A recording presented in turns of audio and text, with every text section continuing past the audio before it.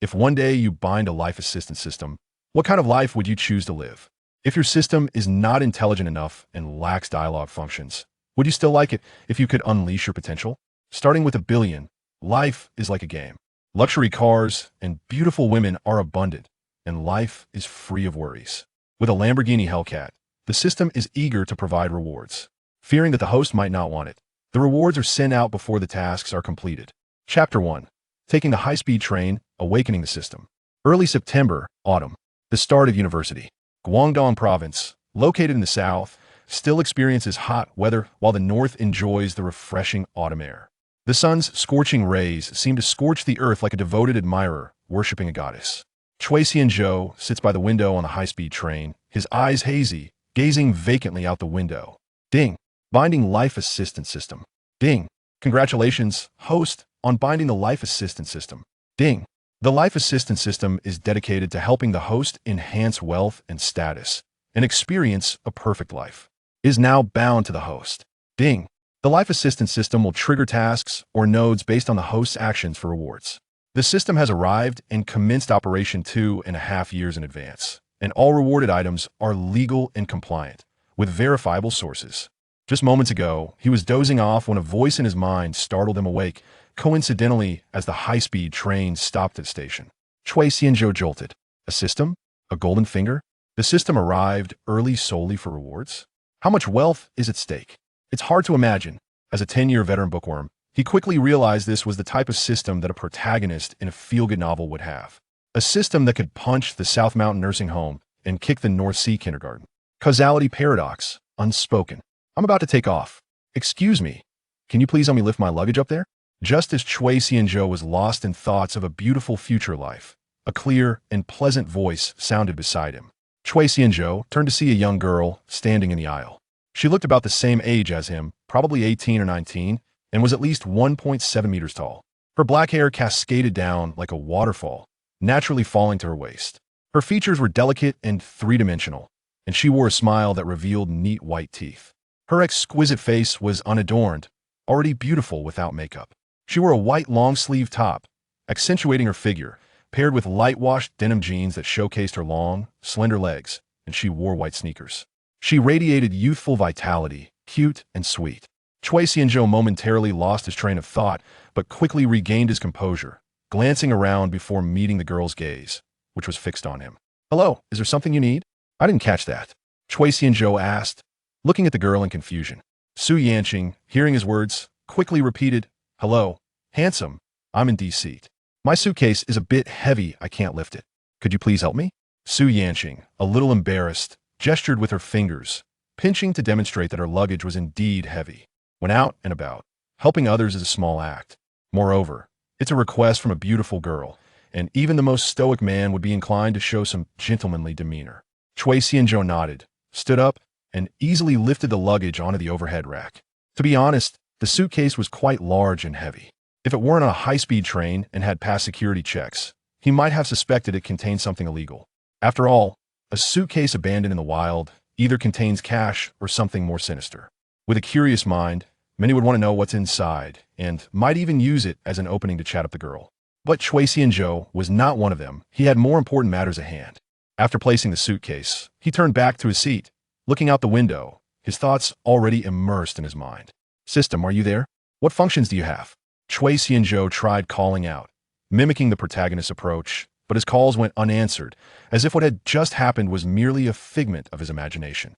"Come on, system, say something." At this point, the high-speed train had left the station and was gradually picking up speed. Chui Xianzhou sat in a two-person seat by the window in F seat, while the girl occupied D seat by the aisle.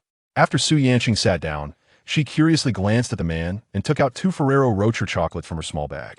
"Here, please have this." Su Yanqing smiled as she handed them over, her eyes filled with sincerity and anticipation. "You really helped me out a lot just now. If it weren't for you, I would have had to leave my luggage beside my seat, which would have affected others' movement." Chui Xianzhou was a bit surprised, but quickly managed his expression, accepting the chocolates politely. It was nothing, really. He unwrapped the foil and popped one in his mouth, instantly filled with the rich taste of chocolate and hazelnuts. Chui Xianzhou, from the oil city in western Guangdong, was 18 years old, 182 centimeters tall, with a physique that was fit but not overly muscular, and he dressed slim. His features were well-defined. While he didn't have the striking looks of a star, he was still a handsome young man. His mother was a math teacher at a county high school, and his father owned a modest chicken farm. He had performed well enough in the college entrance exam to make his family proud. Su Yanqing initially wanted to continue chatting with Cui Xianzhou, but noticing his indifference, she had to take out her phone, playing with it while munching on snacks to pass the time. Cui Xianzhou, not believing he was imagining things, persistently called out to the system, but remained silent. Meanwhile, he felt a growing pressure in his bladder. He had eaten noodles for breakfast and drank a lot of soup, and after this journey, he felt like he was about to burst. Cui Xianzhou politely asked Su Yanqing if he could borrow the restroom. Ding! Detected that the host is reporting to university today. This system presents a beginner's gift package. Would you like to open it? Just as Cui Xianzhou was enjoying the relief of his bodily functions, that ethereal voice echoed in his mind again, startling him so much that he nearly spilled water on his shoes. System, why do you keep startling me like this? This is not good. If I wet my shoes, I'd be the laughingstock when I come out. Cui Xianzhou ignored the system's voice, confirming its existence, and hurriedly tidied up his personal matters before returning to his seat. Open it, open it. His heart raced with excitement, and he responded in his mind, just like the protagonist in a feel-good novel. Ding! Congratulations, host. You have received 100 million yuan, which has been transferred to your bank account. Please check. Wow, that was fast. Ding! That was the sound of a text message. Cui Xianzhou quickly took out his phone and opened the message. China Merchants Bank, your account 8621 received a payment of 100,000 yuan on September 6th at 9:31, with a balance of 100,146 yuan. Note, funds investment income. 1,10,100,000. 9 digits, with 8 zeros after the 1. So many zeros. I believe I've only seen this in Chengdu. This can't be a dream if it is. I hope I don't wake up while laughing. As an ordinary person, he wouldn't even dare to press that many digits on a calculator. When one is happy, their smile is impossible to hide. Just as when a person is speechless, they really do smile a little. Su Yanqing, scrolling through short videos, noticed this side out of the corner of her eye, puzzled. Why did this quiet guy suddenly look so vibrant? Goodness, his smile is practically reaching the sky. Chapter 2. I remember something happy. The high-speed train passed another station and stopped for a few minutes. Some people got on, while others got off. At this moment, a young man with a backpack and a suitcase was looking around, searching for his seat, and happened to come right next to Su Yanqing.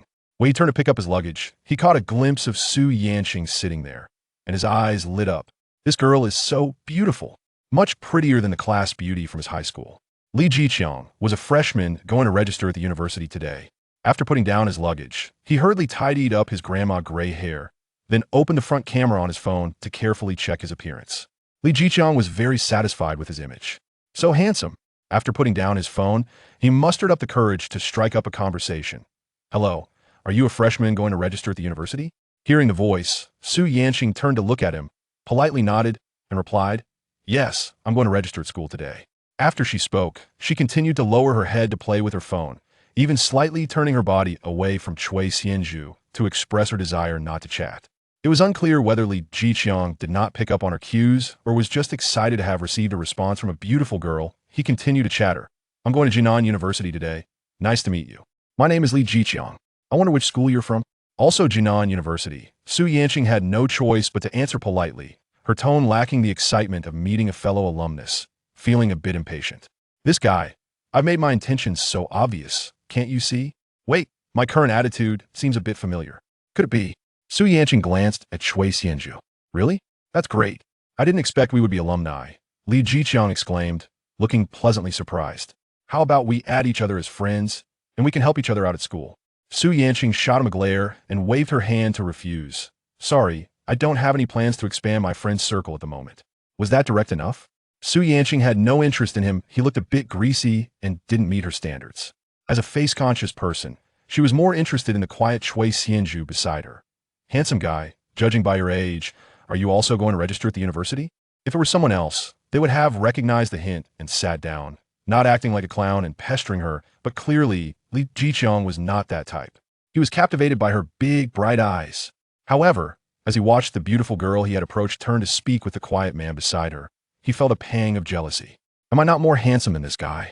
Li Jiqiang took out his phone, looking at the reflection on the black screen, narcissistically thinking am so handsome, I wonder who will benefit from me in the future.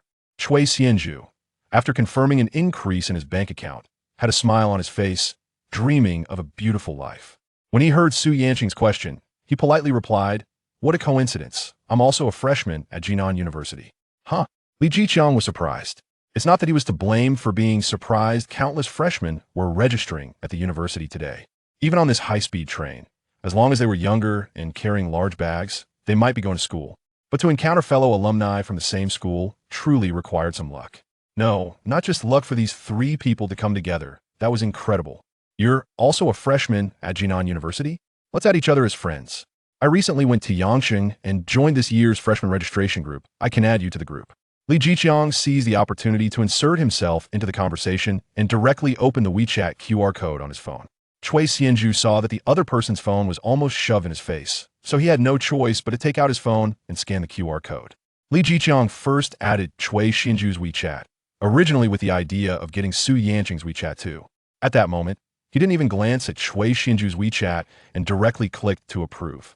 Then he eagerly looked at Su Yanqing, seeing that she still remained unmoved, feeling a bit displeased, and said stubbornly, "You should scam me too." Seeing that Chui Xianju had added WeChat, Su Yanqing thought joining the freshman group wasn't a bad idea. After considering it, she contributed her WeChat as well. After adding Li Jiqiang as a friend, she turned to Chui Xianju and said, "Then let's add each other as friends too?" Chui Xianju nodded, and the two also added each other as friends, each reporting their names. At this moment, Chui Xianju noticed several messages popping up on WeChat. It turned out Li Jiqiang had added him to the freshman group, and a few messages popped up in the group. Bushi, oops, I accidentally sent it to the wrong place. I'll post the photo in the group. Bushi, cat size Bushi, I got into university. My mom bought me a car. I came to Yangchang last week to buy a car. Bushi, not to brag, but am quite photogenic. Bushi, otherwise I wouldn't have been the school hunk for 3 years in high school. In the photo, an overly beautified boy leaned against a BMW X1, gazing at the sky at a 45-degree angle. Chui Xianju wore a subway elder expression. This person looked a bit familiar, could it be? Chui Xianju's gaze slid past Su Yanqing and looked at Li Jiqiang across the aisle. At this moment, someone else spoke up in the group. Tianliang, how good Xiao. How about I give some feedback? Bushi, feel free, I don't have a glass heart. Tianliang, how good Xiao. Not a school hunk, just a bit sloppy looking. Tianliang, how good Xiao. The beauty filter is overdone. The PS skills are subpar. Although you try to salvage it, you can still see the curves of your car, which obviously has a disjointed feel. Chui Xianju smiled at this, but quickly suppressed it. Although he didn't look at Li Jiqiang's expression, he could imagine it must be quite unpleasant. Su Yanqing glanced at him curiously and asked, "What are you laughing at?" Chui Xianju hesitated, unable to contain his laughter. I remembered something happy. Li Jiqiang's face darkened. He had expected unanimous praise, but was instead drenched in ridicule. Bushino, who are you? This is me, without makeup. The beauty filter was just slightly on. Okay? Is it that hard to admit others are better? Bushi. Besides, even without the beauty filter, I'm still a handsome guy. Bushi. And you, sour grapes, the big boss of Gotham City. Bushi. If you have the ability, show your real face. Let's compare. At this moment, others couldn't help but speak up. Singing and dancing rap. Look, he's getting anxious. Singing and dancing rap.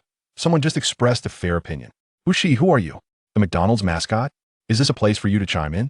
Singing and dancing rap. I'm in the US, just got off the plane. Then he sent a photo of a Bugatti. Singing and dancing rap. Not relying on myself, fully depending on my father, loves playing basketball, wear suspenders. Seeing this, Chui Xianju directly muted the group messages, ignoring these people, feeling speechless at their pretentiousness. Clearly, this was a freshman group. Why were there people from the US? Ding. Triggered random task. Make them believe you are a wealthy person. Reward. A Lamborghini Rivuelto. Do you accept the task? Chapter 3. Thinking of happy things. He didn't expect the system to send a task. This was his first system task, and he really wanted the reward. Who could resist the charm of a sports car? Certainly not him at the moment. Today, he had received a huge amount of cash and was wondering how to spend it to express his joy. If he were somewhere else, he would be on his way to shop, but unfortunately, he was on a high-speed train. Should he treat everyone to a meal on the train? This made him recall a famous scene. Everyone, tonight's expenses are covered by young Master Zhao. Cheers. Accepted. Chui Xianju responded in his mind. Ding. Congratulations, host. You have received a Lamborghini, along with master-level driving skills. The car keys have been sent to your pocket, and the vehicle is parked in the high-speed train station parking lot. The specific location has been sent to your phone. Note: beginner level, entry level, proficient level, master level, grandmaster level. Chui Xianzhou felt a wealth of various driving experiences flooding into his mind. Whether it was driving on muddy roads, grassy fields, snowy mountains, rugged terrains, or deserts, as well as techniques for overtaking on curves and drifting, and how to respond to emergencies while driving various vehicles. It was as if he had experienced it all. This enlightening feeling was exhilarating. His brain felt a bit tingly. He loved this sensation of knowledge entering his mind effortlessly. Chui Xianzhou was inundated with driving experiences. For a moment, he felt a bit overwhelmed, but that sensation quickly dissipated, and he couldn't help but marvel. How amazing. Sir, I want more. As a newbie who had just obtained his driving license during the holidays, after absorbing driving experiences, he immediately became an extraordinary driver, itching to go out and drive a few laps to satisfy his urge. Unfortunately, he was stuck on the train. Chui Xianzhou felt for the car keys in his pocket. They were small, light, and had a nice texture. He hadn't expected to receive the task rewards before even starting the task. This method was promising. He was not someone who would go back on his word. Since he accepted the task, he would definitely complete it. Fan hi, Chui Xianzhou, what do you think? Today is the registration day. How about I drive the Lamborghini to school? Showing off a bit is fine sometimes, especially online. In reality, he was submissive, but online he struck hard. Mr. Chun, I'm planning to fly my helicopter over. Does the school have a helipad? I've already applied for the flight route. I'm driving a Geely, am I proud? Singing and dancing. For those upstairs, as long as you can buy a Maybach with conditions. There's no need to force a Geely. The cool autumn, you're attending a class reunion in a Geely, and the class monitor refuses to send you the location. The atmosphere in the group elevated, with members joking and clearly teasing disbelief. The boast had been made, and the arrow was on the string. It had to be released. Although everyone was a stranger, what if someone recognized him as the person who bragged in the freshman group? That would be quite embarrassing. Chui Xianzhou glanced at the nearly full WeChat group and directly sent 5 red envelopes of 20,000 each, with each envelope set for 100 recipients. Bank SMS notifications came in 5 consecutive alerts. He spent 100,000 in an instant. Spending money felt exhilarating. Just thinking that he spent only a tiny fraction made it even more thrilling. In a flash, those who had been silent and lurking in the background began to click to receive the red envelopes. Even Li Jiqiang, who had been battling wits in the group, quietly clicked to receive one, only to be stunned when he saw others had claimed over 400. Li Jiqiang immediately clicked the second one, but too late. It was already claimed. Realizing this, he clicked the last envelope, which was better, and he received 250 yuan. Excited, Li Jiqiang hurriedly clicked the third envelope, only to find it had already been claimed. Wow, I got a total of 860. Thank you, rich brother. Mr. Chen, I calculated that these 5 envelopes add up to 100,000, right? Thank you, rich brother. I got nearly 600. So happy. Thank you, rich brother. Singing and dancing. Is the new student really this terrifying? They're already a winner in life before even entering college. The cool autumn, amazing. This is a real rich kid. Thanks, rich brother. Jiong, I believe it. I believe you really have a Lamborghini now. Eternal, what happened? Why is it suddenly so lively? Sweet beat. Once there were 5 big red envelopes in front of me, but I couldn't click them in time. By the time I reacted, I regretted it. The most painful thing in the world is seeing all of you claim them. The atmosphere in the group was jubilant, as if it were New Year's. Many who had just claimed their envelopes began to express their gratitude, and messages flooded in. Like, haha, I got it. Terrifying indeed. Those who had just bragged also sent out red envelopes to prove themselves. He was willing to compliment them too, sending out 100,000 in red envelopes in a strange group, while seeming foolish and likely to be seen as a fish, undeniably had an immediate effect, directly proving his status as a rich kid. Watching the flurry of compliments in the group, Chui Xianzhou put down his phone with satisfaction. You all made a little profit, but I made a big one.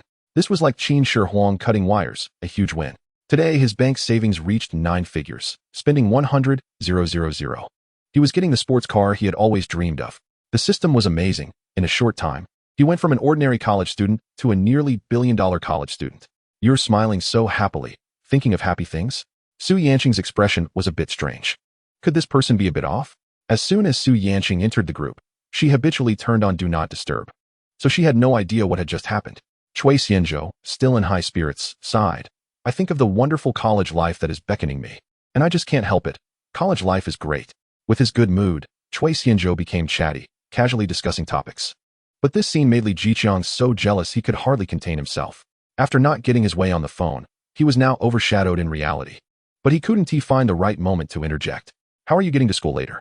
Why don't you share a cab with me? I've been to Yangcheng a few times, and I know the school's location, Su Yanqing asked. No need. I have some business. I can go by myself. Cui Xianzhou politely declined. Oh, that's a pity. Pity for what? Cui Xianzhou was confused. Finally, after waiting a long time, Li Jiqiang found a topic. Yanqing, don't take a cab. I happen to have a car, and you can ride with me to school.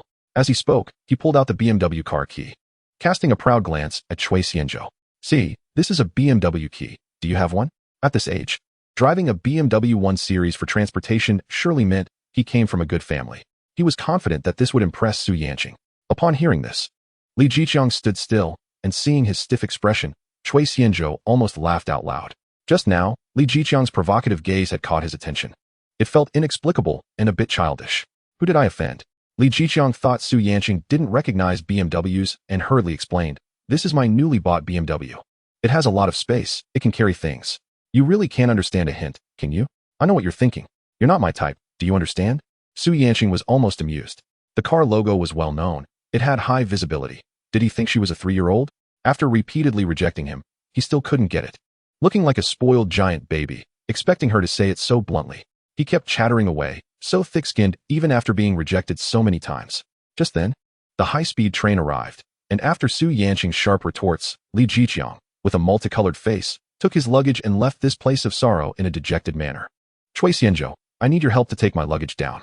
Su Yanqing felt a bit embarrassed. She had indeed lost her ladylike demeanor just now, and now she had to trouble Cui Xianzhou to help her with her luggage.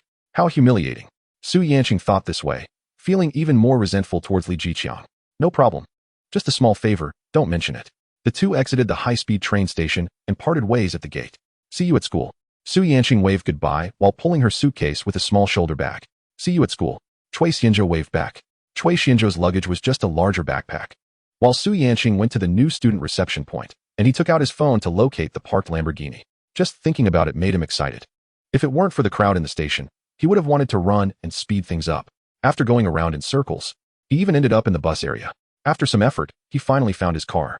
Its sleek lines and high-tech feel, with an orange-red paint that reflected dazzling light under the sun, were stunning. At that moment, many people were gathered around the car, discussing and taking photos. This must be one of the first Lamborghinis in Yangcheng. So cool, I want one. I can't believe I saw it in the high-speed train station parking lot. I wonder who the owner is. I bet it's a handsome guy. That's gender discrimination. Can it be a woman? The car is parked here, either picking someone up or rushing for the high-speed train. I'm so envious. If I had a sports car like this, I would keep it at home and not let it be sunburned outside. The crowd was chattering, and some women were striking poses, taking various photos. Excuse me, can you please make way? Cui Xianzhou helplessly stepped forward, pushed through the crowd, and finally saw the sports car he had been thinking about. He looked at the license plate. It's already registered. The system is so considerate. He felt warm inside. What are you pushing? You knocked my milk away. A young woman holding a milk tea in one hand and taking photos with the other turned around angrily. At that moment, a woman at the driver's side door was about to lift one leg to pose. Cui Xianzhou saw the high heels that were several centimeters high and pointed. If she stepped on the car door, it would leave a dent and a scratch. He hurriedly grabbed the woman's hand and pulled her away. Hey, what are you doing? The tech-savvy woman exclaimed in a dramatic tone, making Cui Xianzhou's skin crawl. He didn't say anything, and, seeing no scratches on the car's surface, finally breathed a sigh of relief. However, the woman who was pulled away saw that he was silent and immediately became relentless, pointing at Cui Xianzhou. You're really low. You scared me and still took advantage of me. Apologize. The crowd gasped in shock. Cui Xianzhou was speechless. Did you not realize that your action could have scratched the car's paint? His words made the onlookers recall the woman's action and suddenly understand. That's true. Look at those high heels. If she's not careful, the paint will come off. This guy is a good person. If he scratched the paint, he would have a hard time. The repair costs are really high. Listening to the crowd, the woman realized her mistake, but still stubbornly said, So what? It hasn't scratched yet. Besides, this is my boyfriend's car. I'm waiting for him. What's it to you? Apologize to me. Cui Xianzhou was stunned. He didn't expect his kindness to be met with such unreasonable behavior. What does it mean to be young? If young people aren't a bit reckless, are they still young? You say this is your boyfriend's car?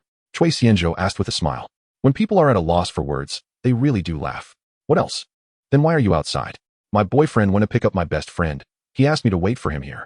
Yang Xiaoya came to pick up her best friend today and happened to see the new Lamborghini parked in the lot. Usually, she liked filming videos. So how could she miss such a trending topic? She sent a message to her best friend with the location, asking her to come out and find her, so they could shoot the video together. Seeing many people taking videos, she got the idea to step up and act as the car model. When her best friend arrived, she could shoot a video and post it on Douyin. This content would be her main source of trending material.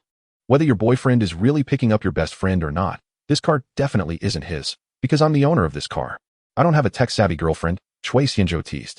You, in your Anta sportswear, can afford this car? Yang Xiaoya snorted disdainfully. The crowd also tried to mediate. Young man. A good man doesn't fight with women. There's no need to put on a brave face. Yeah, now version 0, can't afford to provoke. Take a word of advice. The crowd was leaning toward Chui Xianzhou, but Yang Xiaoya also had a point. After all, who would believe someone in Anta gear could drive a Lamborghini? Chui Xianzhou looked at the chaotic scene and thought this was really something new. Did Anta feed you? Isn't it said that in Yangqing, those in tank tops and flip-flops are the big shots? Or am I dressed too well? Hearing the crowd's mixed comments, Yang Xiaoya, like a shrew scolding in the street, said, I know you're insulting me. You all owe me an apology. My parents have never scolded me. Apologize. Chui Xianzhou shook his head, feeling it was pointless. Step aside. I'm going to drive. Virum. Chui Xianzhou started the Lamborghini with the key, and the engine roared to life as the scissor doors slowly lifted. The crowd first gasped, then stared in disbelief, and finally looked on in shock as the Lamborghini's doors rose like angel wings. So it really is his. I'm crying. Yang Xiaoya was stunned, unable to believe what she was witnessing. Her expression was a kaleidoscope of colors. Sisters, the shrimp-headed guy has turned into a handsome guy, a CEO, a prince. If he pursues me, should I agree? No, I can't be too proactive. I need to test him a few more times before I agree. Chui Xianzhou was also seeing the Lamborghini doors open in reality for the first time, and it was his own. It looked cool in videos, but even cooler in reality. The Lamborghini was nearly 5 meters long and 2 meters wide. As the scissor doors rose, his gaze slowly lifted too, a feeling that was indescribable. Chui Xianzhou bent down to sit in the driver's seat, and as the scissor doors slowly closed, he held the steering wheel and saw many documents piled up in the passenger seat. He casually picked one up to look. It turned out to be the driving permit, purchase contract, and invoice. He saw his name already signed on it, not knowing how the system managed that. At this moment, Yang Xiaoya came to her senses, changing from her previous unreasonable demeanor to a more obedient one. She tossed her hair and pulled her top down a bit to show off, wearing a flattering smile as she gently tapped the car window. Is there anything else? Chui Xianzhou stuffed the documents into the storage box, rolled down the car window, and impatiently asked, Hey there, can we add each other as friends? Take me for a drive. I feel like having iced water today. Yang Xiaoya spoke in a high-pitched voice, pretending to be cute. Sorry, my phone's out of battery, can't add you. After saying this, without caring about the other person's expression, Chui Xianzhou lightly stepped on the gas, and the car slowly moved forward, causing the crowd to automatically part. Watching the car leave, Yang Xiaoya clenched her teeth and stomped her feet a few times. So rich. What's so great about that? No matter how rich you are, I'm still a woman you can never have. After venting her negative energy, Yang Xiaoya opened her best friend's chat group. Swipe, swipe, swipe. A few edited selfies were uploaded, perfectly complementing the Lamborghini. Hey beauties, guess what I saw today? This should be the latest Lamborghini. Did one of you buy it? Or did you just score a quality guy? Hey, do you need a maid? I can take care of you during your confinement. Where's the morality? Where's the conscience? Where's the address? Begging for the address. Soon, socialites who couldn't wake up during the day and didn't want to sleep at night began to request the address. Watching her friends' envious and jealous comments, Yang Xiaoya felt secretly pleased. Under the hot sun, her face was a bit flushed, and she felt an unprecedented sense of satisfaction. Ding. With no women in your heart, draw your sword naturally. The host ignores opposite-sex courtship behavior and gains master-level Tai Chi skills. Do you accept? In a good mood, Chui Xianzhou had just driven out of the parking lot when he heard the prompt sound in his mind, and a card-like reward popped up in his brain. Fortunately, he hadn't entered the main road yet. Chui Xianzhou reacted quickly, turning the steering wheel and temporarily stopping the car on the auxiliary road. No women in the heart, draw the sword naturally? He didn't expect his unintentional act to hit the system's sweet spot. Except, in an instant, a blue, ethereal light curtain appeared before Chui Xianzhou. Before he could look closely, the card in his mind dissipated, and he felt a cool sensation pouring in from the top of his head, spreading to his limbs. A large amount of Tai Chi martial arts experience flowed in, making Chui Xianzhou shiver. For a moment, he felt intense pain, but before he could react, that feeling disappeared without a trace. Was it an illusion? Chui Xianzhou felt that he had changed. His original 8-pack abs became clearer, his chest muscles more defined, his back muscles firmer, and his reflexes became sharper, with improved flexibility. In a good mood, Chui Xianzhou even felt that the dogs passing by looked handsome. System product. Terrifying indeed. After marveling at the power of the system, Chui Xianzhou finally had time to take a closer look at the screen in front of him. Host, Chui Xianzhou age, 18 height, 182 centimeters weight, 85 kilograms strength, 10, maximum value 20, agility, 9, maximum value 20, spirit, 11, maximum value 20, constitution, 10, maximum value 20, skills, driving skill, master level. Tai Chi, master level. The panel was simple and intuitive, but lacking in comparison. He didn't know if the data was normal, or even if this system was a legitimate system. Was it necessary to be so precise? If the audience saw it, would he have any privacy left? Such things shouldn't be publicized in front of everyone. After complaining, Chui Xianzhou restarted the sports car and drove towards the school according to the navigation. Jinan University has multiple campuses, and the major Chui Xianzhou registered for is at the Panyu campus. Driving from the high-speed rail South Station to Jinan University, he took the Nanda Expressway, first passing by the Chimelong Tourist Resort and then the Panyu Wanbua Center. Nansuan Wanbua is positioned as the business center of South China, aiming to create a central business district that integrates world-class business circles, hubs, and tourist resorts. There is a Wanda Plaza and Yuehai Tiana City here, attracting many well-known brands. This area is full of high-rise buildings and is the most prosperous place in Panyu, a new world for food, entertainment, and shopping. What do the suddenly rich want to do the most? Of course, it's shopping. Feeling the thrill of driving, Chui Xianzhou arrived at Nansuan Wanbua, where a supercar drove in, attracting many people's attention. He ignored the gazes from outside, parked the car, and headed straight for his destination, the ASUS flagship store. He planned to buy a computer. As a qualified university student, how could he not have a computer? Welcome to the ASUS flagship store. How can I help you? A female salesperson greeted Chui Xianzhou enthusiastically. Do you have the ROG Zephyrus G14? I'll take it. This time, he came to register at school without family accompanying him. His father had given him 60,000 yuan at once, including a few thousand for tuition, and the rest was for living expenses for this semester. Originally, he planned to buy a laptop for a few thousand yuan, just something functional, and the remaining money would allow him to enjoy the first semester of college, possibly leaving him with quite a bit left over. The money in his bank card, aside from his New Year's money, was what he saved from his high school living expenses. He initially intended to open a fund account to see if he could be a financial consumer, dabble in stocks, and earn some pocket money. Now that he was suddenly rich, if he still had to consider the price for a computer, it would be disrespectful to the system. Here you go, sir. The female salesperson was delighted and quickly retrieved a new laptop from the stockroom. Chui Xianzhou checked the outer packaging and confirmed that the configuration was what he wanted, then swiped his card for 87,999 yuan. After spending another 2 minutes unpacking, the laptop was ready to start up. As for the initial login and system setup, he set those aside for now. Next, he went to the Xiaomi phone store. The phone he was using was the Xiaomi 14, and the Xiaomi 15 hadn't been released yet, but he wanted to buy another recently launched model. Do you have the Phantom Purple? Chui Xianzhou asked. The Xiaomi is a foldable phone. When folded, its width is only 4 inches, looking small and exquisite, which he really liked. Now that he had money, he might as well treat himself to what he liked. He chose the purple color because everyone said purple has a certain charm. As for another Xiaomi foldable phone, with an 8-inch unfolded screen, he was rather uninterested in that. Yes, sir, we have it. Please get me the 161 configuration. Oh, and also the Mi Pad 7 in black, 12 GB 512 GB, with the keyboard and stylus included. The male salesperson who attended to Chui Xianzhou quickly placed the order for the phone and tablet he mentioned, totaling 11,798 yuan. This time, Chui Xianzhou was too lazy to unpack. He just paid and left. From the time he got out of the car until now, it had only been about 30 minutes, and he spent less than 100,000 yuan. For him in the past, even with financial support, spending that much would have made him feel pain. But for him now, it was just a drop in the bucket. He also wanted to buy some bedding, but thinking of the storage box in the Lamborghini, where he had already placed his large backpack, taking up most of the space, he realized he could only put the laptop and phone on the passenger seat. So, for the bulky bedding, he could only buy it at school later. He really felt helpless at the moment. Since that was the case, he might as well go register first, at the south gate of Jinan University Panyu campus. Today was the registration day, and countless talented students from all over the country gathered at the school gate. Adding to that were many parents who brought their children and took the opportunity to travel, making the crowd even larger. Under a row of sunshades, many second and third-year seniors were busy guiding the newcomers with their registration.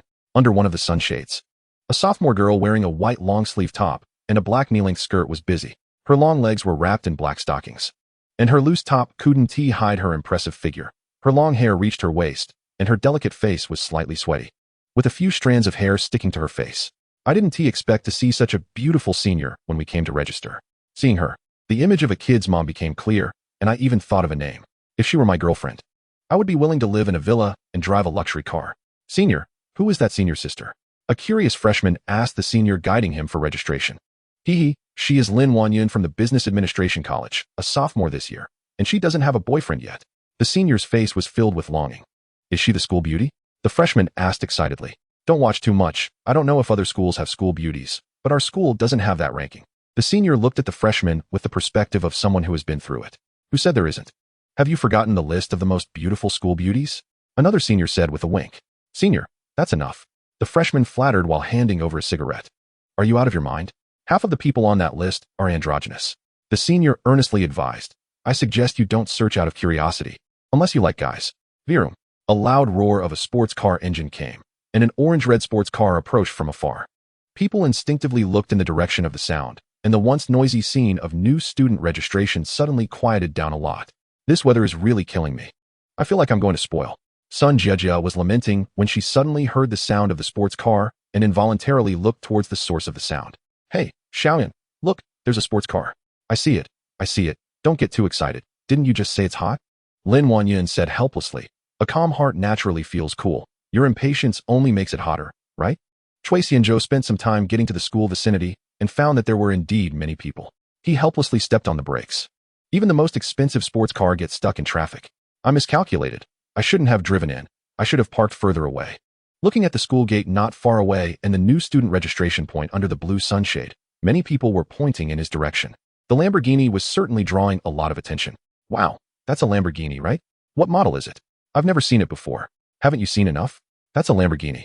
The successor to the Aventador. Someone came alone, and he's a handsome guy. I wonder if he has a girlfriend? Could this be the rich guy from the group? What rich guy? In a freshman group, someone came in and asked if they could drive a Lamborghini for registration and even sent a 100,000 yuan red envelope. At this moment, Cui Xianzhou did not know about the discussions outside and did not want to know because the traffic jam was making him inexplicably irritated. He drove slowly and stopped several times, taking about 10 minutes to reach the school gate, only to be stopped. Hello, visiting vehicles must be reported in advance. Your vehicle has not been registered. The security guard at the school gate pointed to a notice board beside him and reminded him.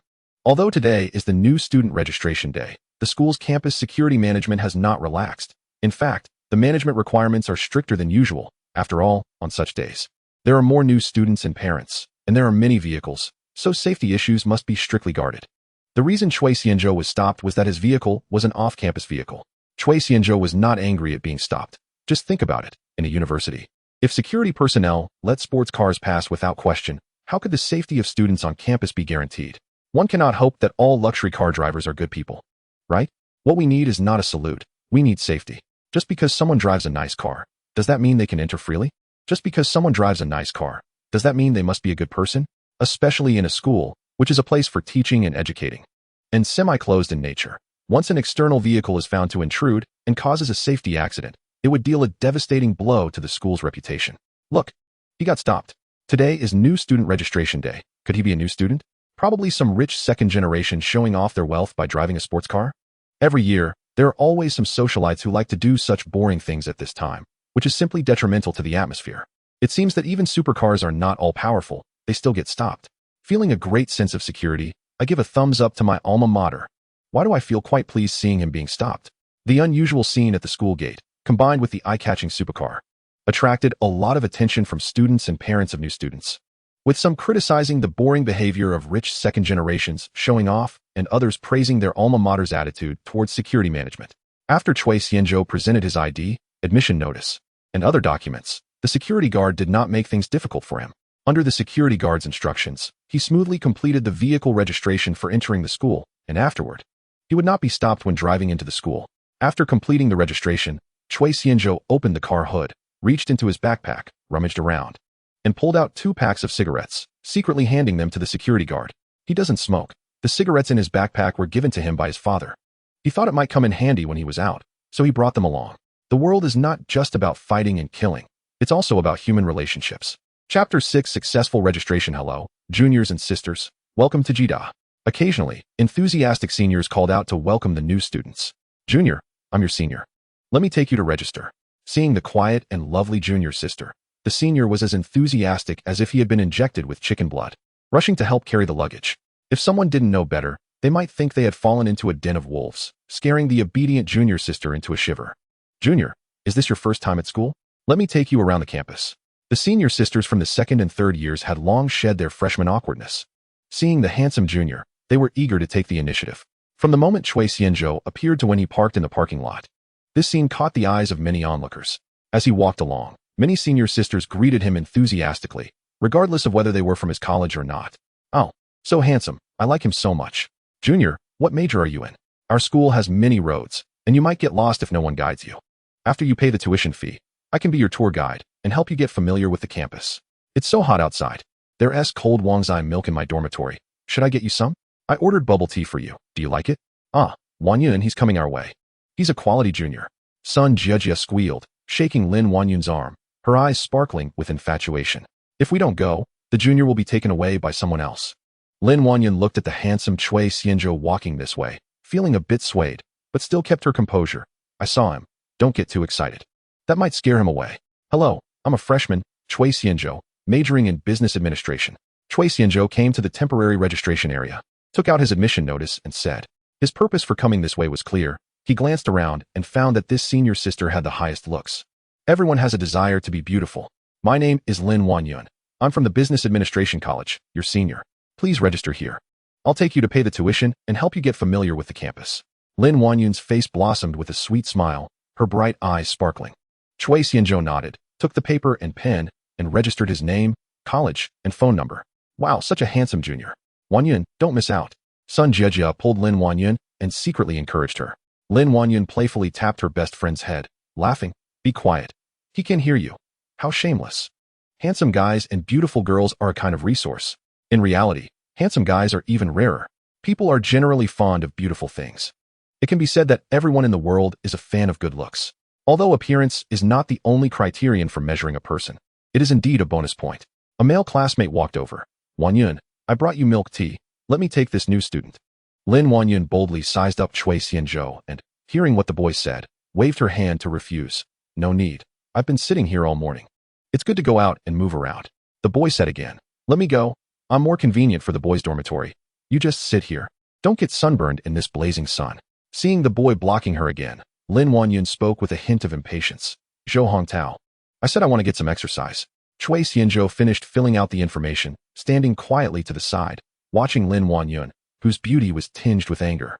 Her long brown wavy hair swaying slightly as she crossed her arms. Zhou Hongtao noticed that Lin Wanyun was genuinely angry and instantly softened his tone, saying, Wanyun, I might have been a bit too hasty, but I really care about you. Let's not say things that might be misunderstood. We're just classmates. Chui Xianzhou watched the two with great interest, not out of malice, but because he found it hard to empathize with such situations. Dogs chasing after affection end up with nothing. Love is like a ghost. Many hear about it, but few have seen it. If you want to pursue someone, you must have something that attracts them, rather than just shining and burning brightly. At the very least, there has to be an economic foundation. It's known that deep feelings without use are often ignored, and longing is often dismissed. Lin Wanyun walked over to Chui Xianzhou, and as she approached, a unique fragrance of gardenias wafted over. Come with me, Junior. I'll take you to handle the procedures. Chui Xianzhou nodded in agreement and followed her to take care of the enrollment procedures, such as tuition and accommodation fees. Ding. The host has successfully checked in. Congratulations. Ding. Reward. A small villa in the university complex and a Dodge Challenger Hellcat. The property deed and contract have been placed in the Lamborghini. After completing the procedures and thanking the staff, Chui Xianzhou followed Lin Wanyun as they prepared to head to the boys' dormitory. Although he felt excited about the rewards of the house and car, he realized he couldn't carry them with him. It was pointless to rush. He could collect them later. Wow, the sun is so bright. It's really hot. Lin Wanyun raised one hand above her head, slightly opening her fingers to look at the sun, frowning in complaint. Is it far to the boys' dormitory? Chui Xianzhou asked. Lin Wanyun was 1.67 meters tall and weighed over 100 pounds. Not the kind of body people typically think of as fat. On the contrary, she had a well-proportioned figure. People often say that if you weigh under 100 pounds, you either have a flat chest or a short. Lin Wanyun was a stunning beauty, not someone who would lower her head to hide her toes. It's still a bit of a distance. It would be quick if we had a car. Lin Wanyun tilted her head and smiled, her eyes sparkling. She was curious about what it would feel like to ride in a supercar, but she felt too shy to say it directly. Unfortunately, I have some items in my car. How about you tell me the directions, and I'll go by myself. Chui Xianzhou replied, understanding Lin Wanyun's hint. He had already attracted enough attention at the school gate. Besides, the space in the car was small, and with some items on board. He imagined Lin Wanyun holding things in the car would clash with the image of a beautiful woman and a fancy car, which would be somewhat disappointing. Furthermore, strolling around the campus with a beautiful companion was also quite enjoyable, even if the weather was a bit hot. As a new student, how could I leave my junior behind? With such a handsome junior walking with me, I feel like my steps have quickened, Lin Wanyun said with feigned understanding. But she felt a bit defeated inside. After all, she was a big beauty who had been turned down. Oh, I thought the beautiful senior didn't want to take me. Just thinking about being abandoned by the senior made me a little sad. Chui Xianzhou pretended to be sad. And from his perspective, Lin Wanyun's height of 1.67 meters created the cutest height difference, allowing him to reach up and pat her head. You're so smooth with your words. You must have fooled quite a few girls. Lin Wanyun covered her mouth and laughed, and upon hearing Chui Xianzhou's blatant words, any small grievances in her heart disappeared. Did the senior get fooled? I'm just afraid that the senior has too many pursuers, and I can't compete alone. Chui Xianzhou's lips curled into a smile, hinting at the earlier events that were still fresh in his mind. As a normal man, driving a supercar into the school had a simple purpose. If it wasn't to attract attention, what was the point of driving in? Oh, I don't have a boyfriend. My life doesn't need to be explained to anyone. Lin Wanyun pouted, her tone filled with disdain for the dogged pursuers. However, she had this confidence. Her looks were outstanding, and her figure was great, although there were many admirers. There hadn't been any scandals during her time at school. She wasn't the type to keep a harem of backups. She treated all her pursuers equally, maintaining friendships with her fellow students, and if someone didn't understand the boundaries, she would decisively reject them. After completing the enrollment procedures, their conversation became more casual. Previously, Chui Xianzhou might have thought that women only hindered his progress, but now it was different. With the system in hand, he just wanted to enjoy life. After all, no one could refuse a senior in black stockings, and Chui Xianzhou was no exception. The two chatted and laughed, drawing the attention of many, with quite a few looking on with admiration. As they walked past the school supermarket, they decided to buy some bedding and pillowcases. In the past, the quality of these everyday items would have been sufficient, but times had changed. Now, it was all about buying the expensive, not just the right. However, he didn't plan to stay at school for long. After all, his bank account already had a balance of 100 million. I'll take you to this point. Welcome to the campus family. Lin Wanyun helped him carry some bedding along the way. When she handed it back to Chui Xianzhou, she tucked a strand of hair behind her ear and said, let us add each other as friends. If you have any questions in the future, you can always ask me. Sure, I'll scan you. I hope you'll guide me more in the future, Chui Xianzhou replied, with a beep. After they added each other, Lin Wanyun performed a series of actions on her phone. I'll send you the campus electronic map. It'll come in handy. Let us go out for a meal sometime. Chui Xianzhou politely replied and turned to enter the dormitory building. Dormitory 306. Chui Xianzhou completed the check-in procedures with the dorm supervisor and learned that his assigned dormitory was 306. The school dormitory was a typical 4-person setup, with beds on top and desks below, along with a bathroom and balcony. When Chui Xianzhou entered with his bags, 3 roommates were already there. They were sitting at their desks, each playing games on their phones, occasionally directing the battle, creating quite a lively atmosphere. Noticing the door open, the 3 paused their actions in unison and looked at Chui Xianzhou. Chui Xianzhou first placed his belongings on his desk, and at that moment, a handsome boy sitting near the door said, you must be our last roommate, huh? I didn't expect you to be such a handsome guy. Hello everyone. I'm Chui Xianzhou. For the next few years, we'll be dorm mates. Chui Xianzhou smiled and introduced himself to them. The 3 of them warmly welcomed Chui Xianzhou, synchronously choosing to introduce themselves. The first to speak was Chun Guohui, who was in his late teens, a local from the city, with a handsome appearance and the oldest in the dorm. The second in age was Mao Xiaofang, with a square face and bronze skin, about the same height as Chui Xianzhou, also a local. The youngest was Zhang Shihai, who wore black-rimmed glasses, was the shortest at just under 1.7 meters, from the Zhuang Autonomous Region, and spoke with a noticeable accent, reminding him of a dialect he found amusing. There should be no confusion about who the second oldest was, right? The dorm mates didn't engage in any age hierarchy. They were all 18, and even the oldest was only a few months ahead. Besides, calling each other by age felt like being in a club. After a brief introduction, Chui Xianzhou found the 3 to be quite pleasant.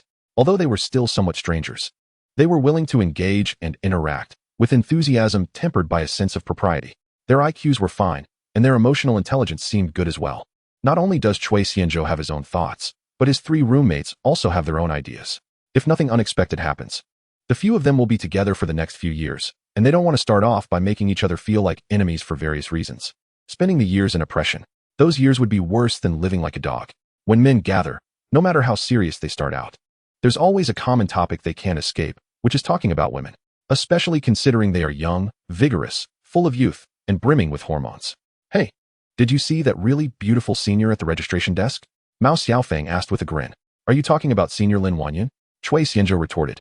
There were quite a few pretty seniors volunteering today, guiding the freshmen, but the one who left a deep impression on me was Lin Wanyan, who brought me here. Wow, what luck you have. The one who helped me with the paperwork was a senior. Chen Guohui jumped up in disbelief. But Lao Chui, you're even more impressive. It was a senior who helped you with your registration. How does that feel? Mao Xiaofeng said with a hint of envy. Yeah, when I got there.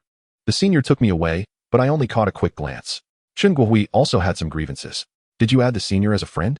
Zhang Shihai, who had been quietly listening, suddenly interjected. I did. Your luck really makes me green with envy. The four joked around, getting closer. As for the earlier game that had failed, they had no intention of starting another round. Cui Xianzhou took out his belongings and placed them on the table, tossing his bedding and pillow onto the bed. Climbing up, he found that the bed had already been wiped, and it seemed to have been done recently. Who wiped my bed? Thanks. Old Zhang did it. If you want to thank someone, thank him. He cleaned our beds too, Mao Xiaofeng said. Thanks, old Zhang. You're welcome. I came early, and you guys weren't here, so I just wiped it down. As long as you don't mind, old Zhang replied. Of course not, you helped a lot. It saved me from having to do it myself, Chen Guohui said. Cui Xianzhou, with his back to the others, stood on the ladder making his bed. Suddenly, Chen Guohui, who was playing on his phone, exclaimed, Wow, there's a Lamborghini parked at the school gate. Did you guys know? He handed his phone to the others to see. On the university campus forum, someone had uploaded a few pictures. New Lamborghini spotted on campus. Shock, the Lamborghini was driven here by a freshman. Freshman splashed out 100,000 in red envelopes and really drove a Lamborghini to register. Senior begs for the contact information of the fresh-faced freshman, offering a large sum for contact information. Wow, a multi-million supercar Lamborghini. I really envy these rich kids, Mao Xiaofeng said, looking astonished. If this Lamborghini were mine, wouldn't it be easy to chase girls throughout college? Chen Guohui said, making a funny face. Mao Xiaofeng and Chen Guohui, being locals from Yancheng, although their families were well off, they hadn't been given a car. And even if they had, it wouldn't cover the purchase tax for a multi-million supercar. He's a freshman this year, just like us. Which department do you think he's from? I don't know, but someone like him probably wouldn't stay in the dorms, right? Not necessarily. The school requires freshmen to live on campus. Rich second-generation kids who can afford cars like that must have families with assets in the tens or hundreds of billions. They could easily donate some money and get flexible rules. The gap between people is larger than that between humans and dogs. With that much money, what do you think his family does? As Chen Guohui and Mao Xiaofeng chatted, they noticed Zhang Shihai and Cui Xianzhou were silent. Zhang Shihai was more shy and spoke less. Mao Xiaofeng looked up at Cui Xianzhou and asked, Lao Cui, what do you think the rich second-generation kid who drives a supercar comes from? Feeling the gaze behind him, Cui Xianzhou turned around and sat on the bed, shrugging and saying, I think he's just an ordinary person. Yeah, he really is an ordinary person. Before he got the system, his family could only be considered a regular family with some spare money. Ha ha ha. How could he be an ordinary person? That joke isn't funny at all. If an ordinary person drives a multi-million supercar, then I'm not even as good as an ordinary person. The two laughed heartily, unaware that the rich second-generation car owner they were discussing was right in front of them. Cui Xianzhou shrugged, too lazy to explain. Anyway, this matter would soon spread, and they would find out who it was. Rather than explaining himself, it was better to let them discover it on their own, or else it might seem like he was showing off his wealth. Back at the new student registration area, Lin Wanyan was pulled aside by her best friend. The gossip-loving Sun Jiejia couldn't contain her curiosity and asked, So how was the junior? Did you add him on WeChat? How's the progress? Of course I got it. I went personally to get it. Not to say it was a piece of cake, but it was easy to handle that little freshman. However, we just met today, so there's no progress yet. You can't rush things. Xiaoyan, let me tell you, a quality guy like Cui Shueshi is really in demand. He's rich and handsome. You can't find someone like him with a lantern. You have to act quickly. Sun Jiejia's eyes widened as she looked around, saying mysteriously, You don't know. While you weren't here just now, quite a few girls came to gather information. Cui Shueshi is now a hot commodity. If you hesitate, he might just be taken away. As soon as Lin Wanyan heard that so many people were interested, she raised her eyebrows.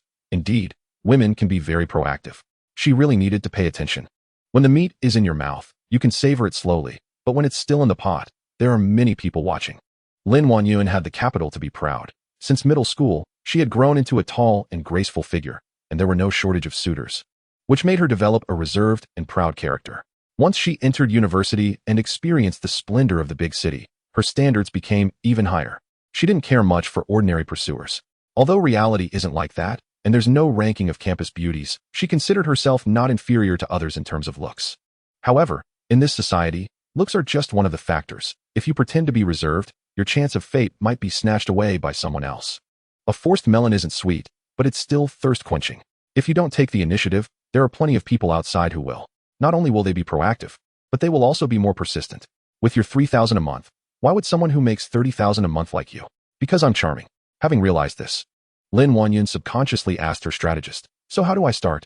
Seeing her best friend getting serious, Sun Jejia felt involved and offered Lin Wanyun some advice. Create more opportunities to spend time together. You can't just run back to the dorm after class. How will sweet love find you? Are you waiting for a handsome guy to come and rob you? Invite him out for a walk. Give each other a chance to get to know one another. Sun Jejia genuinely hoped her best friend could find her true love and not spend her university years alone. A woman's prime is short, and often they wither before they can be appreciated. Lin Wanyun listened quietly to her friend's words. She actually understood these principles, but had been too lazy to ponder them before. Now that her mindset had changed, thinking back to her previous self felt ridiculous. In modern society, where the pace of life is so fast, she had actually fantasized about having a long-lasting sweet romance. Perhaps before she even started, someone else would have already stolen a march. Cui Xianzhou drove a multi-million supercar to register on the first day of school, and he was handsome. Such a person is unique in this school, and surely a rare existence in others. Many would want to get on the bus first and buy a ticket later. Don't even mention crying in a BMW. Is this a BMW? This is Lamborghini. How could I cry when I can sit on it and laugh to death? No. As a senior, I should seize the opportunity and let the junior experience the broad-mindedness of a senior. With this in mind, Lin Wanyun took out her phone. Cui Xianzhou simply made the bed, and while resting on it, he noticed Lin Wanyun had sent him a message. Lin Wanyun, today is the registration day. Extending until 10 p.m. I estimate you'll have a class meeting tomorrow, which is quite important, so remember to attend. Cui Xianzhou, is there anything to say? On the other side, ever since Lin Wanyun sent the message, her mood fluctuated, occasionally checking her phone to see if there was a reply. She wanted to ask what he was doing and why he hadn't responded. Then she thought, would that seem too proactive? At this moment, seeing that the other party finally responded, she breathed a sigh of relief and her long fingers began to operate on the phone screen. Lin Wanyun, tomorrow's class meeting means the start of college life. The class counselor will explain some important points, and the freshmen will take turns to do a self-introduction. Lin Wanyun. Also, the most important thing is to elect class officers. If there are no unexpected situations, these officers will not change for 4 years. Lin Wanyun. Class officers are very beneficial for students. They can interact with teachers and even the dean of the college. Lin Wanyun. There are also various clubs and student unions that need to participate actively, which can help us train our organizational skills and connect with more outstanding people in advance. Cui Xianzhou looked at this pile of messages and fell into deep thought. Class officers, clubs, student unions, in essence, are opportunities provided by the school for ordinary students to develop their skills, akin to playing house. Those with real family backgrounds go directly to train in their family businesses or use connections to enter certain enterprises. For example, just over a month ago, a freshman sports major entered an investment bank as a research student. What is a research student? It refers to participants in discussion learning activities. Originally a method used by the Western financial industry to gain the trust of key individuals. Many domestic financial institutions mimic this, claiming to help finance students understand the operating rules of the capital market and expand their financial networks, attracting students with backgrounds to join with the aim of establishing close ties with wealthy and influential groups through these students. This explains why athletes can also work in the financial industry. What they want is never the individual, but the background behind them. While ordinary students are still holding trivial matters as authority in the student union, others are already driving luxury cars and wearing prestigious watches. Anyone who has been in the student union knows that even the smallest matters require meetings, and then a group message is sent out, when it could just be sent directly, but they still have to fuss around to show authority. Now that he has the system, life will be worry-free in the future, and there is no need to engage in thankless tasks. With that time, he might as well admire a few pairs of beautiful legs and black stockings. Cui Xianzhou, thank you for the reminder, senior. I prefer freedom. These affairs are too laborious. Lin Wanyun. Cute, cute, cute. On the first day of freshman year, students usually gather for a meal with their dorm roommates or class collective. She didn't want to disturb him and left a good impression. It's a good start. She couldn't expose her needs right away, as that would make her seem too eager and put her at a disadvantage. At the same time, she needed to maintain warmth and not let him feel that she was too aloof. Just as Chui Xianzhou put down his phone, he heard rustling sounds coming from downstairs. Chen Guowei had gone visiting, and Mao Xiaofang was battling through the second round of Black Myth, Yukong. The one making the strange noise was the quiet Zhang Shihai, who was seen sticking a Conan poster on his personal wardrobe door. Did I disturb your rest? Zhang Shihai saw Chui Xianzhou peeking out and thought he had affected someone.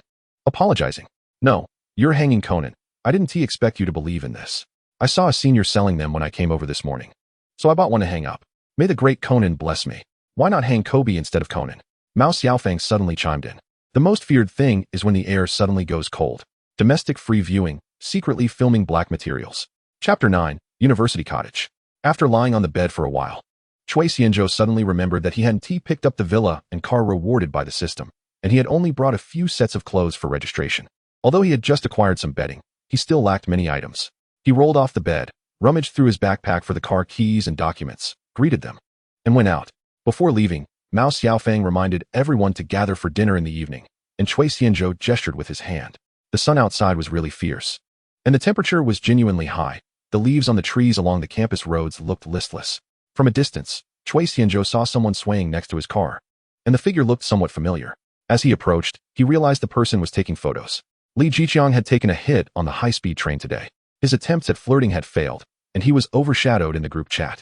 Initially, he had thought he was just a clueless newbie, but after a 100,000 yuan red envelope dropped, he was left bewildered. Later, he sulked out of the high-speed train station, complaining to his mom, and only just came to school for registration. He didn't expect to actually see a Lamborghini in the parking lot. With its aggressive and futuristic appearance, the car's body lines were smooth and sharp, simple yet powerful, extending from the front wheel arch to the rear, outlining a sleek car silhouette. This made him feel enchanted. Taking advantage of the car owner's absence, he simply took out his phone to record a video. After filming one side, when he turned to the other side, he noticed someone approaching. Oh, it's you. Did you also see the Lamborghini here? Li Jiqiang recognized the person and was about to ask the other party to step back a bit so he could finish filming. Chui Xianzhou walked straight to the car. It was too hot outside, and staying for even a minute was torture, so he remotely started the car. He happened to catch a glimpse of the person's face, realizing it was Li Jiqiang, whom he met on the high-speed train. What did you just say? The sound of the car starting drowned out what he said. Although they had only met on the high-speed train, they were still schoolmates. And he hadn't developed a disregard for others' feelings. He couldn't act arrogant just because he had a bit of money and want to show off to everyone. No, it's nothing. So it's you, big shot. I didn't expect I could be in the same group as you. Li Jiqiang's mouth twitched, being smart. He quickly linked this to the big shot in the freshman group. Although he was narcissistic, he wasn't arrogant. It turned out that the big shot was right next to me, and I was blind to it. How ridiculous that I was still trying to show off in front of him. Chui Xianzhou nodded. If there's nothing else, please make way. I'm going out. Li Jiqiang quickly stepped aside, awkwardly smiling. You're busy. The Lamborghini's engine roared to life, and as he watched his dream car drive away, Li Jiqiang withdrew his gaze, suddenly remembering that his phone was still recording.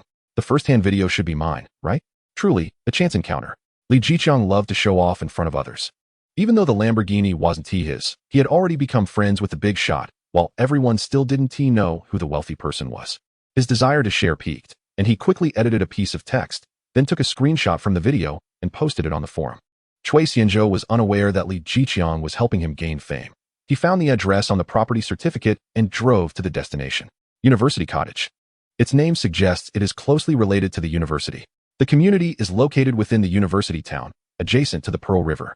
On either side are the Industrial University and South China University of Technology. The style combines ancient Lingnan culture with modern culture, using gray volcanic rock to replace traditional green bricks.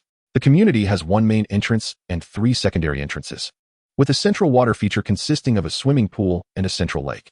The greenery coverage is high, primarily using native tree species, with kapok and plumeria as the main ornamental trees, complemented by various shrubs and vegetation to create a rich landscape that is green year-round and flowers in all seasons. The style is simple and bright, clean and neat, showcasing the community's elegant and understated theme along with its rich cultural connotation. Chui Xianzhou's villa covers an area of 610 square meters, featuring 4 bedrooms, 4 living rooms, and 5 bathrooms, spread over 5 floors, with 2 underground levels and 3 above ground. Entering through the garage leads to the main entrance on the basement level, B2, which has enough space for a concealed cloakroom. The elevator leads to the first basement level, where there is a multifunctional reception room furnished with Ming-style furniture and printed wall art, creating a harmonious blend under warm ambient lighting. The space is very spacious and relaxing, suitable for staying home alone or inviting a few friends over for card games anytime. Next to the reception room, there is a light well that ensures the area is not dim or cramped. On the other side of the reception room is a wine cellar, entertainment room, and maid's quarters. The first floor has a 7-meter-high entrance hall with floor-to-ceiling windows from German brand Wacona, offering a beautiful view of the outside scenery, making the entire first floor bright and airy. The furnishings from Lugiano and Saba are delicate and understated. In the dining room on the first floor, the kitchen is equipped with a full set of Gaggenau and Baudebois appliances, a delight for both equipment enthusiasts and those who appreciate aesthetics. The second floor contains 2 guest suites and a partial hall. The third floor is dedicated to the master suite. To the left of the elevator is a small study, and the master bedroom is revealed by opening a door. Outside the balcony is a row of ornamental trees, effectively blocking the view of passers-by.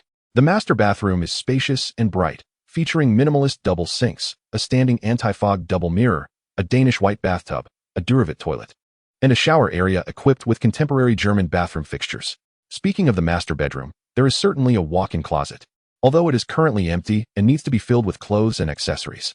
The elevator can also access the rooftop, which has a large terrace.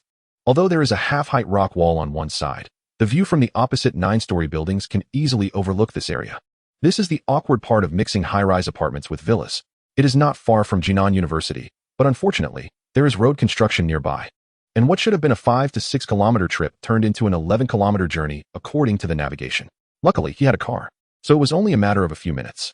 Upon entering the community, he had expected to encounter a scene where the security guards looked down on him. But in reality, that was not the case at all.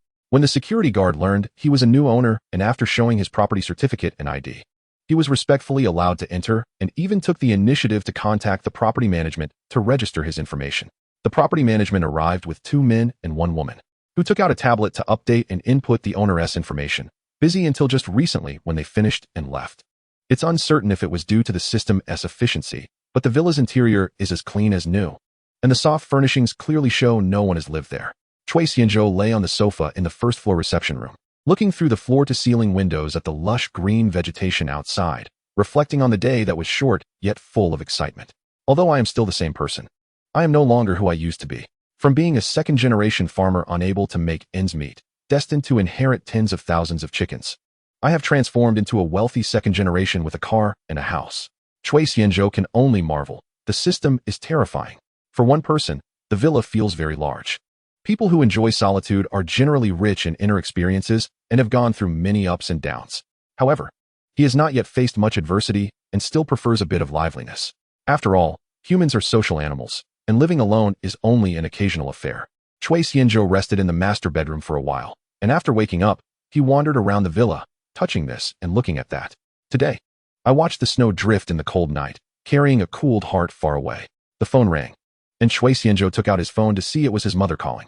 He remembered his mother's reminder from the morning that after arriving at school, he should call to report his safety since a mother worries about her child traveling thousands of miles. However, he forgot to make the call. Chui Xianzhou quickly answered the phone and said, "Mom, I've arrived at school. I registered smoothly and was just about to call you. You're there? Have you found your dorm and settled in? How are you getting along with your classmates? I found it. Everyone is quite polite. Is the money enough? If not, I can transfer you some more." "No need. Dad already transferred me money. I have plenty." "Mom, tell me. As Chui Xianzhou was speaking, a childlike voice suddenly came through the receiver. "I'll give it to you. Don't grab it. You talk to your sister. This little thing has been asking where you went since this morning." With Chui's mother's voice drifting away, it seemed the phone had been passed to someone else. And then a tender child's voice came through the receiver. "Brother, have you eaten?" "Not yet. Have you eaten?" Hearing the childish voice from the other end, Chui Xianzhou smiled. Chui Xianin, his younger sister, is 5 years old and just started kindergarten. Originally, he was an only child, but in his first year of middle school, his parents asked him if he would accept having a younger sibling. Chui Xianzhou had no particular thoughts on this. After all, he was already in middle school and going through voice changes. He awkwardly said, "A brother is fine, but a sister would be even better." According to his parents, at that time, they were just starting their careers and establishing their teaching jobs, so having just one child was preferable. Although later on, the management was not as strict.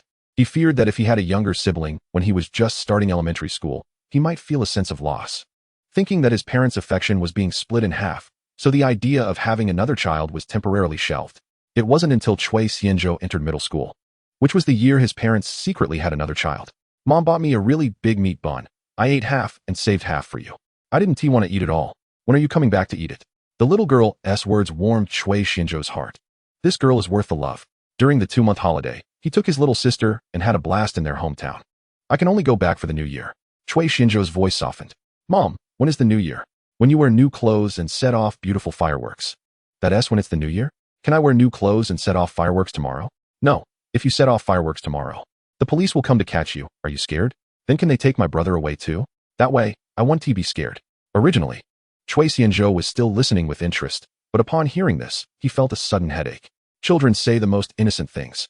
On the other end, Chui's mother seemed to be speechless, not knowing how to respond, fearing that if the conversation continued, the whole family would be in trouble. Can my brother come back tomorrow? Ineen, be good. Your brother also has to go to school and study, so he can buy you beautiful fireworks later and delicious buns to eat. I have money. I can buy fireworks. Chui Xianzhou managed to handle the conversation with Chui Xianin over the phone, and after chatting with his mother for a bit, he hung up. Chui Xianzhou thought about it, and also called his father to report his safety. The father and son didn't have much to talk about. Just a question and answer format, and then naturally fell into silence. This seems to be a characteristic of father-son relationships in Chinese culture, influenced by traditional culture. Chinese fathers generally are not good at verbally expressing their love and emotions for their sons, and rarely say affectionate words, and may never have. The son's emotional expression towards his father is often restrained, unlike in Western cultures where I love you is frequently said. After a simple exchange, Chui's father concluded the conversation with, I'll transfer you some more money, to which Chui Xianzhou quickly replied, no need. He was already feeling a headache. He just came to school, and suddenly his bank account increased by 100 million, along with a villa and 2 cars. He's at a loss about how to explain all this to his parents. Saying he made money in stocks? Come on, he just turned 18. Saying he started a business? Don't joke around. His parents have taken care of him for 18 years, and they know every detail about him. When there's money that exceeds their understanding of their child, their first reaction is to doubt its legitimacy. Saying he invested in cryptocurrencies? That's laughable. He can't even explain stock trading, let alone that he hoarded a bunch of Bitcoin when he was 3. Fortunately, his family isn't short on money.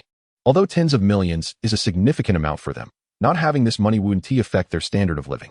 Unless his father's chicken farm suddenly suffers a massive outbreak of avian flu, and all the chickens are gone, then they would indeed be in need of cash. Chui Xianzhou felt guilty about his sudden grand idea of filial piety and decided to put thoughts of sudden wealth aside for now. After making 2 phone calls and checking the time, he remembered the dinner gathering that evening. He hurriedly tidied up and took the elevator to the underground parking lot. Besides the Lamborghini he drove over, there was also a Dodge Challenger Hellcat in the garage. This was a black wide-body red-eyed Hellcat, a pure American muscle car. With a supercharged 8-cylinder engine, maximum horsepower of 807, and maximum torque of 972 Nm. The car came with 3 keys, 1 black and 2 red. Using the black key starts it with a power limit of 500 horsepower. When you use the red key, the car unleashes its full potential, bursting with 807 horsepower. As for its appearance, while other cars might consider aerodynamics, the Hellcat believes in brute force. It is said to burn a full tank of gas in just 11 minutes at top speed. It even has the nickname of not drinking leftover fuel. A lifelong partner of gas stations, Chui Xianzhou's Dodge Challenger Hellcat is black and equipped with a wide-body kit.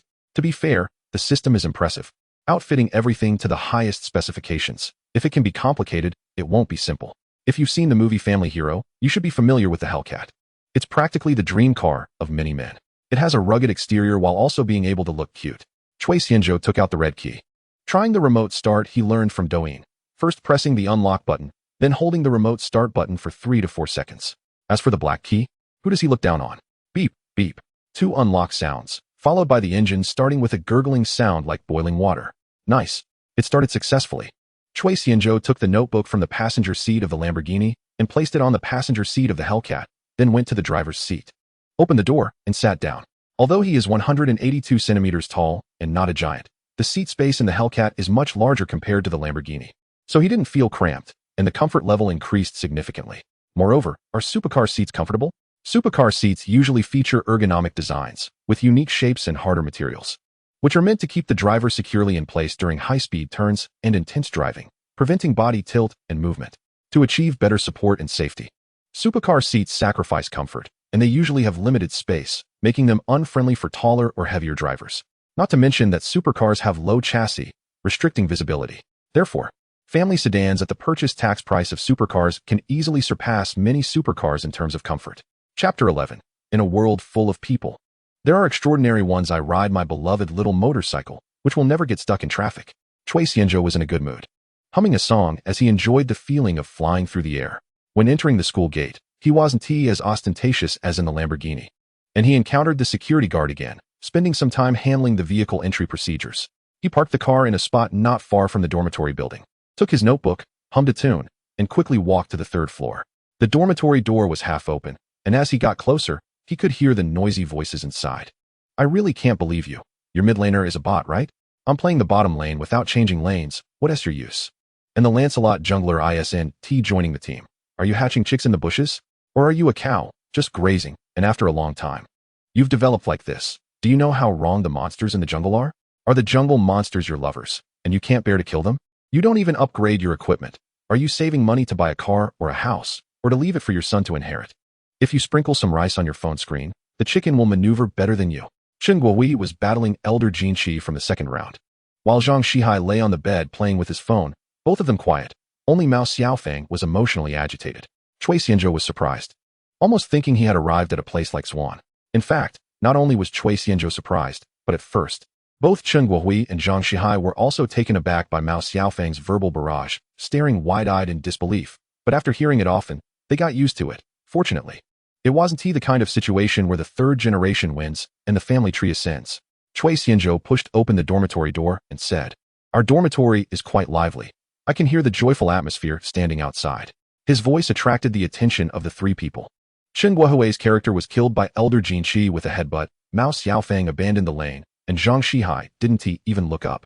Chui Xianzhou looked at the three pairs of eyes staring at him, feeling a bit weird. "What are you doing? Is someone possessed? Big guy, is that you? You're back?" Mao Xiaofeng's previously flushed face changed to a smile. "Wow, you look a bit disgusting. Please return to your previous state." Chui Xianzhou pushed Mao Xiaofeng's shoulder to keep him away, then turned to ask Chen Guohui, "What is up with him? A Sichuan opera face-changing act? So you're that rich guy?" Chen Guohui's tone was a bit reserved. "Yeah, you still call me an ordinary person. I think it's a world where extraordinary people exist." Mao Xiaofeng's tone was light. At this point, Chui Xianzhou realized, "You all know now. I didn't intend to hide it. I'm the one who drove the Lamborghini to school today, so please return to your previous state. Thank you." Chui Xianzhou confidently admitted, "I'm just like you, with 2 eyes, 1 mouth, 1 nose, and 3 legs. I also grew up eating grains. If I'm not an ordinary person, what am I? But how did you find out so quickly it was me?" Chen Guohui opened his phone and held it up to his face. Shocked, "The rich guy is actually beside me. Freshman drives Lamborghini. Who is he? Low-key rich guy takes high-speed train. Surprisingly does something astonishing. The story I must tell with the rich guy." All these posts were from the same source. I'm the handsome guy. The posts had images, the titles were eye-catching, and the text was vague. The pictures included him opening the car door and sitting in the driver's seat, high definition. The angles were nice, and he looked quite handsome. Chui Xianzhou commented seriously. However, thinking about the angle of these photos, he recalled meeting Li Jiqiang in the parking lot today, and it must have come from him. Should he sue him for infringing on his portrait rights? Forget it, considering he helped him show off. As a second-generation rich kid, how does it feel? Chen Guohui pretended to be a reporter interviewing him. "I'm not sure if I'm a second-generation rich kid. If my dad is a first-generation rich guy, then he definitely knows." "So what do you usually do?" Mao Xiaofeng asked. "Play with cars, play with watches, and occasionally play with birds." Seeing that Chui Xianzhou didn't have the aloofness typical of a rich kid and could still make down-to-earth jokes, the others felt more relaxed. Achieving self-worth in life requires 4 types of people: mentors to guide, benefactors to assist, petty people to supervise, and family to support. In a way, their chance to become classmates and roommates with Chui Xianzhou is luck and fate. If they have the desire to improve, managing a 4-year roommate relationship well, this wealthy individual Chui Xianzhou could very well become their benefactor. Of course, they don't fully understand this yet. It is precisely this innocence and sincerity, free from utilitarian motives in their daily interactions, that allows their friendship to develop naturally. After experiencing the ups and downs of society, one comes to understand a profound truth. A person's ability is ultimately limited, failure is highly probable, and success is a matter of chance. If a benefactor lends you a hand, you will experience what it means to have wings like a tiger and soar to great heights. It's like playing a game, struggling to break through to silver rank, and then a big shot using a smurf account carries you to victory. That's the feeling of winning effortlessly. In the game of life, as long as you're not completely inept, you have a chance to become a master. But the opportunity to achieve greatness in this world is as rare as winning the lottery, depending on whether fate smiles upon you. Although the three of them are somewhat cautious now, Cui Xianzhou doesn't mind. He is here to enjoy university life, not to form family ties. They all coexist peacefully, treating each other equally. The four of them created a dormitory group chat, simply named Room 306, for future communication. Can we go see your car? I've only watched review videos of Lamborghinis and haven't seen a real one yet, Chen Guowei said with a grin. Yeah, I haven't seen a real car either. What about you, Lao Zhang? Mao Xiaofeng chimed in. I want to see it too. Even the usually quiet Zhang Shihai seemed eager. What man doesn't like luxury cars and supercars? Even if they can't afford one, it's nice to touch and dream about it. It makes for good material in dreams at night. Sure, but I just drove the car back, so it's not at school right now, Cui Xianzhou replied honestly. I remember you're from Western Guangdong, right? Mao Xiaofeng asked curiously, recalling that everyone had shared where they were from during their self-introductions. Yeah, why? Cui Xianzhou was puzzled by Mao Xiaofeng's intent. In such a short time, you drove back and came up again? Mao Xiaofeng expressed his surprise. I never said I drove back home. I have a house in Yangqing.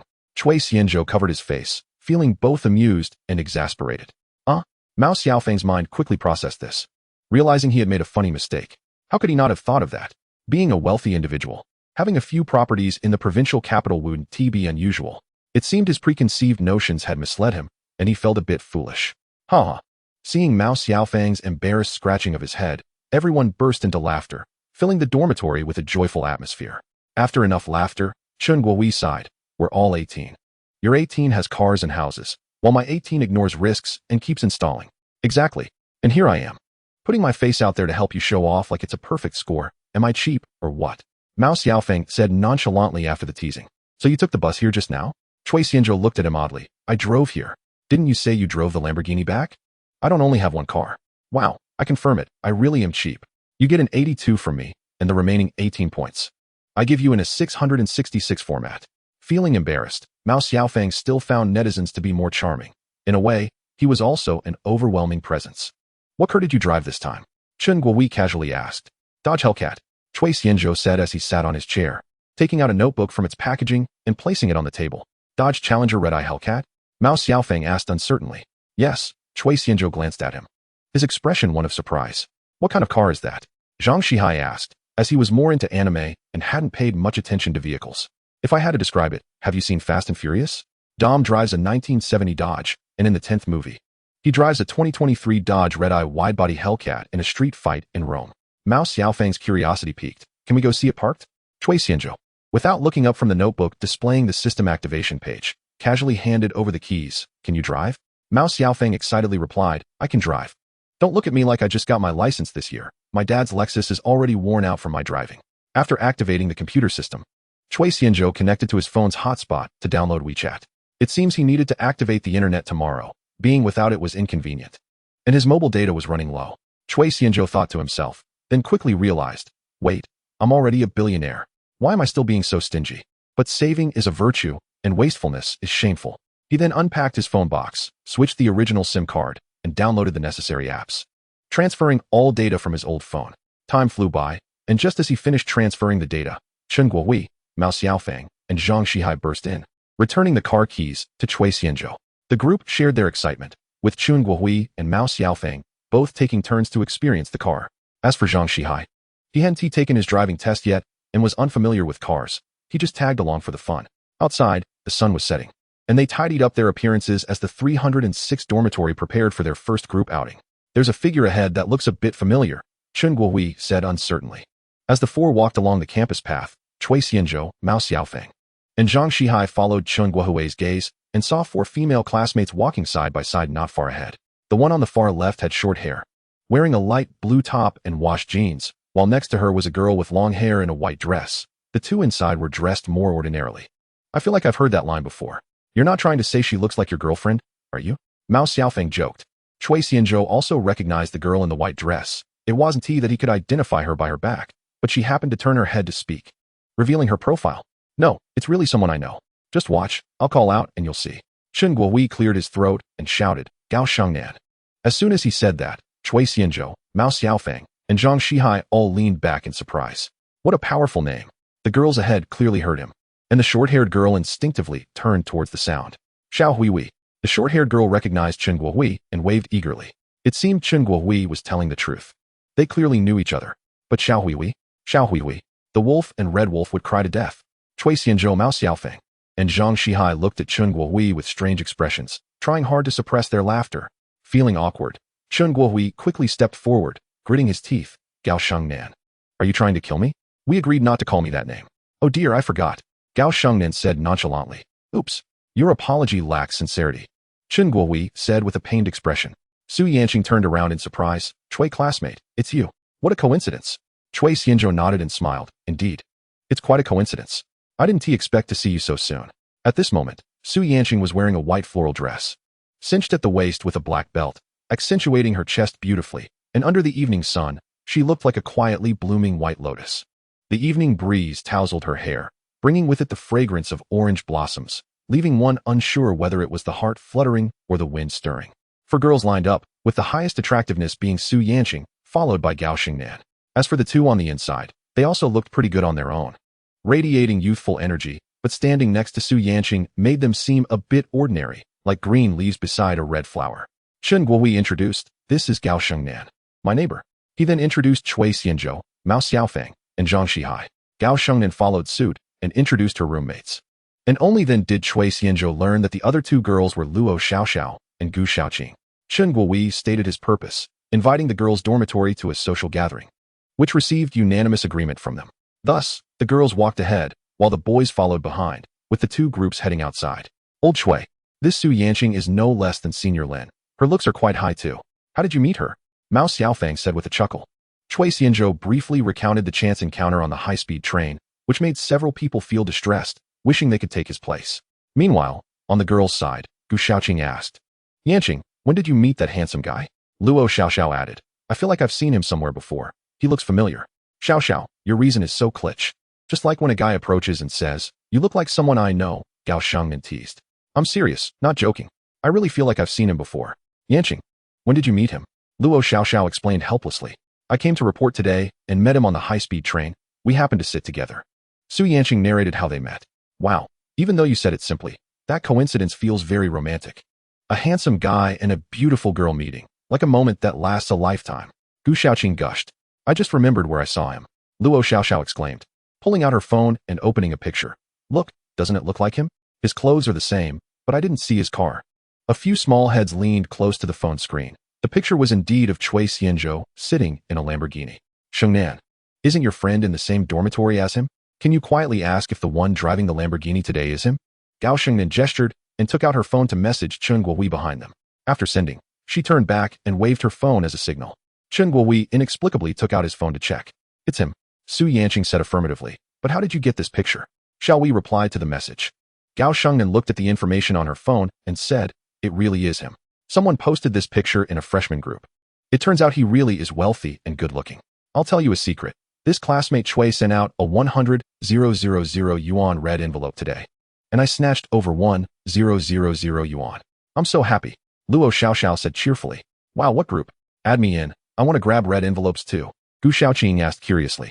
I'll add you in now. Shengnan, Yanqing, should I add you too? Su Yanqing curiously glanced at the group name, thinking it was the same one she had just joined. Su Yanqing opened her phone and immediately saw the group name she had muted notifications for. It was indeed that name. No need, I'm already in the group. Su Yanqing showed them her WeChat page. Oh, you're in it too. How much did you grab today? I feel like I've missed out on a fortune. Gu Xiaoqing initially exclaimed, then lamented.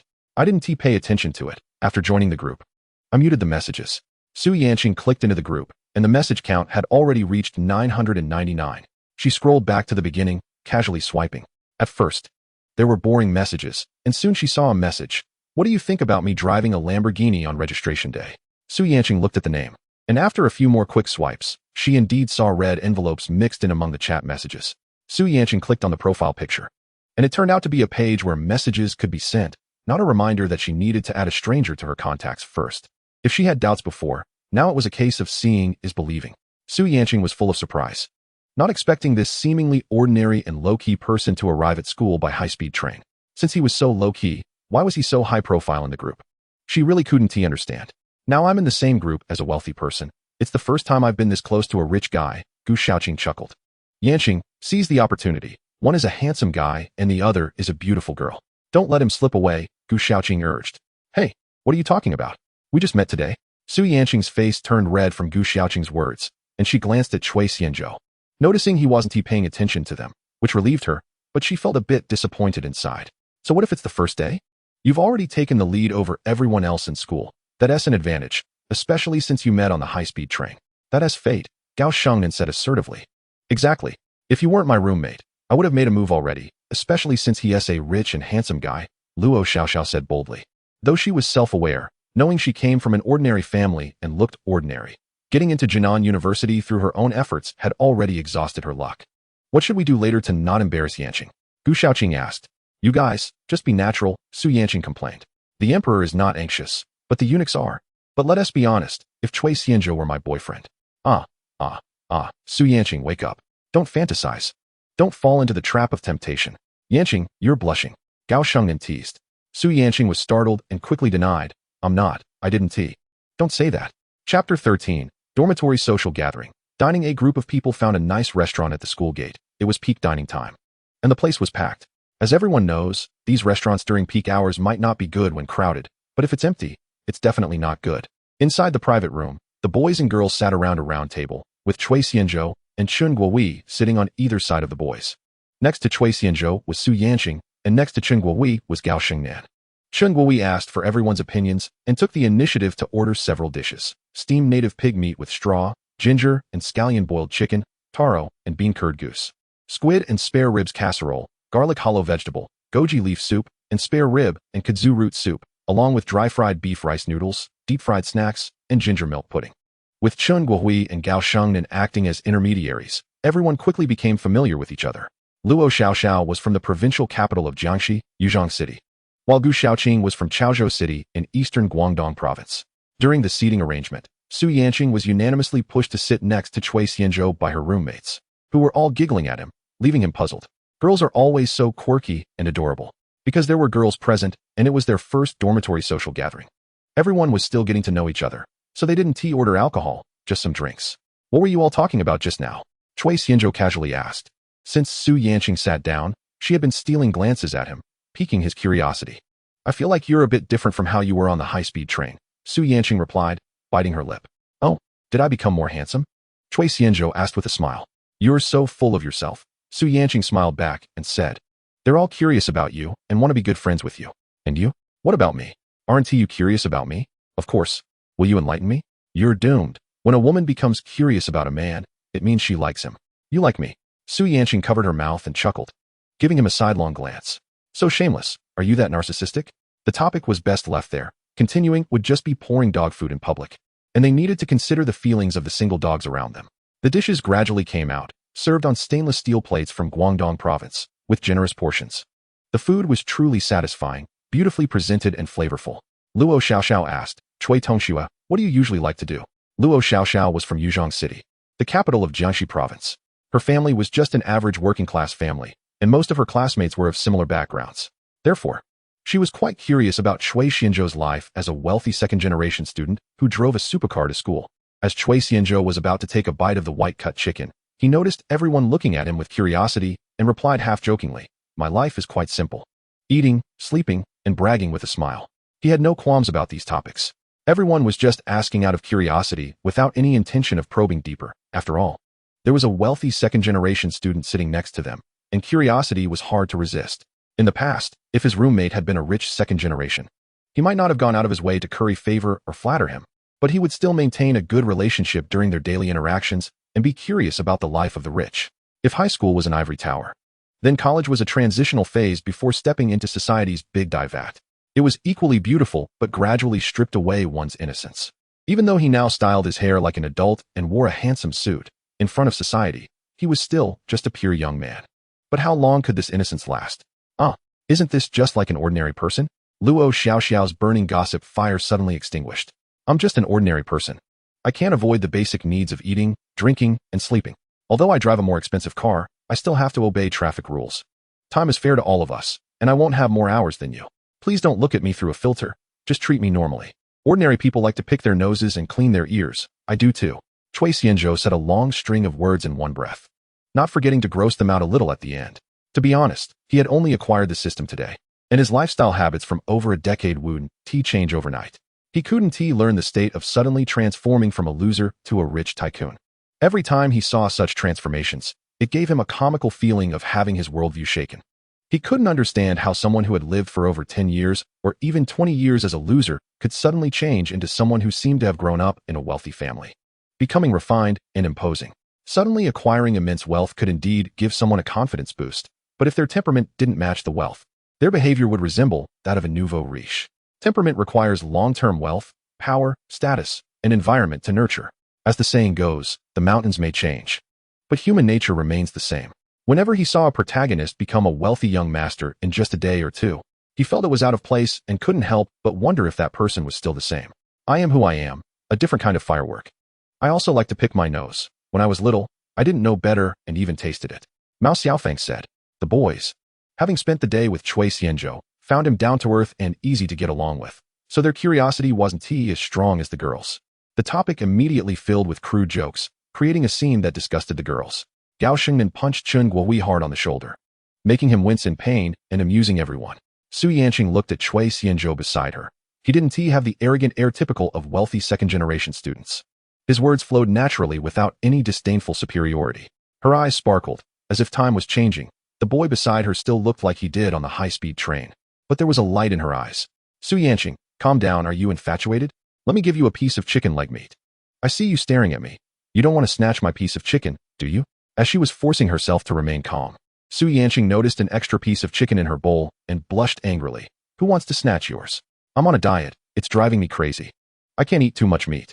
Though Su Yanqing claimed she was on a diet, she still took a bite of the chicken in her bowl. Actions speak louder than words. Everyone was young, and although they hadn't had any drinks, as the conversation flowed, the atmosphere began to warm up. They chatted about interesting stories from high school or shared customs from their hometowns. Chen Guohui and Gao Shengnan acted as a bridge between the boys and girls. From Gao Shengnan, they learned that the two were neighbors, and their families had been friends since childhood. They had been in the same school since elementary school. Chen Guohui emphasized that their friendship began when they were still in diapers. Mao Xiaofeng lamented, damn, why didn't I have such a pretty childhood friend? In the meantime, while everyone was distracted, Cui Xianzhou stepped out to settle the bill. For 8 people, it turned out to be less than 500, showing that restaurants near the school were quite affordable, which explained why many people came here to eat. After the meal, Chen Guohui suggested going karaoke, but the girls politely declined, saying they had a lot to do tomorrow and had just arrived to check in, with many daily necessities still to buy. Each returned to their own homes, looking for their own mothers.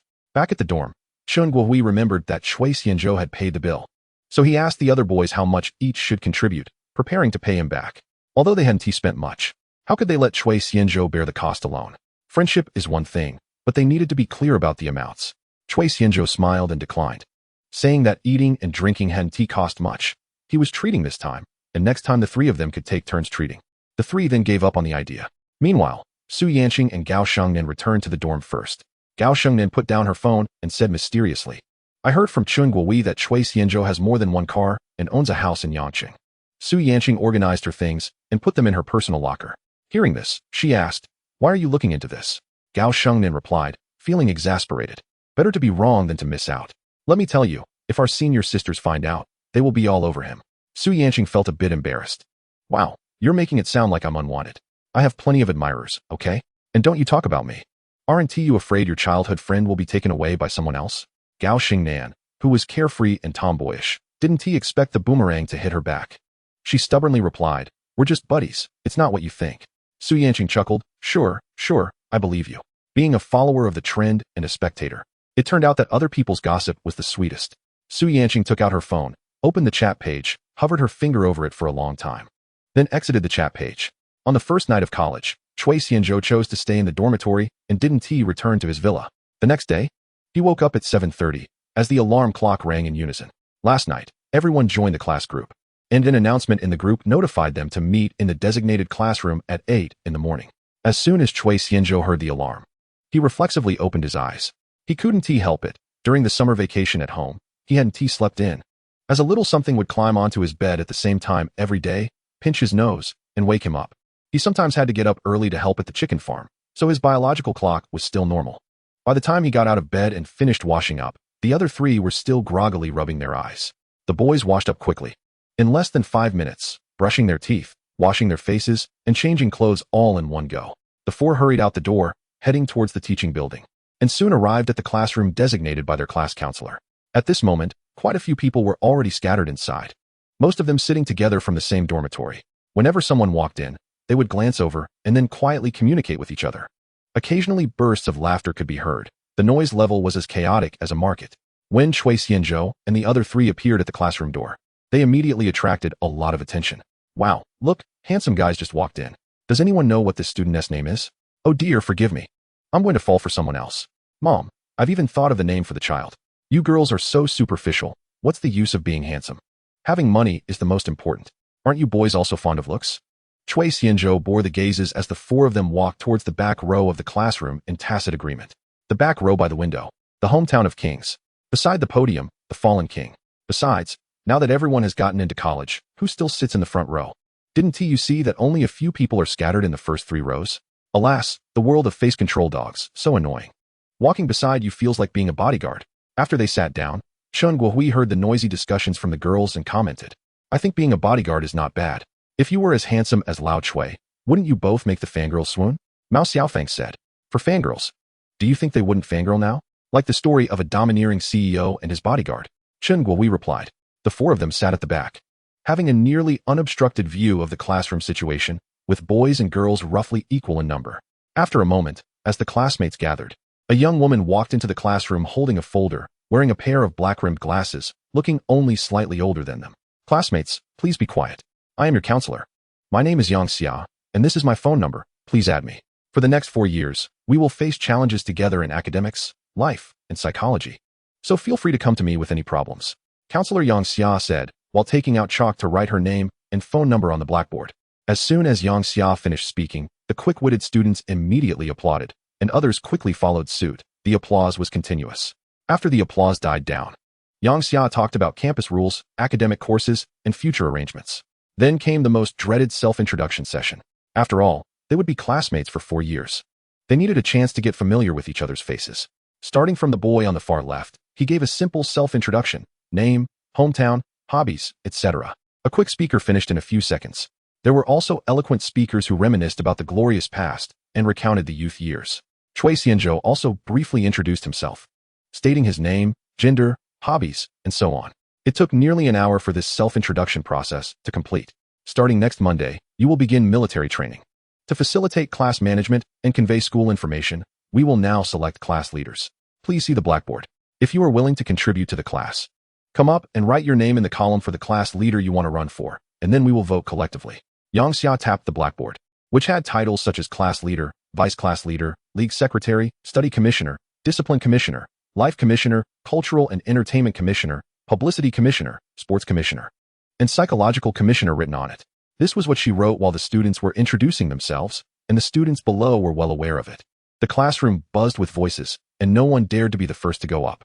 However, soon, the student who had made quite an impression during the self-introductions, Yi Zhengrong, stepped up to the podium and wrote his name, Zhang Qi, in the class leader column. The noisy voices below seemed to hit the stop button, quietly watching the first brave soul take the stage. Dear classmates, hello everyone. I am honored to stand on the podium and participate in the election for class leader. I am Zhang Qi, with the character Zhang meaning to rise, early and Qi meaning remarkable. I would prefer you to call me Zhang Dake, or just Dake. The class leader is a bridge between teachers and students, as well as the organizer and coordinator of class activities. In my past 3 years of high school, I have always held this role. I have organized, planned, and executed multiple themed class meetings, accumulating rich experience. These experiences have honed my communication, coordination, and organizational skills, allowing me to understand how to leverage my strengths within the class collective and contribute to it. University, this ivory tower of knowledge, is filled with unknowns and possibilities, and I am eager to embark on this new journey alongside all of you. If I am fortunate enough to be elected, I promise to focus on the following aspects. In academics, I will regularly organize study exchange meetings, inviting outstanding students to share their study methods and hold outdoor expansions, cultural lectures, and other special activities. In daily life, I will promptly understand the difficulties faced by classmates, strengthen communication with the class guide, and timely feedback on everyone's study and living conditions. The class leader is not just a title, it is a heavy responsibility. I will wholeheartedly serve everyone with the utmost enthusiasm and a responsible attitude, and I hope you will cast your precious vote for me, allowing me to prove myself through action. Thank you all. Zhang Qi's campaign speech was impressive, and he bowed deeply to everyone at the end. Applause erupted. Cheers and whistles rang out continuously until the applause stopped, and only then did he straighten up. After Zhang Qi's speech, students rushed to the stage to write their names in various columns. Basically, 2 or 3 names were written behind each class officer. But no one dared to run against Zhang Qi for the class leader position. Is there anyone else wanting to run? Yang Xia asked. Every path in life depends on the choices you make at each moment. If you miss this opportunity, you will lack one more chance for growth than others. Even if you fail, you will have been brave for once, right? Yang Xia looked at the students below, seemingly seeing her younger self from years ago. Her class guide had motivated them in the same way. Many female students' gazes turned towards Cui Xianzhou, which made him feel somewhat helpless. This reminded him of a classic scene from Stephen Chow's movie. Don't think that just because you're hiding here, I can't find you. It's useless. A man as outstanding as you. I just want to be a quietly handsome man. Cui Xianzhou remained unmoved. He found this thankless task unappealing. Chen Guohui ran for discipline commissioner, Mao Xiaofang for sports commissioner, and only Cui Xianzhou and Zhang Shihai did not go up from their dorm. Mao Xiaofang, who was sitting nearby, quietly asked, Lao Cui, the consensus is that you should seize the opportunity and rise to the occasion, right? Cui Xianzhou shook his head and replied, What isn't it for me? Don't I still have a feast of meat and fish at every meal? He was not interested in being a class officer. Although being a class officer would bring him one step closer to becoming a probationary party member, and being a party member would greatly benefit his future civil service or job prospects, this did not attract Cui Xianzhou much. He had a system with him. Becoming a civil servant would be a foolish decision. He wouldn't be able to enjoy a life filled with lights and wine, as there would be too many restrictions and a lack of freedom, essentially shackling himself and making life uncomfortable. Power and money are difficult to reconcile on the surface. He is wealthy and has yet to experience this glamorous world. Turning around to dive into a world where he can only spend money secretly and constantly fears for his safety is chilling to think about. The girl's thoughts were straightforward. No matter what class officer Cui Xianzhou became, they could use that as an opportunity to get close to him, and over time, feelings would develop. The boys were curious to see if anyone would challenge Zhang Qi, as currently, there was only Zhang Qi for the class leader position, while there were 4 people running for vice class leader, making the outcome rather predictable and thus uninteresting. Among these people, a few were well informed, having already lurked on the campus forum, and initially did not recognize it. In the past couple of days, there have been too many new faces, and I can only say that at first, some seem familiar. After the self-introduction segment, someone recognized Cui Xianzhou, and the news began to spread around. Even Zhang Qi was curious about how Cui Xianzhou would handle it. He is a local from Yancheng, although his parents work in the catering industry. Their main income comes from renting out several buildings. Speaking of collecting rent, his parents have benefited from the era's dividends, along with a bit of personal luck. Zhang Qi's parents started in catering, and the money they earned from their restaurant was used to buy buildings. As a result, their main business has become a side business, and the side business has become the main business. He performed well in high school, and after getting into university, his parents, in their excitement, gave him a building to collect rent from, with the rental income serving as his living expenses, about 70,000 to 80,000 a month. Income is generally higher in the summer and autumn, as anyone who has rented knows that although the national electricity price is around 0.6 to 0.7 yuan per kilowatt hour, landlords usually charge tenants about 1.5 yuan per kilowatt hour. Moreover, the water heater and air conditioner in his home are rated at level 3 for energy efficiency, making them major electricity consumers and partners with the Power Supply Bureau.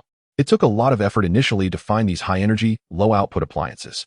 Additionally, by adjusting the tightness of the electric meter, it can artificially inflate the reading by over 20. A single room with the air conditioning running only at night can easily exceed 300 to 400 kilowatt hours in a month. In the past few months, his income has surpassed 100,000. Of course, he only learned about these things after taking over a building. Before the age of 18, he was born under the red flag and grew up in the spring breeze. After turning 18, he realized that the world is filled with deceit. A survival of the fittest. If you do not eat meat, you will inevitably be eaten by others. Zhang Qi was quite interested and looked forward to a competition with Cui Xianzhou to add some fun to his university life. However, everyone's expectations fell flat, as Cui Xianzhou did not respond. Next came the voting and verification segment, where everyone wrote down the names of the class leaders in order on paper. To speed up the process, 2 people took turns counting the votes, while 4 were responsible for counting each section. After casting his vote, Cui Xianzhou took out his phone to play, while Chen Guohui and Mao Xiaofang nervously monitored the voting progress. They opened WeChat and found they had been harassed. Lin Wanyun, Lin Wanyun, Lin Wanyun, Lin Wanyun. Freshman, which of these pictures looks better? Cui Xianzhou carefully examined the 3 pictures of the senior in black stockings, zooming in on the details to savor them. then typed with both hands to show his innocence. It was Saturday, and Lin Wanyun had woken up later than usual, having been busy all day yesterday and sleeping in. When she woke up, she found that she was the only one left in the dorm. Lin Wanyun recalled adding Chui Xianzhou yesterday and opened WeChat, but there were no messages. Humph, this annoying junior is not proactive at all, since you won't send a message. I'll send one. Lin Wanyun, feeling spirited, carefully selected a few pictures in different outfits, but wearing the same black stockings to send over. After sending the message, Lin Wanyun held her breath, nervously waiting for a reply.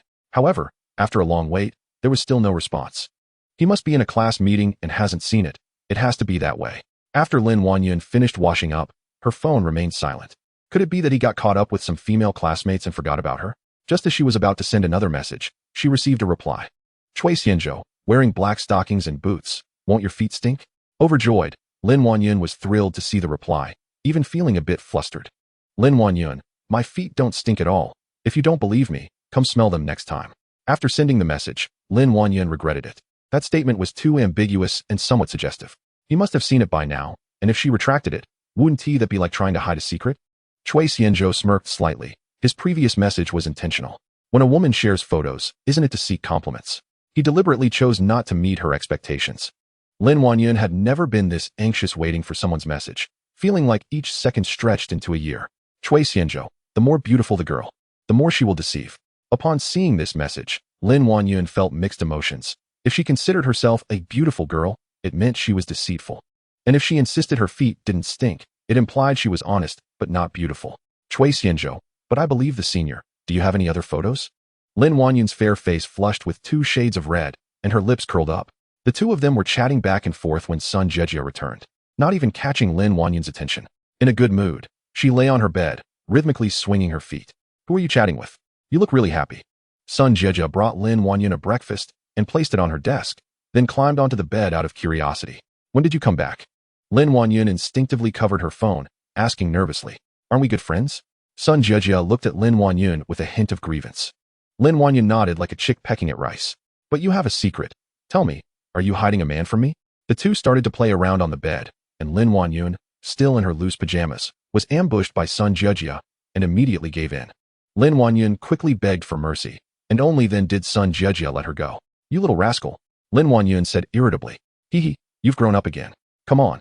Were you chatting with some male classmate just now? You clever one guessed it right. What else do you want me to say? I'm just curious. Is it that new junior from yesterday? Sun Jejia, initially a bit discouraged, suddenly thought of the new junior Lin Wanyun brought to registration yesterday, and the words slipped out. Lin Wanyun was taken aback. She didn't expect Sun Jejia to guess correctly. Sun Jejia punched her palm. Looks like I guessed right. How is it? Is the junior about to be charmed by you? Charmed by me. She recalled her earlier situation, feeling like she was being stretched to the limit. Lin Wanyun's lips twitched, replying with uncertainty. It's okay, I guess. Go for it. Xiaoyan, don't forget your friends when you get rich. Sun Jejia clenched her fist tightly, cheering for her best friend and dreaming of the beautiful life her best friend would lead, giggling foolishly. Time flew by, and before they knew it, it was almost noon.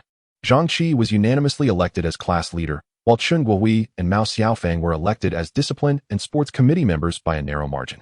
In the end, the class leaders were split evenly between boys and girls. With everything settled, Yang Xia announced the end of the first class meeting and took out the student roster from her folder, handing it to Zhang Qi to arrange for students to register their clothing sizes for military training uniforms to be picked up in the afternoon around 3 or 4. I'm so hungry. Let's go eat, said the discipline committee member. Chun Guohui and Mao Xiaofeng slumped in their seats. They had been highly focused earlier and didn't feel much, but now that they relaxed, their stomachs began to rumble, and their bellies were in knots from hunger. Chui Xianzhou felt fine. Zhang Shihai had brought whole wheat bread and other snacks in his bag when he left, while Chun Guohui and Mao Xiaofeng hadn't eaten anything. So all of that ended up in their stomachs. The 4 of them sat at the back and didn't follow the crowd, waiting until most had left before they got up. By this time, there weren't many people left in the classroom, and Yang Xia hadn't left yet. Surrounded by a few classmates. After greeting a few people, they headed out, and Chui Xianzhou, with his keen hearing, vaguely caught some words about student loans. After going to the cafeteria for lunch, they returned and passed by the supermarket entrance. This time, the group acted wisely and went in to buy a bunch of snacks. Not napping at noon led to an afternoon breakdown. After a nap, Chun Guohui and Mao Xiaofeng, as class leaders, were conscripted to move military training uniforms and new student books, and they were also representatives sent from Dorm 306. Chui Xianzhou, feeling bored, decided to go to the administrative center to activate the dormitory internet. He originally planned to do it at noon, but there were too many people at that time. After greeting Zhang Shihai, who also went over, they both left together. On the campus road, there were many girls dressed in cool outfits, with long legs, slim waists, and dazzlingly white skin. Summer is great. Zhang Shihai was busy chatting on WeChat, while Chui Xianzhou could only enjoy the benefits provided by the girls. When they arrived, there weren't many people at the scene. After waiting in line for a while, it was their turn. Each student in the dormitory has a separate account for internet usage, and it took some time to activate the internet account, which used their student ID as the username and the last 6 digits of their ID card as the initial password. After returning to the dormitory, Chui Xianzhou opened his laptop to log into the internet and set up the router he bought at the administrative center. Just as he finished, Chen Guowei and Mao Xiaofang came in carrying a large pile of books and clothes.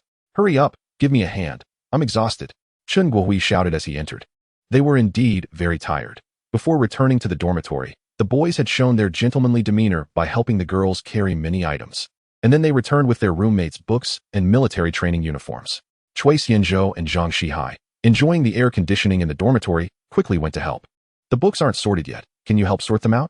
Find your own size for the military training uniforms. It should be fine," Mao Xiaofang said, finishing a bottle of water in one go and then taking a small cigarette out to head to the balcony. Zhang Shihai took the new books and distributed them, saying, "One for you, one for me. What size are you two?" Chui Xianzhou squatted down to dig out the military training uniforms from a large woven bag. Before they could respond, he continued, "You don't need to say 6 sets and 2 sets, it's obvious." One set included a camouflage uniform, consisting of a long-sleeve top and long pants, a set of short-sleeve t-shirt and shorts for physical training, a hat, a pair of white gloves, a belt, and shoes to be prepared by oneself. Chen Guowei, smelling bad, went to take a shower, while Mao Xiaofang was enjoying himself on the balcony, exhaling smoke like a fairy. After Chui Xianzhou and Zhang Shihai sorted the items, they tried on the military training uniforms, which still had the unique smell of new fabric. Chui Xianzhou tried it on and looked at himself in the mirror. "So handsome," he said with a smile. "I heard that our university didn't require military training for the class of 2021 and before. Did you know?" Zhang Shihai, upon hearing this, found it unbelievable and exclaimed, "Really? You mean we didn't have to do military training?" As a person from Guangxi province, Zhang Shihai knew that the military training there was famous, with hardcore videos of Guangxi University students shocking people both domestically and internationally. Foreigners who saw the videos thought they were regular army troops. 100,000 students. 100,000 soldiers. Every Guangxi student is a special forces soldier. While other provinces were still practicing marching, Guangxi had already taken to using tanks for military training. In other provinces, university students carried water bottles during training, while Guangxi students held guns. When other provinces complained about the sun being too hot, Guangxi had already started formal military training, including 10-kilometer runs, simulated air raids, and long-distance marches in pouring rain. Other provinces might just go to shooting ranges and fire a few rounds, while Guangxi was proficient in mortars and rocket launchers, albeit with blank rounds. When foreigners learned that it was military training at a university in Guangxi, it caused a stir online. There was indeed a time when military training was not required. As our university has the highest ratio of international students in the country, including students from Hong Kong, Taiwan, and Singapore, where military training is usually absent. Considering their difficulties with military training, a new student training camp model was adopted at that time, which was similar to knowledge lectures for experience. Chen Guowei interjected. Although Chen Guowei was a local, he was also shocked after researching before applying, exclaiming that he had gained knowledge. Hearing this topic now, he couldn't help but show off his knowledge. "What a surprise," Zhang Shihai blurted out. "Isn't it amazing? Unfortunately, starting in 2021, we are synchronized with the rest of the country. It doesn't matter to us now. The seniors in their 4th year have a deep understanding of this. Many of them came here thinking they wouldn't have military training, but then it was reformed." Chen Guowei laughed gleefully. The next morning, Sunday, Chui Xianzhou slowly woke up in the master bedroom of the villa, on an expensive H-Stens mattress, soft and delicate. He picked up his phone to check the time. It was 8 o'clock in the morning. Years of maintaining a regular schedule had not changed even a bit due to this luxurious soft mattress. He got up and breathed in the fresh air, feeling the breeze from the river. Standing on the balcony, Chui Xianzhou saw many people jogging on the sidewalk and called up his personal panel. Host, Chui Xianzhou, age, 18, height, 182 centimeters, weight, 85 kilograms, strength, 10, maximum value is 20, agility, 9, maximum value is 20, spirit, 11, maximum value is 20, constitution, 10, maximum value is 20, skills, driving skill, master level, Tai Chi, master level. The system was still there, reminding him that this was not a dream. It was just that the system had been silent all day yesterday, making him feel suspicious. The system was quiet. If it weren't for the enormous wealth in his bank account and the driving experience and Tai Chi in his mind, he would doubt whether he was really just an ordinary college student. Therefore, he decided to relax in the villa that night. Stay calm, stay calm. I need to adapt to this identity quickly. After washing up, he practiced a set of Tai Chi in the villa garden, performing moves like wild horse parts its mane. White crane spreads its wings and grasped the bird's tail. Each movement was natural and graceful, resembling a Tai Chi master. Little did he know that today was his first practice since obtaining Tai Chi. The upper body twisted smoothly, while the lower body was as steady as a rock. No roots, no extremes. All laws are natural. Tai Chi emphasizes using 4 ounces to deflect 1,000 pounds, borrowing strength to use strength. But what if I directly use 1,000 pounds against 1,000 pounds? As long as my physical fitness is strong, why do I need to borrow strength? Unfortunately, there was no internal energy or mystical power appearing. Cui Xianzhou quickly woke up, scolding himself for being greedy, as long as he didn't overdo it. Tai Chi was good for self-defense and health. After practicing Tai Chi twice, Cui Xianzhou went out for a jog along the riverside sidewalk. After a run, Cui Xianzhou returned to the house feeling refreshed. After resting for a while, he leisurely enjoyed a luxurious breakfast. It was actually just soup dumplings, eggs, and soy milk, which he had bought on the way back at Akin's dumpling shop. Last night, he bought some ingredients, only to find that the house lacked pots, bowls, and utensils. Although this villa could be moved into immediately, he still needed to buy many things to live comfortably. After breakfast, Cui Xianzhou took a shower, changed his clothes, and grabbed the car keys to go out, preparing to pick up Lin Wanyan. During their chat yesterday, he mentioned his plans for today, and Lin Wanyan volunteered to be his advisor. Tomorrow was Monday, and military training for freshmen would start. So he had originally decided to take advantage of this Sunday to stroll around Tianhe City and buy some clothes along the way. After all, running between the dormitory and the villa, the clothes he brought were already insufficient. Moreover, now that he had money, it was time to upgrade his wardrobe. Otherwise, people would always say he wore old clothes, wanting to show off. Of course, he still wouldn't wear the legendary outfit of tank tops, shorts, and flip-flops. Since the beautiful senior sister offered to accompany him shopping, which could add to the fun of the trip, he wouldn't refuse. Cui Xianzhou drove the Dodge Hellcat at a steady pace. To be honest, after driving for a while, he felt that the comfort of the Dodge Hellcat was much better than that of a Lamborghini. The visibility was high, the space was large, and the seats were comfortable. If it weren't for the flashy attributes of Lamborghini, driving it would really be a torture. Plus, today I need to buy something. And the trunk of the Hellcat can hold more than the front trunk of a Lamborghini. Before heading out, Cui Xianzhou sent a message to Lin Wanyan, and by the time he arrived at the girls' dormitory, Lin Wanyan was already waiting there. Today, Lin Wanyan was wearing a white t-shirt paired with faded jeans. Standing at the bottom of the dormitory, her beautiful face attracted the attention of many male students passing by, becoming a beautiful scenery. Cui Xianzhou was also amazed. He rolled down the car window and greeted her. Lin Wanyan walked over slowly, the sunlight shining on her, making her appear as if she was enveloped in a layer of holy glow, her already fair skin seeming to reflect the sunlight. Wow, you changed your car. I didn't recognize you just now, Lin Wanyan thought to herself, feeling a bit surprised at first, wondering how this car parked here. Not expecting that Cui Xianzhou had changed to a different car. Although she didn't recognize this car, she didn't think it would be cheap. Especially since Cui Xianzhou had ostentatiously driven the Lamborghini onto campus yesterday. She had never doubted that Cui Xianzhou would rent a car just to show off.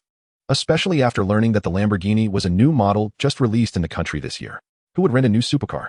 Lin Wanyan opened the car door and got in, placing her small handbag on the back seat. Her beautiful profile was on display in front of Cui Xianzhou at that moment, and the car was filled with the fragrance of gardenias, refreshing and delightful. She had been contemplating her outfit for today since yesterday. A shirt, a skirt, black stockings, and high heels felt too mature. In the end, she chose this white t-shirt, jeans, and white sneakers. It was an outfit that was widely accepted, with a low probability of error, and it also showcased the youthful vitality she should have at her age. Cui Xianzhou took a deep breath, explaining, "The sports car is too flashy. I'm driving this car just to see if any of the senior sister's admirers will jump out and slap me in the face." Lin Wanyan pouted, "What do you think? There can't be that many shameless people." She reached out to fasten her seatbelt, and the seatbelt passed over her chest, causing Cui Xianzhou to involuntarily glance. It's not his fault. The scanning radar always automatically targets. Lin Wanyan noticed Cui Xianzhou's gaze, and a hint of blush appeared on her face. After Lin Wanyan fastened her seatbelt, Cui Xianzhou began to take off his shoes, only to find that she was wearing black stockings underneath her jeans. "Stockings in your pants?" Chui Xianzhou asked with a strange expression. What are you doing? Yesterday you said my feet stink. Smell them. My feet don't stink. They smell good. Lin Wanyun was still upset about what Chui Xianzhou said yesterday regarding stockings and boots making her feet stink. So she specially washed her feet several times with body wash before heading out today and even changed into new shoes just to prove her feet didn't stink. Smell them. Seeing Lin Wanyun trying to stretch her foot over, Chui Xianzhou was both amused and helpless, quickly stopping her. If you want to reward me, just say it. We can find a place without people. There are so many people watching outside right now. Upon hearing this, Lin Wanyun glanced outside and was startled, quickly sitting cross-legged. In just these few minutes, someone had already noticed them. After all, cars and beautiful women are eternal topics on campus. A big beauty like Lin Wanyun getting into a car made many male students' hearts break. Look, Lin Wanyun got into a car. Who's driving it? I don't know. But he looks pretty handsome. Didn't she say she wouldn't date during university? Petals of rose, one by one, fall before my eyes. Your promises, piece by piece, echo in my ears. This isn't real. I don't believe it. My junior sister Lin is a holy goddess and wouldn't get into a man's car. What kind of car is this? Dodge Hellcat, over $1 million. And don't you think the owner looks familiar? I recognize him. He asked the new student who drove the Lamborghini to report. Others drive sports cars at 18. The rich end up together. Chapter 18. A natural clothes hanger. The Tianhe City Commercial Circle is located on the new central axis of Yangqing and is the core part of the Tianhe Road commercial area. Large commercial complexes such as Zhongjia Plaza, Taiku Hui, and underground commercial complexes like Tianhe Yuchicheng are gathered here, with a total commercial area of 2.4 million square meters. Tianhe City Department Store, Tianwan Plaza, and Taiku Hui attract a large number of international first-tier brands and gather unique delicacies from various places, making it a great place for dining, entertainment, and shopping. Especially Taiku Hui, it is the ceiling of Yangqing's commercial complexes, unmatched in this regard, gathering many internationally renowned brands like Louis Vuitton, Chanel, and Hermes. The parking lot is filled with luxury cars, with Bentleys, Porsches, Ferraris, and Lamborghinis all over the place, making the Dodge Hellcat hardly noticeable. After Chui Xianzhou parked the car, Lin Wanyun walked over and naturally linked her arm with his, making him feel as if his arm had sunk into cotton. Don't move your hands, Lin Wanyun pouted, feeling a bit flushed from the friction on her arm. This was her first time actively linking arms with a strange man. A strange feeling lingered in her heart, but oddly enough, she didn't dislike it. Rather, she felt a bit secretly pleased. Sorry, I'm just getting used to it, Chui Xianzhou said awkwardly. His arm was too sensitive, sinking into softness. And he wasn't accustomed to it, always wanting to find a comfortable position. What do you want to buy? Let us first look for some everyday clothes and buy a few more sets as backups. Then you take the lead today. I'll follow your lead. With money, it's Taiku Hui. Without money, it's Shangxiaju. Lin Wanyun had heard of Taiku Hui but had never been there. She usually spent her time in Panyu District or occasionally walked around Tianhe City on Tu West Road. Although one could come here to open their eyes and see the world without money, lacking funds ultimately led to a lack of courage. Welcome to Versace. How can I assist you? Upon entering the Versace store, a female salesperson greeted them with a smile. This couple is so good-looking, the female salesperson thought to herself, her smile involuntarily turning into a professional smile.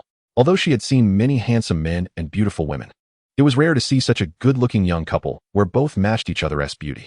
Out of professional habit, she glanced at their clothes, secretly assessing the success rate of this sale. In many people's minds, high-end clothing stores are seen as very expensive. However, this impression is incorrect, generally.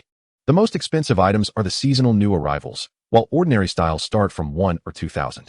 For average people, spending 1 or 2,000 on a piece of clothing is quite painful, leading to the impression that all clothes are very expensive. Are you looking for men's or women's clothing? The female salesperson prepared to recommend some ordinary styles. Men's, pick some clothes for him. Lin Wanyun turned to Chui Xianzhou and asked, do you need to pick a suit? Chui Xianzhou replied without hesitation, I won't consider suits. If I want one that fits comfortably, it's best to go for a custom one. But for me, wearing a suit feels too awkward. Although Chui Xianzhou was saying this to Lin Wanyun, he didn't avoid the other people around. The female salesperson standing nearby's eyes lit up, and her smile became even brighter as if she had seen the god of wealth.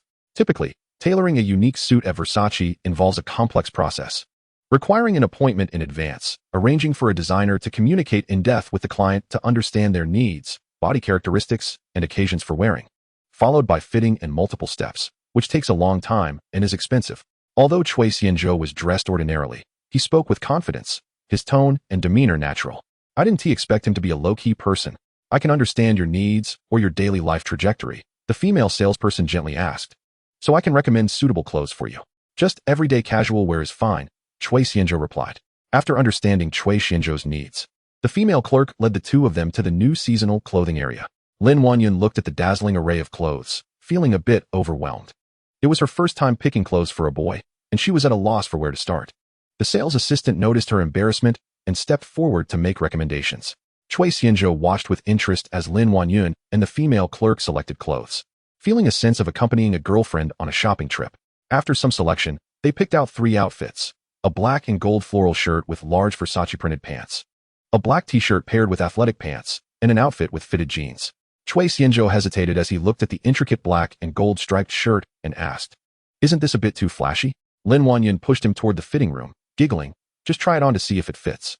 I have a feeling you'll look very handsome in it." The sales assistant chimed in, "With your handsome looks and great figure, you're a natural for this outfit. It gives off a free and wild vibe." Chui Xianzhou raised an eyebrow. "Since you both say so, I'll try it on. If it looks bad, I'll buy it anyway and tell people it was your choice." Hearing this, Lin Wanyun hesitated, but before she could speak, Chui Xianzhou went straight into the fitting room. Once in the fitting room, Chui Xianzhou changed into the outfit, and after confirming the size fit perfectly, he stepped out to show the two. "How does it look?" Chui Xianzhou asked. "Let me tidy it up a bit," Lin Wanyun volunteered, stepping forward to adjust his collar and smooth out the wrinkles in the fabric. As she stood on her tiptoes, her soft chest inevitably brushed against him, and a subtle fragrance filled the air, making him want to pull her into his arms. This beautiful scene caught the sales assistant's eye, filled with strong envy. After tidying up, Lin Wanyun stepped back to assess Chui Xianzhou. He had a figure that looked slim in clothes, but had a bit of muscle without them, and after further refinement through Tai Chi, he was indeed a natural fit for clothes. His handsome face and well-fitted attire greatly enhanced his aura. "Your boyfriend really looks great in this outfit," the sales assistant praised without reservation. Not bad, not bad. You really should keep this outfit. My taste is pretty good," Lin Wanyun said, feeling a bit shy but not correcting the sales assistant. The more she emphasized it, the more it would seem like she cared, and besides, she already had a good impression of him, didn't she? Clothes are meant to be worn for others to see. As long as they don't look too garish, it's fine. "Anyway, I find it fits well and feels comfortable," Chui Xianzhou said with a smile. He didn't have high demands for clothing. Comfort was the most important factor for everyone's attire, as long as it wasn't too ridiculous. Speaking of which, there's that saying, "So what if I look ugly? I can't see myself." Lin Wanyun suggested, "Why don't you try the other 2 outfits?" Chui Xianzhou gestured and returned to the fitting room to change into the other clothes. Just as he stepped out in the next outfit, he heard a piercing voice. "Oh, isn't this our dream goddess for many boys at Jida? Look, I actually see you here. You aren't secretly meeting some guy, are you?" Chui Xianzhou focused his gaze and saw a young woman linking arms with a middle-aged man with a big belly, standing beside Lin Wanyun with a sarcastic tone. "Min, shut your mouth. If you don't speak, no one will think you're mute. Who I'm with is none of your business." Lin Wanyun frowned, her tone displeased. She hadn't expected to run into an acquaintance here. Min was her roommate, who had started live streaming in their dorm since the first year, often including the 3 of them in her broadcasts. The 3 of them had discussed this, stating that live streaming was fine, but she should respect others' privacy and not affect their lives, as the dorm wasn't hers alone. Others also needed to live. Unexpectedly, Min acted one way in front of people and another behind their backs. Lin Wanyun had accidentally come across Min's live stream, only to find the camera aimed at her bed, with her feet dangling off the edge. Seeing the comments in the chat, she had been furious. "Assistant, zoom in a bit. Let us see the streamer's beautiful feet. Legs for days. Can the assistant make the streamer wear black stockings? Get a shot of the feet to prove innocence. I can't deal with this. Assistant, step back. Focus on the streamer. I want to see her." It was no wonder Min rarely streamed, as she only went live when she was alone in the dorm, which was already an invasion of her privacy. Thinking of those comments made Lin Wanyun furious, and she had a falling out with Min right then. Lin Wanyun reported the issue to their advisor, and Min received a warning, but their conflict was now set in stone. Later, Min rented a place off campus and seemed to be doing suggestive streaming, attracting many wealthy followers, occasionally returning to the dorm to show off, mocking Lin Wanyun. "I'm just speaking up for your admirers. I didn't expect their dream goddess to be secretly meeting men." Min continued her sarcastic remarks, which infuriated Lin Wanyun. "What is that awful smell? You didn't brush your teeth, did you? Or did you eat something high in protein?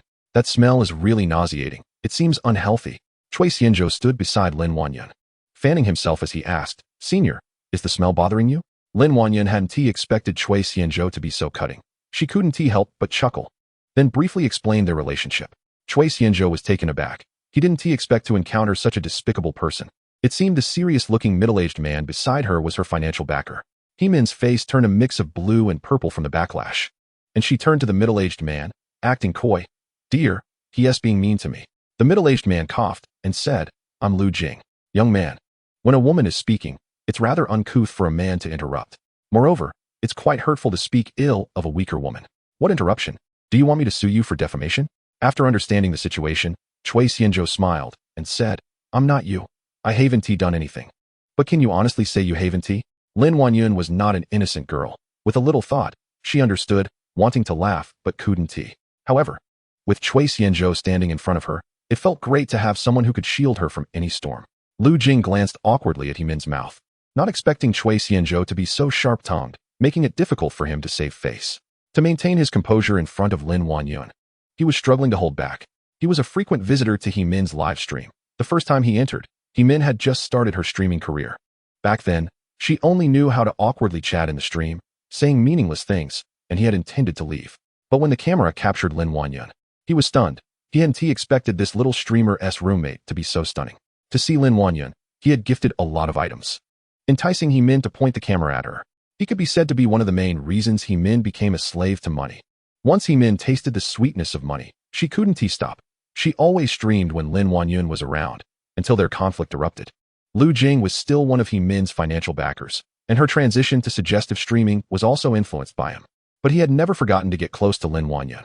Lu Jing pretended to be kind and reminded, "Waitstaff, you should be careful. These two are just poor students. You tried on so many clothes, they might not be able to afford them."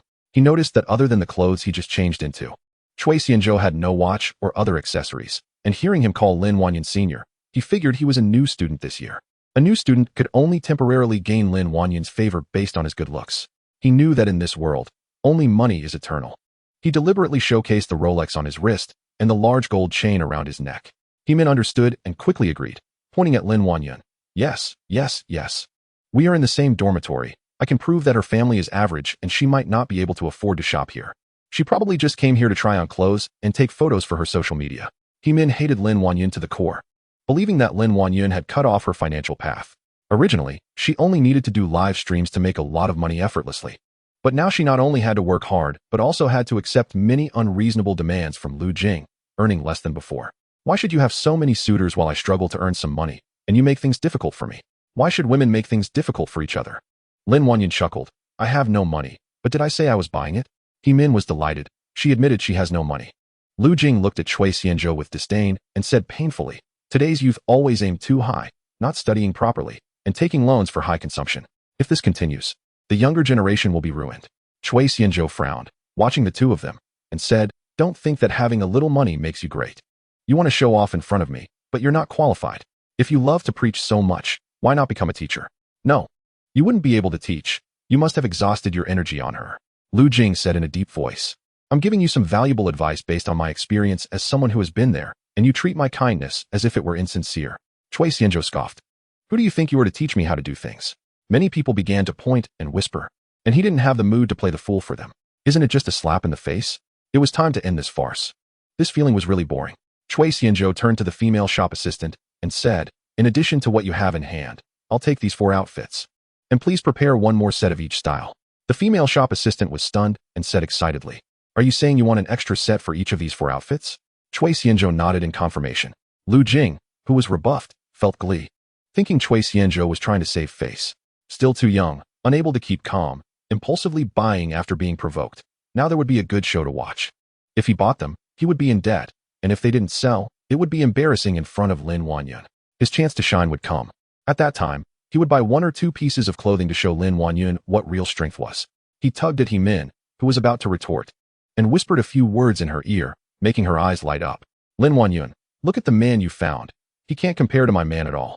The female shop assistant called over other colleagues to help fetch and package the items, and after a flurry of activity, she said, "The total is 258 for 100 yuan. How would you like to pay? Swipe the card." The shop assistant took the bank card, swiped it on the machine, and after Cui Xianzhou entered the password, the machine spit out a receipt.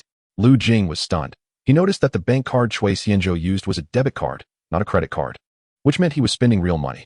Even if it were a credit card, what kind of limit would a college student have to spend nearly 260,000 casually? From his demeanor while spending, it seemed that 260,000 was nothing to him, like spending a few hundred on fast food. Although he was wealthy, spending 260,000 on a few pieces of clothing would still hurt him. He had never given He-Min that much money in tips. Today, he reluctantly agreed to buy her a bag only after being pressured by her, and even then, she had to serve him well. For a middle-aged man, every penny spent was expected to yield a return. Lu Jing originally wanted to sneak away, but couldn't bear to leave He-Min behind. He tugged at her clothes, pulling her along.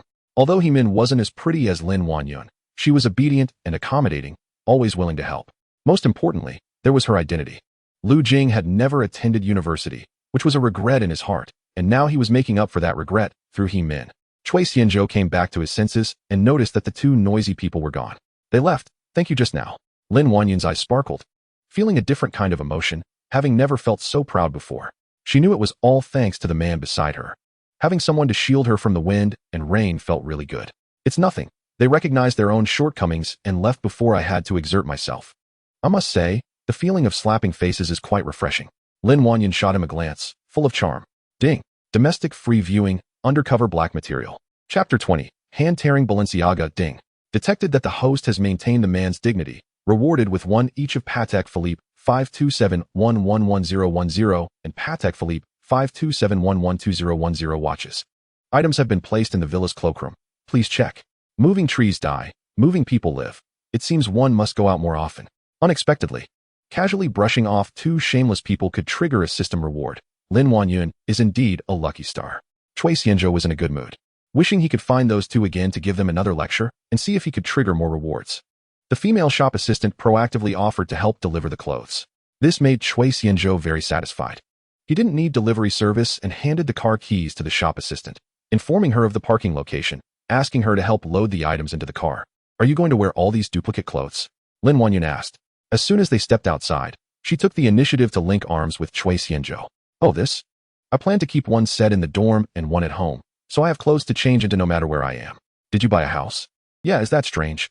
Well, it seems not strange. Lin Wanyun was surprised, thinking that he spent over 200,000 on clothes today. So buying a house wasn't a big deal. For him, buying a house was as simple as buying a bunch of green onions. This is what they mean by housing prices are like green onions. Now let's go buy a backpack. You pick one too, as a gift for accompanying me shopping today. Cui Xianzhou said with a relaxed smile. No need, that's too extravagant. Besides, I didn't help you much.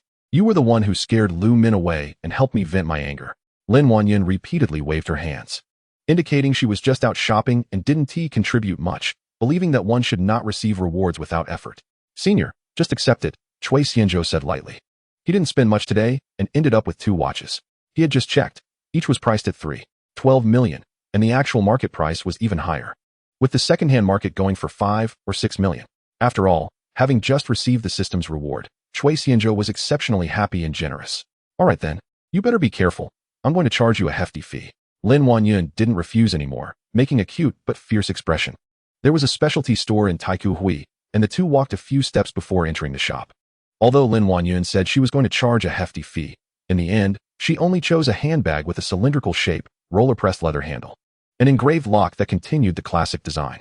Classics never go out of style, and the price wasn't high. The sales assistant picked out a medium-sized backpack and 2 belts for Cui Xianzhou. During their first shopping trip, Cui Xianzhou modestly displayed his charm, not insisting on buying clothes or spending a lot of money for Lin Wanyun, as that would be too much of a sycophant. Of course, he also didn't completely adhere to the idea that money is for women to admire, not for spending on them. Even when fishing, you still need to sprinkle some bait. If it weren't for Lin Wanyun, he would have missed out on 2 watches today, and there was no need to be too stingy. However, he admired those who were both wealthy and stingy. Check out, and let's go. At this moment, he was wearing a black shirt he had changed into at Versace, paired with sports pants. Lin Wanyun transferred the items from her small bag into the new bag, stuffing her old bag into Cui Xianzhou's backpack. The two good-looking individuals shopping together attracted quite a few glances. Lu Jing and He-Min had not walked far. He-Min noticed that the two of them had come out of the boutique, and Lin Wanyun had changed her bag to a different one, making her so jealous that her eyes turned red.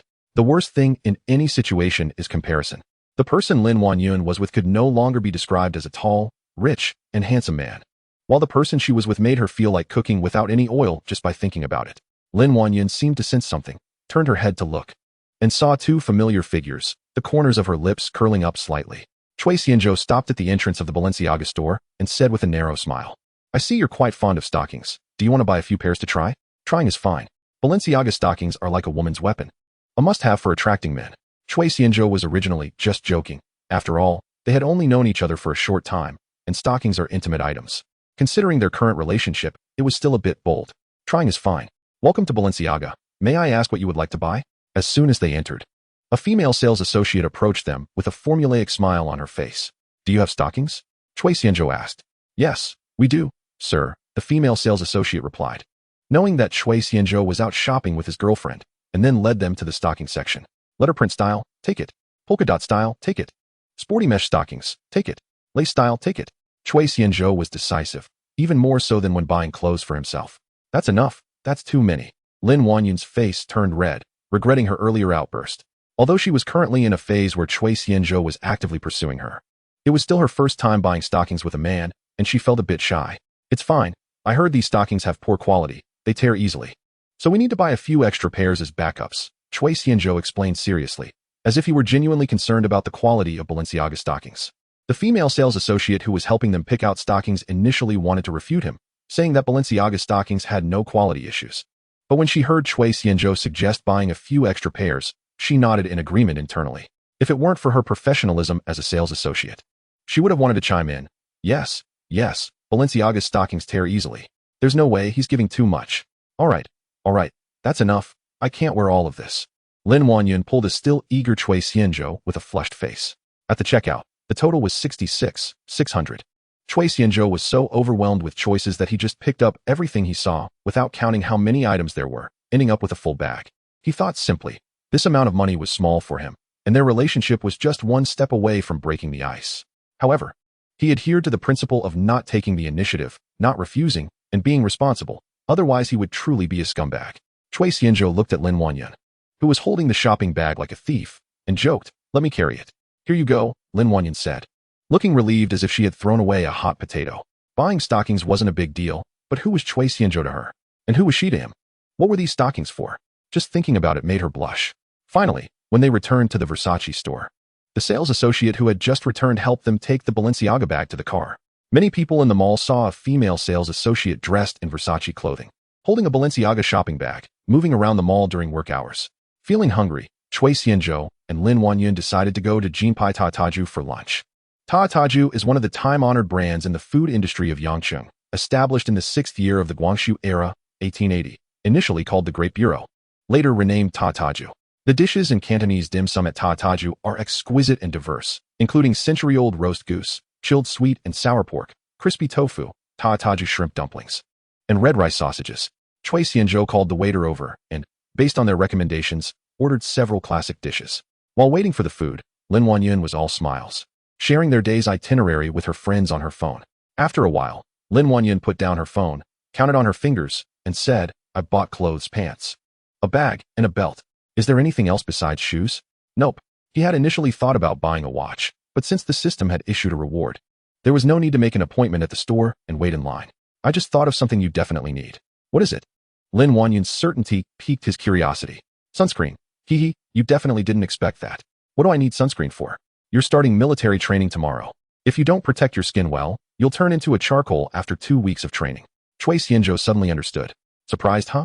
This is the experience of someone who has been through it. Indeed, having an elder at home is like having a treasure.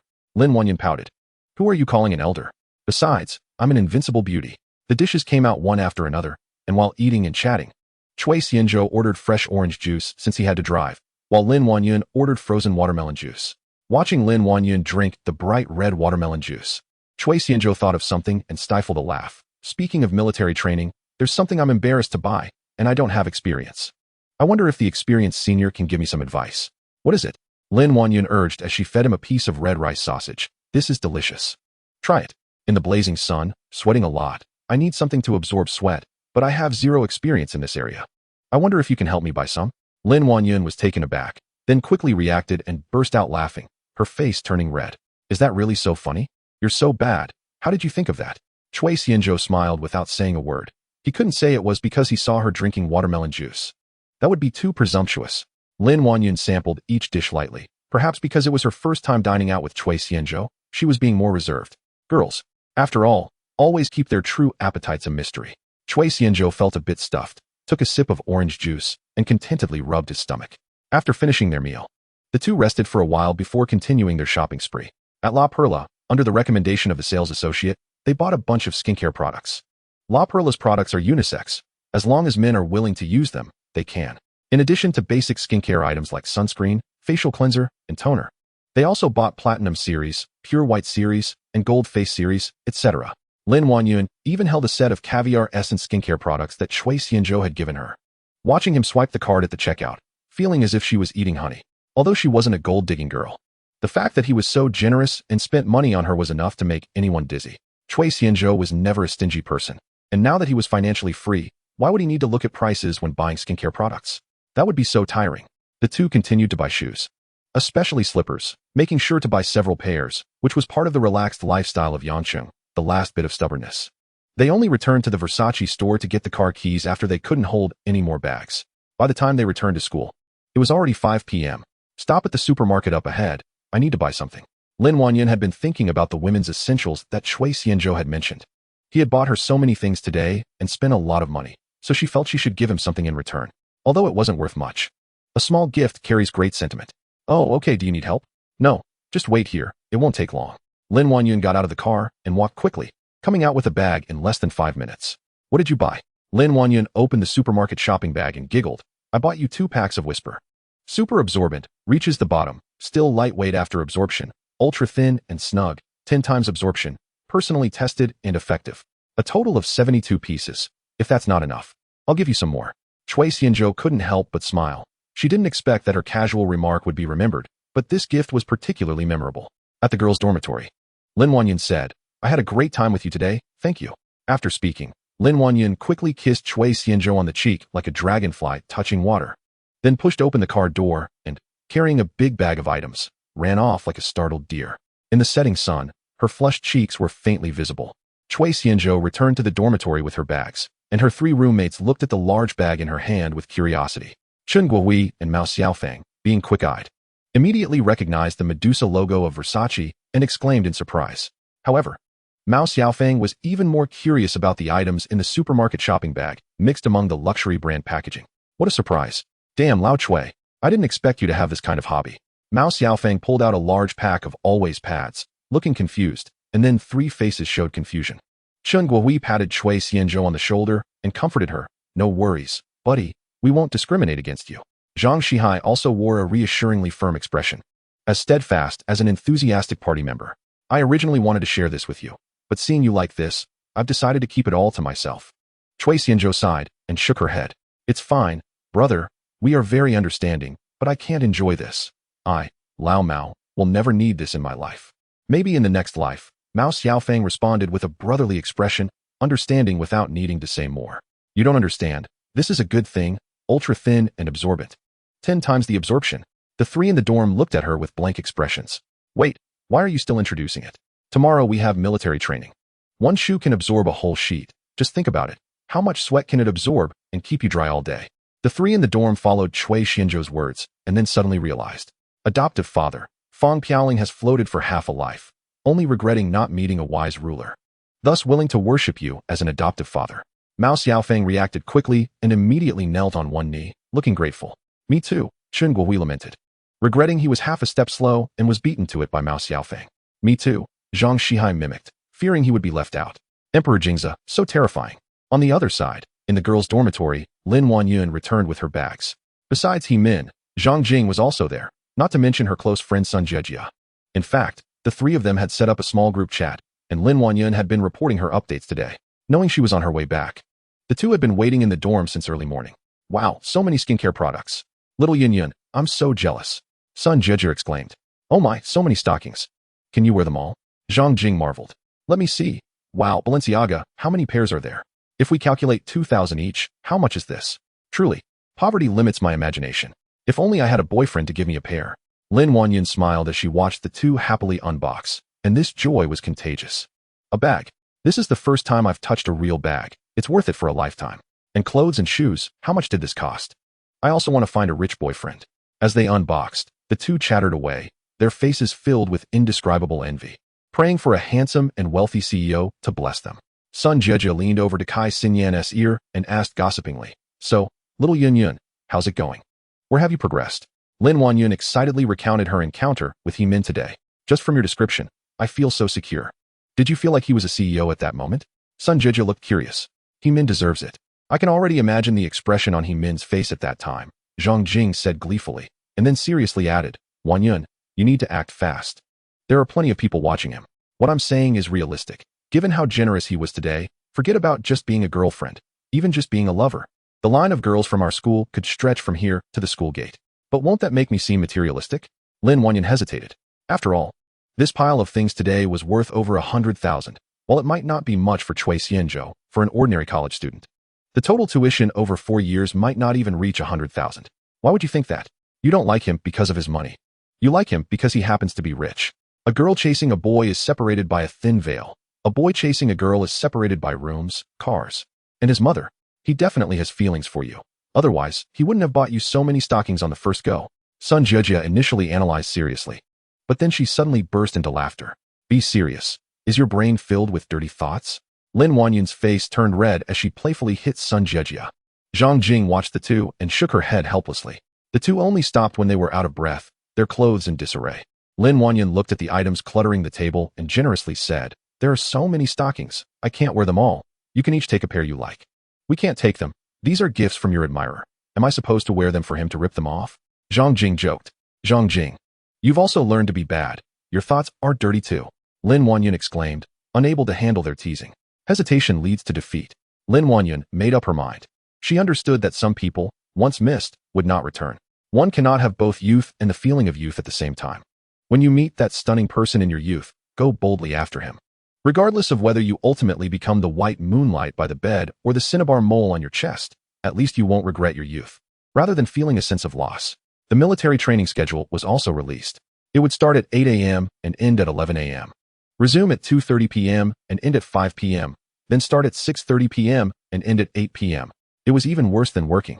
On the first day of training, everyone got up relatively early because there was a new student opening ceremony and a military training camp inauguration ceremony. The venue for the ceremony was at the sports field, with live streaming from multiple campuses. The four in the dorm put on their military training uniforms and followed the instructions to find their class locations. First, there were speeches from the leaders. Then a student representative spoke, followed by a representative from the instructors, the flag-raising ceremony, and the inauguration ceremony. After the opening ceremony, the class collectively withdrew in order with the instructor.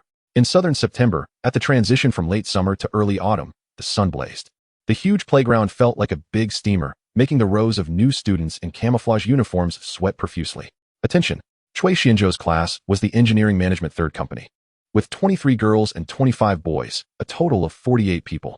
The instructor of the third company had bronze skin, stood a little over 1.7 meters tall, and although he was thin, he gave off a capable vibe. At this moment, the instructor faced the third company and shouted, "My last name is Wu. With the single name gang, you can call me Instructor Wu." It was unclear who laughed first, but soon the whole class erupted in laughter. Wu Gang did not laugh. His face darkened, and the laughter subsided, making the atmosphere awkward. "Is it funny? Do you find it very funny?"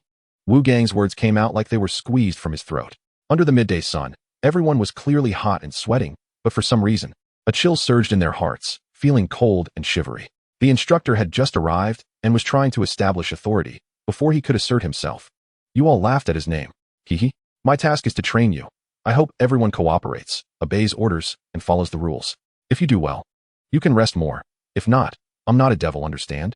Wu Gang's powerful voice made the hair on the back of people's necks stand up, especially when he mentioned the word devil, revealing his sharp, white teeth, like a beast ready to pounce. Understood.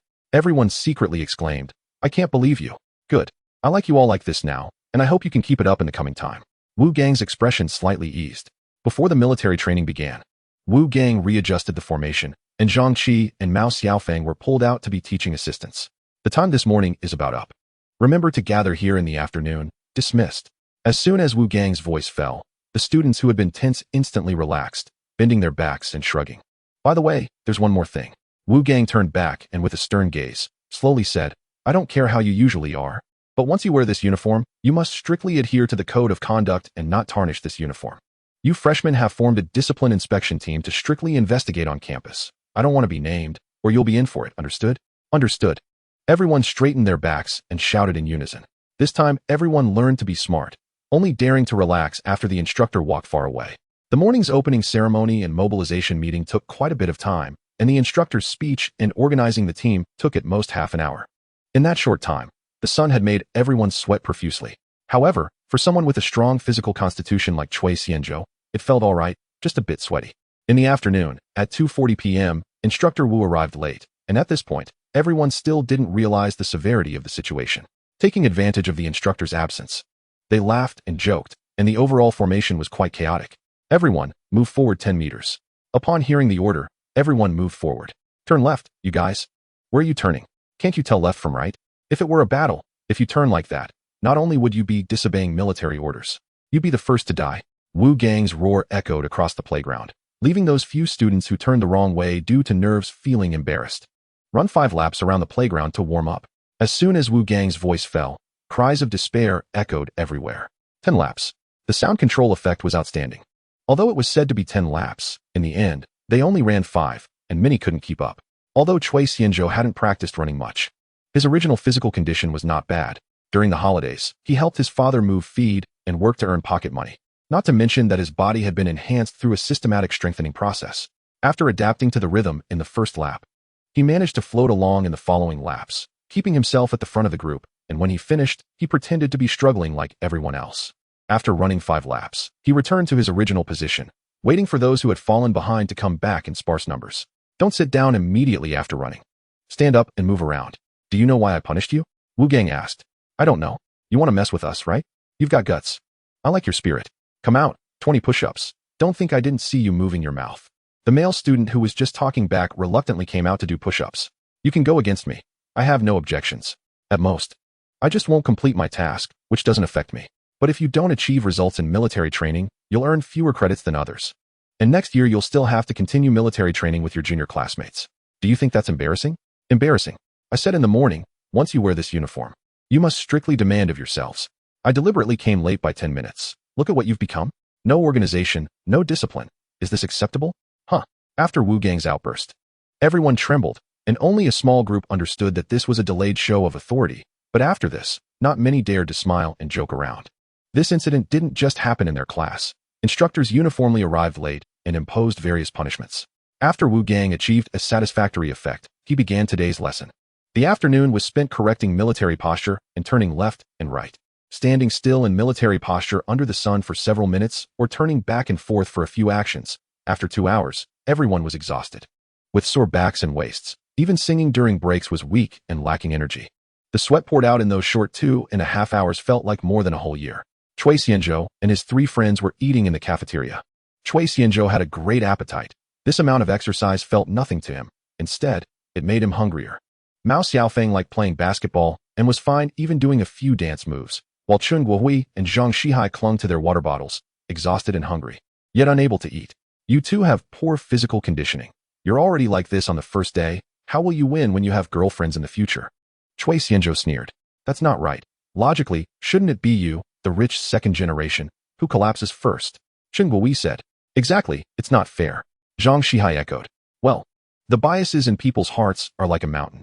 I've seen some rich second generations who value physical exercise. Mao Xiaofeng quickly finished his dinner, burped, and said, Tonight there's evening training. Hurry up, so we can go back and take a shower. As soon as they returned to the dormitory, the entire building was filled with a smell like rotten fish and shrimp soaked in a dry toilet for half a year, making people want to vomit. What the hell? Which dormitory is so lacking in morals, creating chemical weapons? Please close the door. This smell? Oh my god. Did you come to pick me up? Why did you bring salted fish with you? Who bought stinky tofu? This smell is truly something else, intense. You're really hungry. Dormitory 306. Damn, Lao Chui. Your method is good. My sweaty feet surprisingly aren't as stinky as usual. Mao Xiaofeng took off his shoes, smelled them, and was shocked. Of course, otherwise. How could it be called a woman's treasure? Chui Xianzhou replied. You're so disgusting. Chun Guohui and Zhang Shihai couldn't help but mock Mao Xiaofeng's actions. Evening training time took half an hour to review standing military posture and turning, with the remaining time being a singing competition activity. After all, they weren't real new recruits. This group of university students had delicate skin, and it was only the first day of military training. So care needed to be taken to avoid overtraining and fainting at any moment. Those who wanted to secure preferential mate selection rights were particularly active at this time. Everyone sat in a circle together, and those who wanted to perform went directly to the center. Look at the class next door. That's the accounting major, Chen Guoyi suddenly said. A girl from the neighboring class wearing military training sportswear was dancing energetically to the music, causing many boys from surrounding classes to scream and whistle. How do you know? But there are really a lot of girls in that class. It seems there aren't many boys. Mao Xiaofang was attracted by the dancing girl. He must have seen Gao Shengnan. Cui Xianzhou noticed Su Yanqing's profile and then saw the other three from her dormitory. Where? Everyone is wearing the same sportswear. I'm getting dizzy, Mao Xiaofang asked. Although the lights were on in the playground, it was nighttime, and with everyone wearing sportswear, it was indeed hard to distinguish unfamiliar people. Cui Xianzhou pointed to clarify the direction, just as a dancer finished her performance, causing wolf-like howls, coincidentally. Su Yanqing and her friends turned to look this way. Cui Xianzhou saw Su Yanqing raise an eyebrow, and a sense of unease surged in his heart. Su Yanqing was from the accounting major, with only 8 boys among 48 students in her class, and among women, their courage was particularly strong. Coincidentally, seeing Cui Xianzhou pointing this way, a mischievous idea suddenly arose in her mind. She borrowed a Bluetooth speaker from a female classmate and slipped to the center of the stage during the gap when the last dancer exited. Su Yanqing was beautiful, and her loose sportswear made her curvy figure subtly visible, standing in the center and drawing howls from the crowd. Damn, there's a stunning beauty hidden among the freshmen. I'm in love. I've decided. She's my dream goddess. I want to have kids with you. If she's my girlfriend, let me live in a big villa and drive a Maybach. I'm willing. You're really something else. I've never seen such a shameless person, eating and taking at the same time. Hey. Su Yanqing put on the microphone and tried the sound. Shall we challenge the team opposite? Good. The scene erupted with the girls' enthusiastic responses.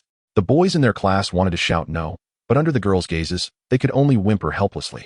Of course, the boys wanted to shout no, as there were only 8 boys in their class compared to 40 girls, making them feel like Tang Sung and his disciples trapped in a land of women, completely enchanted. The girls were more emotional.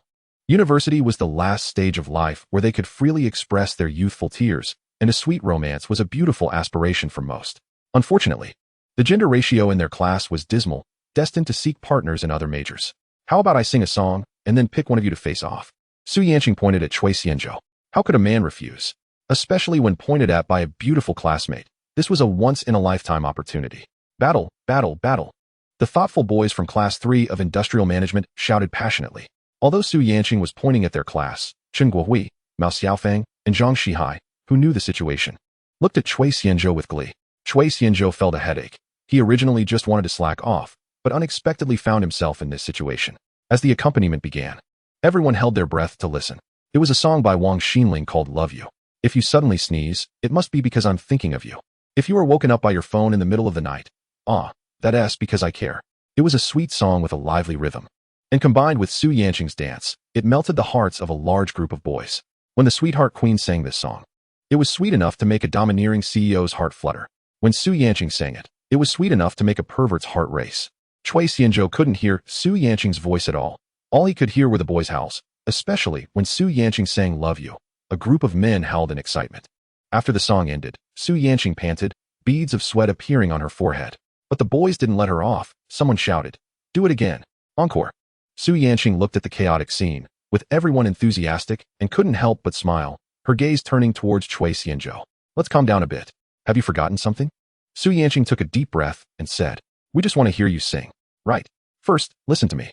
As long as I'm satisfied with the performance of the person I pick, I'll sing another song. How about that? Su Yanqing remained unyielding. Pick me. I'm a karaoke master. Pick me. I'm the ultimate karaoke master. You can call me Baba. Hey, good son. Pick me. Then, I choose him. Su Yanqing's arm slowly turned and suddenly stopped. Everyone followed the direction of her finger, where Cui Xianzhou and others stood, especially Cui Xianzhou, who was strikingly handsome, standing out from the crowd. This time it was the accounting class girls who screamed, "Wow, a handsome guy. I didn't expect her to pick such a stunning one this time. I feel like Su Yanqing knows him. I feel that way too. Is the handsome guy good? Can he do it? Can he do it?" Over at Class 3 of Industrial Management, Chen Guohui, Mao Xiaofang, and Zhang Shihai pushed Cui Xianzhou forward. While the boys who weren't chosen looked dejected, Cui Xianzhou complained, "Don't push me. I have legs and can walk." Ding. Challenge task triggered. Accept the challenge. Reward singing skills, master level. Do you accept the challenge? While he was complaining, he suddenly heard the system's prompt and was taken aback. Only a fool wouldn't accept. Cui Xianzhou silently thought, accept. Ding. Rewards being distributed now. As soon as the system's voice fell, Chui Xianzhou felt a surge of singing skill experience flood into his mind, causing his throat to tingle, making him want to cough. He became immersed in the world of musical experience, unable to extricate himself. Chui Xianzhou's stillness drew discontent from the accounting class instructor. Why is this boy so slow and not decisive at all? He signaled his team to chant slogans. 1-2-3-4-5. We've waited so hard. 1 2 3 4 5 6 7. We're so anxious. 1 2 3 4 5 6 7 8 9. Do you have it or not? Class 3 of Industrial Management responded with Wu Gang directing his team. Let me sing. I will sing. Where do I put my face? Ever since the class meeting, many people learned that Chui Xianzhou was a rich second generation who drove a supercar on the day of registration. And many people surrounded him with smiles, including the class leader, Zhang Qi, who was also a little rich kid. Chui Xianzhou was low-key and easygoing, not arrogant or domineering. And even the class leader didn't compete with him for the position, as there was no conflict of interest. So for a rich second generation like Chui Xianzhou, what he needed to do was to actively engage and build good personal relationships. Chui, with so many girls looking over there, it's hard to refuse. Why don't you give it a try? Zhang Qi squeezed beside Chui Xianzhou and asked. Just then, Chui Xianzhou finished receiving the experience, coughed a bit, and said, okay. Then I'll sing a song. Can you do it? If you can't, our class can do a group sing-along. Chen Guohui expressed concern. Although they had been roommates for a few days, they had never heard Chui Xianzhou sing, and Chen Guohui was worried he might embarrass himself. Just watch me perform and shock the crowd. Chui Xianzhou's lips curved into a smile. He also borrowed a Bluetooth speaker, connected it to his phone, and turned the volume up to the maximum. It's an honor to accept this challenge from this classmate, so I'll sing a cheerful rhythm song. Here goes. Chui Xianzhou had a mysterious smile on his face. The accompaniment melody started. La la la la la la la. As soon as Chui Xianzhou opened his mouth, he used a master-level bel canto technique, causing everyone present to furrow their brows. It's a bit strange. I think I've heard this before. What song is this? To be honest, the powerful breath that activated the resonance of body parts with bel canto, even without other lyrics, was enough for ordinary people to appreciate the pleasant singing voice. They confirmed that Chui Xianzhou was well prepared. The pond is full, and the rain has stopped. In the muddy fields, there are loaches everywhere. Every day, I wait for you, waiting for you to catch loaches. Is it okay, big brother? Let us go catch loaches. The boys present were stunned, while the girls laughed uncontrollably, especially when Chui Xianzhou sang. He was winking and making faces, which many found amusing. Yet, his singing breath was very steady, not chaotic at all. Oh my, is it really that abstract? This guy is so cute. Being with him must be very happy. I like this abstract type of guy. If you don't want him, just let him be with me. I'm in love. In contrast to the girls' joy, the boys had mixed feelings. Many had heard this nursery rhyme, but was it really suitable to sing this at this moment? Old Chui is getting abstract. Does he not care about his reputation? Chen Guohui exchanged glances with others. I think everyone is very happy. Mao Xiaofeng said. The nursery rhyme was short and quickly finished. Chui Xianzhou showed no signs of embarrassment or breathlessness. Thank you. After taking a bow as if he had just finished performing, he wanted to return to the lineup. But the whole audience erupted in boos. Not counted, not counted, not counted. Why not counted? You asked me to sing, and I sang. You can't play like this. Chui Xianzhou laughed. Nursery rhymes don't count as songs. We're not satisfied. Not satisfied. You sang very well, and your bel canto was so steady. We know you must be hiding your skills. Su Yanqing said in a spoiled tone. Big brother, look, I've been singing and dancing for so long. Isn't it too perfunctory? We haven't heard enough. At this moment, the two teams had unknowingly formed a large circle, and Chui Xianzhou stood in the middle of the circle. Not enough. Seriously, I can't do anything about you. Chui Xianzhou shook his head, making a gesture of helplessness. Then I'll sing another one, counting ducks. Shoo. Chui Xianzhou had to ask if anyone present had a guitar, because he wanted to sing a song that required it. The guitar was the only instrument he learned during middle school, initially, just to show off. Now, looking back, it's been a long time since he last played. And tonight, he wants to let loose. Chui Xianzhou tested the sound, making slight adjustments to the strings. Although he wasn't a tuner, he looked cool doing it, making others think he was a professional. Here it comes, this time it's real, a song called Childhood for Everyone. Chui Xianzhou leaned against a box, playing the song's prelude and taking a deep breath. By the pond, the banyan tree, the cicadas are calling out summer. On the swing by the playground, only butterflies are resting on it. As he began to sing the lyrics, his deep, magnetic voice quickly drew everyone into their own childhood memories, filled with laughter, worries, and carefree days. Everyone immersed themselves in their own world, subconsciously singing along to the rhythm, their voices merging with Chui Xianzhou's like a gentle stream that eventually swelled into a river, soaring into the sky. After the evening exercise, Chui Xianzhou returned to his dorm, took a shower, and sat at his desk, towel drying his hair while playing on his phone. The chat group was lively, discussing the performances from the evening exercise and what gifts to give for Teacher's Day tomorrow. This group didn't include any teachers. It was purely a chat group for classmates. What are we planning to give as a gift? Chen Guowei opened the dorm door, slipped inside, quickly closed the door, and asked. The biochemical concentration outside the dorm was too high, and just that opening and closing let in a strange smell. How about we send this on your behalf? Chui Xianzhou casually took a set of La Prairie skincare products from his wardrobe and handed it to Chen Guowei, saying, skincare products are just right. Isn't this too expensive? Chen Guowei took it, looking a bit confused. They had also bought sunscreen products that were cheaper and plentiful. Previously, when Chui Xianzhou invited them to try it, they insisted their thick-skinned nature didn't deserve such expensive skincare after learning La Prairie's price. Chen Guowei looked at the set in his hands, which was worth more than 20 to 30,000. Giving skincare products to a female teacher for Teacher's Day was fine, but no one would give such an expensive gift. Many people wouldn't even spare such money when pursuing a goddess. If he gave this, Director Yang would definitely suspect he had ulterior motives.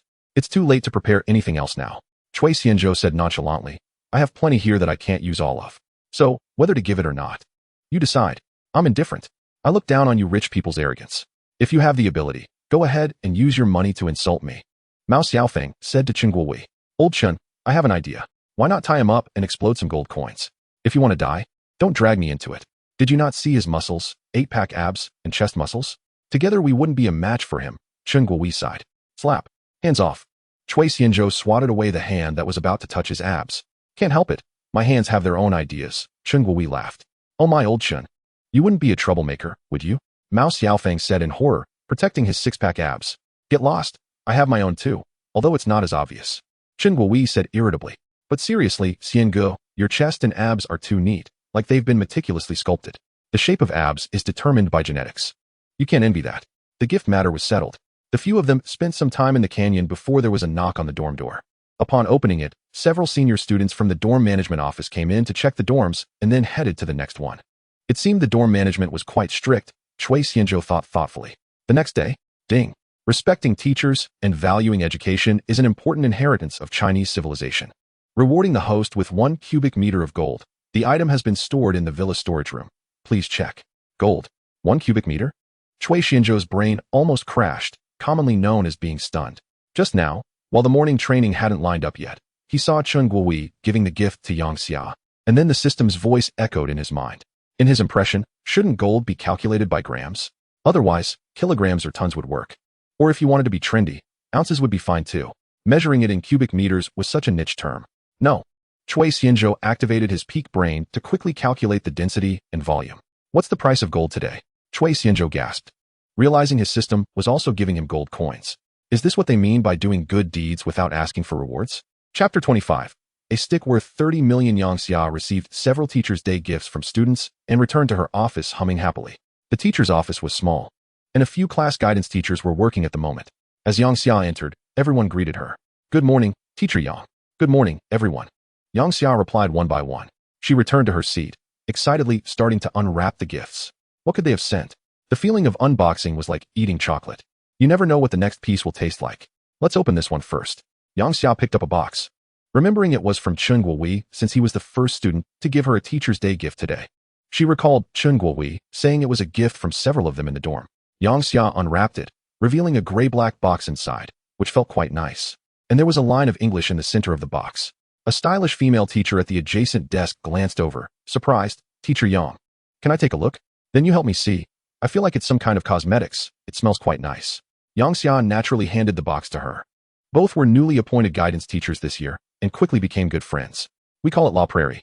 The stylish female teacher took the box, examined it, and then pointed at the line of English. Oh, your expression is so bland. Shouldn't I be surprised and say, wow, it's La Prairie? The female teacher sighed helplessly, feeling defeated. As the box opened, the items were revealed before the two. Oh my goodness, it really is La Prairie. Little Yang, the student who gave you this gift is quite wealthy. Is this very expensive? Yang Xia asked curiously. Do you know the hierarchy of disdain in the skincare world? No. I usually only use Lancme. Let's put it this way. La Mer is looked down upon by La Prairie. La Prairie looks down on too. And two, looks down on Estate East Lauder and Lancmain. Yang Xia was taken aback, exclaiming, then how much is this set? The stylish female teacher picked up a bottle, saying, This one is the Platinum Night Essence, priced over 12,000. Yang Xia gasped, so expensive? For such a small bottle. Pretty much. That's why I said the student who sent you this gift is quite rich. He just casually spends tens of thousands. I'm so envious of you. Why isn't he my student? Yang Xia thought about how Cui Xianzhou and Chen Guohui were in the same dorm and had heard some things about this student who drove a supercar to school on the first day. No, I can't accept this.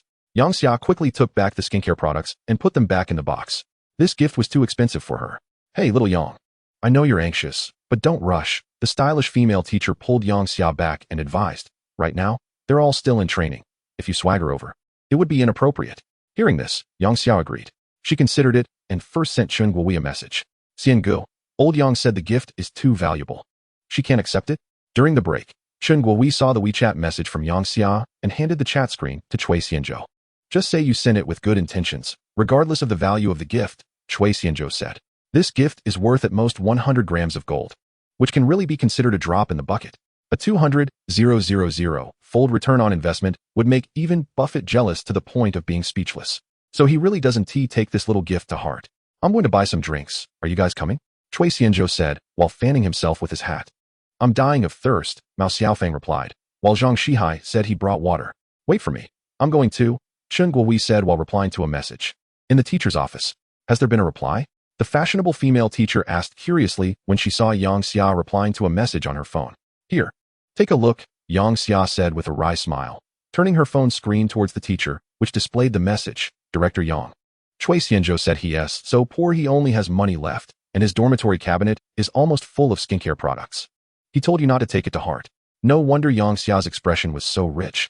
Even she was starting to question life. What she thought were expensive skincare products were almost filling someone else's cabinet. Is this the disparity in the world? Is this student a rich second generation? I heard from other students that he drove a supercar to school a few days ago. Yang Xia nodded and replied truthfully. So it's him. How about we team up to steal? I mean, go check on this student. That's our responsibility as counselors. Hey, you let it slip. Yang Xia looked at her expressionlessly. The playground isn't far from the supermarket, and the three quickly arrived at the supermarket, which was currently packed with freshmen in camouflage uniforms. I felt a chill. Cui Xianzhou sneezed and cast a suspicious glance at Chen Guohui. It's just a misunderstanding. You should know I'm your most loyal brother. Chen Guohui pounded his chest loudly, but anyone could see he was feeling guilty. You can describe loyalty in terms of knights and sycophants, but if we're brothers, we should be able to stand by each other. Right, that's what I mean. Hey, are you taking a knife to cut a watermelon? No, I want to test our brotherhood. After joking, Cui Xianzhou directly approached the supermarket staff, asking them to move a few boxes of alien electrolyte water to the playground, wanting to see if the system would reward him for showing care for his classmates. The supermarket staff went about their business preparing supplies. In the campus, flashy incidents were happening one after another. For example, when someone confesses their love, they would clear out candles from the supermarket to form a heart shape. So when the staff heard Cui Xianzhou's request, they weren't surprised. They called their colleagues to clear out the alien electrolyte water from the fridge and took out a few boxes from the warehouse, also grabbing some chilled watermelons per Cui Xianzhou's request. All of it was loaded onto a small shopping cart, and the three followed Cui Xianzhou to their class gathering point. Cui Xianzhou reminded the staff to come back at 2:30 p.m. Everyone come over for drinks and watermelon. It's on Lao Cui. Chen Guohui and the others called out. Wow. Thank you, boss. You're so generous. Thank you, big guy. May you have peace for life. This watermelon is really sweet. Thanks to the big boss for the refreshment. This water is really sweet, sweeter than first love. You don't have to be polite. Just take what you want. Just don't waste it. Cui Xianzhou quickly sliced up a watermelon. Finally, they managed to endure until the morning training was over. Cui Xianzhou didn't even have time to drink water before hurriedly driving back to the villa. The interior of the villa still looked the same as 2 days ago. After 2 days away, it hadn't accumulated any dust. He didn't have time to think about anything else and headed straight for the underground storage room. Upon opening the hidden door, he saw a perfectly square pile of gold in the middle. Even though he had already gotten used to the existence of the system and had experienced the bombardment of luxury cars, mansions, and enormous wealth, seeing this pile of gold, measuring 1 meter in length, width, and height, still gave him a tremendous shock. In traditional culture, gold is closely linked with power and status. This cultural influence profoundly affects everyone, making people obsessed and longing for it. The unique luster and color of gold can bring visual pleasure because it meets people's aesthetic standards. Coupled with the high safety of gold, its durability and scarcity, people have a particular fondness for it. Cui Xianzhou felt overwhelmed with emotion as he approached, discovering that the gold wasn't one solid piece. but the surface was so smooth it looked like it was. He pulled out one of the bars, which was 1 meter long and 5 centimeters on each side, and felt its heavy weight. Counting carefully, there were a total of 400 bars, each weighing nearly 100 pounds. If he held 2 bars of gold, he could do several sets of weighted squats right there. He had previously checked that today's gold price was 600 yuan per gram, so this one bar was worth about 30 million. A normal person would probably not be able to run far with just one of these. Cui Xianzhou couldn't help but marvel at how amazing the system was. This was even more thrilling than being rewarded with company shares. After all, the impact of physical gold was much greater than that of shares. Of course, cashing out such a large amount of gold would be difficult. But did he even need to cash it out? Cui Xianzhou thought, while sitting atop the pile of gold. If he received a few more rewards like this, he could build a house made of gold like in Stephen Chow's movies. Just a regular guy, greedy for wealth and pleasure. Chapter 26. As smoke media, one day is short. Before you can embrace the morning, you're already in the dim evening. The 5th day of military training has ended. Cui Xianzhou returned to the villa, took a shower, and then lay on the bed playing with his phone. He had been staying in the villa these past few nights. It wasn't that he was afraid of the gold being stolen. Under the condition of not flaunting wealth, who would know there was gold in the villa? The reason he returned to the villa was that the air in the dormitory building had been getting thicker. Poor people rely on adaptation, while rich people rely on technology. It's only when you have no money that you need to overcome difficulties. Now that there's a better choice, why suffer? Wouldn't that make the system useless? Cui Xianzhou saw that there were already 99 messages accumulated in the class group chat, all because Yang Xia announced that for the upcoming welcome party, each class must report a program to participate. This was a hard requirement. However, such larger events aren't just about signing up to perform. It depends on the length of the party and the arrangement of the programs. The school only required all classes to sign up to avoid the embarrassment of having too few programs and to filter out some unhealthy ones, arranging the remaining feasible programs. I choose the Cultural and Entertainment Committee member Tang Xiaoyu. She dances beautifully. Tang Xiaoyu is the Cultural and Entertainment Committee member, looking delicate and well-behaved. Cui Xianzhou learned from Chen Guohui that Zhang Qi was pursuing Tang Xiaoyu. I choose Zhang Wenqi. She sings beautifully. If we're talking about singing well, we must mention Cui Xianzhou. His rendition of Childhood is amazing. I suggest Cui Xianzhou sing while Tang Xiaoyu dances. Wow, great idea. Why didn't I think of that? Cui Xianzhou raised his eyebrows and then sent a big red envelope in the group chat, which was a password red envelope. Zhang Qi, I want to sign up. Yang Xia, I want to sign up. Zhang Qi, hi, I want to sign up. Tang Xiaoyu, I want to sign up. Yang Xia retracted a message. Chen Guohui, I want to sign up. Cui Xianzhou, everyone is enthusiastic and actively participating. Please register, Tang Xiaoyu. Chen Guohui, you're bold enough to send a red envelope. What a waste of my data and expressions, shameless. Yang Xia, shameless. Tang Xiaoyu, shameless. Tang Xiaoyu, Cui Xianzhou, alright. Zhang Qi, shameless. Seeing the rising tide of complaints from his classmates, Cui Xianzhou chuckled and sent another password red envelope. Occasionally teasing the group is a nice way to spice up life. Guiyanxia, Brother Xian is so handsome. Yang Xia, Brother Xian is so handsome. Qiu Jiwei, Brother Xian is so handsome. Jiang Yuanbiao, Brother Xian is so handsome. Chen Guohui, Brother Xian is so handsome. Yang Xia retracted a message. Director Yang, are you trying to stand out? Cui Xianzhou thought to himself. Although everyone was fooled by Cui Xianzhou once, they instinctively clicked on the red envelopes when they saw them, even if it was just a penny. They were more than happy. However, the atmosphere quickly changed. Guiyanxia, thank you, boss. Qiu Jiwei, may the boss have peace all his life. Chen Guohui, a drifting soul for half a lifetime, has not met a wise lord. Mao Xiaofeng, foster father, love me once more. Cui Xianzhou, get lost. Chen Guohui, the child obeys the command. Cui Xianzhou chatted in the group for a while, then switched to his phone's page, planning to scroll through short videos. Ding. Congratulations. Host, you have triggered a task to sign up for the welcome party, and the reward for the host is 30 shares of Royan Media. Do you accept the task? Accept. Cui Xianzhou instinctively accepted the task without thinking. Other people's systems only reward after completing tasks, but his system rewards just for accepting the task. When he realized the content of the task, his face showed a helpless expression. The system is really mischievous. There's no escape from this. Ding. The reward has been issued, and the contract documents have been stored in the study. I really can't do anything about you. Since he had already accepted the task, he could only honestly complete it. Cui Xianzhou glanced at the group chat. After some banter earlier, everyone had shifted from the welcome party to discussing the Korean wave invasion, saying that as long as you practiced for 2.5 years, you could debut, and that the new generation's life ideal was to become an internet celebrity. If the authorities did not take action, the country would be in jeopardy. They managed to elevate a university welcome party to the level of national development. Chui Xianzhou found Tang Xiaoyou's WeChat from the group and quickly added her. He didn't make small talk and directly stated that he wanted to sign up for the welcome party. Tang Xiaoyu was troubled by the lack of sign-ups, and Chui Xianzhou's action just solved her problem. After completing this, Chui Xianzhou did a flip and got out of bed to go to the study next door.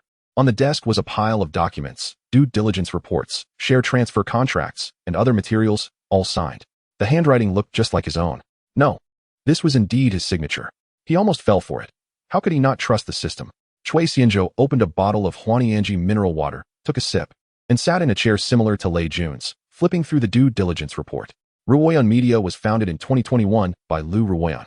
The company currently has major businesses such as internet celebrity incubation, e-commerce live streaming, and web drama production and operation.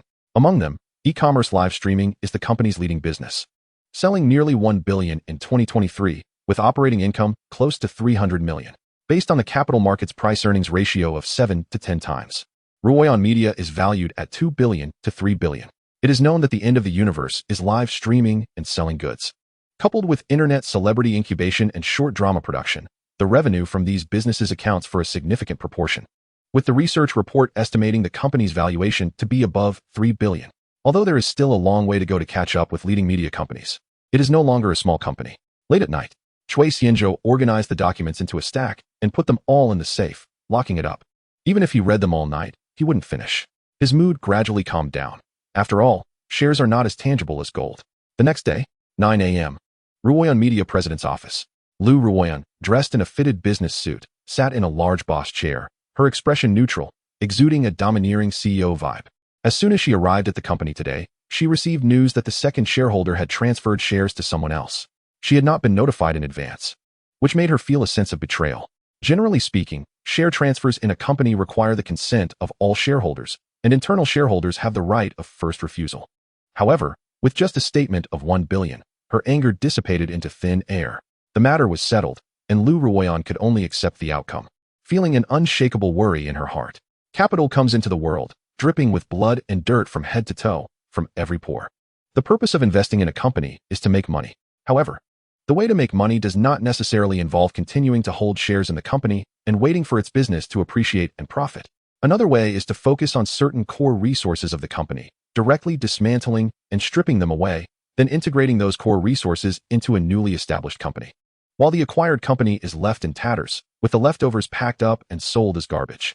The most tragic outcome is for the founding team of that company, who originally held a golden goose that kept laying golden eggs, but ended up being killed for its eggs and thrown out. Of course, currently holding 30 of the shares does not allow her to worry about this the most. Whether the other party is a sheep or a wolf is still unknown. President Lu, should I contact Mr. Chui in advance to feel him out and arrange a time to meet? Gaoya asked cautiously. It was terrifying. As Lu Ruoyan's executive assistant, Gaoya had always perceived Lu Ruoyan as a charming person with a smile, unfazed by any difficulties. Now, this demeanor made her afraid to breathe. You go ahead and contact him. Lu Ruoyan nodded, speaking with her lips slightly parted. During morning military training break, Chui Xianzhou received a phone call. Upon answering, a sweet female voice with a hint of respect came through. Very sweet. I am Chui Xianzhou. Who am I speaking to? Generally, such calls are either trying to scam you or are up to something. If it was from a landline, he would have hung up upon hearing that. Now he could still bear with a couple of sentences because the other party was using a personal phone number. Hello, Mr. Chui, I am Gaoya, secretary to President Lu Ruoyan of Ruoyan Media. May I ask if you have any plans recently? I was wondering if you have time to come to the company to oversee and guide the business? Chui Xianzhou was surprised. He hadn't even planned to go, and they had already called. He thought for a moment. Since they would meet sooner or later, it was better to do it now. He could arrange to go during the lunch break. So he said, I don't have anything to oversee or guide, but it's good to meet. I have time at noon. Send me the address. Okay. Do you need the company to send a car to pick you up? No need. Okay. We look forward to your arrival. Gaoya let out a sigh of relief after Chui Xianzhou hung up the phone and looked up at Lu Ruoyan across from her. She had made the call in front of Lu Ruoyan on speakerphone, so the conversation was also heard by Lu Ruoyan. From the voice, the other party sounded very young. Xianggu, here, have some water.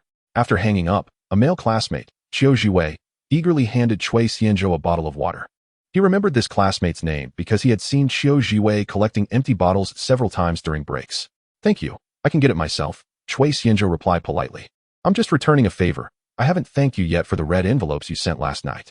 That's my living expenses for a month. Qiu Zhiwei said with a silly smile, looking like an honest person. Where are you from? Chui Xianzhou asked, surprised. Chui Xianzhou had sent out small red envelopes last night. He noticed that the luckiest person snatched over 400, but that person was not Qiu Zhiwei. Although many university cafeterias offer large portions at low prices, that's not the case at Jishur, where a casual meal costs at least 20 or 30. With the current living standards, even 400 for a month is truly a challenge. He suddenly remembered that after the class meeting that day, among the few people asking the class counselor Yang Xia for help with student loans was Qiu Zhiwei. I'm from Shiqing, Guangdong province. We produce a lot of stone there. Next time I go home, I'll bring you our local specialty, wrapped steamed rice dumplings. My mom's wrapped steamed rice dumplings are the best, Qiu Zhiwei said sincerely. His parents are farmers and rely on the weather for their livelihood, so their income is not high. There are 3 brothers in the family, and as the eldest, he has worked in the fields with his parents since he was young, experiencing the hardships of physical labor, and has worked hard to get into college. Well, I want to be polite then. I will definitely give it a try if I have the chance, as long as you don't mind. After Qiu Zhiwei finished speaking, he took the mineral water and distributed it to others. Chui Xianzhou sat in the shade of a tree, drinking water and cooling off, lost in thought. Although Qiu Zhiwei did not mention his family situation, from his inquiries about student loans and collecting empty bottles, it should also be for selling, right? For Chui Xianzhou at this moment, giving a few thousand in red envelopes is nothing, but for some people, 300 or 400 yuan is a month's living expense. This made him think of the saying, the rich dine on wine and meat while the poor starve. People's circumstances are different. His family has always lived in abundance, and he has never suffered since he was young. Now, because of the existence of the system, he has lost the concept of money. He felt an inexplicable sense of guilt. It turns out I am too kind. Thinking carefully about the period of time, he has a house, a car, money, and a pile of gold along with a 30 stake in a company. Even if he were to lie flat and be a slacker now, he wouldn't be able to spend all his money. Material satisfaction and spiritual poverty made him feel a burst of energy, wanting to do something within his capabilities. Passive people choose to adapt to their environment, while active people choose to change their environment. In fact, to put it bluntly, the newly rich have a mentality of a nouveau riche. Too much money makes them feel stifled. Ding! Congratulations to the host for realizing the enlightenment of to achieve is to benefit the world. And the share transfer documents and other materials have been stored in the villa study safe. Please check. Shouldn't it be that the poor should keep to themselves, and the rich should have many wives? Chui Xianzhou was surprised and complained. He originally thought that being kind was just being pretentious, but unexpectedly, good people do get rewarded. Earlier, he had a thought of donating to his alma mater to raise the distribution standards for poor students, and then the system's reward came. Apple Incorporated is a listed company with a market value of over 30 trillion, which is over 200 billion in RMB. This was just a fleeting thought of his, and suddenly his wealth surged by over 200 billion. The world is truly crazy. Although it wasn't as exaggerated as rewarding Apple with 100 shares all at once, he now only enjoys the dividends and residual property distribution rights from the shares.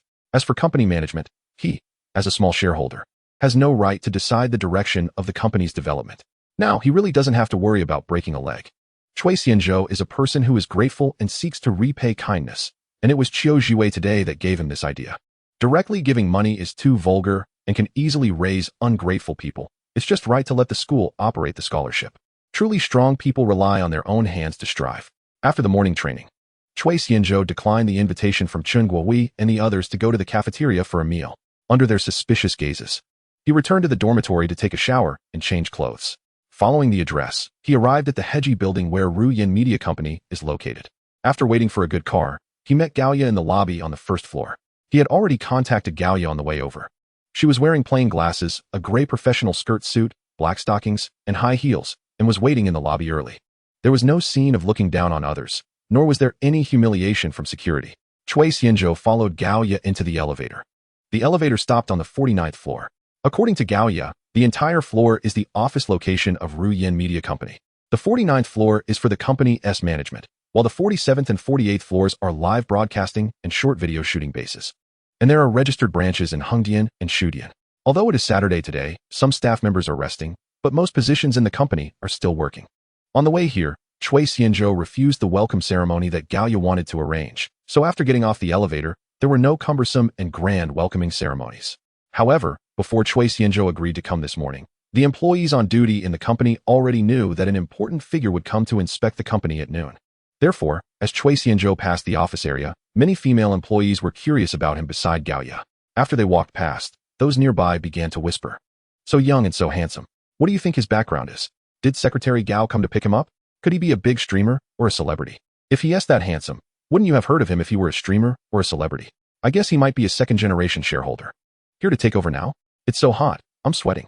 If I could be his girlfriend, I would be willing to live in a villa and drive a Porsche. Chapter 28. First meeting. Gallia knocked on the door and pushed open the president's office door. Chui Xianzhou entered and glanced around, seeing a screen dividing the space. The left side was the office area, and the right side was a small reception room. Gallia led him to the left, and Chui Xianzhou raised his eyes to see a tall and graceful figure standing in front of a huge floor-to-ceiling window. She was wearing a small suit jacket, her black wavy hair cascading obediently behind her, and under it was a matching skirt, supported by her round and firm hips. A pair of long legs were as smooth as jade, standing together, and on her feet were over 10 centimeters high heels. The figure turned around upon hearing the noise, and Chui Xianzhou caught a glimpse of her true appearance. An exquisite mature woman, her eyebrows like distant dye, her features delicate, with light makeup. Her eyes held spring water, her skin like, radiating a mature charm. With her arms crossed, her chest was high, accentuating her tall waist and long legs. This was the most beautiful woman Chui Xianzhou had ever seen, possessing both beauty and grace, with an imposing aura. The self-deprecating would feel compelled to submit, while the strong would feel a desire to conquer. Lu Ruyan saw a handsome, youthful, and sunny young man enter the office under Gallia's guidance, and her bright eyes flashed with surprise, not expecting the visitor to be so young. Her beautiful eyes swept over Chui Xianzhou, who was casually dressed and wearing a Patek Philippe 5271R with rubies, catching her attention. Lu Ruyan stepped forward with a smile and said, "President Chui, I am Lu Ruyan. It's a pleasure to meet you. Please forgive me for not welcoming you from afar." Her voice was melodious and pleasant. However, Chui Xianzhou felt a lot of pressure. Lu Ruyan's estimated height was about 1.78 meters, and with those towering heels, she looked down slightly, creating a sense of oppression. Chui Xianzhou's expression was a bit stiff as he raised his head to meet Lu Ruyan's gaze, politely saying, "Hello, President Lu. I am Chui Xianzhou. Nice to meet you. I understand that work is important. This height and figure is quite unfair. Her hips are almost at her chest. Let's sit down and chat over there." Lu Ruyan's movements were natural, her tone assertive. Gallia guided Chui Xianzhou to sit in the reception room on the other side, then prepared tea for the two and left the office, giving them space. Lu Ruyan returned to the office's lounge and changed into a pair of indoor flat slippers. In fact, she didn't like wearing high heels. She was already taller than many men. The reason she wore high heels today was to present an imposing demeanor. She didn't have any information about Chui Xianzhou and thought he would come with a team, so she wore the high heels she didn't like. As the largest shareholder, she had her own pride and didn't personally come down to welcome him. However, upon seeing that Chui Xianzhou was alone, she smiled to herself, realizing she had overreacted. After all, after a long time of deceit and intrigue, she began to see ulterior motives in everyone. At this moment, a strange thought suddenly arose in her mind. Lu Ruyan sat down beside Chui Xianzhou, and he looked at her strangely. The distance felt a bit too intimate. Interpersonal communication has a certain spatial range depending on the relationship and context, generally divided into public distance, social distance, personal distance, and intimate distance. The public distance is about 4 to 8 meters, and two strangers maintaining this distance would feel comfortable. The social distance is generally 1 to 2 meters, which is the distance for socializing across a tea table or office desk. The personal distance is roughly the distance where one can reach out and almost touch the other person. The intimate distance is the minimum gap or almost no gap in interpersonal communication, aptly described by the idiom close without distance. In the relationship between Chui Xianzhou and Lu Ruyan, they should maintain a social distance, making the situation formal yet not distant, allowing both parties to converse while keeping a certain atmosphere. However, at this moment, Lu Ruyan sat down close to Chui Xianzhou, her hips pressed against him, already touching him. Sitting down, Lu Ruyan was noticeably shorter than Chui Xianzhou, making it evident that she indeed had long legs. Lu Ruyan smiled and asked, "President Chui said he was very happy to meet me. I wonder just how happy he is." Chui Xianzhou frowned and asked, "Do you get this close to others when talking?" He looked at her delicate face just inches away, exuding infinite charm. Lu Ruyan licked her lips, noticing Chui Xianzhou's instinctive movement to avoid her, and a smile appeared at the corner of her mouth as she said, "Not with others, only with you. Do you like it, little brother?" Chui Xianzhou looked at Lu Ruyan's red lips slightly parted, and the fragrance of orchids and musk wafted towards him. He instantly felt a bit dry in his mouth. Why does it feel like he's encountered a female rogue? Chui Xianzhou found it hard to cope, but didn't he want to lose face? So he said, "You can call me brother, but can you leave out the little?" Lu Ruyan's curiosity was piqued as she inquired, "Then tell sister, how old are you?" Chui Xianzhou took a sip of tea and answered honestly, 18. Where? Lu Rian exclaimed dramatically, I'm 6 years older than you, so you are my little brother, unless. Unless what? Chui Xianzhou frowned. Just then, with a loud slap, Chui Xianzhou swiftly swatted away Lu Rian's hand, a reflexive response from his mastery of Tai Chi. Once he realized what had happened, he frowned and said, Hey, can I report you for workplace sexual harassment? What a pity. With such quick hands, it's harmful to the body. Lu Rian pouted, disappointed. I'm just helping you prove that you weren't lying. Then I should thank you. Chui Xianzhou replied irritably. One moment of inattention, and the wheels have rolled over. You're welcome. Is this what it's like for an old bull to eat tender grass? Lu Rian laughed. Ever since she first saw Chui Xianzhou, she couldn't help but want to tease him. It was hard to imagine he would be the one acquiring 30 of her company. Lu Rian felt cheerful, finally understanding how men like young girls feel. Manager Lu, shouldn't we get down to business? I came here today to get acquainted. And I have things to do in the afternoon, Chui Xianzhou reminded, shifting his buttocks to move a bit further from this enchanting woman. Call me sister, Lu Rian teased. What's the rush? Let's bond a bit first. Chui Xianzhou gave her a look that seemed to ask if she could be serious, watching her play around. Lu Rian couldn't hold back anymore and burst out laughing. She didn't expect the little brother to be so amusing. Moments later, in a large conference room. The room was already filled with people for an impromptu high-level meeting of Rian Media. The main purpose of today's meeting was to familiarize Chui Xianzhou with the company's executives, allowing him to recognize faces for future work, even though he just wanted to be a hands-off manager. As the first and second largest shareholders of the company, Lu Rian and Chui Xianzhou naturally sat at the head of the conference table, while other minor shareholders, agents, and heads of various departments sat on either side. After a thorough examination, the attendees were still surprised by Chui Xianzhou's youthful and handsome face. He was indeed too young and too handsome. Nobody would object if he were called a trainee, if he were willing to become a streamer with his looks. The company wouldn't need to spend much resources to make him the leading man. Lu Rian introduced him to the shareholders present, the 4 vice presidents, and the heads of various departments. The 4 vice presidents managed the daily operations, human resources, content creation and operation, as well as market promotion and brand building. The company had many business departments, primarily including talent incubation and management teams, live e-commerce teams, content production and operation teams, brand marketing teams, and web drama filming and operation teams. Additionally, there were support departments like human resources, finance, administration, and legal affairs. A multitude of mid-level managers filled the entire conference room. Since this was a temporary meeting primarily to introduce Chui Xianzhou to the company's organizational structure and personnel situation, the specific operational status of the company was not discussed. But it still took some time. After the meeting concluded, attendees began to leave the conference room, with Chui Xianzhou and Lu Rian being the last to remain. Little brother, you've met the key personnel in the company. It's not big, and the staff isn't complicated, Lu Rian whispered in Chui Xianzhou's ear. If you support me from behind, I will repay you in the future. At this moment, Lu Rian stood behind Chui Xianzhou and said seriously. However, Lu Rian, who couldn't maintain seriousness for more than 2 seconds, suddenly blew warm air into the ear of the man in front of her. Caught off guard, it felt ticklish. Chui Xianzhou widened his eyes at her and said in a deep voice, Woman, you are playing with fire. Having succeeded in her sneak attack, Lu Rian laughed. There are stronger hands among the strong, and there's always someone better. You can't escape my grasp. I see you need to be taught a lesson. Although they hadn't spent much time together, during this period, Chui Xianzhou was teased multiple times, and he knew that Lu Rian was doing it on purpose. So he suddenly stood up, pretending to be ready to deal with her. Lu Rian was startled. This was a large conference room, not her office. If someone were to leave something behind and retaliate. Thinking of this, Lu Rian quickly walked a few steps to open the conference room door. Once outside, the seductive look on her face disappeared, returning to that of a strong woman. I'll let you talk big, don't fall into my hands. Or one day I'll settle the score with you. Chui Xianzhou shook his head and chuckled at the sight. Haha, woman, your name is hypocrisy. Chui Xianzhou waved goodbye to her and returned to school. On the way back, his phone buzzed incessantly with messages, and just then, a red light appeared. Sure enough, Lu Rian sent over several images, mixed with text messages. Little brother, what do you think of the quality of these stockings? Sister's stockings have a hole for some reason. And these high heels. Balenciaga, Valentino. Chui Xianzhou inhaled sharply, feeling a rush of heat in his nose, quite flustered. These few photos Lu Rian sent had a powerful impact, making him restless, mysterious, pure, and fiery. She was a seasoned woman who knew how to showcase her advantages. Meanwhile, in the office of the chairman of Rian Media, Lu Rian looked at her phone with a playful smile, absent-mindedly fiddling with the stockings she had just put on that now had a hole. He must look quite interesting now, right? Not knowing what she thought of, Lu Rian instinctively rubbed her hand.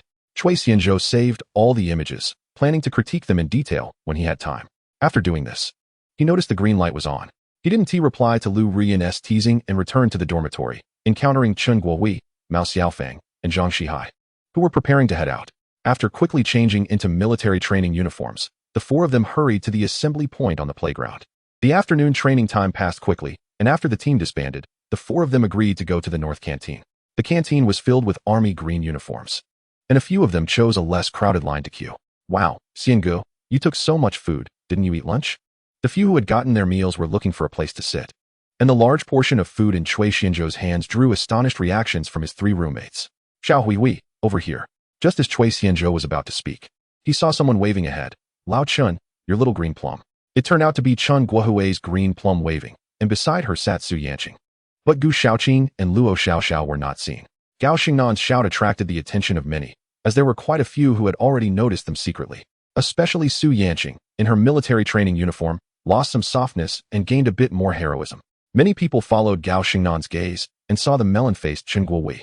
The four sat facing each other, with Chui Xianzhou sitting across from Su Yanqing.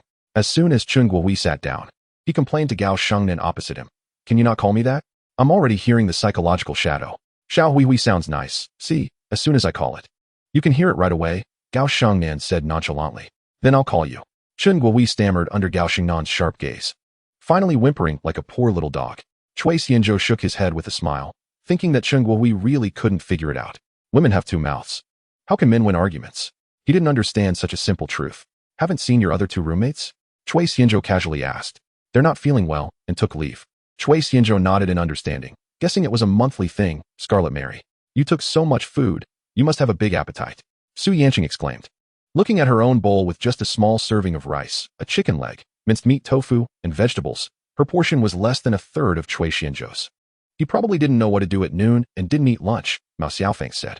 Mao Xiaofeng's words piqued the curiosity of the two girls opposite, just as it freed Chen Guohui from their scrutiny. Looking at the clear big eyes of a few girls, Chui Xianzhou smiled and said, I originally thought I would enjoy life in college, but unexpectedly my family gave me some shares to deal with, and I had to squeeze in a meeting at noon, encountering troublesome teammates. Chui Xianzhou recalled that he seemed to want to enjoy college life, and it had only been a few days. No, I want to be a hands-off manager. He thought of the 30 shares in Yuyan Media. By the way, the documents are still in the villa, I almost forgot. Upon hearing this, the others looked surprised. For everyone, just having passed the high school entrance exam to get into college, a beautiful college life was beckoning them, while their peer Chui Xianzhou already had his own company. Although Chui Xianzhou spoke of only a little share, no one was foolish. If it were really just a little share, would there be a need to attend a meeting?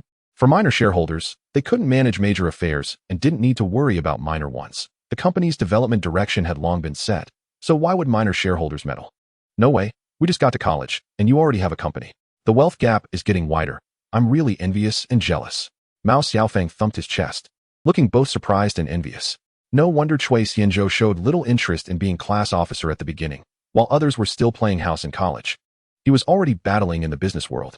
Indeed, being a rich second generation was not easy. Sometimes he didn't know whether to be envious or relieved.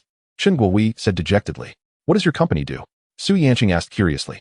Her surprise was no less than anyone else's. After all, among everyone present, she was the first to meet Chui Xianzhou. Who would have thought that the boy she met on the high-speed train a few days ago was already a shareholder of a company? Without thinking, Chui Xianzhou replied, A media company. What? Mao Xiaofeng asked excitedly. Is it the kind of media company with a lot of internet celebrity sisters? Sisters and big sisters, you name it. Chui Xianzhou said firmly. He thought of the old CG Lu Rian. He had used up all his strength resisting Lu Rian's harassment today, hurriedly held a meeting, and rushed back to school without having time to find the sisters. Besides, the office building had 3 floors and a total area of more than 7,000 square meters. Even if he just took a quick look, it wouldn't be finished in a short time. Big boss, if I can't make it in the future, can I come to your company as a streamer? Mao Xiaofeng asked half jokingly and half seriously. What are you talking about, bro? Chui Xianzhou asked with a laugh. But what special skills do you have? It's time to formally introduce myself. Mao Xiaofeng took a deep breath and quickly said, Green mountains outside the mountain. Singing and dancing and basketball. The spring breeze has turned the southern bank green. Practiced for 2.5 years. My Douyin is called the Prince of Basketball from Kunming, and I have more than 20,000 followers now. Is that really more than 20,000 followers? That's more than 20,000 little black fans. Chui Xianzhou said, not expecting the bold personality of the big-eyed Mao Xiaofeng. Cui Xianzhou rubbed his forehead helplessly and said, Wazishan lost her husband Li Ji, and you've already revealed your chicken feet. But you can do it. With so many followers, if you manage it well, you'll definitely get a green line warning. Everyone burst into laughter. Su Yanqing giggled. Remember to bring your account and followers when you go to court. In this era of short videos have penetrated everyone's life, giving everyone the opportunity to showcase themselves. Many ordinary people have become internet celebrities through short videos and achieved financial freedom. Otherwise, how could there be the saying that the end of the universe is live streaming? You black my family. If you have the ability, my family can lay eggs, and you can't eat them. Mao Xiaofeng didn't care if he would really receive a green line warning. Over the years, this joke had become a phenomenon on short video platforms. Did you think I was this kind of person? Chen Guohui raised his eyebrows. It's been so many years. Can you let my family go? I originally enjoyed being with you guys, Zhang Shihai said. Now I enjoy it even more. Little black fans are everywhere. There's no saving. The air was filled with a joyful atmosphere. I can't eat so much. You can have this chicken leg. You seem to have a good appetite. Su Yanqing handed the chicken leg she hadn't eaten to Cui Xianzhou. She watched as Cui Xianzhou devoured it without pretense, not putting on airs, and felt happy. Boys are great. No matter how much they eat, they can digest it and not get fat. Cui Xianzhou noticed an extra chicken leg on his tray. He looked up to see Su Yanqing smiling sweetly at him. This is too embarrassing. You gave me your chicken leg, and the rest is all vegetables. That's true. Su Yanqing thought for a moment, and then her eyes lit up.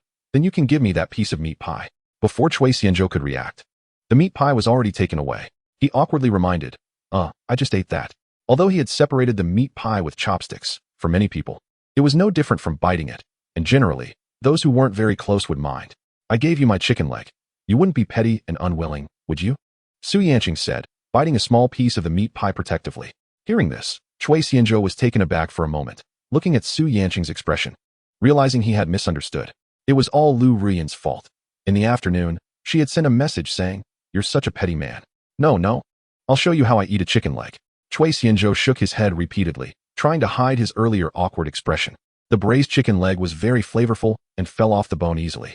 Cui Xianzhou unceremoniously shoved the chicken leg into his mouth, gently pulling it out, leaving only a chicken leg bone. Su Yanqing's eyes widened in surprise, her little mouth forming a round shape. Amazing. The interactions between Cui Xianzhou and Su Yanqing fed Mao Xiaofeng and Zhang Shihai a lot of dog food, their expressions resembling someone who found a dead fly in their meal. Look at you, clearly unable to finish your meal, yet you want to ruin mine. I enjoy it. Why do you care? If Cui Xianzhou's side resembled a campus romance drama, then Chen Guohui's side was like a vicious dog fighting over food.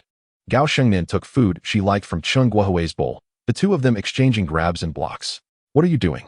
Oh, Mao Xiaofeng said speechlessly. The air is filled with the sour smell of love. You should pay attention to the environment. In the future, when we encounter this situation in the cafeteria, let's eat separately from them. I feel like every bite tastes different. I'm exhausted from it. Zhang Shihai suggested. Mao Xiaofeng and Zhang Shihai were deeply resentful. May all lovers in the world become siblings. Cui Xianzhou and Su Yanqing exchanged smiles. After dinner, the boys and girls parted ways at the cafeteria entrance. Each returned home, each looking for their mothers. After finishing evening exercises, Cui Xianzhou drove back to the villa, first heading to the study, where he found the documents stored by the system in the safe. This was the largest reward he had received since obtaining the system.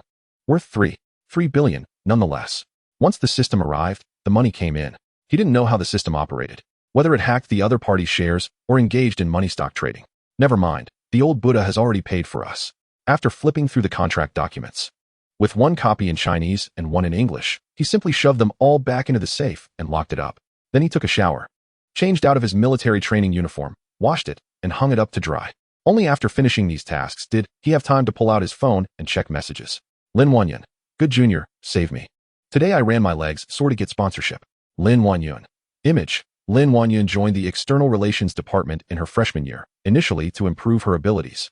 But once in, she found it was a deep sea, always begging for favors. The picture showed slender, long legs in stockings and high heels, tempting enough to commit a crime. Cui Xianzhou. I told you, stockings and high heels, so stinky. Lin Wanyun quickly replied, and the two chatted sweetly for a while. Switching to another chat page, Cui Xianin reported how much she ate today, what she did, and even caught her parents eating good food behind her back. Whenever Cui Xianzhou saw his mother send several 60-second voice messages in a row, he knew it was his sister's doing. 60 seconds was just the limit for WeChat, not his sister's limit. Of course, there were messages from Lu Ruoyan, but he didn't open them. He saw that the last message from 2 hours ago was a picture. So he decided to let himself off the hook and get a good night's sleep. Unknowingly, military training had reached its 8th day. After a period of adaptive training, the classmates had all tanned a few shades, and even Chui Xianzhou, who had taken good sun protection measures, was no exception. However, everyone's spirits had improved a lot. Tomorrow is the Mid-Autumn Festival, and we still have to do exercises.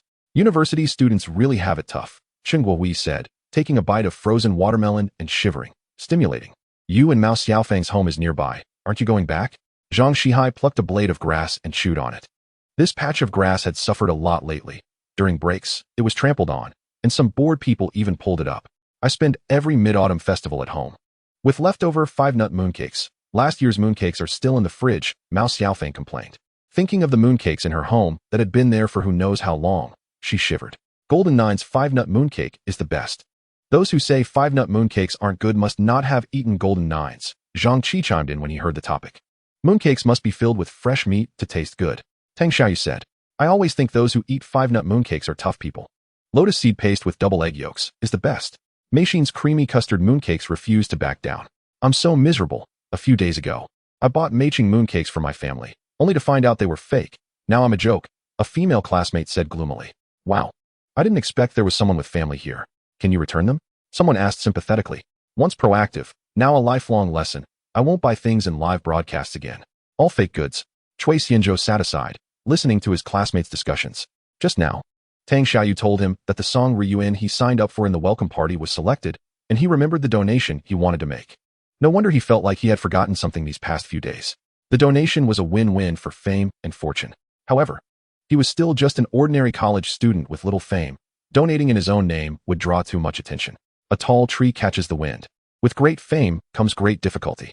In fact, most people are not suited for excessive fame because the backlash from fame is extremely strong. If a person lacks enough humility and detachment, it is hard to bear. Those who value reputation are looked down upon by the wise, sighed over by the foolish, and worshipped by flatterers, becoming slaves to their own vanity. He thought of a way to maximize benefits, donating in the name of Ruoyan Media.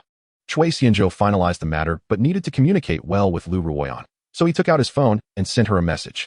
Self-benefit, company reputation, a win-win.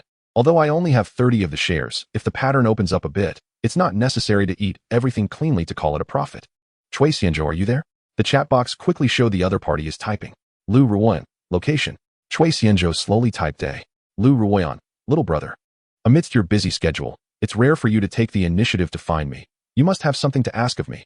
So just say, dare you to meet? Chui Xianzhou was taken aback, unable to tell who the real rogue was. The other party was always ready to speed up, truly the seasoned player. Chui Xianzhou, am I afraid of you? Afraid you won't be reasonable. As a normal man, he also had his temper. The two had interacted frequently these days, discussing some deeper topics. Knowing that the mountain has a mother tiger, he still dared to venture into the mountain. As a normal man, he should act when it's time to act. Being hesitant is not proper behavior. I'm not lewd. It's just that the flowers are blooming beautifully. And if I don't appreciate it, it seems I lack appreciation for beauty. At this moment, in the chairman's office of Ruoyan Media, Lu Ruoyan lay on a wide office chair, wearing a charming smile. She licked her tempting red lips and raised her hand to reply to the message. Lu Ruoyan, being unreasonable is a privilege unique to women. After quickly replying to the message, Lu Ruoyan's smile deepened, like a weasel who stole a chicken. Sister, I love teasing Xiao Chunin the most. Seeing the message, Chui Xianzhou wore an expression as if brother Jia had no way to deal with her. Chui Xianzhou, then you should be careful. If you trick someone and they don't acknowledge it, that's also a man's nature.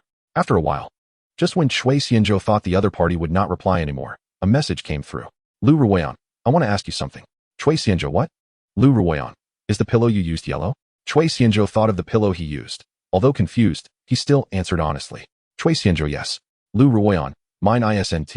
Chui Xianzhou, Lu Ruoyan, because the yellow in your head came out, and I don't have that. Chui Xianzhou was defeated. He thought Lu Ruoyan could be honest for a moment, explaining that men's testosterone levels are high, leading to more oil secretion, thus staining the pillow yellow, but unexpectedly. She was not even subtle. Chui Xianzhou had finally seen how crazy proactive women could be. The afternoon passed quickly, and shortly after roll call for evening exercises, Chui Xianzhou quietly left.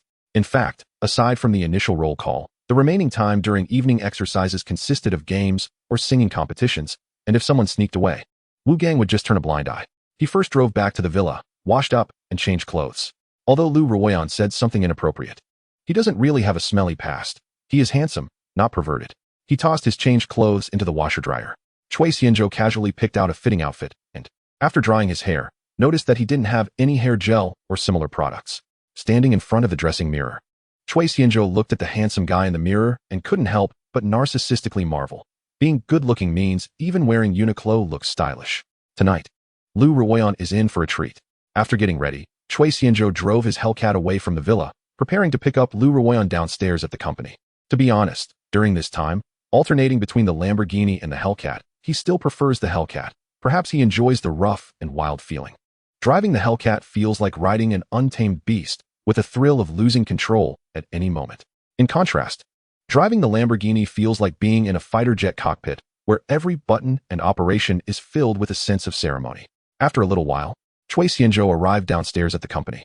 He parked in a temporary parking spot and called Lu Ruoyan to let her know he had arrived. In less than 5 minutes, Lu Ruoyan walked out of the building. Today, she wore a white halter top and a long slip bodycon skirt, which she perfectly wore.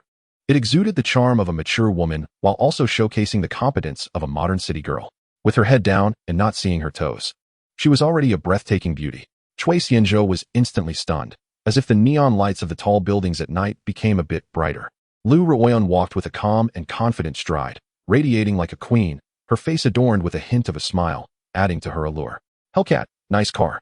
Has taste, Lu Ruoyan greeted, her face full of joy, seemingly looking forward to tonight. Once Lu Ruoyan got into the car and fastened her seatbelt, Cui Xianzhou remarked, "It's rare for a girl to recognize this car." As Lu Ruoyan entered the car, a warm atmosphere enveloped them, making it hard to resist. Lu Ruoyan smiled sweetly and said, "I like manual transmissions. They have better control. This car makes my hands itch." "I didn't know you liked manual transmissions," Cui Xianzhou replied. Hey, that's discrimination. Why can't a girl like manual transmissions?" Lu Ruoyan retorted. "My previous goal was to be a female race car driver. Until what?" Cui Xianzhou asked curiously. "Until I got hit in the knee with an arrow." Lu Ruoyan laughed, her body shaking with mirth. "How old-fashioned," Cui Xianzhou countered. "Where to?" The two had gotten familiar with each other over the past few days of back-and-forth communication. After all, he was a man and wouldn't he lose out. "Let's go to my place. My cat can do flips." Cui Xianzhou glanced at her. "You mean you can do backflips, right? I didn't know you had such flexibility." Cui Xianzhou started the car, heading towards the location Lu Ruoyan had given him earlier. Lu Ruoyan lived in the nearby Poly-Tianyue community, not far from the company. "You've improved, grasping things so quickly. It seems my efforts weren't in vain. People grow up, okay? What do you mean by a soldier's absence for 3 days feels like 3 autumns?"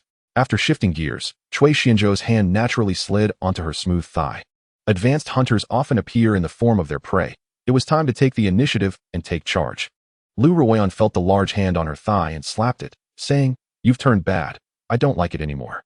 Cui Xianzhou felt the touch on his arm and turned to look. At that moment, Lu Ruoyan was lying obediently in his embrace. With her long waist-length hair and bright, dark eyes, her skin was as fair as snow, and her figure was captivating. The air was filled with youthful energy. And the sage-like Cui Xianzhou reminisced about the passion from earlier, feeling a bit restless. Just now, under Lu Ruoyan's direction, he drove into the Poly-Tianyue community. Poly-Tianyue is located on Shima Road in Pazhou Village, east of Pazhou Tower Park, separated by a river from Zhujiang New Town and Finance City. Entering from the underground parking lot, they took the elevator to the top floor. As soon as they entered the door, Lu Ruoyan took the initiative to strike, and the two began a playful exchange right from the entrance. Cui Xianzhou picked her up in a princess carry. Lu Ruoyan's residence is a spacious flat of over 300 square meters. The distance from the door to the master bedroom isn't short, but for Cui Xianzhou, carrying Lu Ruoyan was effortless. However, what surprised Cui Xianzhou was that despite Lu Ruoyan's raunchy jokes and smooth driving, she was still a novice. She had perfect theoretical knowledge, but zero practical experience. Although they had never eaten pork, they had seen pigs run. Ding! Congratulations, host, for entering the next stage of life. Update node. Reward of an adult gift pack. Would you like to claim it? A box resembling a gift pack popped up before him, and Cui Xianzhou was astonished.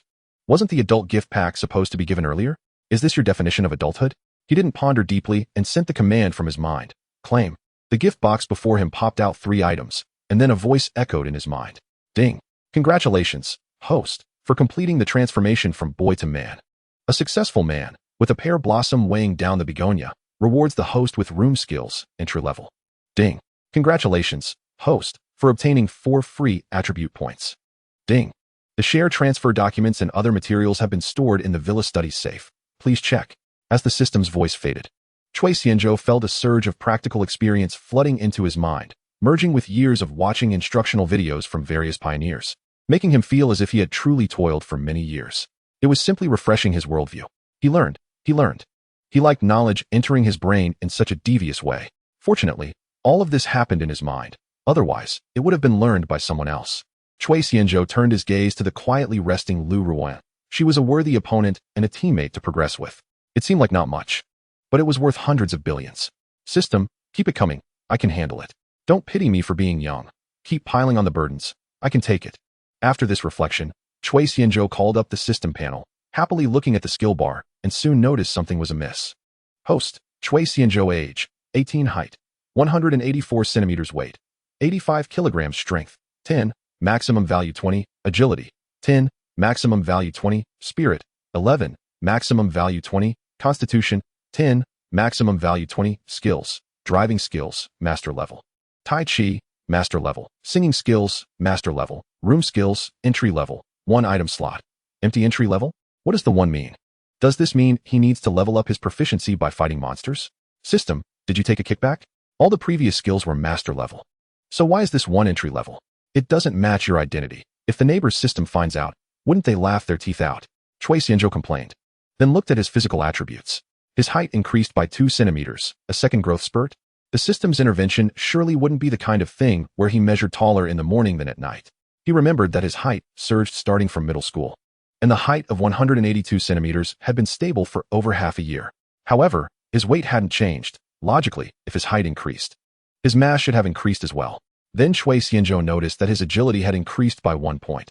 He recalled it was 9 before. Could it be due to the recent military training at school, undergoing regular training? Anyway, unable to figure it out, he didn't delve deeper. Seeing the number jumping in his 4-dimensional attributes reminded him of the 4 free attribute points he had just received.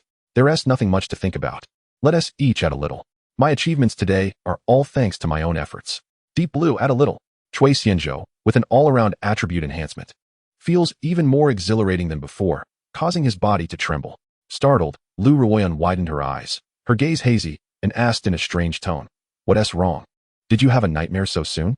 Chui Xianzhou smiled and replied, "I'm very satisfied. Little brother, keep it up." Lu Ruoyan let out a soft hum, rubbing against him with a satisfied expression, and asked, "By the way, what did you come to find me for today?" Hearing this, Chui Xianzhou suddenly remembered the purpose of coming to find Lu Ruoyan today. If Lu Ruoyan hadn't asked, he would have really forgotten. Beauty misleads people. He briefly explained the matter of wanting to make a donation. Once it came to business, Lu Ruoyan became serious, and upon learning it was to use the company's name for the donation, she readily agreed. However, it felt quite strange for the two of them to lie in bed discussing company matters and strategizing for the business. Whatever, as long as the company develops well. With his shares, he'll earn more.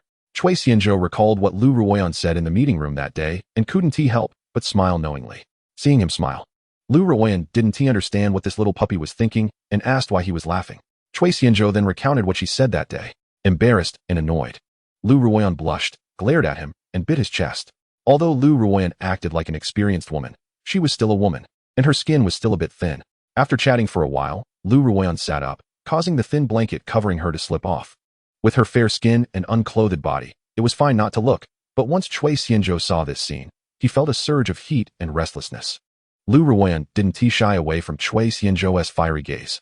She bent down and pulled out a box of medicine from the bag she had thrown on the floor when she entered the master bedroom, took out a pill, and swallowed it with water.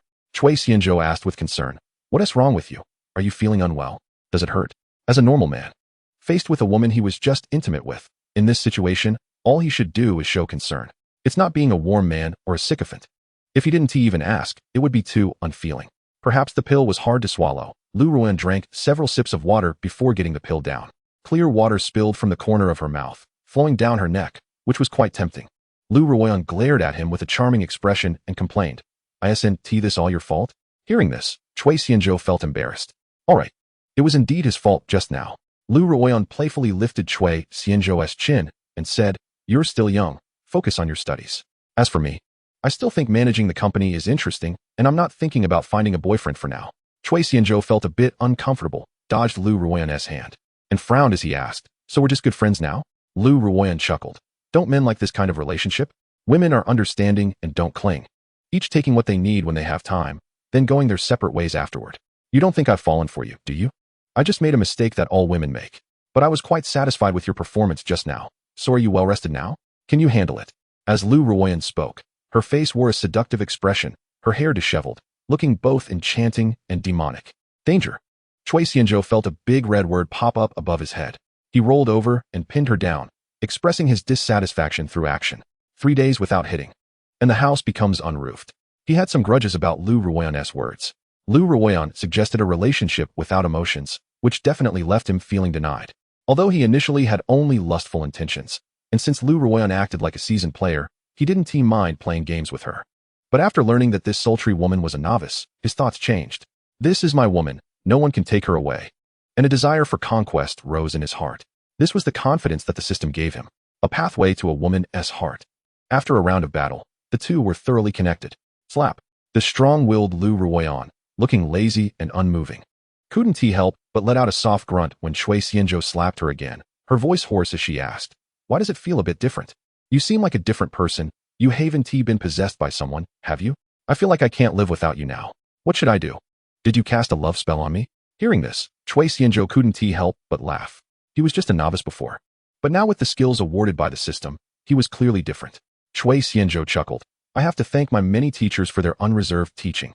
Now that I've integrated it all, my skills have reached perfection, so of course, it's different." Lu Ruoyan exhaled softly. After studying so many courses, "How is your skill?" Cui Xianzhou slapped her again and said, "I practice my skills deeply. You've experienced it, the legacy of the national football team. Not to mention." He was starting to enjoy this feeling of hitting. Lu Ruoyan pouted defiantly. "Men are just stubborn." Cui Xianzhou raised an eyebrow and said seriously, "It seems you have a lot of opinions.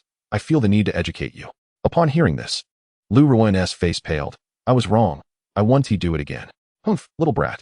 I can't possibly let you off so easily." To be honest, Lu Ruoyan, who was inexperienced but had a big ego, was just putting on a show. In reality, she was weak. After winning a small victory, Cui Xianzhou brought up the fact that she said she didn't want a boyfriend for now. "Only a good friend?" Lu Ruoyan honestly replied, "Yeah. The work pressure is high. I don't want anything else for now. Plus, at my age, others are starting to become mothers. So isn't it reasonable for me to find a good friend?" Cui Xianzhou thought for a moment and said, "I have no objections to your idea, but I have a request." Lu Ruoyan looked at him seriously, curious as she asked, "What request?" Cui Xianzhou looked directly into Lu Ruoyan's eyes and said, "Until we clearly end this relationship, you cannot be with anyone else. Whether it's a physical relationship without emotions or conquering this woman, during this time, Cui Xianzhou does not allow anyone else to interfere. This is his bottom line and an untouchable red line." Lu Ruoyan propped herself up, smiling with interest. "Interesting. Is this your male chauvinism?" Lu Ruoyan looked down at Cui Xianzhou with a lofty gaze, like a proud queen overlooking her subjects. In this world, when a pawn touches the red line, the pawn is gone. When a leader touches the red line is gone. She is someone who doesn't like being constrained and is not a flighty woman, so she naturally wouldn't be involved with multiple partners. Cui Xianzhou's words made her a bit uncomfortable. Since she couldn't resolve the problem, she would deal with the one who raised the issue. She had a strong personality and always set rules for others, so naturally, she wanted to overpower Cui Xianzhou. Cui Xianzhou's tone was firm and unyielding. "Just say yes or no. If you're unwilling, our relationship ends here. We can finish it right now. In the future, you go your own sunny way, and I'll walk my own narrow path." Lu Ruoyan looked aggrieved, on the verge of tears, pouting, "You have a cruel heart. I've given you my all, and you're so heartless. Am I not worth your affection at all?" Cui Xianzhou felt a headache coming on. This woman was truly a drama queen, switching styles at will without any signs of acting, all genuine emotion. If he said he had no attachment to this woman, it would definitely be self-deception. After all, men always have special feelings for their first woman, let alone Lu Ruoyan, who had exceptional looks, intelligence, and temperament. Seeing her like this, Cui Xianzhou's heart almost softened. He still hardened his heart. Some bottom lines couldn't be crossed. Or else he would be completely at the mercy of Lu Ruoyan, this mature and alluring woman. The atmosphere was tense for a moment. Lu Ruoyan sensed Cui Xianzhou's firm attitude and chose to take a step back. She smiled and playfully rubbed her face, saying, "All right, don't have that stern face. I promise you, you heartless dog man. To be honest, I suddenly like you a bit. You're nice and handsome, skilled in various arts. Where can I find such a man? I don't know why you specifically made this request. I think you have a misunderstanding of me. You don't think I'm a bad woman, do you?" I only act like this towards you. Stop. Don't speak. Your mouth is so quick. I've completely understood. Hearing this, Chui Xianzhou couldn't help but smile slightly, then felt something was off, secretly thinking this woman is quite impressive, almost making him smile broadly. No wonder so many emperors in history were infatuated with beauty and lost their kingdoms. Chui Xianzhou deeply realized how irresistible this woman was. Since he had already received Lu Ruiyan's promise, he felt a bit more at ease. Of course, he wasn't that naive. Lu Ruiyan was always a businesswoman, and what she said was often just empty words. Lu Ruiyan wrapped her arms around Chui Xianzhou's neck. Okay, I'll listen to you. I trust you like a ghost. This wicked woman is quite bad. In the morning, Chui Xianzhou woke up, instinctively reaching for the bedside, grabbing his phone from the nightstand, and checking the time. It was already past 7. Just as he was about to get up, Lu Ruiyan insisted, "Let us sleep a bit more." Chui Xianzhou said, "Didn't you say I should focus on my studies? If I don't get up now, I'll be late."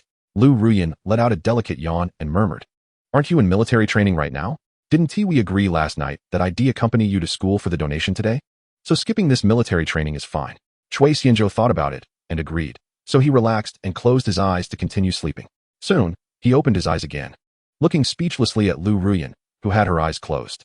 Today, Lu Ruiyan's complexion was rosy, adding to her allure. Her skin was fair with a hint of red, as if it could be pinched to produce water. He intended to take a nap, but Lu Ruiyan was clearly not interested in sleep. Looking at Lu Ruiyan, whose eyes were filled with laughter, he asked, "Didn't you say we should sleep a bit more?" Lu Ruiyan sensed the man's confusion and laughed softly. As the sun rose high, Chui Xianzhou went downstairs and saw Gaoya and others waiting for him, a total of 4 men and 5 women. "Good morning, President Chui." Among these people, besides Gaoya, there was also the financial director. The financial director, a woman in her 30s, clearly recognized Chui Xianzhou, but was surprised that the small team originally meant to pick up Lu Ruiyan ended up with Chui Xianzhou, responding to everyone's greetings. He smiled and nodded. Chui Xianzhou said, "Sorry, let us head out now." The group turned and returned to the 2 Audi cars behind the Maybach 680. Gaoya looked at him oddly and asked, "Aren't we waiting for General Lu?" It was understandable that she had an odd look because she had called Lu Ruiyan last night to report work, and at that time, Lu Ruiyan informed her that Chui Xianzhou planned to donate a sum of money to the school in the company's name and asked her to come downstairs to pick her up this morning. Initially, she didn't notice anything unusual, but later she sensed something was off. The voice on the other end was disordered, and she thought Lu Ruiyan was sick. Soon after, Lu Ruiyan said a few words and hurriedly hung up the phone. Putting this together with Chui Xianzhou appearing now, it was evident what had happened last night. Realizing this, she suddenly understood that she seemed to have stumbled upon the 2 big bosses' private matters. Would this mean she would face difficulties in the future? Chui Xianzhou awkwardly said, "Lu Ruiyan hurt her foot while running last night, so she can't come today." Gaoya quickly replied, "Oh, okay." Inside the Maybach 680, the atmosphere was a bit awkward. Last night, it was his mischievousness that teased Lu Ruiyan, and now he was facing retribution. However, as long as he wasn't embarrassed, the awkwardness was on them. Chui Xianzhou lay back in the car as if nothing happened, calling up the system panel to look directly at the skill bar. Host, Chui Xianzhou age, 18 height, 184 centimeters weight, 85 kilograms strength, 11, maximum 20, agility, 11, maximum 20, spirit, 12, maximum 20, constitution, 11, maximum 20, skills, driving master. Martial arts, master, singing, master, bedroom skills, entry level, 3 is expected. He saw that the bedroom skill showed 3. Chui Xianzhou pondered. It seemed to correspond with the number of times. Meanwhile, at the entrance of Jidai University, this morning during military training roll call, Yang Xia discovered that Chui Xianzhou was absent, and he hadn't requested leave beforehand. This could be a big deal because, in the eyes of parents, their children were already entrusted to the school. Therefore, she directly called Chui Xianzhou. During the call, she learned that he would arrive at school a bit later and told Yang Xia that he planned to donate over 10 million to the school, asking her to help report it up the chain. This left her stunned. Better to believe it than not. This was quite unbelievable.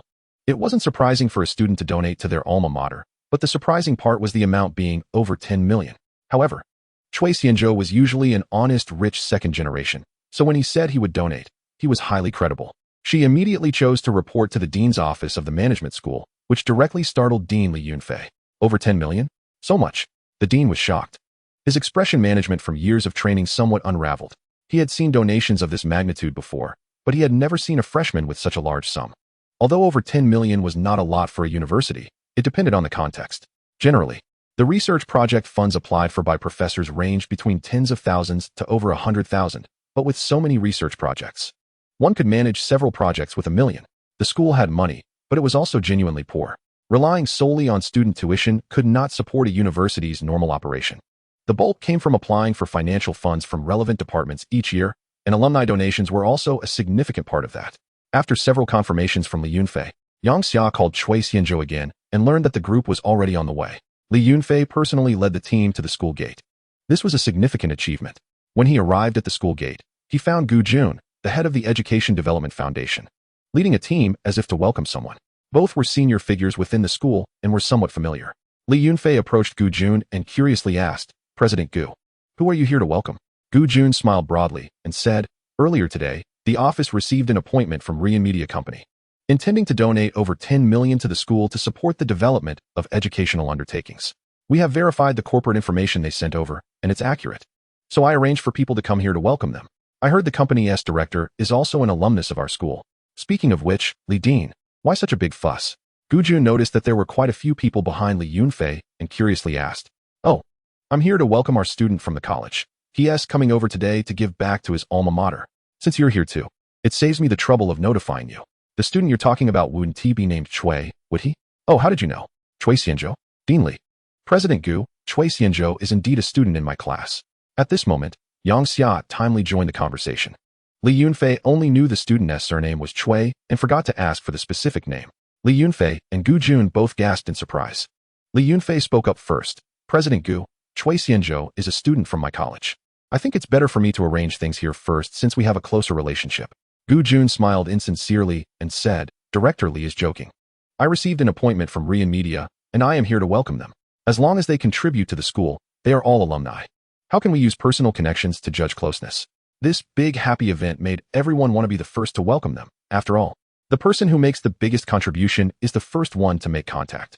Just like many people know that the highest peak in the world is Mount Everest. How many know the name of the second highest peak? There were quite a few people in white shirts standing at the school gate, and their aura made students standing 4 to 5 meters away feel cautious. The 3 people standing at the front were led by the vice principal, along with Li Yunfei from the Management College and Gu Jun, the head of the Education Development Foundation, whom they had only seen in photos with the leadership management personnel. Students coming in and out of the school began to speculate whether a high-ranking leader was visiting for inspection today. Vice Principal Zhang Yun lamented, "Such a big event. And you didn't report it, keeping it a secret. If it weren't for someone notifying me, I would have been kept in the dark." At first, his assistant reported that Gu Jun was organizing people at the school gate and didn't know who they were welcoming, which he didn't take seriously. Then his assistant said the dean of the management college was heading to the school gate with assistants and teachers, which made him suspicious. What are these two up to? When his assistant found out that a media company was planning to donate over 10 million yuan today, he couldn't sit still any longer. Isn't it funny? For such an important matter, neither of you said a word. If I weren't well informed, I'd miss out on all the hot news. Old Zhang. It's not that I didn't say anything.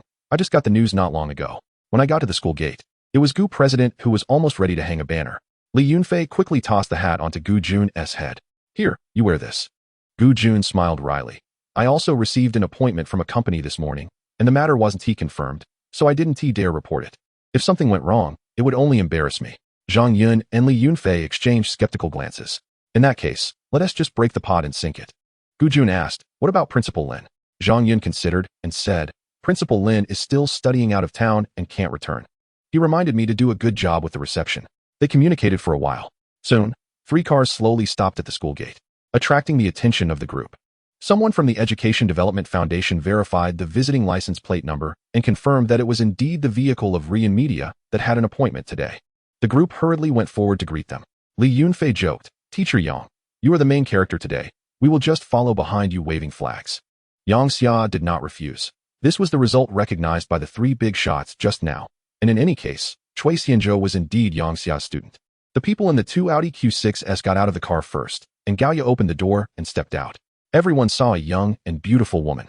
And finally, Cui Xianzhou got out from the other side. Cui. Yang Xia looked at him with a complex expression and strange eyes, speechless. Her face a bit red. "Director Yang, you can just call me by my name." Cui Xianzhou timely took over the conversation.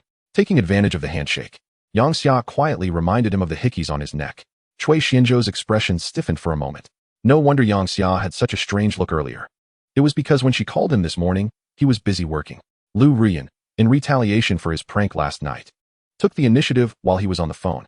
What a disaster. First Gaoya, then Yang Xia. Why do I have to experience such embarrassing moments? In the end, he bore it all alone. After the little interlude, Yang Xia introduced him to Zhang Yun, the principal, Li Yunfei, the dean, and Gu Jun, the president. Still, the same saying applied. As long as I am not embarrassed, the embarrassment is for others. Cui Xianzhou introduced Gao Ye and the finance director beside him, while the finance director introduced the rest. Gao Ye was nominally Lu Rian's secretary, but her actual position was executive assistant to the CEO. Many might think that positions with assistant in the title are not high-ranking. However, that is not the case. As a qualified executive assistant, she must possess high standards of organizational coordination, analytical judgment, communication skills, adaptability, and professional knowledge. Otherwise, how could she handle the CEO's documents, emails, and filter important information for timely reporting? Moreover, since Lu Rian is the major shareholder of the company, it can be said that Gao Ye's status in the company requires even some minority shareholders to treat her politely. After all, even a seventh-rank official must be respectful in front of the prime minister. Comrade Cui is young and talented, truly a pride of our school. Zhang Yun praised while shaking hands. Principal Zhang overpraises me. This is all thanks to the school's good teachings. I have always regarded the school motto as my life creed and strictly hold myself to it, Cui Xianzhou humbly replied. At this moment, he turned into a handshake robot, wearing a proper smile and shaking hands with everyone one by one. If it weren't for Teacher Yang's report, I wouldn't have known there was another young talent in the college. Our management college has produced another outstanding student, Li Yunfei said with eager eyes. Our college is full of talent under the leadership of the dean. I can only be considered an ordinary one among the masses, Cui Xianzhou modestly said. Cui student, I am Gu Jun, the head of the Education Development Foundation. Thank you very much for your contributions to your alma mater. On behalf of the foundation, I sincerely thank you. President Gu, you are too kind. This is my alma mater. I am just contributing a little bit to help my alma mater thrive. Cui Xianzhou replied. After the small talk, a group of 20 to 30 people walked grandly into the school. They began to tour the campus. Passing by the playground where many freshmen were training, Zhang Yun introduced the situation of this year's freshmen, while teachers from the school's publicity department and employees brought by Gao Ye took photos to document the event. This scene aroused the curiosity of many military training freshmen who were resting, each of them stretching their necks to look curiously. Isn't that the vice principal? Who are they receiving? I saw the dean of the management college. Who is that young handsome guy next to him? Look at that middle-aged man with glasses. I've seen him on the school management personnel photo wall. That's Gu Jun, the head of the Education Development Foundation. I found a beautiful sister. I want to get closer. That handsome guy beside them looks a bit familiar. Wow, I know, that's the Lamborghini rich guy. The crowd gasped. It's true. Isn't he also a freshman? Why isn't he in military training, but in the leaders group? Still at the front of the line. You're too young. Who says freshmen must participate in military training? The bottom line can be flexible. Old brother, open the door, check the water meter. As a freshman this year, Cui student, do you have any suggestions for improving military training? Li Yunfei asked. The military training at our university only started aligning with other universities in 2021. And compared to other universities, the training volume is not large. If I were to suggest something, I could talk from morning till night. We were born in a peaceful era and have not experienced the brutality of war. We really need military training to shape our spirit. If the training standards were raised a bit, with stricter requirements and more standardized movements, I believe everyone would appreciate the school's good intentions. Cui Xianzhou said in a resonant tone. Cui Xianzhou's words were not well-intentioned. If the school really reformed military training, it wouldn't fall on him. He could only hope that future juniors and sisters would take care of themselves. Ami tofu. Good. Zhang Yun praised. If everyone had your kind of awareness, the people would have faith, and the country would have strength. It's a pity that the physical fitness of today's students is too weak to complete it all at once. But we are gradually pushing forward. No, I'm just saying some formalities. Principal, don't take it seriously. Hallelujah. Cui Xianzhou pretended to shed a tear for his junior students. The group arrived at the VIP reception room in the administrative building and took their seats one by one. A few senior students had already prepared the reception room, with tea, snacks, and fruits on the table, and the adjusted projection equipment was playing. Zhang Yun briefly introduced the school's history and development plan, and the topic shifted back to today's theme, with school leaders looking at Cui Xianzhou with eager eyes. Our Cui Dong often teaches us to remember our roots no matter how high we grow, and to be grateful when we are doing well. This is the principle of being a person, Gao Ye said. However, Gao Ye's words were a bit too eloquent, making him blush a little. Speaking of which, this is only our second meeting. Where does the frequent education come from? Am I really that kind of person? Under his guidance, this donation amounts to 20 million, of which 10 million is earmarked for student scholarships and financial aid, while the other 10 million is for reasonable expenses such as school research funding and teaching resources. Since receiving the news last night, Gaoya had already started making preparations. On the way here, Cui Xianzhou had also given her the exact donation amount. Therefore, her speech at this moment represented Cui Xianzhou's intention. As soon as Gaoya finished speaking, gasps filled the VIP room. It is known that maintaining a university's normal operation requires a large amount of funding, which comes from government subsidies, income from operations, contributions from affiliated units, and other income, including donations. University expenditure includes teacher salaries, research funding, teaching resources, scholarships and financial aid, and facility maintenance. If others are smiling because they know this donation amount is huge, but have little concept of it, the most excited ones present are the University Education Development Foundation's Gu Jun and the financial department staff. Since its establishment in 2010, the University Education Development Foundation has received over 1.5 billion yuan in donations. This is a total amount accumulated over 14 years, averaging 100 million yuan in donations per year. In the second quarter of this year, the foundation signed 20 donation agreements, totaling about 25 million yuan, along with 6,000 small donations totaling 600,000 yuan. The donation amount for the third quarter has not yet been counted, but it is expected to be similar to the second quarter. Unexpectedly, Cui Xianzhou single-handedly doubled the amount for the third quarter. Gu Jun excitedly said, "Cui Dong, thank you for your selfless contribution to your alma mater. Rest assured, the Education Development Foundation will set up a special team to supervise the use of the donated funds." He was eager to make progress, as this was a big deal, and he needed to curry favor. A donation of 20 million right from the start, while still being a freshman, is unprecedented in this school. In November last year, Lei Jun from Xiaomi donated 1.3 billion yuan for his alma mater's 130th anniversary, setting a record for the largest cash donation from an alumnus to a university in the country. This made other universities envious to the point of wanting to take his place. Now he seems to see another outstanding individual emerging from his school, which gives him hope. The vice president sincerely thanked him. "Mr. Cui, on behalf of all faculty and students, thank you for your recognition and contribution to our alma mater." Of course, compliments from Dean Li Yunfei of the School of Management, the director of the Academic Affairs Office, and the director of the Financial Office followed. Cui Xianzhou politely said, "Principal Zhang, President Gu, you don't have to be so polite. For the specific process, just coordinate with Gaoya, and I will just honestly provide the funds."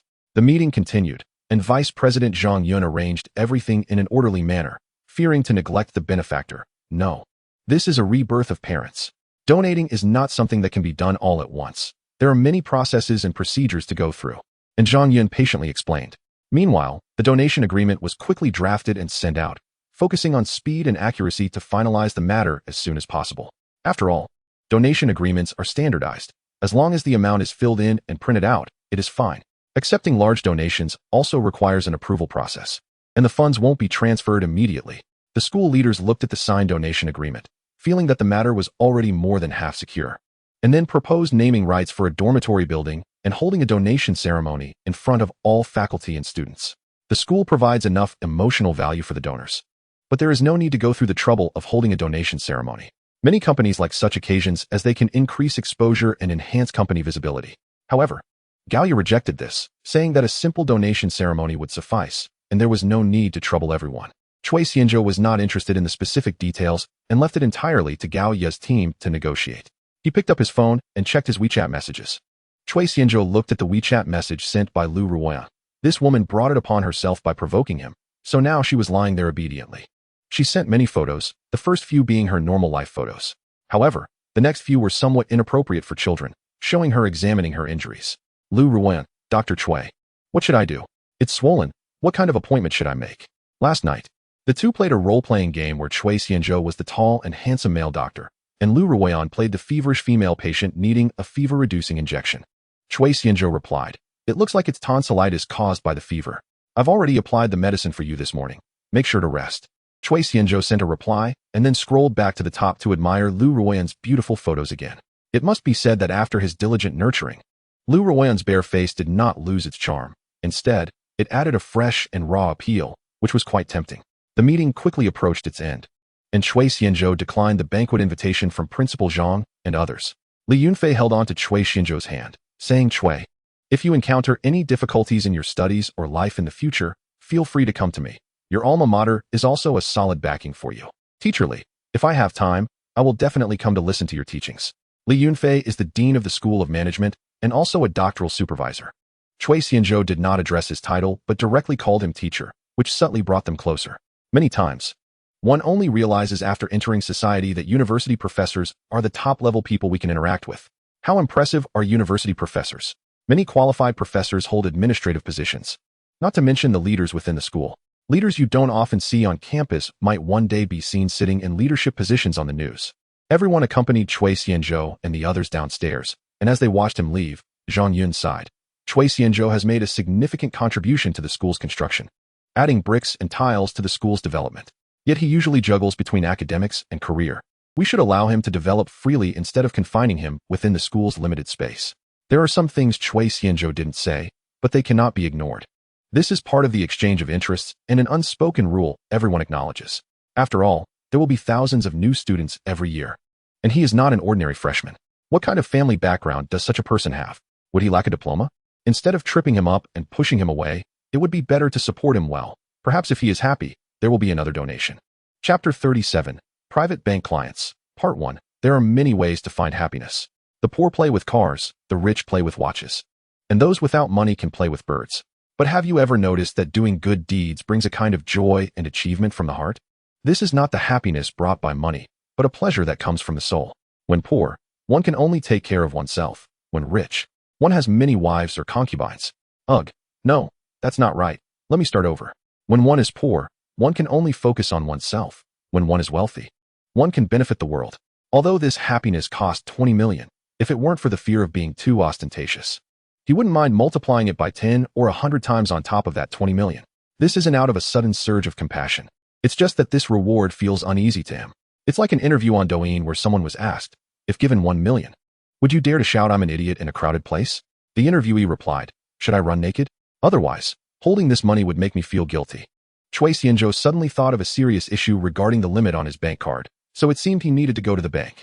In fact, a private bank client manager had called him on the day he started school, but he had just brushed it off at the time. Now he had to go in person. Cui Xianzhou found Zhou Xinmin's WeChat for the company and contacted her to arrange a visit for the business. The other party quickly replied that she received it and sent the address.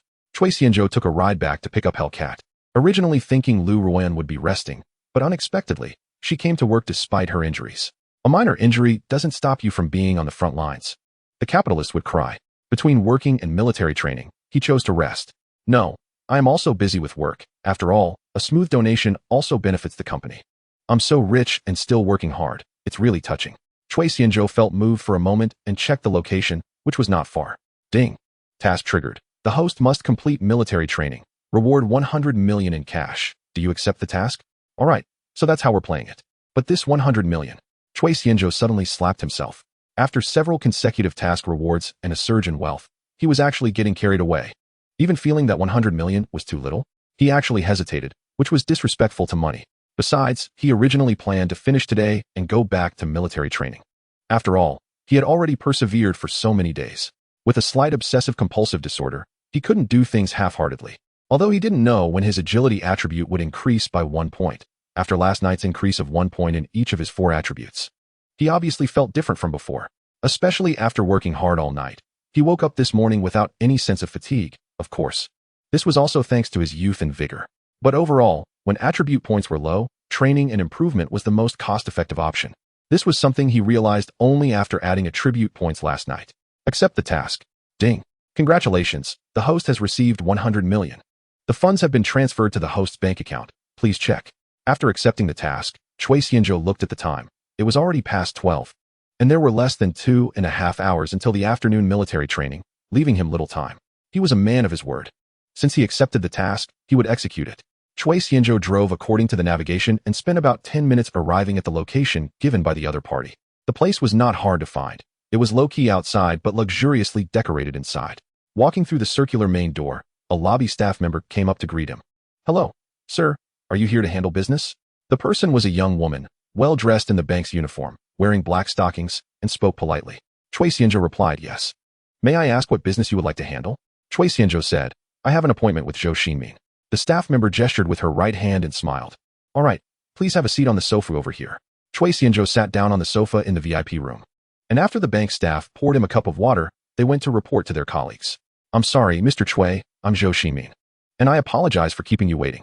In less than 2 minutes, with the crisp sound of high heels striking the floor, Zhou Ximin hurried in, extending her hand while apologizing. She had originally planned to leave 15 minutes early to wait for Cui Xianzhou, but unexpectedly, he arrived more than half an hour early. Cui Xianzhou stood up and shook hands with her, saying, "It's all right. I came early." He slightly lowered his head to evaluate her. She was in her early 20s, about 1.6 meters tall, with fair skin, wearing a small suit, black stockings, and a creatively tied silk scarf around her neck, looking petite and cute. Zhou Ximin breathed a sigh of relief. For a valued client, one should not be careless. She gratefully said, "Thank you for your understanding, Mr. Cui. Shall we go to the reception room inside?" Zhou Ximin felt nervous. Just moments ago, a large sum of money had entered Cui Xianzhou's account. With nearly 200 million in cash at the age of 18, he could achieve financial freedom in a first-tier city. It's worth noting that many listed companies don't even have this cash flow, let alone personal accounts. Zhou Ximin guided Cui Xianzhou into the reception room, where a young female tea artist skillfully brewed kung fu tea. Watching the fragrant smoke swirl as the tea girl brewed tea, Cui Xianzhou couldn't help but marvel at how nice it is to be wealthy, as the bank service can enhance you in many ways. He picked up the teacup in front of him and took a sip, finding the tea good and the person beautiful. Seeing Cui Xianzhou put down the cup, Zhou Ximin then asked, "I wonder if Mr. Cui has looked into private banking services?" Noticing Cui Xianzhou shake his head, Zhou Ximin explained, "Private bank cards are issued by major banks for high-end clients, requiring clients to maintain an average daily deposit of at least 10 million in the bank. This is a strict requirement in general, but our bank treats high cash flow clients like Mr. Cui differently." Zhou Ximin detailed the private banking client services. And Cui Xianzhou listened attentively, as this touched on his knowledge and social experience blind spots. Zhou Ximin summarized key points, breaking down the content for him to understand the benefits of obtaining a private bank card. Firstly, it provides professional wealth management services, including personal asset allocation, investment consulting, and can offer financial solutions for clients' business and investment needs, as well as professional legal, tax, insurance, and trust services. Secondly, value-added services include access to global airport VIP lounges, domestic and international airport transfers, comprehensive health services, golf services, and high-quality living, healthcare, travel, business, children's education, and social platforms. Lastly, private banks also handle high-end clients' regular savings deposits and enjoy priority service at all China Merchants Bank branches, with opportunities for entrusted loans and personal checks in the future. Private banks will also organize various salon activities at the request of cardholders, facilitating quality individuals with similar interests to gather for discussions and exchanges. After all, those holding private bank cards have guaranteed asset circles, and high-threshold salon activities mean high-quality circles, resource, and network exchanges, promoting the development of each other's careers. "Your words have been very enlightening," Cui Xianzhou said. "I want to know, will I be able to enjoy these services once I become a private banking client?" "Yes, Mr. Cui, you understood correctly," Zhou Ximin continued.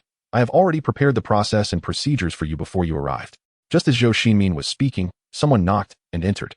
Cui Xianzhou didn't need to move. Bank staff came into the tea room specifically to handle his business, providing personal identification and facial recognition, followed by waiting for staff to verify and input the information. At the same time, they also activated the unlimited high-value transfer service for Cui Xianzhou's bank card. Zhou Ximin had a task to accomplish, which was to retain Cui Xianzhou as a valued client. Cui Xianzhou had no objections.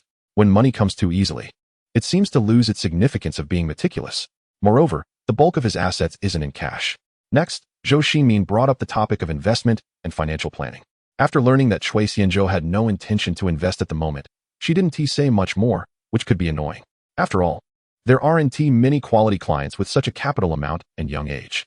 There is plenty of time ahead. Some matters require more patience and effort. Through chatting with Zhou Ximin and combining it with his limited social experience, Cui Xianzhou realized that the bank offers so many services to private bank cardholders and provides such high interest rates on demand deposits. This is not a losing business.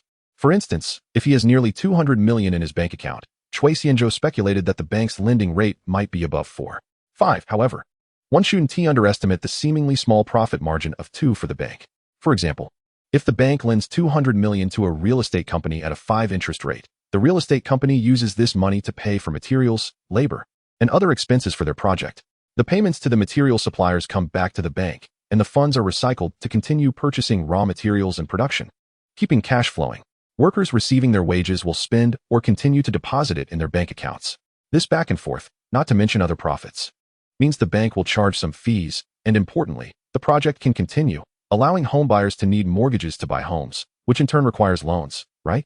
From the real estate company radiating to the general contractor, construction teams, material suppliers, workers, and homebuyers, the flow of funds in this chain cannot be separated from the bank, activating the entire chain.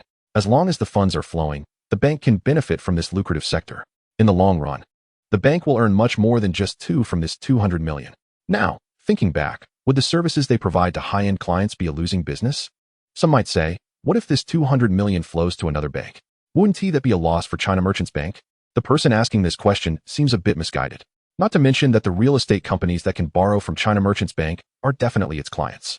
Even if some funds flow to other banks, wouldn't the money lent by those banks also flow back to China Merchants Bank? Major banks in the country actively promote the rapid flow of funds, under this premise, expanding the market and capturing market share, while also actively attracting deposits to lend out more money. In reasonable competition, maintaining rapid economic operation allows everyone to get a bigger piece of the pie as long as the cake is getting bigger. Soon, the staff came back in, and his private bank card had been completed, replacing the previous one. Cui Xianzhou took the exquisite black card with a golden sunflower, and suddenly, Zhou Ximin remembered something and asked, "By the way, Mr. Cui, our bank would like to invite you to become a holder of the American Express Centurion Black Card. What do you think?" The China Merchants Bank American Express Centurion Black Card is a top-tier credit card issued in limited quantities through a partnership between China Merchants Bank and American Express. Using an invitation-only system, not accepting spontaneous applications, and with very few issued, only one of private bank cardholders possess it. Sure, I'm actually quite curious about this card. Cui Xianzhou glanced at the attentive Zhou Xinmin and continued, "There are many myths about this card online. Could you tell me more about it?" Zhou Xinmin replied, "It's my pleasure to clarify for you." From Zhou Xinmin's introduction, Cui Xianzhou learned that the benefits of the American Express Centurion Black Card are not as exaggerated as claimed online, such as free private jet turnarounds or free rescues in war zones. These are purely fictitious. All gifts from fate have their prices marked in the dark. The jets turning around might be private jets, and war rescues might involve hiring mercenaries. None of these would be free. They come at a high cost. However, this card can be directly used as a Marriott Gold Card, Radisson Gold Card, Club Med Platinum Card, and Hilton Diamond Card, enjoying hotel discount benefits. At airports worldwide, VIP services are available in high-speed rail lounges. Occasionally, there are some concert tickets with decent seats and some lifestyle services, including free health checkups. As for rescues, there is indeed one, a 24-hour road rescue service within the country. Overall, the benefits of being a member of the American Express Centurion Black Card are worth the investment. I'm glad to chat with you. May I ask what industry you work in, Mr. Cui? Zhou Ximin curiously asked during their casual conversation. I just started university this year, so I'm not working yet, Cui Xianzhou replied. You're joking, Mr. Cui, Zhou Ximin said, clearly not believing him. How can a university student have this kind of cash flow? Many CEOs of listed companies struggle to make ends meet. I just have some family assets. A bit of stock in Apple abroad, and recently invested in a friend's media company, Cui Xianzhou laughed. When you're out, your identity is self-given.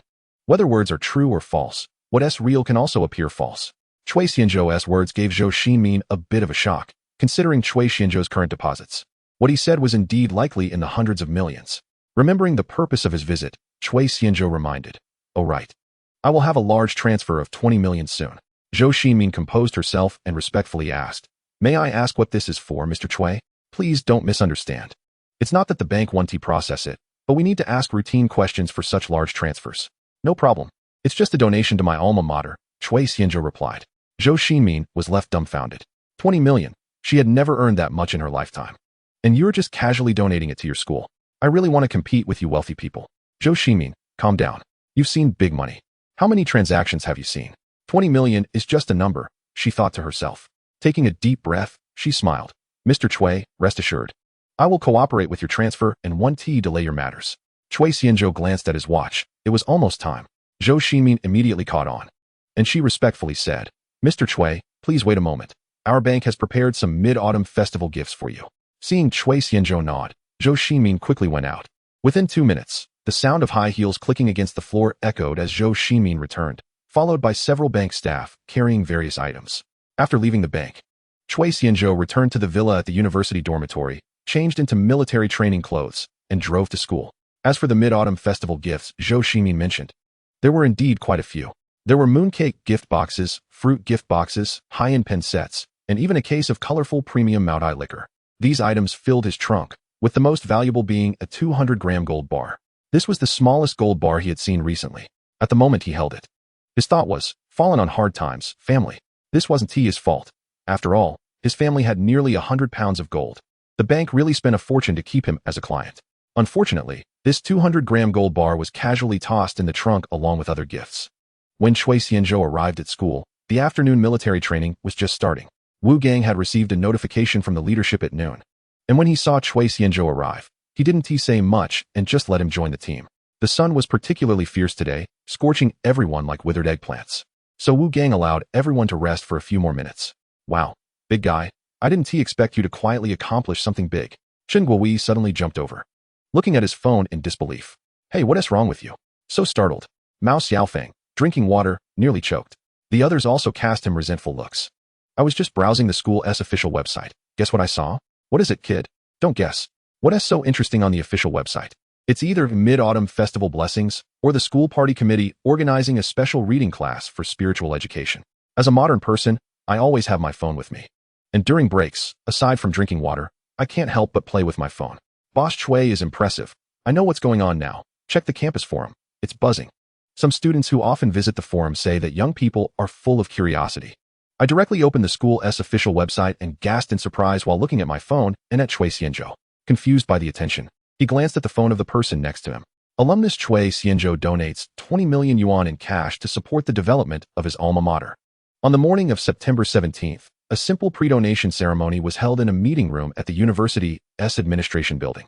Cui Xianzhou, an alumnus of the 2024 class of the Business Administration Department and a shareholder of Like Smoke Media, donated 20 million yuan to his alma mater.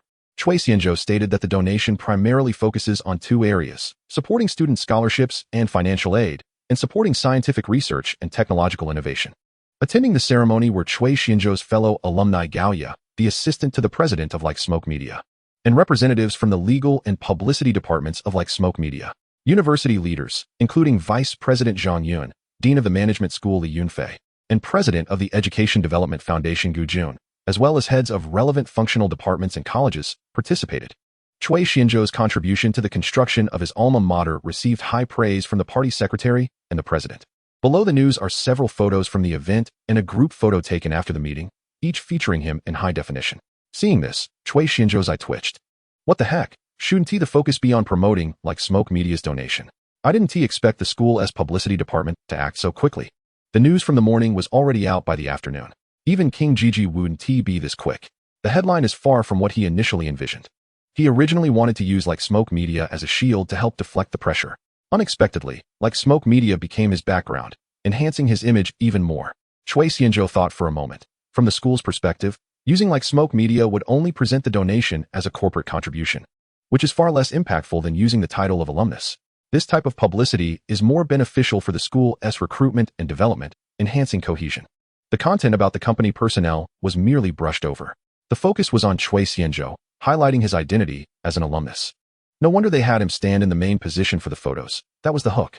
Cui Xianzhou felt deeply resentful and opened the campus forum. Unlike the serious and formal tone of the school's official website, the news on the website could not be commented on. While the forum became a place for students to express their emotions. I am a poor student from the mountainous areas of Sichuan, and I am very grateful that alumnus Cui is thinking of us. My parents have little education and low income. They have exhausted their life's efforts to support my education and literacy. I am very grateful for my parents' nurturing and now for alumnus Cui's benevolence. This comment was pinned to the top and received many likes. However, while this made Cui Xianzhou feel happy, he also felt a bit ashamed. For him, 20 million was just 1/5 of today's reward for tasks. Moreover, he didn't know how many parts this 20 million would be divided into, nor how much would actually reach individuals. Yet, even so, those who hadn't benefited were already deeply grateful. But his good mood ended there. The comments below were both funny and exasperating. What the hell? I've decided, Cui Xianzhou is my idol from now on. I want to have his babies. Newcomers don't understand. Who is Cui Xianzhou? P.S. Just my husband. How shameless. Did you ask for my permission when you called him husband? He is clearly my husband. Ah, so handsome. I love you. The campus forum was buzzing with waves of discussion. Words like wealthy, supercar, second-generation rich, freshman, sunny, and handsome, and domineering CEO were all applied to him. Especially the girls who noticed this event were filled with admiration for Cui Xianzhou. What is even scarier is that online, no one knows who they are, completely unleashing themselves with all sorts of suggestive comments. Research shows that girls' level of lust is 6 times that of boys. This is the reason why girls' pillows aren't tea-stained. They keep their yellow materials well preserved for easy access. I suddenly regretted not being a girl so I could pursue him. Same sex is true love. The opposite sex is just for reproduction. Rich guy, don't be so rigid about gender. Look at me. I can warm up the atmosphere, act cute, and give hugs. We have a trader from Chengdu. What is wrong with Chengdu? In people's hearts, Chengdu is a land of Sichuan. Cui Xianzhou looked at the comments from these rough guys and felt a tightening in his chest, quickly exiting the forum. He put down his phone, only to be met with eager eyes, burning with curiosity and admiration, especially from the female classmates, whose gazes were as fierce as wolves. Cui Xianzhou could no longer endure such looks and immediately suggested a class dinner tonight, which received unanimous cheers from his classmates. Yay, the big boss is awesome. Happiness has come too suddenly. Tonight we'll have 3 big bowls of food. What? A feast? I'll be the first to arrive. Looking at the cheering classmates, Cui Xianzhou reflected on how much he had accomplished today, busy with donations, running to the bank, and even achieving a small goal. I'm feeling so great. Hands on my hips.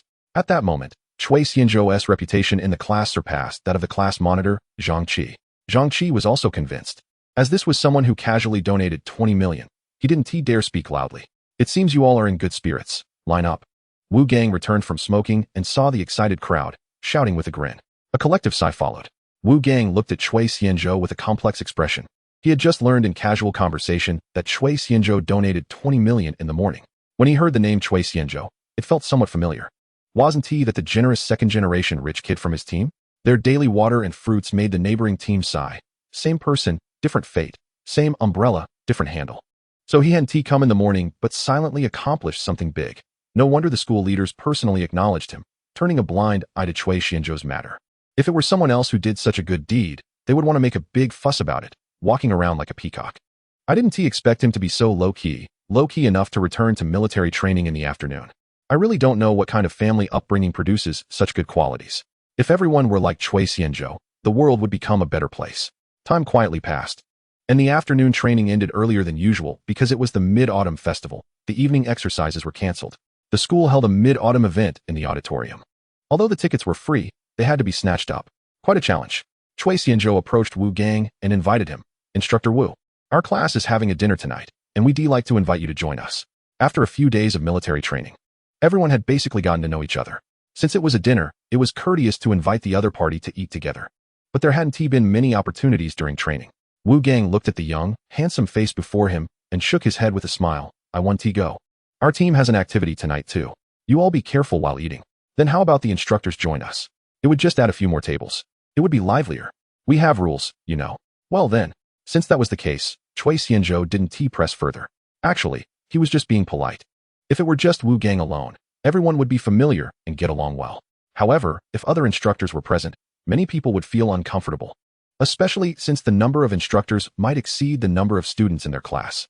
The gathering was chosen to be held at Yijia Farm in the back channel, which is not far from the school. The address was arranged by Zhang Qi after discussing it with a few classmates who were more familiar with the area. When it comes to professional matters, it's best to leave it to the professionals. Zhang Qi didn't blindly choose an expensive place just because Cui Xianzhou was wealthy. He picked this farm because it had good offerings. Cui Xianzhou, Chen Guohui, Mao Xiaofeng, and Zhang Shihai first returned to their dormitory to wash up and change clothes before heading out.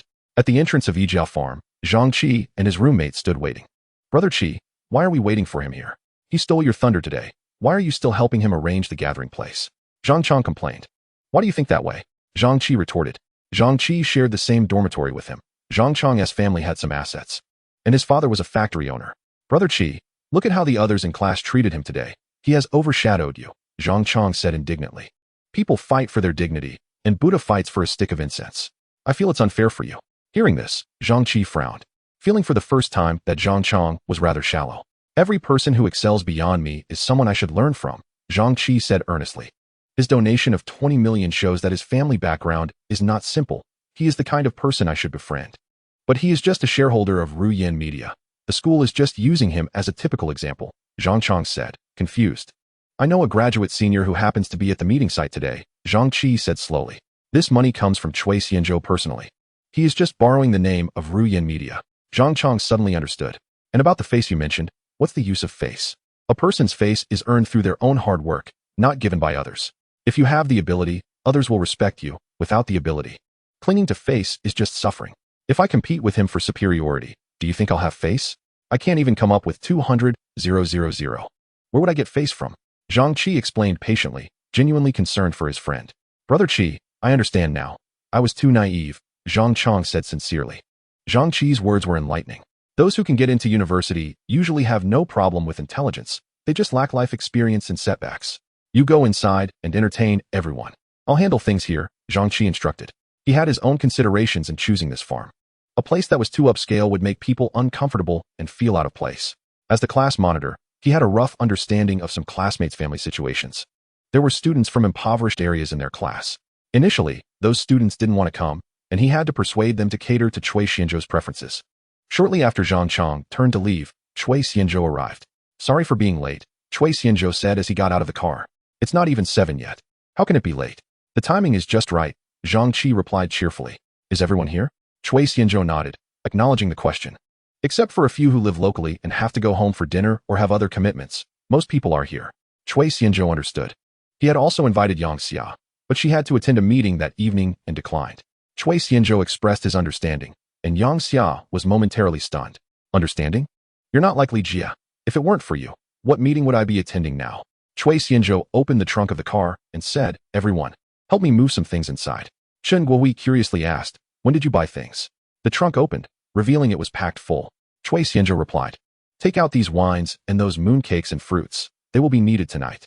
Zhang Shihai took out 2 baskets of high-end fruits, exclaiming, Why are there so many items with the bank's logo? Zhang Qi picked up a box of high-end snacks and speculated, They must be festive gifts from the bank.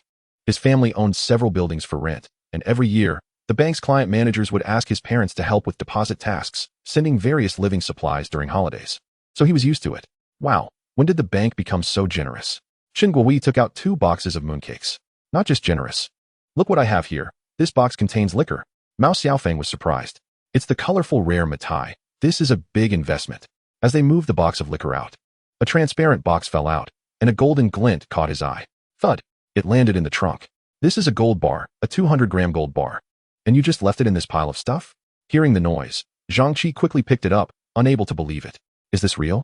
Let me see. Chen Guohui rushed to look. It's not even as real gold and silver. Zhang Qi handed the box to Chen Guohui.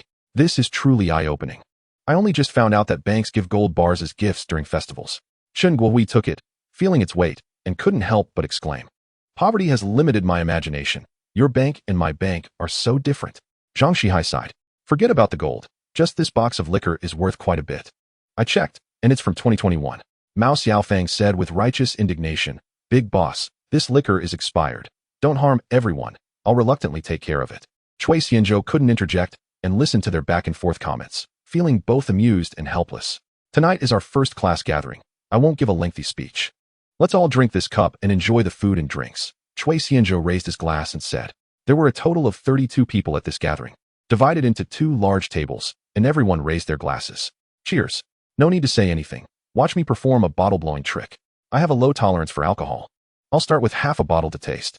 Damn, you two are cheating to drink, right? Exactly. Good liquor should be savored slowly. Put down the pouring device. If you weren't drinking all the time, I'd believe you. Time rewound to before this. After Cui Xianzhou arrived, Zhang Qi instructed the staff to serve the dishes. Chen Guohui and others quickly placed the drinks, fruits, and snacks on the table. At this age, everyone preferred craft beer or red wine. But there were also those who liked white liquor. When they learned it was Matai, someone immediately declared they wouldn't leave until they were drunk. Upon discovering it was colorful rare Matai, they quickly swallowed their words. Among the Matai series, everyone is familiar with Feiqian Matai, which is actually the regular Matai. Beyond regular Matai are Zodiac Matai, Boutique Matai, and then colorful rare Matai. Moreover, this is from 2021, having been stored for 3 years. Those who have collected Matai know that after aging for a few years, not only does the quality become mellow, but the price also rises significantly. Therefore, some say Matai is a collectible, buyers don't drink it, and drinkers don't buy it. While the knowledgeable were explaining, the others were already several drinks in. Of course, this was happening among those who enjoyed drinking white liquor. Many were on video calls, sending blessings to their parents far away at home. Others took advantage of the delay in dishes to share snacks and fruits, especially curious about the lychees. Even a few small 5-nut mooncakes were eaten, after training all afternoon. They were already starving. Once the dishes were served, Everyone eagerly invited Chui Xianzhou to say a few words, leading to the earlier scene. The dishes had been served multiple times, and the drinks had been flowing. Everyone. Zhang Qijiu raised his glass and stood up, waiting for everyone's attention to turn to him before saying, "It's about time. Let's raise another glass to classmate Chui. Cheers. Drink up." Chui Xianzhou, holding his glass, toasted everyone back. "Have fun, everyone." After everyone finished drinking, Zhang Qijiu continued, "What classmate Chui just said reminded me, when we leave later, everyone take care of the classmates who have been drinking. For those who want to continue for the second half, you can start arranging it now. But one thing, be careful about safety. Isn't the class monitor going to arrange for some singing? Arrange one. Arrange. Arrange." Zhang Qijiu glanced at the time and suggested, "Let's do it by proximity. Those who want to sing can sign up." Chui Xianzhou went out to settle the bill and received a call from his mom. When he returned, he found 5 or 6 young men standing at the door of the private room, while the doorway and the next room were crowded with onlookers. "This isn't yours. You can't take it." Xiao Zhui tightly grabbed the hand of one person who had a lot of colorful tattoos on his exposed arms and looked fierce at the moment. "Yes, let go. This is the wine we brought." A male classmate standing behind Xiao Zhui said tremblingly, "Damn it, let go of me. This is my stuff." The young man growled softly, "Everyone, come and see. This person is stealing our wine." Xiao Zhui shouted loudly. Xiao Zhui was a bit flustered. They were college students just leaving home, and facing these tattooed individuals, it was disingenuous to say he wasn't scared. Most of the classmates had left, and he saw there were still plenty of dishes untouched, feeling it was a pity to waste them, so he was packing with a few people. While packing, a female classmate quietly reminded him that someone was stealing something, and when Xiao Zhui looked up, he saw someone carrying something out the door. Instinctively, he ran after the person and saw them holding a bottle of wine. Although there were quite a few male classmates present today, only 2 or 3 were drinking white wine, while the others merely tasted it out of curiosity about the expensive bottle. Therefore, there was still a bottle of Matai unopened, and he didn't expect someone to sneak in and take it. He was anxious. This was Chui Xianzhou's thing. When he ran out, he found several people at the door, but he didn't think much and directly grabbed that person's hand, shouting loudly, "Hey punk, where's your bravado gone? Can't even handle a weak college student?" The onlookers, clearly his companions, laughed at him. Their laughter drew more chuckles from the others. "Yeah, you often brag about your strength, right? You must have drunk too much earlier and are feeling weak now. Hurry up and deal with it. We need to go chase some girls and have some fun." The punk's face turned red from embarrassment. "I'm not stealing. Get the hell away from me." The punk raised his hand high. Just then, Chui Xianzhou, who had just squeezed in, saw this scene and stepped forward. Smack. Bang. Ah. The punk was sent flying to the ground, screaming in agony. They only felt a gust of wind pass by, and suddenly a person appeared in front of them, who sent the punk flying with one palm strike. The bottle of wine the punk was holding fell, and Chui Xianzhou caught it steadily with his foot, then lightly shook it and pushed it aside. "Punk, you're looking for death." One of the young men among the thugs went to help the punk, checking his condition. Another strong young man suddenly lunged at Chui Xianzhou, swinging his fist. Tai Chi, embracing the knee and twisting the step. Stepping forward, his left palm passed through the opponent's fist, striking the opponent's right elbow joint, rendering their punch powerless. At the same time, his right palm pushed up along the opponent's neck. The upper body bore the force while the lower body continued to advance, causing the head to tilt back and the body to fall backward. If Chui Xianzhou hadn't reacted quickly to release the force as the opponent leaned back, allowing them to fall like that would have meant their head hitting the ground first, with dire consequences. Bang! The body hit the ground heavily, and the strong young man groaned, unable to recover for a long time. The scene suddenly fell silent. A pin drop could be heard. "Wow, this young man, wow. Did you see that? That move was so cool. I told you he really knows martial arts. You said Chong Wei couldn't fight?" After a brief silence, a chaotic discussion erupted. Chui Xianzhou also didn't expect his instinctive response to deliver a perfect critical hit. It turned out Tai Chi really could be this impressive. Ding. Detected that the host has defeated 2 opponents, triggering a temporary reward. Rewarding the host with 8 Extremes Fist, Master Level. The skill card has been placed in the item bar. Please check it. Did the system reward trigger? But at this moment, Chui Xianzhou did not check. "Away. What is going on?" Chui Xianzhou asked. He glanced at the private room, where 5 female classmates and 2 male classmates remained, the 2 male classmates trembling at the front. For young college students who had only studied for over 10 years, having this courage was already commendable. After all, they were just high school graduates who had just stepped into university. Xiao Zhiwei briefly explained the situation. "Next time something like this happens, you must first ensure your own safety. By the way, have you called the police?" "I called from inside. The police are on the way." After seeing Chui Xianzhou, the classmates in the room seemed to have found their backbone. They all stood behind Chui Xianzhou, and one male classmate raised his hand to answer. "Are you all dead? Go hit him." The punk yelled angrily, his abdomen in sharp pain, his legs weak. If no one supported him, he couldn't stand up at all. Punk, didn't you see that the black guy is down? Looks like you're really drunk. The three thugs who had been watching from a distance stood there, looking as if it had nothing to do with them. In this world of thuggery, there are 5 key things: betrayal, selling out brothers, eating from both sides, framing others, and taking care of one's sister-in-law. The black guy was the fiercest and strongest among them, and even he was taken down in one move. If they rushed in, it would be like looking for shit in an outhouse. Black brother, how are you? The person who went to help the punk turned to check on the black guy's condition. After receiving the report, the police quickly arrived at the scene. Shortly after, Yang Xia, the class counselor, also rushed over after receiving the news. The 3 thugs who had been taken down by Cui Xianzhou did not run away. If they had, no one would know what the consequences would have been. In this situation, the worst outcome was just spending a few days inside. For these small-time thugs, going to detention was as familiar as going home. As soon as the police arrived, they began to gather evidence. After understanding the situation, they checked the surveillance footage, made a copy, and obtained witness testimonies from the onlookers. Upon learning that Cui Xianzhou and the others were college students, the police were a bit overwhelmed. Yang Xia followed up to understand the situation, coordinated with the police, and after Cui Xianzhou and others provided their student IDs, they only took a simple statement at the scene. Although there are now many college students and degrees have depreciated, society still offers preferential treatment to college students. Moreover, the video surveillance and witness testimonies all prove that it was the punks who attacked first, and Cui Xianzhou was defending himself. Fortunately, no one among Cui Xianzhou's group was injured, and after the 2 thugs were taken down, the others did not engage in further aggressive behavior. The black thug had also come to his senses, looking at Cui Xianzhou as if he had seen a ghost. The punk, after initially wailing, now only occasionally groaned while rubbing his abdomen. Upon inspection by the police, neither of them even counted as having minor injuries. Based on the current situation, the bonds between the brothers would be completely severed. This is what happens when the police break up brotherhood. All testimonies are just brotherly names. During this time, Yang Xia accompanied them throughout and reported the situation in real time to the school leaders. Because of Cui Xianzhou's involvement, the school leadership was highly concerned. During this period, Cui Xianzhou also received condolence calls from Vice President Zhang Yun, Dean Li Yunfei, and the president of the Education Foundation, Gu Jun, among others. When the incident occurred, they were attending a mid-autumn festival event organized by the school and could not arrive at the scene. However, they all expressed their intention to follow up on the matter with the police station chief and expressed strong dissatisfaction with the security issues around the university town. The police station chief assured that they would adhere to a strict legal policy, firmly crack down on theft, robbery, and fraud, effectively safeguard the life and property of the people, and continuously enhance the sense of security among the public. After receiving a notification from higher authorities, the police were nearly in a cold sweat. They, who had always enforced the law impartially, became even more approachable. After completing the statements and collecting evidence, they took all the troublemakers away. Before leaving, the police informed Cui Xianzhou and the others that if there were any changes in the situation, they would need to cooperate in making new statements. You guys should stay home and not wander around. Get some rest, Yang Xia said to the last ones leaving, Zhang Qi and Xiu Jiwei. During the recording of statements, Zhang Qi had also rushed over, a bit slower than Yang Xia.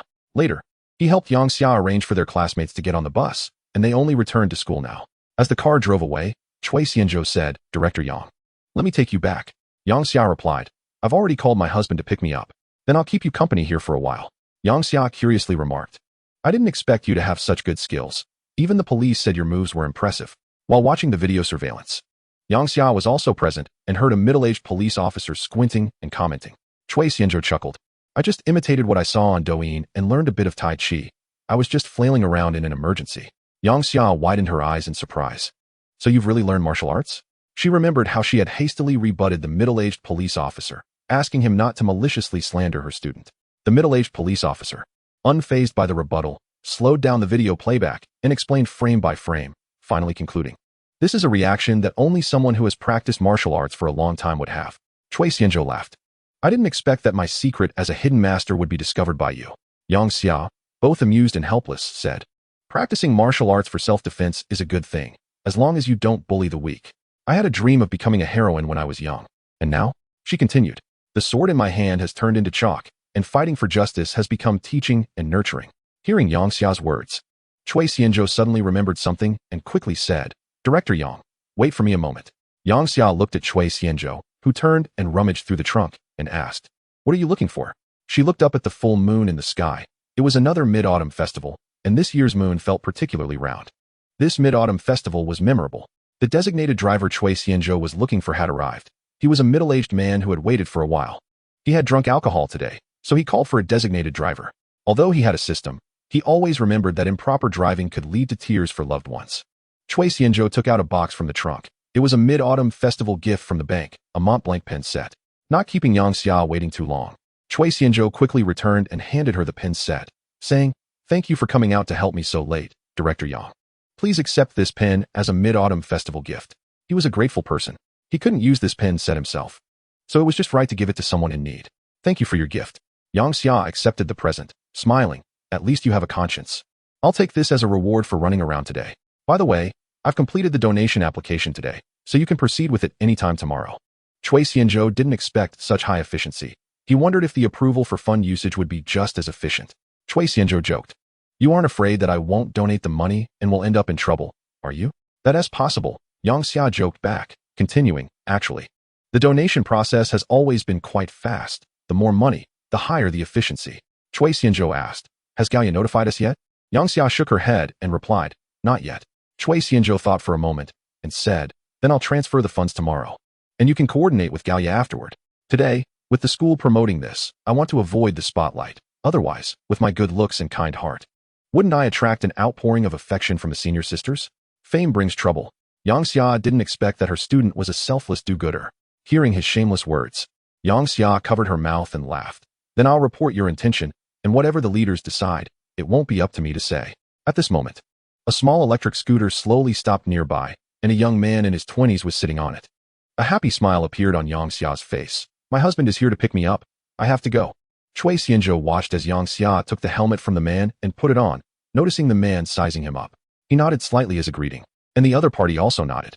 After Yang Xia put on the helmet, she hugged the man's waist and said, "You should hurry home. It's so late. Don't wander around outside." The man, being hugged at the waist, instantly straightened his back, looking proud. Chui Xianzhou smiled and replied, "All right, Director Yang, happy Mid-Autumn Festival." He understood the man's possessive psychology. "Happy Mid-Autumn Festival." Chui Xianzhou turned back to the car and said to the designated driver, "Let's go. Sorry for keeping you waiting so long." "No worries, sir. I've driven plenty of luxury cars, but this is the first time I've touched a Hellcat." The designated driver, with his gloved hands on the steering wheel, was filled with joy. "A real man should drive an 8. Ha ha ha, really? Then you can listen to the real cats roar later." "Don't worry, sir, I won't laugh at you. My dream was to drive the best car and marry the best woman. I became a designated driver to achieve my dream, and now I've realized half of it." Chui Xianzhou asked curiously, "Have you driven the car you most wanted to drive?" The designated driver replied, "No, I've married what I think is the best woman." Out of nowhere, a mouthful of dog food.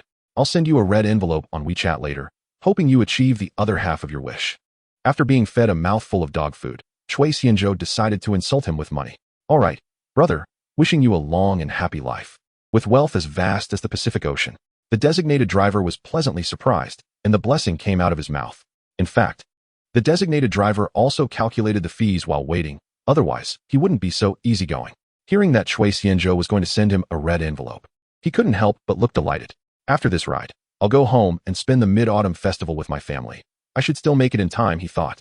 And a happy smile appeared on his face.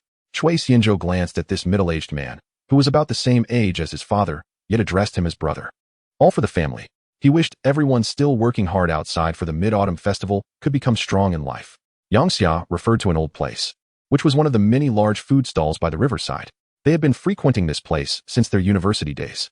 "Aunt Wu, same as usual with the dishes." Yang Xia shouted as soon as she got out of the car. "Great, you're here. You little girl. Now you're a teacher, still as crazy as before." Wu Wan smiled at the couple as they entered. "Hee hee, I wouldn't act like this in front of my students." Yang Xia replied, "You both find a place to sit. I'll have Uncle cook a couple of dishes for you." Yang Xia and Lin Feng looked around the nearly full stall and noticed a riverside table where someone was settling the bill. The staff tidied up the table and spread a yellow tablecloth. Yang Xia skillfully sanitized their bowls and chopsticks. "Jealous?" Yang Xia teased, holding back laughter. "Yes, I'm jealous. Hurry and comfort me." Lin Feng chuckled. He opened a bottle of Tian Di Hao and handed it to Yang Xia, watching her as she cleaned the utensils, feeling that any small grievances he had were long gone. All right, let me defend myself," Yang Xia joked. She took out her phone and opened a picture, revealing a photo of Chui Xianzhou with the school leaders. Lin Feng immediately spotted the man in the center of the image, but soon noticed something unusual. Isn't that the assistant to the president of my company, Gaoya? What is she doing here? Lin Feng exclaimed. As a small supervisor in the operations department of Ruyan Media, he was naturally familiar with the photos of the company's executives. After all, in the workplace, encountering leaders and making an impression was essential. Moreover, Gaoya was a stunning beauty. It was impossible not to notice her. However, she was often overshadowed by the president Lu Ruyan. Yet, when Gaoya arranged work for many beautiful anchors, she too stood out. Look at you, only noticing beautiful women. Men are such pigs. Yang Xia pouted, her eyes full of laughter. Hey, who is that beautiful woman in the corner of the photo? Lin Feng pointed and said, Oh, turns out it's my wife. Humph, you passed this time. Otherwise, I would have caused a scene. I want to know how this man and President Gao ended up in this picture. Yang Xia recounted what happened that morning when she heard that Cui Xianzhou had taken leave and would come to discuss donation matters with someone from Ruyan Media. She was stunned. The shock also came from the sound of running she heard from her phone. She wasn't an inexperienced girl. How could she not know what that sound was? The reason Yang Xia was so confident in Cui Xianzhou was also that Lin Feng worked at Ruyan Media and knew the company's strength. After graduating, Lin Feng joined Ruyan Media while she chose to pursue a Master's degree. In the past 2 years, Lin Feng had been promoted from a junior employee to a supervisor, with his salary multiplying more than 4 times. She learned about Gaoya through Lin Feng when he shared interesting stories about the company and showed her photos of the senior executives. This was also why, this morning, when she saw Cui Xianzhou and Gaoya get out of the car, she noticed something strange about Cui Xianzhou's neck. So the plot was real. If there's work, the secretary does it. If there's no work, the secretary still does it. If Gaoya knew about Yang Xia's misunderstanding, she would probably want to complain. Are we just a cog in the wheel of 2 bosses? Is his name Cui Xianzhou? Lin Feng interrupted Yang Xia, asking anxiously. Yes. Hey, don't interrupt. Let me finish. Yang Xia paused and continued. Despite her usually serious demeanor at school, in front of familiar people, she was quite talkative. Once a topic was opened, her words flowed like a machine gun. After all, she was only 24 years old. How could she be mature? Yang Xia talked about the case of a petty thief stealing items that she was following up on tonight, detailing her interactions with the police, and finally, it was the scene Lin Feng had seen that made her take a sip from Tian Di Hao. Yang Xia sighed in relief. I finally finished talking. I've been holding that in all day. Yang Xia felt relieved, while Lin Feng was stunned. After seeing Gaoya today, she had been dying to tell Lin Feng this gossip, just to see his current reaction. You say President Gao and Cui Xianzhou. Lin Feng clapped his hands twice. Yang Xia nodded. It's really too bold. I don't think so. Lin Feng shook his head. How is it not? I couldn't have misheard. There's also a woman's voice. Yang Xia insisted confidently. At the time you mentioned, I saw her leave with a group of people. Lin Feng said. Maybe they were in the office. Otherwise, who could it be? Yang Xia guessed, feeling uncertain. No matter who she is, the person you mentioned, Cui Xianzhou, is indeed one of my bosses.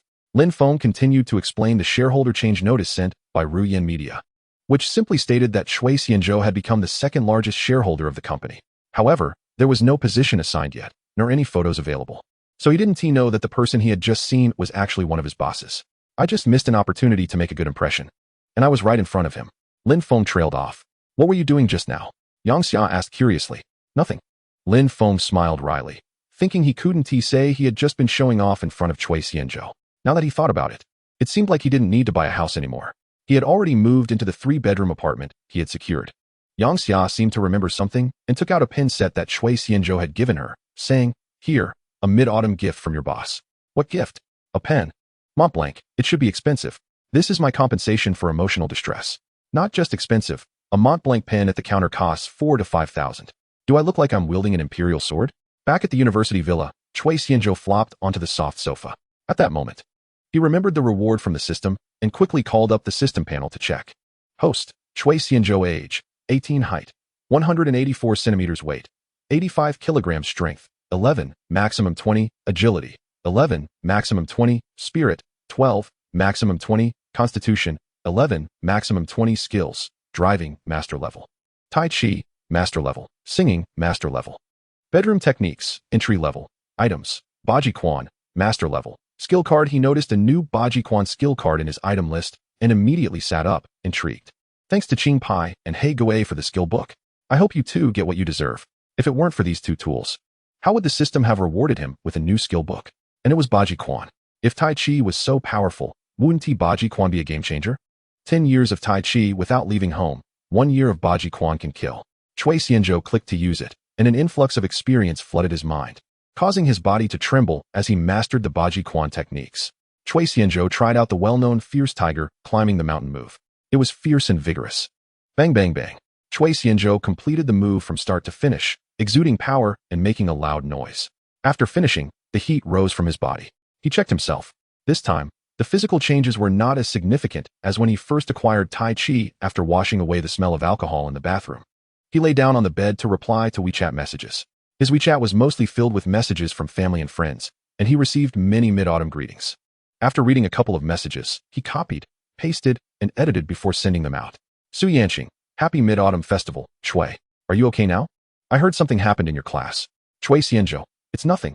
How did you know? Su Yanqing, Shengnan told me. Chui Xianzhou immediately knew that Gao Shengnan had received the news from Chen Guohui, as the whole incident had been live-streamed in the group with images. Many people have lived for decades without dealing with state violence, let alone students who have just started university. Chui Xianzhou, I'm a martial arts master. Chui Xianzhou, after chatting with Su Yanqing for a bit, he exited the chat page. Lin Wanyun, happy Mid-Autumn Festival. Lin Wanyun, are you free tomorrow night? Let us have dinner together. Chui Xianzhou, sure, when do you finish class tomorrow? I'll come pick you up. Lin Wanyun directly initiated a video call, and Chui Xianzhou clicked to accept. At that moment, Lin Wanyun was wearing pajamas, lying on her bed, chatting with Chui Xianzhou while holding her phone. Her delicate face was close to the camera, and she wore a loose pajama. A beautiful girl can easily become a lethal weapon to attract attention, and Lin Wanyun had that power at that moment. Testing the officials? What are you doing? Lin Wanyun curiously asked. I'm not doing anything, Chui Xianzhou honestly replied. You're so annoying. Lin Wanyun was taken aback. Her pretty face flushed, and she laughed charmingly. After chatting on video for a while and agreeing on a meeting time for tomorrow, Lin Wanyun reluctantly ended the call. Lu Ruoyan, a man who truly loves a woman will not let her tears flow from her eyes. Chui Xianzhou, have you forgotten the pain before your scars have healed? Lu Ruoyan, dogman, isn't that you? Chui Xianzhou, can you blame me? Lu Ruoyan, when you texted me, I was very happy. But I don't like your attitude. Chui Xianzhou, then hit me.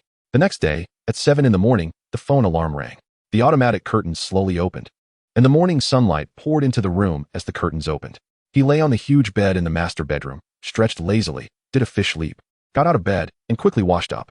Chui Xianzhou put on his military training uniform and immediately stepped out the door, with a Lamborghini slowly driving out of the villa. After parking the car, Chui Xianzhou went to the cafeteria for breakfast. Recently, he discovered that a food stall in the cafeteria made breakfast that surprisingly suited his taste. He dared to bet that there was no technology involved. A salted meat egg yolk zongzi and a lean meat sausage, please, Chui Xianzhou said. He liked to eat zongzi, and this stall's salted meat zongzi was quite good, with the lean meat not being tough and the fatty meat melting in his mouth. Okay, the lean meat sausage will take a little while. Do you want the zongzi peeled? We have a new product today. Would you like to try a bowl of sweet tofu pudding? Peel the zongzi. Is the tofu pudding sweet or salty? Of course it's sweet. The staff replied while peeling the zongzi leaves. Then I'll have a bowl to try. All right. Chui Xianzhou swiped his meal card and took the zongzi and sweet tofu pudding to a nearby seat, eating while waiting for the lean meat sausage. Regarding the sweet versus salty tofu pudding debate, he preferred sweet and respected those who liked salty, and the same went for zongzi.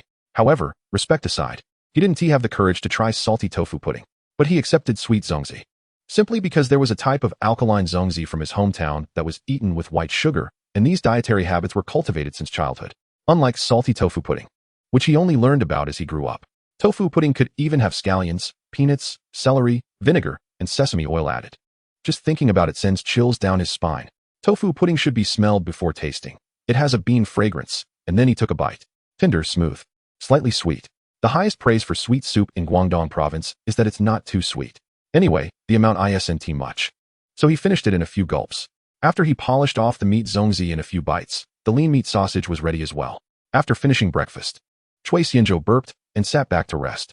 He remembered that today he could transfer money to the Education Foundation's account, so he opened the bank to make the transfer. In fact, he should have signed the donation contract before transferring, but did he really need to worry about that little money? What is a nouveau riche? That's exactly what he is now. As for the subsequent arrangements, he would leave that to Ruoyan Media, with so many people to support. He couldn't do everything himself. Chui Xianzhou checked the time and thought it was about right, so he went directly to the playground. Today, the way his classmates looked at him was a bit unusual, especially the female classmates, who looked at him like fans seeing their idol. Chui Xianzhou was puzzled. After asking Chen Guohui, He learned that the classmates who were present last night had embellished the story in the group, portraying him as a martial arts master.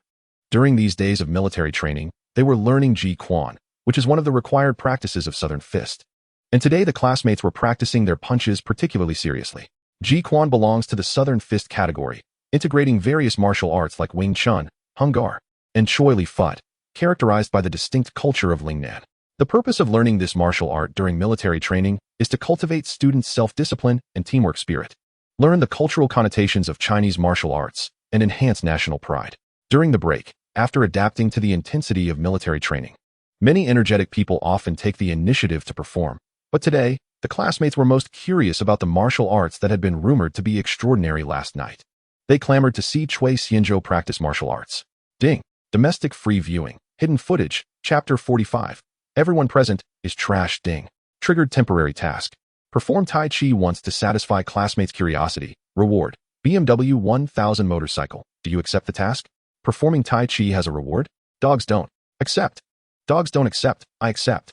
Ding. BMW 1000 has been parked in the villa garage. Please check. The BMW 1000 is positioned as the king of the track. With a total weight of 197 kilograms, a lightweight body, 209 horsepower, a 4-cylinder engine, and a race-level electronic control system, making it a benchmark model for top-level imitation racing. A goal for domestic imitation racing to strive for. The students' excitement also caught the attention of instructor Wu Gang, who inquired from a nearby student and learned that Cui Xianzhou had knocked down 2 small thugs with 1 move each last night. At this, Wu Gang was genuinely surprised. If it were an ordinary person fighting, with wild punches and chaotic swings, it would be rare to knock someone down with a single move. Usually, 2 people go back and forth for a long time, both afraid of pain and of missing their hits. Unless by chance they hit a vital point. They could knock the other person out, but hitting the vital point consecutively would be hard to attribute to luck. After all, people are not wooden figures, they can dodge. This means that Cui Xianzhou has a certain level of skill. I'm learning Tai Chi, and I will only do it once. At this, the classmates cheered in applause. Cui Xianzhou rolled up his sleeves and began to practice Tai Chi virtual leading, sinking shoulders, and dropping elbows. His demeanor was focused and calm, with long, even breaths. He began practicing the movements of Tai Chi from the starting posture. His intentions sank, and his strength arose from the ground, moving through his waist to drive his whole body. Cui Xianzhou practiced faster than usual, but the entire set of movements flowed smoothly and was very cohesive. Although the classmates didn't know how to describe the essence of Tai Chi's soft overcoming the hard, it didn't prevent them from liking it. Instructor, I want to learn this. After Cui Xianzhou finished the Tai Chi demonstration, a classmate shouted from the crowd. Wu Gang glanced at someone in the crowd, silently shouting, I want to learn too. He had also learned Tai Chi during his time in the army, but compared to Cui Xianzhou's Tai Chi, his was not as graceful and natural. Just as Wu Gang was about to step forward to humbly ask for advice, a harsh voice entered everyone's ears. Tai Chi is indeed the most visually appealing form in martial arts performances. Soft and light, without any strength, it's just right for you weak scholars with poor physique. The person was dressed in military training attire, indicating he was also a freshman. However, what was astonishing was that this person exuded a strong aura. He had a robust frame, stood nearly 2 meters tall, with muscles bulging all over, weighing probably no less than 200 pounds. Who is he? He looks quite good. But unfortunately, he has a big mouth. Li Bo, a prominent figure among the freshmen, has been jumping with joy these days. Shouldn't the freshman star be our class's wealthy student, Cui Xianzhou? You don't understand. Cui Xianzhou is rich and donates to the school, so everyone sees him as good. But Li Bo is different. He has toppled several clubs, and no one can match him. His reputation these days has been built on his own actions, which are seen as bad. Of course, he hasn't caused any real harm to others. Everything has been within limits, and everyone was a willing participant. So, does that mean he is strong? Otherwise, look at his muscles. Even if he gets hit, he can take it better than an average person. As discussions among classmates swirled around him, Li Bo relished the awe he inspired, continuing to taunt. I believe mixed martial arts is the strongest form of unarmed combat in the world. I am now the president of the Mixed Martial Arts Club. If anyone is interested, you can join, but you must pass a selection process. I only train elites, and will absolutely not accept trash. Li Bo spoke to everyone with a proud expression. What are you looking at? Do you think I'm trash? Someone couldn't stand Li Bo's gaze. No, don't misunderstand. I'm not targeting you. Li Bo waved his hands repeatedly and slowly said, I mean everyone here is trash. This remark was directed at everyone present. This group mockery had a remarkable effect. At the age of 18 or 19, how could they endure such ridicule and sarcasm, especially in the hot weather? Gradually, some students began to gather around. anger rising in their hearts. Which squad are you from? Don't act impulsively. This is school. Do you want to be marked? Wu Gang hurried over to stop the advancing students. If he didn't intervene, it would turn into a scene from a school drama. Instructor, is it okay for me to interact a bit during the break? Although Li Bo was arrogant, he didn't dare to be reckless in front of the instructor. After all, he wasn't brainless. Wu Gang stepped in, and the atmosphere eased a bit.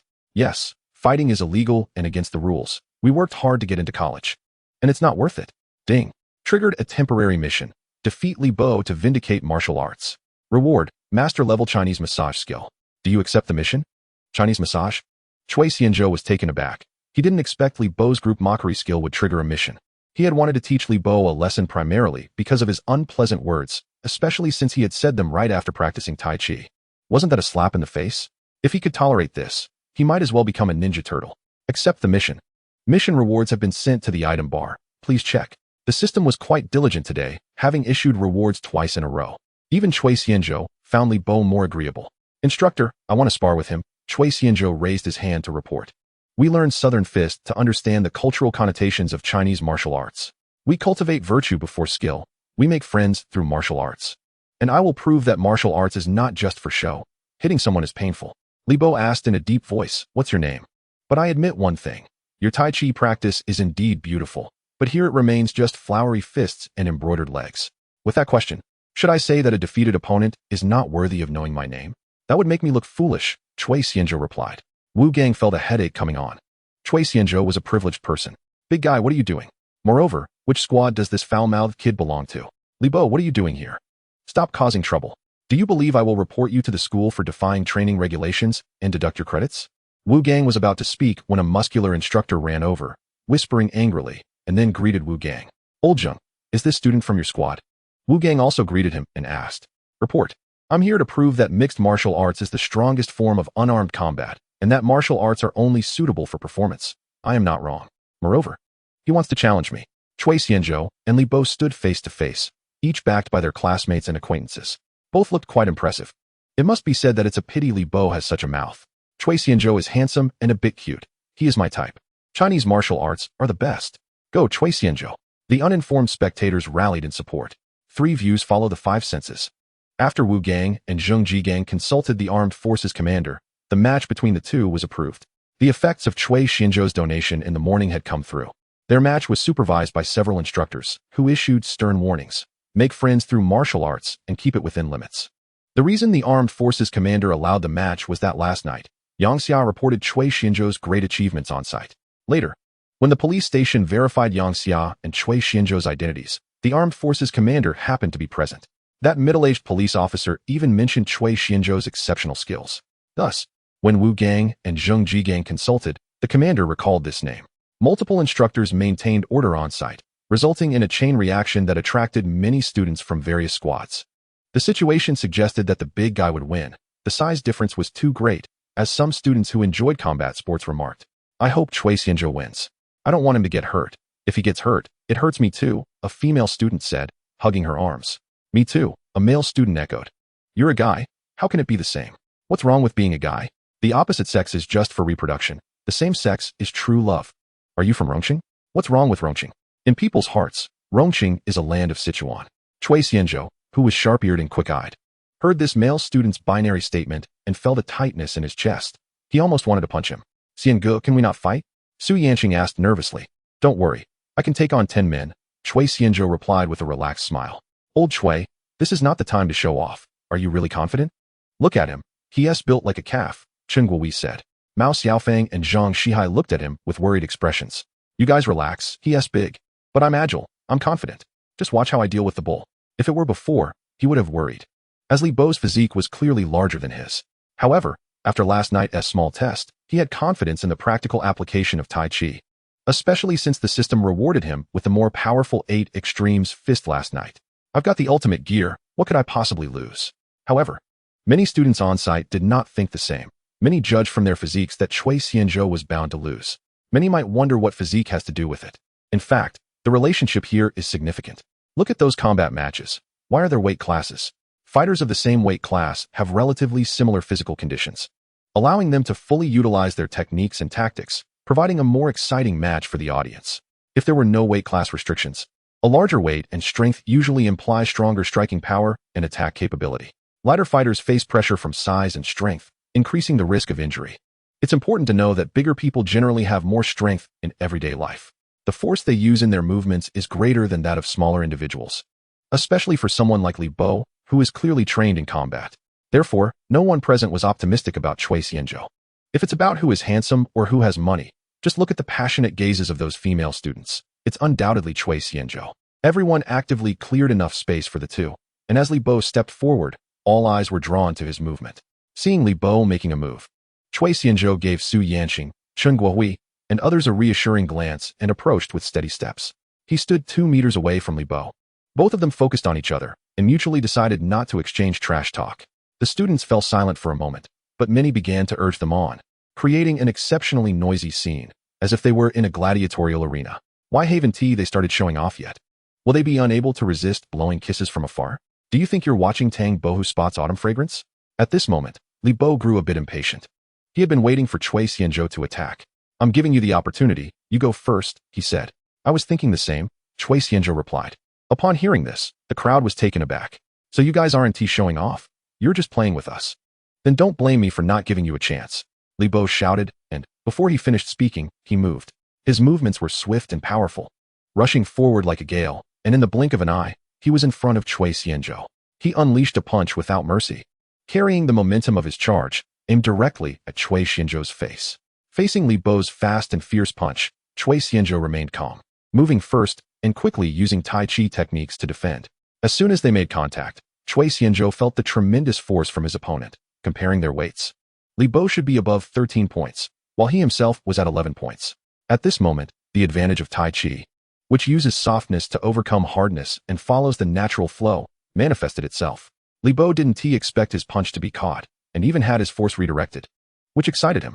This was more like it. Always bullying the weak made it hard to get motivated. After several continuous mid-level punches, Li Bo suddenly changed tactics. With a swift high kick aimed at Cui Xianzhou's head, Cui Xianzhou effortlessly ducked. Following that, Li Bo turned and swept his leg again towards Cui Xianzhou's head. Cui Xianzhou frowned and used both hands to execute a Tai Chi technique to control Li Bo's left foot, directly sending Li Bo flying with a Tai Chi diagonal flying technique.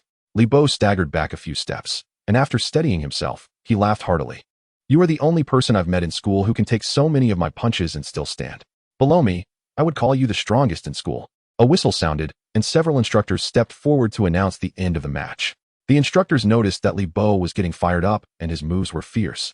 Had he landed even one kick, Cui Xianzhou would have been down. Fortunately, nothing serious happened now, but continuing the fight was nearly impossible. Seeing the two separate, everyone who had been holding their breath finally relaxed, and the crowd erupted in noise. What just happened? Is this something I could watch for free? It felt like watching a movie. They must have rehearsed their moves beforehand, right? If I were up there, I'd be 30-70 with Li Bo. He takes 3 seconds. You take 7. Did you see that? Some moves were very similar to the Tai Chi Cui Xianzhou practiced earlier. It turns out it's not that Tai Chi can't fight, but that it's not used properly. I've already gone easy on you, Cui Xianzhou said calmly, looking at Li Bo. At first, Cui Xianzhou was testing and adapting to Li Bo's strength and rhythm, while also validating his own abilities. He didn't attack actively, but instead used Tai Chi's principle of yielding to neutralize force. He countered moves and borrowed strength.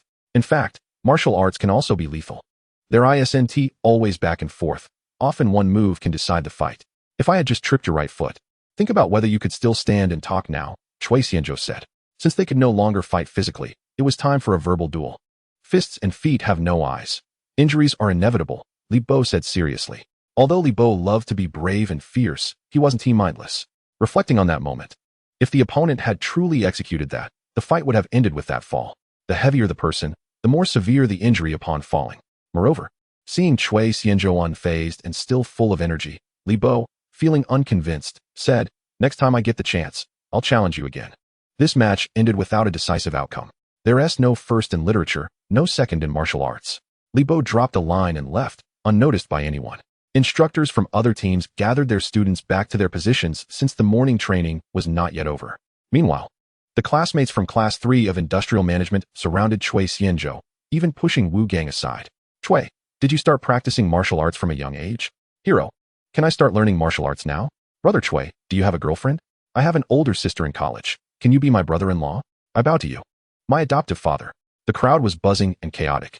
Amid the confusion, Chui Xianzhou found it amusing yet troubling. He felt someone touch his backside, and his chest was also unexpectedly attacked. All stand at attention, assemble. With Wu Gang's command, the whistle blew. The training from the past few days kicked in, and the students quickly returned to formation. Instructor, we want to learn martial arts. Teach us. A male student shouted. All right. Then let's continue with the next move of Southern Fist. Wu Gang complied with their request. We want to learn Tai Chi, the kind that can fight. The crowd shouted back. You can't even get the Southern Fist right after all these days, and you still want to learn Tai Chi? Where's your face? Wu Gang's words left everyone feeling ashamed. They had previously only been trying to complete the task and give everyone a satisfactory answer. So during training, they had just been going through the motions. Moreover, their mindset and original intention in learning martial arts were already problematic. The military training was meant for them to remember and inherit traditional culture, to strengthen their bodies through learning, not to encourage them to be brave and fight. Don't think that Shui seems relaxed on stage. It's actually not simple at all. You only see the moves looking natural and cool. But did you notice the dangers within? Wu Gang's unexpressed anger made the students quiet down, and the room fell silent. So let me ask you, why did we stop the final match? Answer me. Why did we stop the final match? Answer me. Do you know how heavy a fist is when it strikes a person, and how dangerous it is when a foot kicks someone in the head? So doesn't that mean Chui Xianzhou won? If I had practiced, I could have done even better, someone whispered in the ranks. Hey, you, step forward. Don't think I don't know it was you. Wu Gang pointed at the student who had just spoken quietly with a cold smile. Huang Guan felt a bit awkward and quickly stepped forward. He wasn't a bad person. He just tended to talk a lot and was the type who stubbornly defended himself. Report, instructor, I was wrong. Wrong where? No, do 50 push-ups. Wu Gang's expression was icy. Huang Guan's face instantly turned red. For his skinny monkey-like body, forget 50 push-ups, he could barely manage 10. At that moment, facing the eyes of his classmates, he had no choice but to obey the order and braced himself to start. As Huang Guan managed a few push-ups, the surrounding area erupted in laughter. No, buddy, our country's territory is inviolable. The boys had an ambiguous smile on their faces, while the girls couldn't help but turn away, unable to contain their giggles. Are you on Earth right now? Wu Gang's face twitched, his mouth quivering as he nearly lost his composure. Huang Guan was so embarrassed he wished he could die on the spot. Struggling through a few more, Wu Gang could no longer bear to watch and ordered him to return to the ranks to spare him further embarrassment. Chui Xianzhou, please step forward. Hearing Wu Gang call him, Chui Xianzhou instinctively stepped out. Not only was Chui Xianzhou a bit confused, but the classmates also didn't understand why Wu Gang was calling him out. Was he also going to do push-ups? Just to compare with Huang Guan? Do you mind reviewing the match we just had? Wu Gang asked with a smile, his tone completely different from the coldness he exhibited during the earlier reprimand, making everyone realize his differential treatment. I don't mind, but how should I cooperate? Chui Xianzhou shook his head and replied. You play the role of Li Bo from just now, and I'll play an ordinary person. Remember, this is acting, not a real fight. Otherwise I won't be able to take your punches, Wu Gang joked. He had just retired from the army, and most of his daily training involved grappling and striking. So he was quite tough, but he reminded the other person that this was just acting to avoid any serious injuries. Let's start from the beginning and talk while we review, Wu Gang said. No problem. You all can't answer why we stopped the match. It's because Li Bo got too carried away and forgot the initial warning to stop at a certain point. Wu Gang turned around and said coldly, now? Chui Xianzhou, and I will review the dangers of what just happened. Wu Gang began explaining in detail his straight punches and continuous mid-level attacks, noting that if an ordinary person took a punch from a trained fighter, they would already be out of breath. When he mentioned Chui Xianzhou imitating Li Bo's high kick, Wu Gang did not dodge, and Chui Xianzhou's right foot barely stopped at Wu Gang's temple. Did you see that? Wu Gang pointed at Chui Xianzhou's shin and said, if you didn't react in time and got hit, what would be the consequence? My goodness, if it were me, I definitely wouldn't be able to dodge.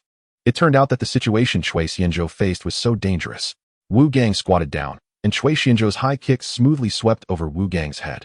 Then, he twisted his waist and swung his leg, with his heel barely stopping at Wu Gang's ear as he stood. The movement was fluid and impressive. That was another heavy hit. Even if you managed to dodge the first one, would you be able to react to the second? The classmates fell silent. Then all shook their heads. If it were me, I'd have to squat down to dodge again and step back to create distance. Do you know why I would dodge instead of counterattacking like Chui Xianzhou? Wu Gang stepped back 2 paces to give space for Chui Xianzhou to retract his foot. Seeing his classmates feeling defeated, Wu Gang's tone softened from the initial coldness as he patiently said, if you dare to use your hands to block and your form is incorrect, your hand could break in an instant. You've all heard that an arm can't twist a thigh. Of course, if your arms are as thick as Li Bo's, I won't say anything. Wu Gang's latter comment made some of the students chuckle.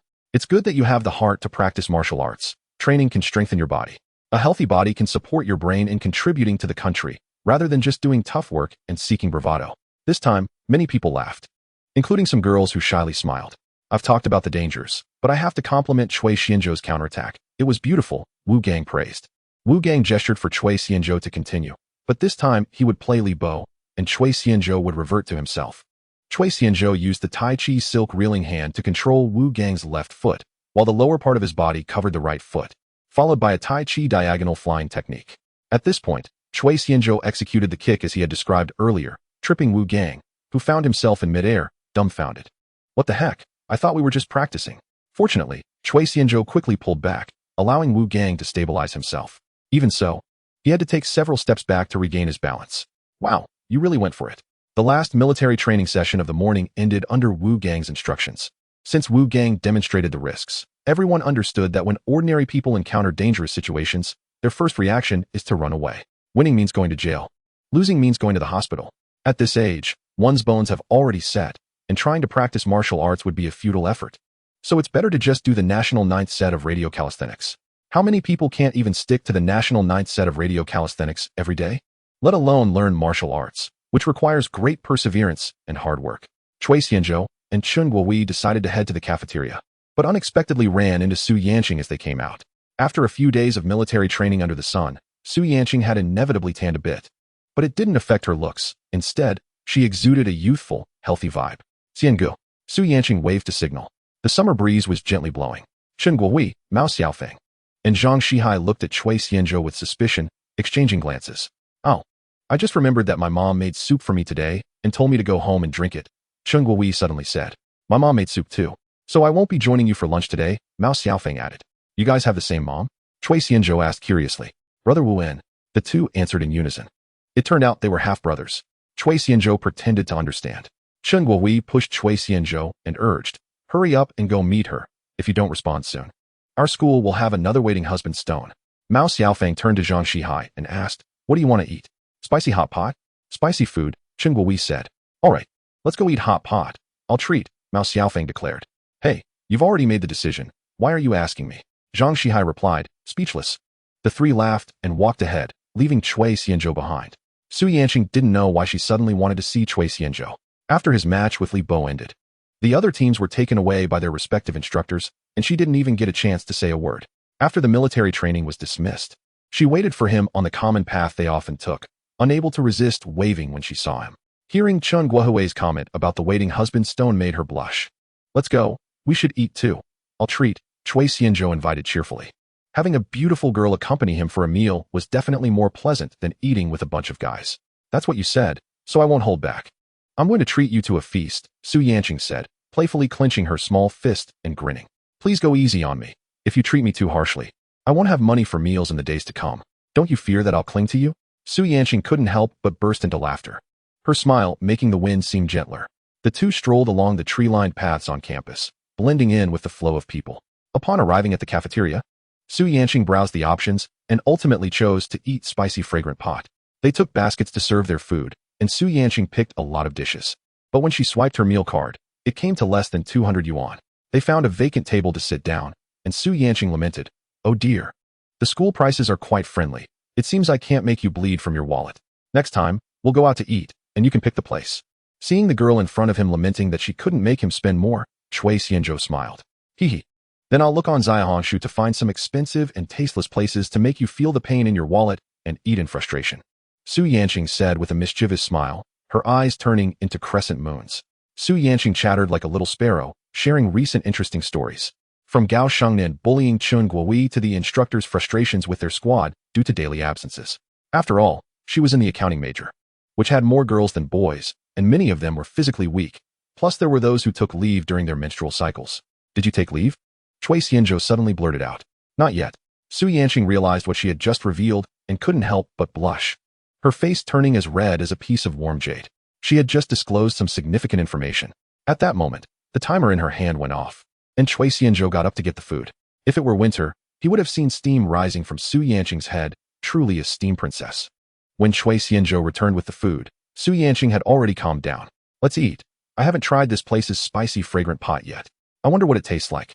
Chui Xianzhou placed the food tray in the middle of the table for two, and Su Yanqing proactively served the rice. I heard Xiao Xiao say that this restaurant's spicy hot pot tastes really good. Look, there are so many people eating their spicy hot pot. Su Yanqing picked up the bean sprouts but was taken aback by the spiciness, gasping, "Wow, I didn't expect it to be this spicy. If you blanch the vegetables, it won't be so spicy," Chui Xianzhou suggested. He tried a bit, and, being someone who can handle spicy food, he felt it wasn't that spicy. In the family, he's the only one who can eat spicy food. His mom even jokes that he's a glutton with such a strong taste. Watching Su Yanqing's nose and forehead glisten with sweat from the heat, yet her cute, gasping expression was particularly endearing. Chui Xianzhou couldn't help but laugh. "Didn't you ask Xiao Xiao if it was spicy? The spicy hot pot is both numbing and spicy." "She said it wasn't spicy at all. Just very fragrant," Su Yanqing replied. "I remember she's from Jiangxi, right? Her not spicy is not what others mean by not spicy." Seeing Su Yanqing's lips turn a rosy hue from the spice, Chui Xianzhou burst out laughing. "It's really too spicy." Su Yanqing was nearly in tears, not just from the spice, but also from feeling embarrassed by Chui Xianzhou's laughter. In the end, Chui Xianzhou stood up and ordered her a serving of spicy skewers, specifically asking for it to be non-spicy. He ate most of the large portion of the spicy hot pot, and by the end, he even felt his lips going numb. Eating spicy food is a moment of pleasure, but it can lead to discomfort later. However, this restaurant's spicy hot pot was indeed delicious. Even while Su Yanqing was eating her clear soup skewers, she still picked up a piece of meat to eat. Of course, it had been soaked in water before being eaten. After finishing their meal, the two returned to their dorms to rest. Before parting, Su Yanqing asked, "Can I invite you to dinner often in the future?" "Sure, but are you not afraid of others saying you're my girlfriend?" Chui Xianzhou asked. Those who have been in the dating game know that when a girl suddenly wants to spend more time with you, it usually means she's ready to reel you in. Chui Xianzhou wasn't a player, but he did like girls. "Do you mind?" Su Yanqing looked at the boy in front of her with hopeful eyes, eager to know how he would respond. The man in front of her was outstanding, handsome, wealthy, kind-hearted, strong, and provided a sense of security. Especially today, while he was sparring with Li Bo, she was worried he might get hurt, and at that moment, she suddenly wanted to be with him. Although the process was dangerous, knowing he won made her heart swell with joy. The only downside was that someone so outstanding would surely have many competitors. Some people are so stunning that they overshadow the youth of others. "Your dorm is here. I need a companion for dinner, and if you're not afraid of me feeding you too much, then let's go eat together," Chui Xianzhou said with a smile. Under the blazing sun, Chui Xianzhou quickly walked a few steps to the parking lot, ready to drive back to the villa. The bright orange Lamborghini was eye-catching. Usually, it went unnoticed when parked in the lot. However, once he hit the campus road, it became a moving spectacle, attracting a lot of attention. Although he only occasionally drove the Lamborghini to school, many people knew it was his. He didn't rev the engine to draw attention. This was campus. And revving the engine to show off was just rude. Supercars are already a noticeable presence. He didn't need to flaunt it further. When Chui Xianzhou arrived at the south gate, the strong young security guard saluted him. "Thank you." Chui Xianzhou tossed a pack of cigarettes over with a smile. "You're welcome." Ma Baoguo caught the cigarette and saluted again. Although it hadn't been long since the semester started, Chui Xianzhou made a deep impression on him. Especially the scene yesterday when many school leaders were there to welcome him, which made one marvel. This is how a true gentleman should be. That evening, all the security personnel on duty at the school gate received a notice that from now on, they should not casually stop Chui Xianzhou when he entered or exited the campus. At first, they thought it was just a privilege for the wealthy. But when they heard about the donations, they understood. Ma Baoguo watched as the Lamborghini disappeared from sight and sighed. People are different. Not only is he rich, but he is also so polite to us. Ma Baoguo wondered if he were Chui Xianzhou, would he be able to interact with these little people with such a smile? What he admired most was Chui Xianzhou's kindness, which perhaps is what makes a rich person truly good-hearted. Chui Xianzhou drove back to the underground parking garage of the university villa. The villa had 3 parking spots, at this moment, besides the Hellcat parked inside. There was also a BMW 1000 he had just received as a reward. The black and white BMW 1000 had smooth and sharp lines, full of a strong sense of sportiness.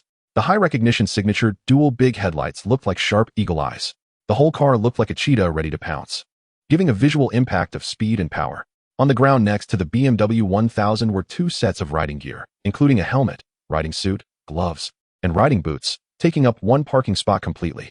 "Tongzi ge, if you get another car, you'll have to park outside," Chui Xianzhou jokingly complained. He picked up 2 large bags of gear, swiped his card to open the underground entrance, and placed the gear in the opposite cloakroom.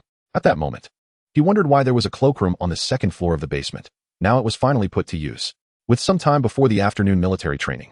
He chose not to go upstairs to rest.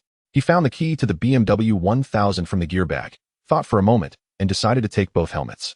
With his master-level driving skills, riding a motorcycle was no problem at all. The BMW 1000 weighed 197 kilograms, which is about 394 pounds. At that weight, if the bike fell over, not to mention girls, many boys might not be able to lift it back up. Many accident videos show netizens criticizing girls who clearly had their feet on the ground but pretended to fall. Often, it's not just about having their feet on the ground. It's about being unable to hold the bike due to inertia. Come out. Remember to wear your helmet, Chui Xianzhou said as he put on the helmet and mounted the bike. For his height, the seat height was just right, allowing his heels to touch the ground comfortably. He inserted the key into the motorcycle, and the dashboard displayed a wealth of vehicle information. The button on the left switched to street mode, and the right one started the electric control. "Let us go," he exclaimed, revving the engine. He slowly drove out in first gear, not needing to throttle. The idle speed maintained a speed of 14 km/h. He rode along the river at 40 km/h for a while. Unfortunately, he couldn't experience the feeling of wind rushing past. "Tongzigu, could you be a bit more powerful?" The system next door starts with a changed background. But here it's like you're secretly rewarding things, so sneaky.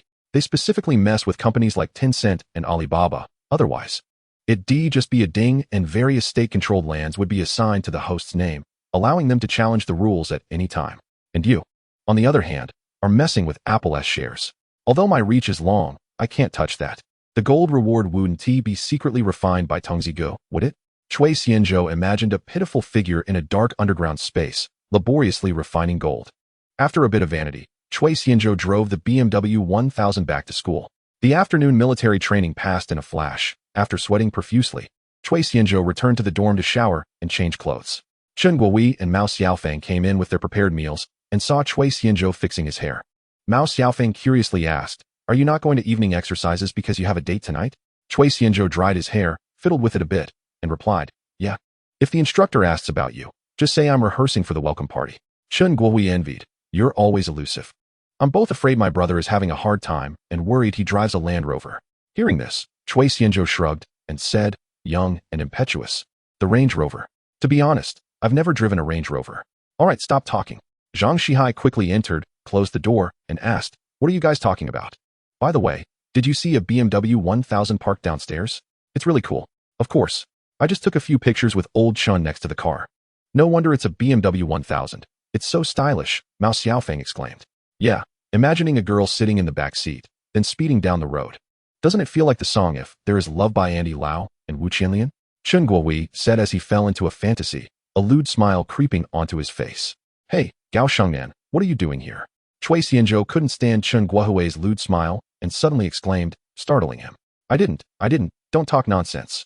Chen Guowei was taken aback and instinctively denied it 3 times, then realized they were in the boys' dormitory, and the door was closed. So how could Gao Shengnan be here? It was just a false alarm. "So who is sitting in the back seat of your car?" Zhang Shihai couldn't help but laugh. "It better be Gao Shengnan.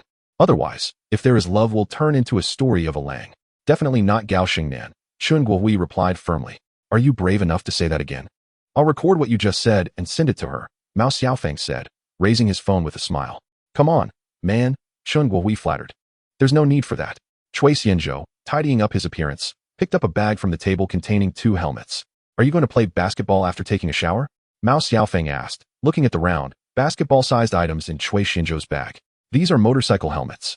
Chui Xianzhou unzipped the bag and took one out. "Could it be the one parked downstairs?" "Yes, it's mine." "All right, stop talking." Downstairs of the girls' dormitory, a red convertible Porsche 911 was parked, filled with red roses. A wealthy second-generation young man, sporting a large black mole on his cheek, dressed in formal attire, held flowers, and styled his hair like an adult. Pretending to be deeply affectionate, he leaned against the car, thinking, TSK. Today, I'm really handsome. If Lin Wanyan sees this, she'll surely be captivated by my carefully arranged romance and incredible handsomeness, throwing herself at me. And I'll just be like, ha ha ha. Du Zeding laughed narcissistically. Many girls leaned out to look downstairs. Isn't that the student council president, Du Zeding? Is he going to confess to Lin Wanyan again? No wonder it felt like something was missing these days. That feeling is back. Over the past year, he had confessed several times each month, and Lin Wanyan remained unmoved. If it were me, I would have fallen for her long ago. Isn't it said that Lin Wanyan is dating that rich freshman? Someone saw her get into his car. To be fair, without the mole, Du would be quite handsome. Most of the girls in this dormitory had seen this scene several times, so they were already used to it, with only a few bored girls eating sunflower seeds and gossiping. Xiaoyan, you dressed up so early today. Are you going to meet Du Zidong? Sun Jijia appeared from the balcony and asked, What Du Zidong? That guy with the big mole? What's he up to now? Lin Wanyun adjusted her chiffon dress, which had a water-ink butterfly pattern. The dress had a little trick with a diagonal slit at the hem, high on the left and low on the right, clearly showing most of her left leg. The dress also had an elastic design in the middle, accentuating her slim waist. Don't you know he's at it again with the flower confession? Here he comes again. I'm really tired of this guy. If it weren't for the fact that I usually work in the external liaison department and don't want to make it too obvious, I would have blocked him already. Instead of just muting his messages, Lin Wanyun sighed, feeling deflated.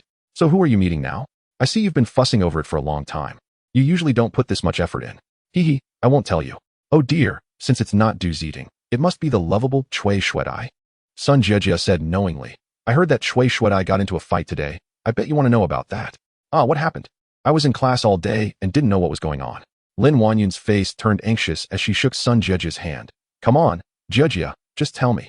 Deal. Du Xiao, today, I bet you can finally win over Lin Wanyun. Which girl wouldn't be swept away by this romance? The romantic gesture created by the dashing Du Xiao, in front of so many people, I don't know how many classmates envy Lin Shuimei. Yes, not just Lin Wanyun. Even we guys can't resist the feeling of this vanity being satisfied. I think she must have already received the news and is lost in it. Definitely captured by Du Xiao's heart. Several followers around him were fawning over him. Du Zidong was over the moon, enjoying himself. You don't understand, everything is under my control. She has been rejecting me, but she's just playing hard to get. How could I not know?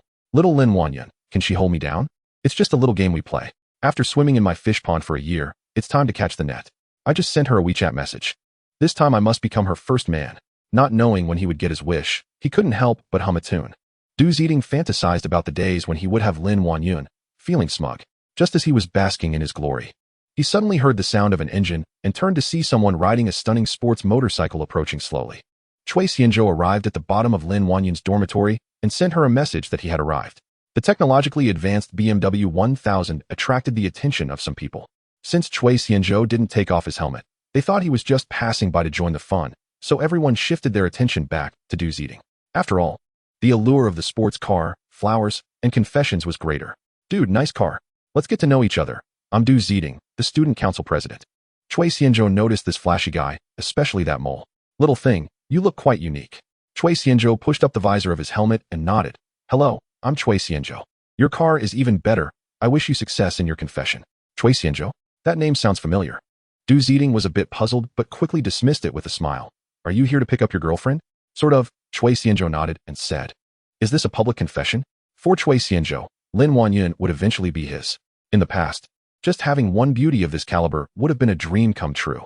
Now, he just wanted to appreciate the beauty of the world. Yeah, I feel like my chances of success this time are quite high. Du Zidong laughed heartily. Then I wish you success. Cui Xianzhou gave him a thumbs up. At that moment, two girls walked out of the dormitory hallway together. One was wearing a chiffon dress adorned with several water-ink butterflies, tall and proud. With long hair styled up, her face delicate and beautiful. What was more captivating were her charming peach blossom eyes, sparkling with emotion. Lin Wanyun had come out. And beside her was another girl, who, although also decent-looking, appeared somewhat overshadowed by Lin Wanyun's beauty. The girl I'm here to pick up is coming out. Cui Xianzhou waved to Lin Wanyun. Oh, the girl I'm going to confess to has also arrived. Du Zidong raised his hand and said, then walked over. Who would have thought that Lin Wanyun ignored him as he approached and slipped past him, running toward Cui Xianzhou with small hurried steps. When Cui Xianzhou had just messaged her, he mentioned that he was sitting on a motorcycle. Now, the only motorcycle in front of the dormitory was his. How could it not be Cui Xianzhou? Du Zidong, who was excited, froze in place, and Cui Xianzhou's words suddenly struck him like a thunderbolt. He knew Lin Wanyun's best friend, Sun Jijia, who was currently standing at the entrance of the dormitory building. Unable to hide her smirk as she looked at him with a mocking expression. The girl Cui Xianzhou had mentioned had come out, and he had mistakenly thought it was Sun Jijia. Now the situation was clear. After pursuing a girl for a year, had someone else already stolen her away in just a few days? Is there any justice in this? Can we talk about the order of arrival? Du Zidong turned his stiff body to look behind him. Cui Xianzhou smiled at Lin Wanyun and said, You look beautiful today. Lin Wanyun responded graciously. Thank you. You look handsome today too. You ran down so fast, you're already sweating.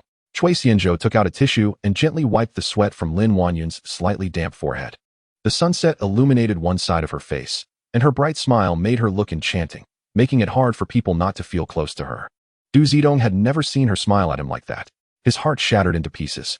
I shouldn't be here.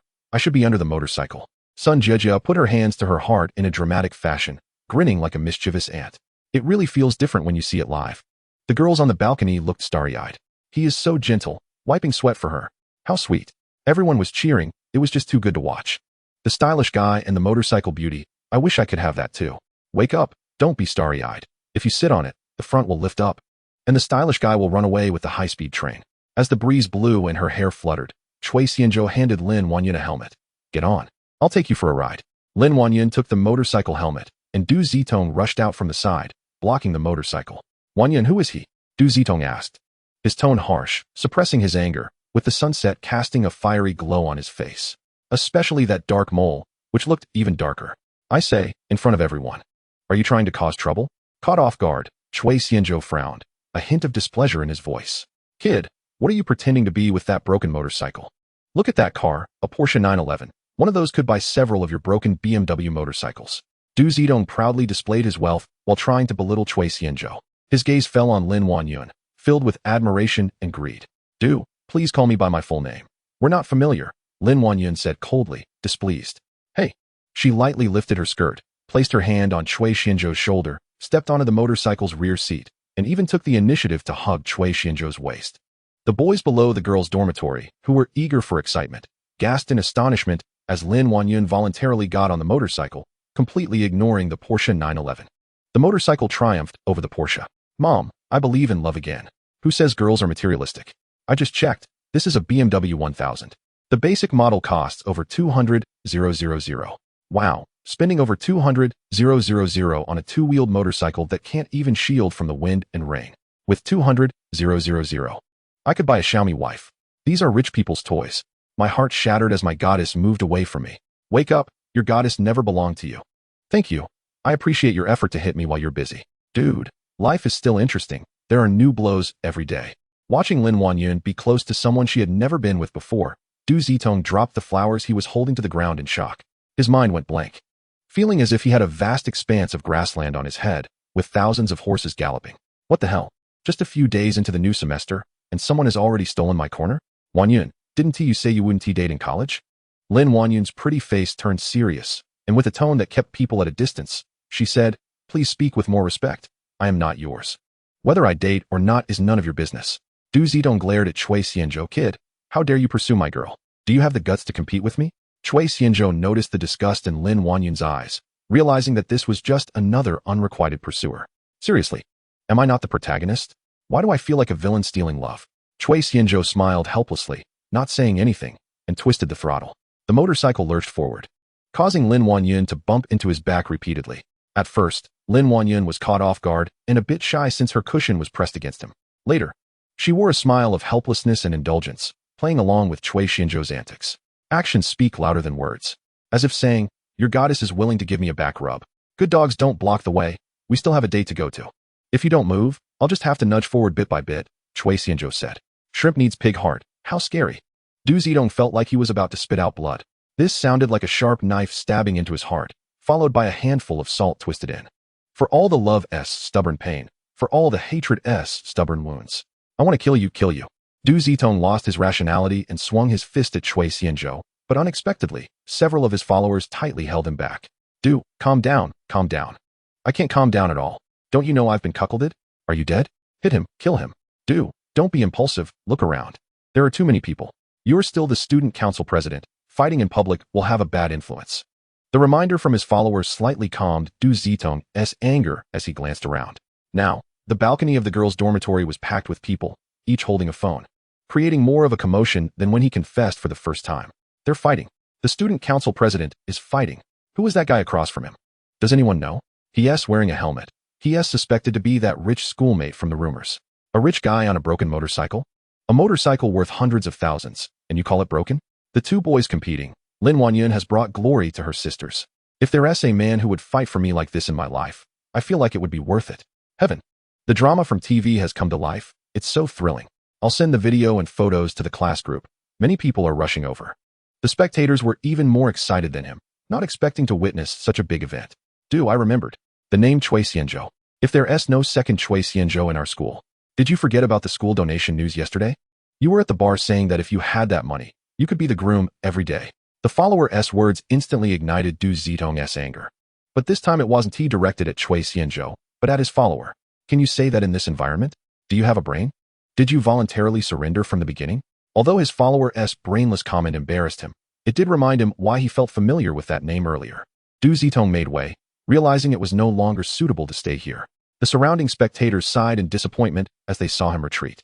You really love to stir up trouble, don't you? Chui Xianzhou clicked his tongue, thinking, thankfully, I was wise enough to wear a helmet, otherwise, I would be the one being watched like a monkey. Chui Xianzhou gently twisted the throttle, and the motorcycle slowly started. This time, Lin Wanyun. His failed appearance looked like a dog. Du Zitong watched the two leaving, and he could still hear the conversation between Chui Xianzhou and Lin Wanyun.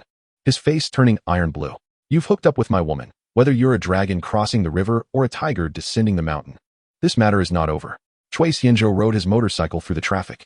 Lin Wanyun opened the front windscreen, leaned closely against Chui Xianzhou's back, and hummed a song along the way, clearly in a good mood. Hey! Lin Wanyun shouted loudly, tapping on the helmet in front of her. What? Chui Xianzhou pushed up the front windscreen and asked. You just said we're going on a date, so what is our relationship now? What do you want our relationship to be? I don't know about you, but do you often say this to girls? What do I say? To coax girls. So this is what coaxing girls is like. No wonder my sister sticks to me all day and keeps crawling into my bed.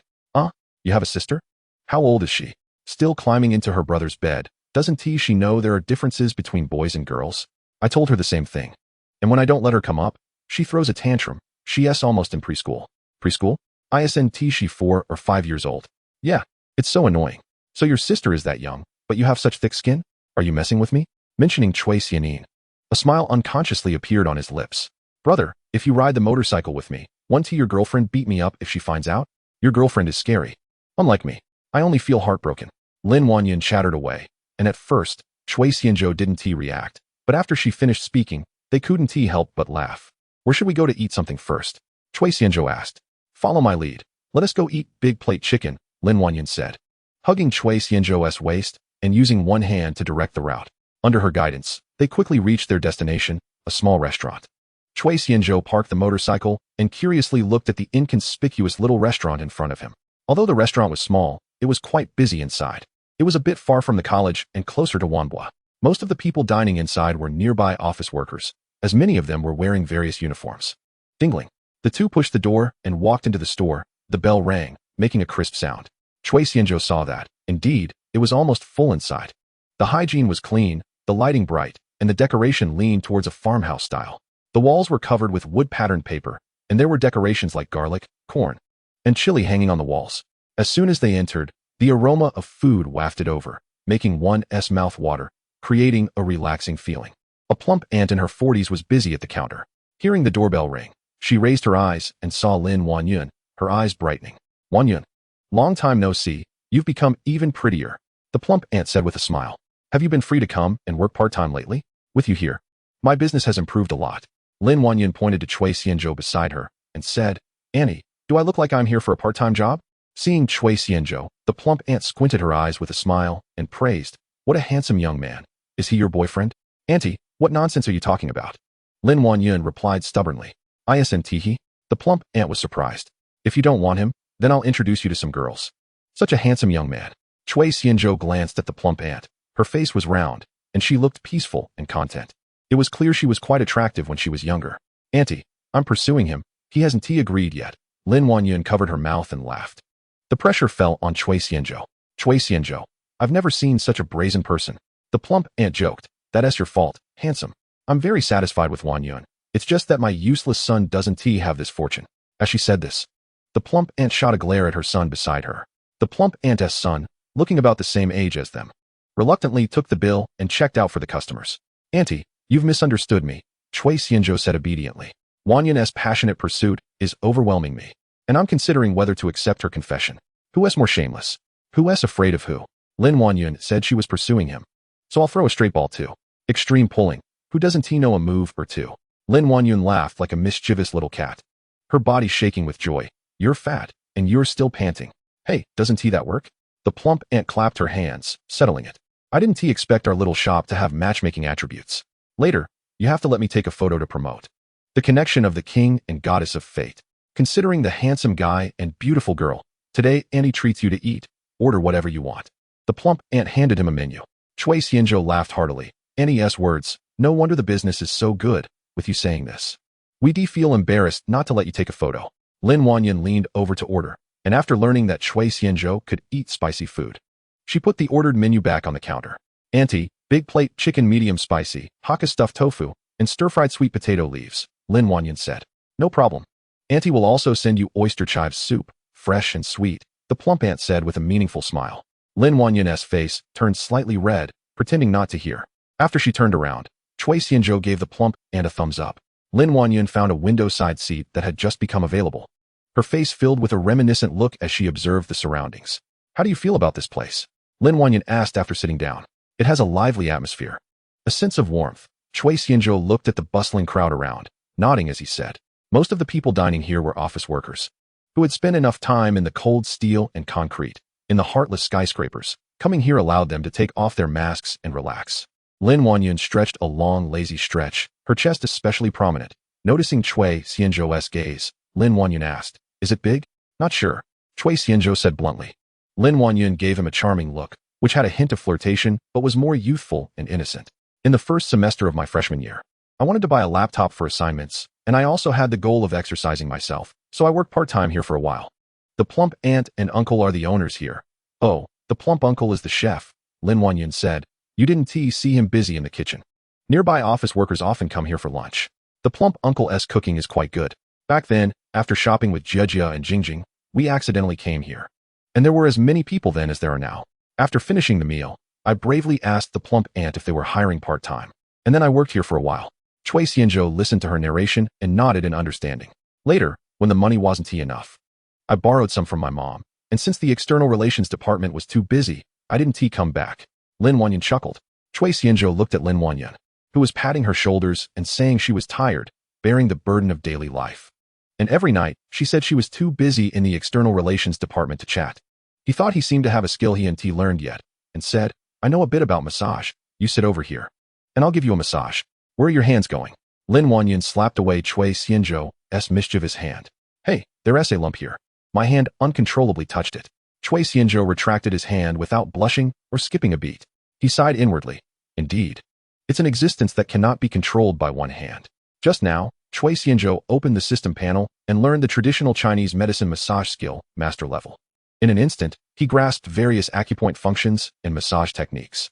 Looking at the tired Lin Wanyan in front of him, Chui Xianzhou's fingers itched. This is a good test subject. Lin Wanyan sat down with some doubts, taking a seat by the window.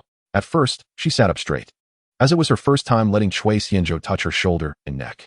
However, when Chui Xianzhou placed his hand on her and pressed down, she instantly felt the warmth of his large hand, which was just the right amount of pressure, leaving her feeling comfortable and relaxed. She closed her eyes to enjoy Chui Xianzhou's shoulder and neck massage, gradually leaning back into his embrace, only opening her eyes when his hand climbed higher, giving him a playful eye roll. You big pervert, doing this with so many people around, Lin Wanyan teased as she adjusted her slightly disheveled clothes. After we finish eating, let's find a quiet place with no one around to continue the massage, Chui Xianzhou chuckled. You're so sweet, Lin Wanyan replied as she returned to her seat, feeling rejuvenated. I didn't expect you to have such skills. Just a few presses, and my shoulder muscles are already relaxed. Chui Xianzhou watched Lin Wanyan leaning forward, her hand resting on the table, her soft figure pressing against his arm, and smiled. I can do a lot more than just shoulder and neck massages. I can also do back, hips, and legs, especially the chest, but I've never had a chance to practice. Lin Wanyan looked at the animated expression on the man's face and laughed. Are you sure that's a proper massage? Chui Xianzhou asked seriously. Is a massage not proper? Lin Wanyan hesitated. Looking at Chui Xianzhou's serious expression, she wondered if she was being too suggestive. But when she saw the smile in the corners of his eyes, she realized she had been teased. She reached out to pinch his nose, but before her hand could touch it, he opened his mouth wide in a playful manner. Lin Wanyan exclaimed and quickly withdrew her hand. Seeing her startled expression, Chui Xianzhou burst into laughter. Here it comes, your food is here. Aunt Fat brought over a portable stove, followed by a waiter carrying a small iron pot. The portable stove was placed in the middle of their table, and the small pot was filled with a tempting, aromatic chicken dish. Try and see if Uncle Fat's cooking has declined, Aunt Fat said. No problem. Lin Wanyun replied as she tore open the packaging of the bowls and chopsticks, rinsed them with hot water, and handed a pair to Cui Xianzhou, saying, "You try and see how it tastes." Cui Xianzhou picked up a piece of chicken wing, spicy and fragrant, making his mouth water. "It would be even better with a bottle of cold beer," he said. "In the hot weather, a cold beer would be refreshing. For people from Guangdong, Xinjiang's big plate chicken has too many spices and chili, masking the original flavor of the chicken. Authentic Xinjiang big plate chicken uses local free-range chickens, not the 3 yellow chicken. However, local specialties always need to adapt and accept modifications to reach a wider audience." Seeing the man's expression, Lin Wanyun knew he was enjoying the food. But she still asked, "How does it taste?" "Delicious, you should try it too. Uncle Fat's cooking is pretty good." Soon, other dishes were served, filling their table. Lin Wanyun helped Cui Xianzhou serve himself a bowl of soup, which contained several oysters and chives. "What if we kiss and end up with chive leaves?" Cui Xianzhou suddenly asked. Lin Wanyun, who was drinking soup, choked and turned red. Seeing her choke, Cui Xianzhou couldn't help but chuckle, trying to help her catch her breath, and inadvertently ate some tofu in the process. They were talking about Hakka stuffed tofu. Lin Wanyun had choked twice during their meals together. The last time she choked was during their previous meal. After catching her breath, Lin Wanyun shot him a flirtatious glare and said playfully, "If we end up with chive leaves, you better eat them." "You, that's disgusting." Although Lin Wanyun didn't eat much during this meal, she felt very satisfied, surrounded by the bustling atmosphere of the restaurant. The two of them shared meals while imagining the changing seasons outside the window, thinking how nice it would be to spend their lives this way. The best friend was right beside her, and the person she loved was sitting across from her. Cui Xianzhou felt a bit stuffed and put down his chopsticks, wiping his mouth with a napkin. After checking his phone and replying to some messages, they sat for a while before heading to settle the bill. When it was time to pay, Aunt Fat insisted on not taking their money, and after several rounds of insisting, she finally relented. "If it's delicious, come often and bring more business to Aunt Fat," they both agreed. "How nice, this is youth."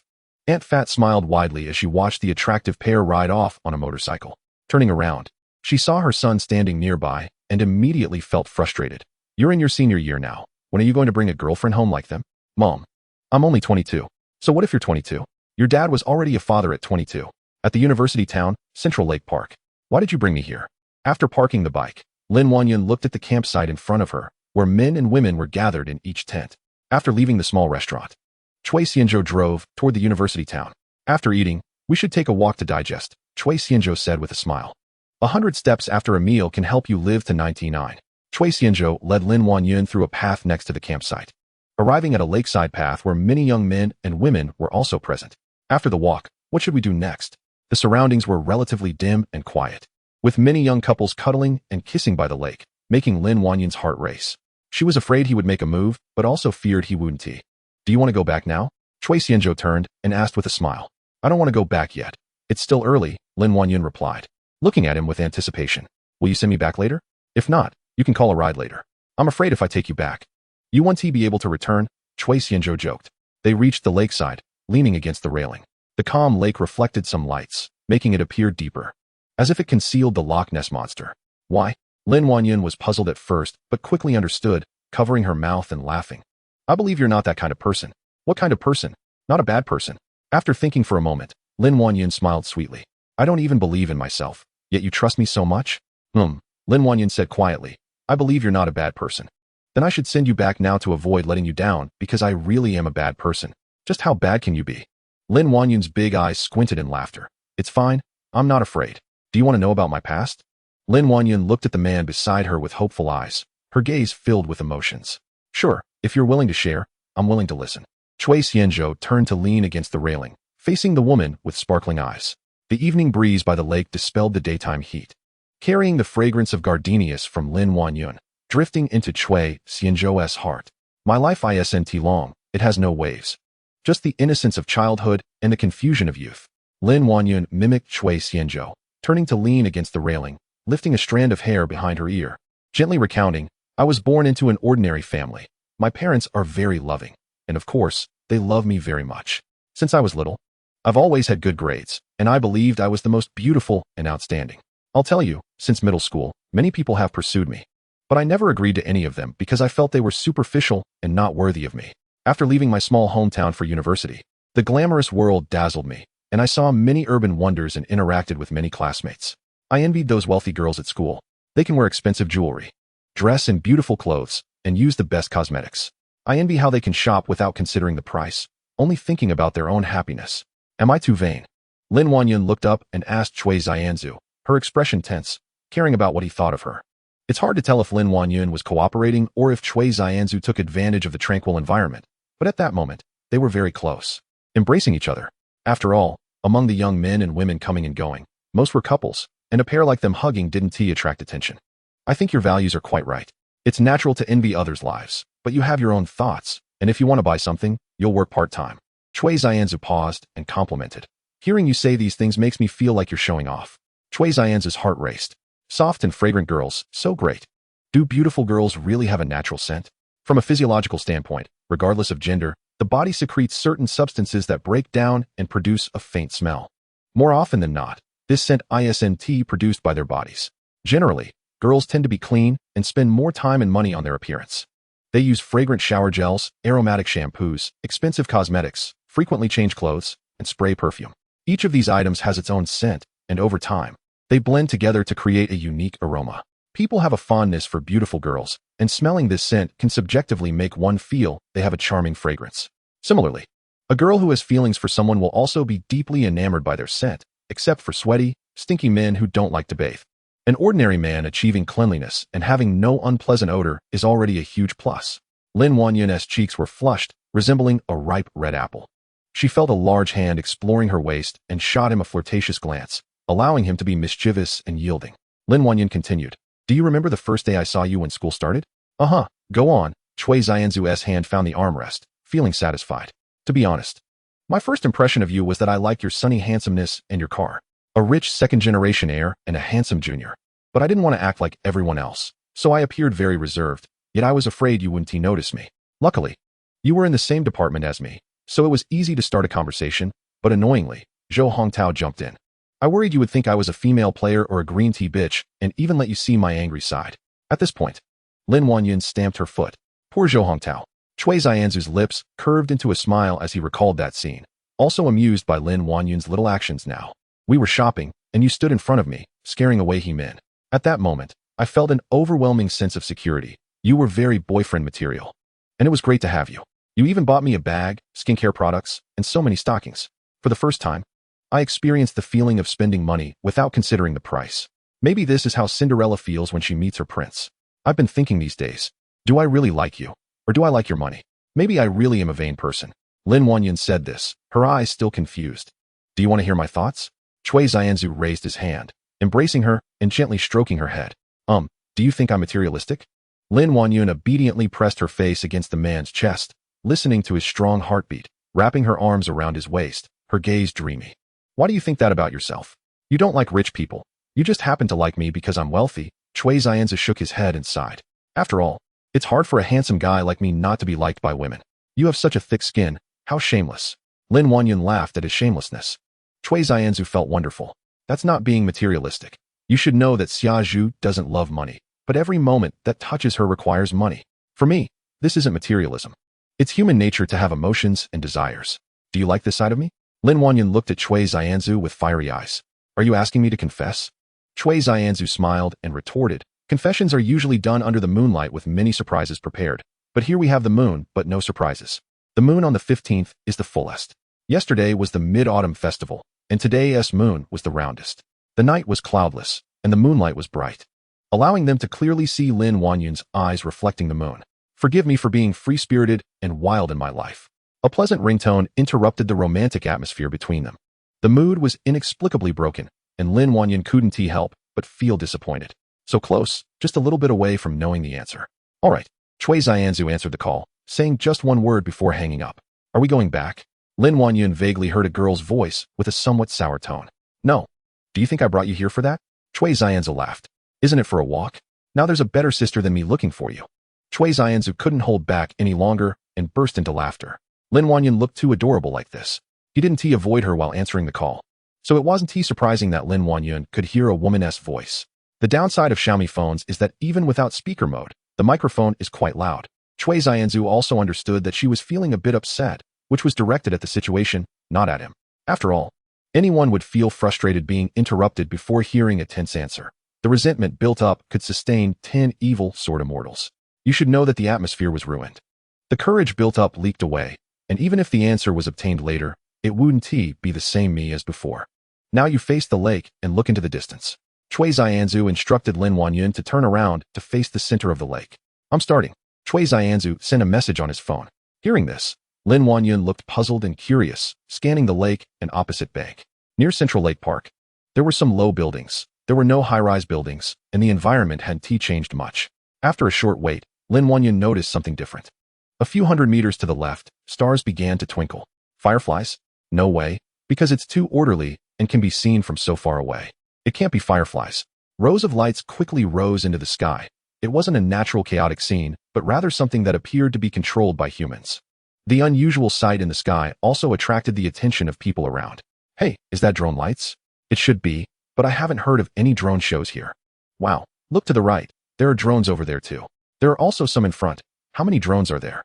Watching the drones rise from 3 directions, Lin Wanyun was stunned, instinctively gripping the railing, excitedly asking, is this your arranged program? Chui Xianzu tried to appear nonchalant and nodded. The best is saved for later at night. Seeing his calm demeanor, Lin Wanyun pouted. With that expression, have you brought other girls here before? Chui Xianzu immediately faltered. Losing his composure, I just asked Dobao about this. Don't let people know we're both Navi. Uffed. Lin Wanyun covered her mouth and laughed, playfully rolling her eyes at him. Bad man, you can't be serious for a moment. Seeing her disbelief, Chui Xianzu directly opened Dobao and found the top record, handing his phone to her. How do rich people create surprises for girls? Can fireworks be set off in Yanqing? How much is the fine for setting off fireworks? How much does it cost for a drone show? She felt touched. What if I want to sleep with you? Boys going out should protect themselves with either Okamoto 001 or Durex 001. Lin Wanyun's delicate white fingers kept scrolling up, and when she saw the last 2 inappropriate searches, her face instantly flushed. Hate it, you big bad guy. Lin Wanyun pouted proudly, lightly punching his chest twice with her hands. Don't look at me, look ahead. Chui Xianzhou chuckled, enduring Lin Wanyun's light massage. This performance was something he thought of after chatting with Lin Wanyun last night. For the past few days, they had exchanged a few words daily, but their relationship had not progressed further. In the past, travel was slow, and one could only love one person in a lifetime. Nowadays, it's fast. In 1 minute, one can fall in love with 5,678 people.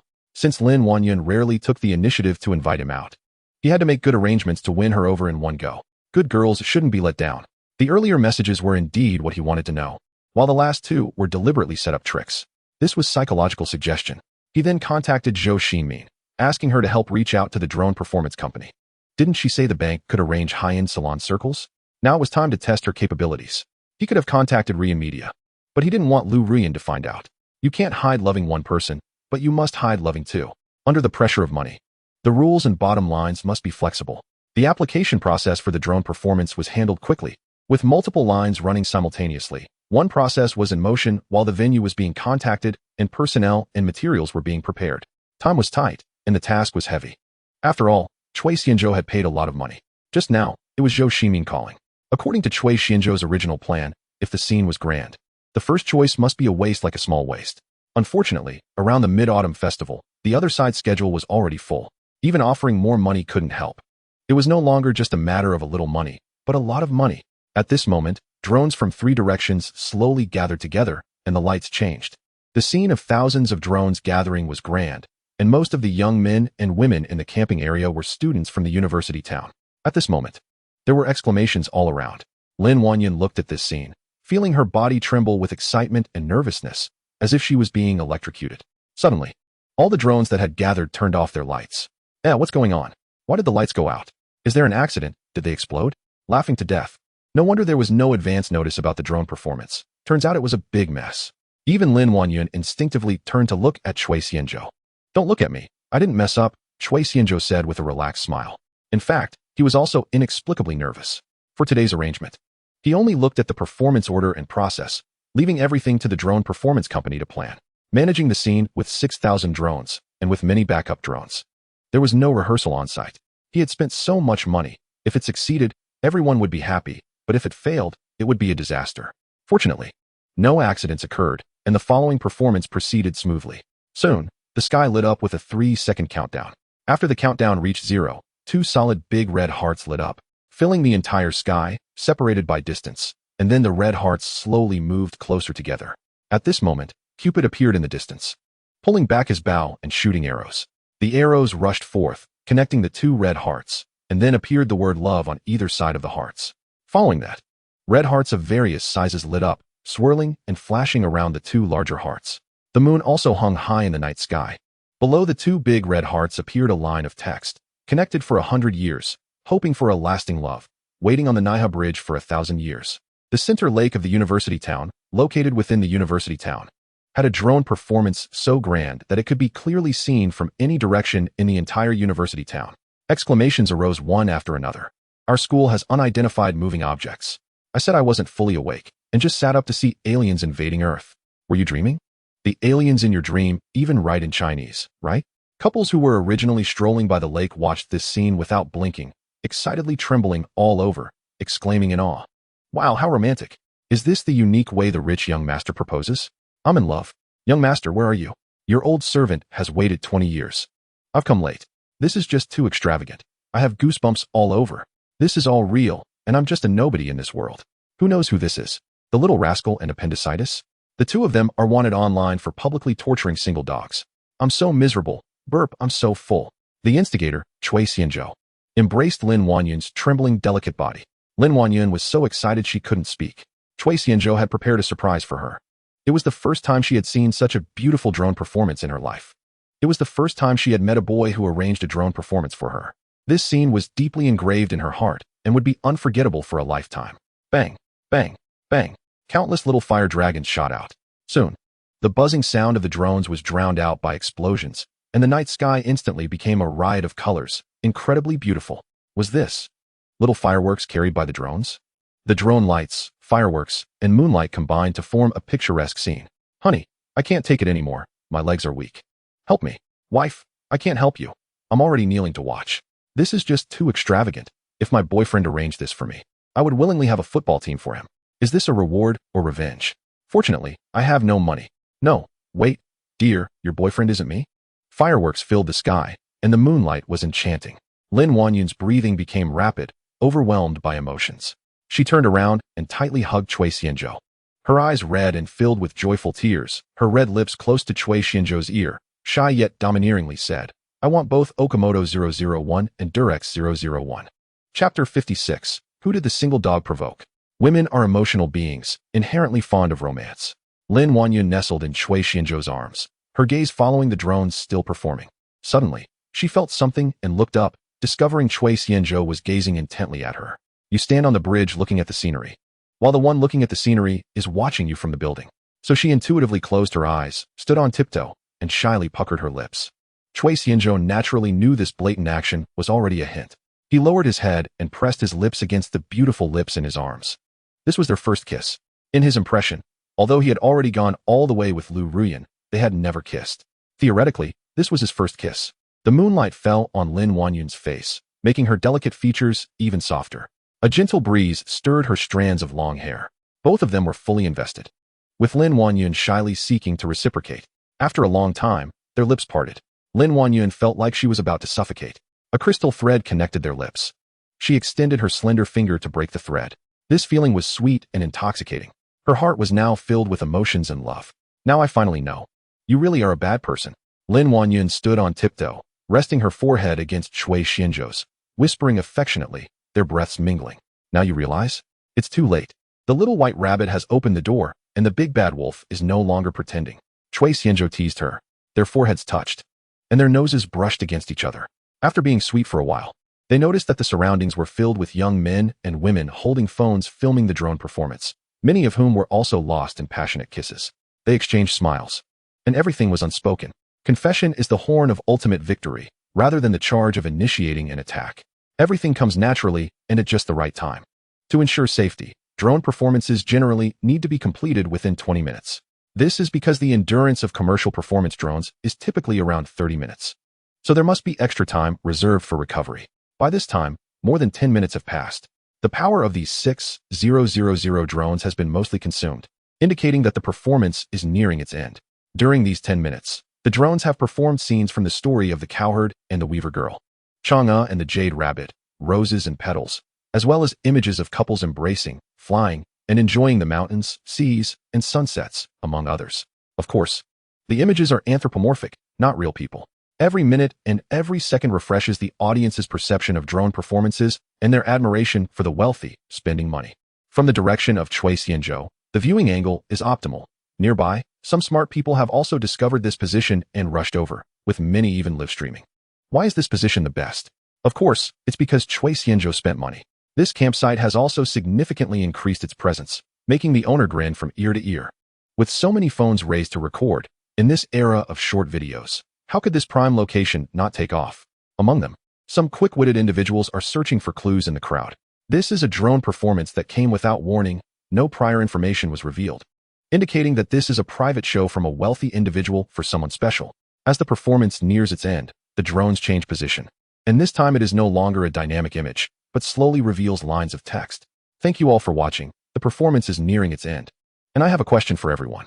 Nearby, people began to read aloud. The question is, can you sing the single dog song? Those who read this line exchanged glances, especially the single men and women, feeling a bad premonition. Oh no, is it too late to run now? But I really want to know what happens next. Lin Wanyan looked at Chui Xianzhou with a strange expression. Is this your bad taste? Chui Xianzhou chuckled. Everyone has seen this. Let's give the single dogs one last benefit at the end. Otherwise, if they get to enjoy for free for so long, and we don't let them feel a bit uncomfortable, I'll feel hurt.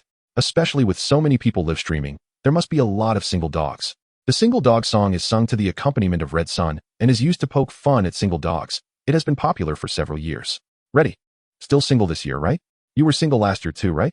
Did you spend Christmas, New Year, and New Year's Day alone? It's okay, don't worry. How old are you? Just stay single for a few more years, and you'll get used to it. Sure enough, there are many people enjoying the fun, and quite a few know this song. Even if they don't know it, they must have heard Red Sunday someone started singing a couple of lines, and others realized the melody was very familiar. Although they couldn't recall it at the moment, they could sing along. After finishing, they realized they were scolding themselves, just like tapping their legs. Hearing a familiar melody made them unable to resist tapping. Next to Chui Xianzhou and Lin Wanyun, someone was live streaming, and several pairs of couples were present. When he shifted the camera to their friends, the couples exchanged knowing looks, and the live streamer couldn't stand it. Oh, you all have girlfriends. As soon as he finished this sentence, his girlfriend stood up from below, appeared in front of the camera, and then kissed the live streamer. Oh, so I have a girlfriend too. Who doesn't have a girlfriend? Several people said in unison, simultaneously looking at the camera with ambiguous smiles. That's right. They were looking at everyone currently looking at their phones.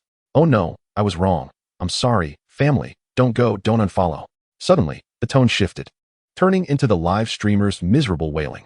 There are still many good people in this world. They really aren't afraid of death, nor the might of single dogs and the resentment from years of being single. Chui Xianzhou sighed. Lin Wanyun laughed so hard she was shaking. It's still you so bad. Then the drones continued with the second half of the lyrics. Familiar people can't make a move. Strangers can't find their voice. Those who like you think you're a bit ugly. The person you like walks around you, so you can only be a single dog. It's over, throwing dog food. A rain of rose petals fell from the sky, like butterflies fluttering, causing everyone on site to scream excitedly and reach out to catch them. At this point, the entire text, including the initial 2 lines of thanks, was suspended in the night sky, visible even to those on the open-air viewing platform of the Little Waste. Old Zhang, what are you laughing at? Aren't you a single dog too? At this moment, a young man holding binoculars asked, honestly, if we had stayed at school tonight, we could have felt how shocking this drone performance was on site. Yes, luckily we all brought binoculars. But this wealthy person really has a bad taste. What did we single dogs do to deserve this? Did we eat your dog food? Hey, is that right? That's not right. You're a single dog, I'm not. He wrapped his arm around a delicate girl next to him, showing off. No, you and the class monitor, when did that happen? You're a beast. Even rabbits don't eat the grass next to their burrows. If there's grass nearby, why run all over the mountains? We've been together for a long time. It was me who made the first move, just considering your feelings, and didn't show it. The female class monitor said with a smile. We promised to play games together for 4 years, but you secretly hit a woman. Chui Xianzhou held Lin Wanyun's hand, struggling against the flow of people. Clearly, the drones in the night sky were starting to recover, but no one in the crowd was leaving. If he were alone, he could slip away like a fish. After all, he has skills in Tai Chi and Bajiquan. However, he now needed to be attentive to protect Lin Wanyun. He didn't expect that such a short performance of just 10 to 20 minutes would attract so many people. Indeed, the human nature to seek excitement is strong. Ding. Reward triggered. The host will hold a romantic confession event. Confession is the horn of ultimate victory, and also the charge for starting another war. Let it sound. Congratulations to the host for obtaining the My Youth I Decide card. 24 hours. After clicking to use the card, you can exchange youth seeds for money at a 1:1 ratio within 24 hours. The system's voice echoed in Cui Xianzhou's mind as he saw a virtual white card pop up in front of him, displaying 2,400 hours. System, are you suddenly being colorful? What does my youth I decide mean? Shouldn't youth be running in the sunset? And what s with the youth seeds? Your sudden unseriousness makes me quite unserious too. But I can't not make money just for the sake of being serious. He also wants to know how much he can earn at once. Cui Xianzhou tightened his grip on Lin Wanyun's hand. Tonight, he could see how to use it. He wove through the crowd and arrived at the motorcycle. The area around Panyu District, Guangzhou South, and the university town is absolutely no motorcycle zone. Sorry, I didn't check the information well. I'm sorry, but I want to change it. Please assume it's a parallel world. He got on the bike, took a few turns, and returned to the underground garage of the university villa. Along the way, Lin Wanyun's heart raced, thumping as if it would leap out of her chest. She knew something would happen tonight. She was also looking forward to what would happen tonight. Some encounters, once they happen, are unforgettable. After getting out of the car, Lin Wanyun kept her head down, catching a glimpse in the garage. The two cars Cui Xianzhou usually drove were parked there. Lin Wanyun understood that she had arrived at his place. Dazed, she let Cui Xianzhou hold her hand as they walked forward, swiped the card to enter, and took the elevator to the master bedroom. I'll go take a shower first, Lin Wanyun said, gathering her courage. Okay. Cui Xianzhou nodded and handed her a new bath towel. You are not allowed to peek while I'm taking a shower, Lin Wanyun shyly said, pressing against Cui Xianzhou's chest. Don't worry, I need to go downstairs for a bit. Even if I wanted to peek, I couldn't, Cui Xianzhou reassured her, playfully scratching Lin Wanyun's nose. Where are you going? Lin Wanyun suddenly became anxious and grabbed Cui Xianzhou's hand. After all, this place was unfamiliar to her, although there were no other people around. A girl being alone in a villa could still feel uneasy. I'm going to buy some 001. Didn't you say you wanted it? I didn't prepare any here. Cui Xianzhou teased. Lin Wanyun gasped, released his hand, and turned around to slam the bathroom door shut. When emotions run high, one can speak boldly without reservations, but now, with no one around and facing each other, the courage they had before was gone. The first time is always awkward. At first, girls are often shy. A person's true nature only begins to reveal itself gradually as they become familiar with each other. Cui Xianzhou smiled, and, hearing the sound of the faucet running inside, turned to head downstairs. There was a small supermarket in the neighborhood, and Cui Xianzhou naturally grabbed a few boxes and a bottle of Pepsi. In fact, buying such items should not feel embarrassing. It is a perfectly ordinary thing. However, it is understandable that beginners feel nervous when they first learn to drive. And when buying items, they often feel as if everyone around is watching them. In reality, it is just an illusion. Honestly, no one pays attention to what you are buying. Even if they see it, they would only envy that you can use it because you have a need. No one imagines how you will use that item. You might have brainstormed about what to say to the clerk when buying such items, saying, I want to buy a contraceptive. The clerk would immediately pull out a megaphone and excitedly say, Oh, my Holy Mary. Congratulations, sir. You are the first customer to buy today.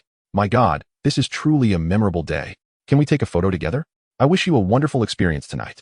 Such things do not happen. You are just there to buy something, and the clerk is not that bored to provide so much emotional value. So, when you enter the store wearing a hoodie, sunglasses, and a mask, wrapped up tightly, feeling very suspicious while buying something, it is really unnecessary. Instead, it raises doubts about your outfit, making them think you are doing something illegal. What if they call the police, and you happen to be driving when they break in? You keep talking. I'm listening. The girl takes a longer shower, so after checking out, Cui Xianzhou sits at the store entrance sipping his Coke. Looking at the Pepsi in his hand, he suddenly remembers a funny video on Douyin about drinking Japanese Coke that spins and flies in the air and even lights up. He turned around and went back to the store to buy a bottle of Coca-Cola. Half an hour later, Cui Xianzhou returned to the master bedroom, which was dark without any lights on. With the light from the hallway, he could see a figure on the big bed, covered with a quilt. I'm going to take a shower too. Upon hearing this, the figure moved a bit, and a muffled hum came from under the quilt. Boys usually shower much faster, using one hand for shampoo and the other for body wash, dividing the work efficiently, and with a quick rinse under the shower, it only took 4 to 5 minutes. Before slipping under the quilt, Cui Xianzhou activated his My Youth, My Decision card. The wind blew, the curtains moved, and the neon lights flickered. Ding! Host has engaged in a second fierce battle. The system rewards the passive skill foundation cultivation. After each consumption, this skill will actively convert food energy to quickly replenish the host's essence. When food is insufficient, it will prioritize consuming fat. Please be informed. Ding!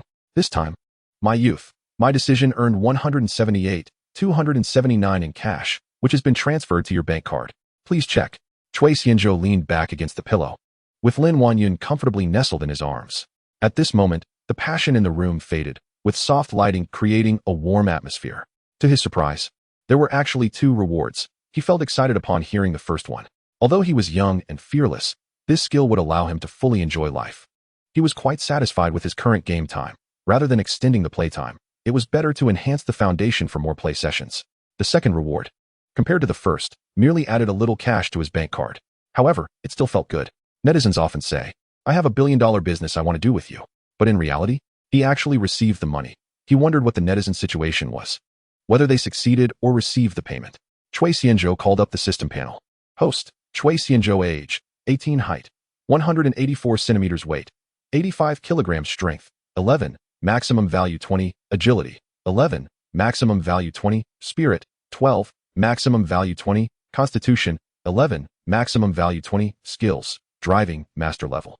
Tai Chi, master level. Singing, master level. Bajiquan, master level. Skill card, room techniques, entry level. 4. Traditional Chinese medicine, massage, master level. Foundation cultivation, passive, inventory. My youth. My decision in use. Domestic free viewing, secretly recording black material. Chapter 58. Today, I will make soup for you. Lin Wanyun lay on Chui Xianzhou's chest, listening to the powerful heartbeat of the man, which had not yet returned to its normal rhythm. The two enjoyed the moment of silence. I'm a bit hungry. How about ordering some takeout?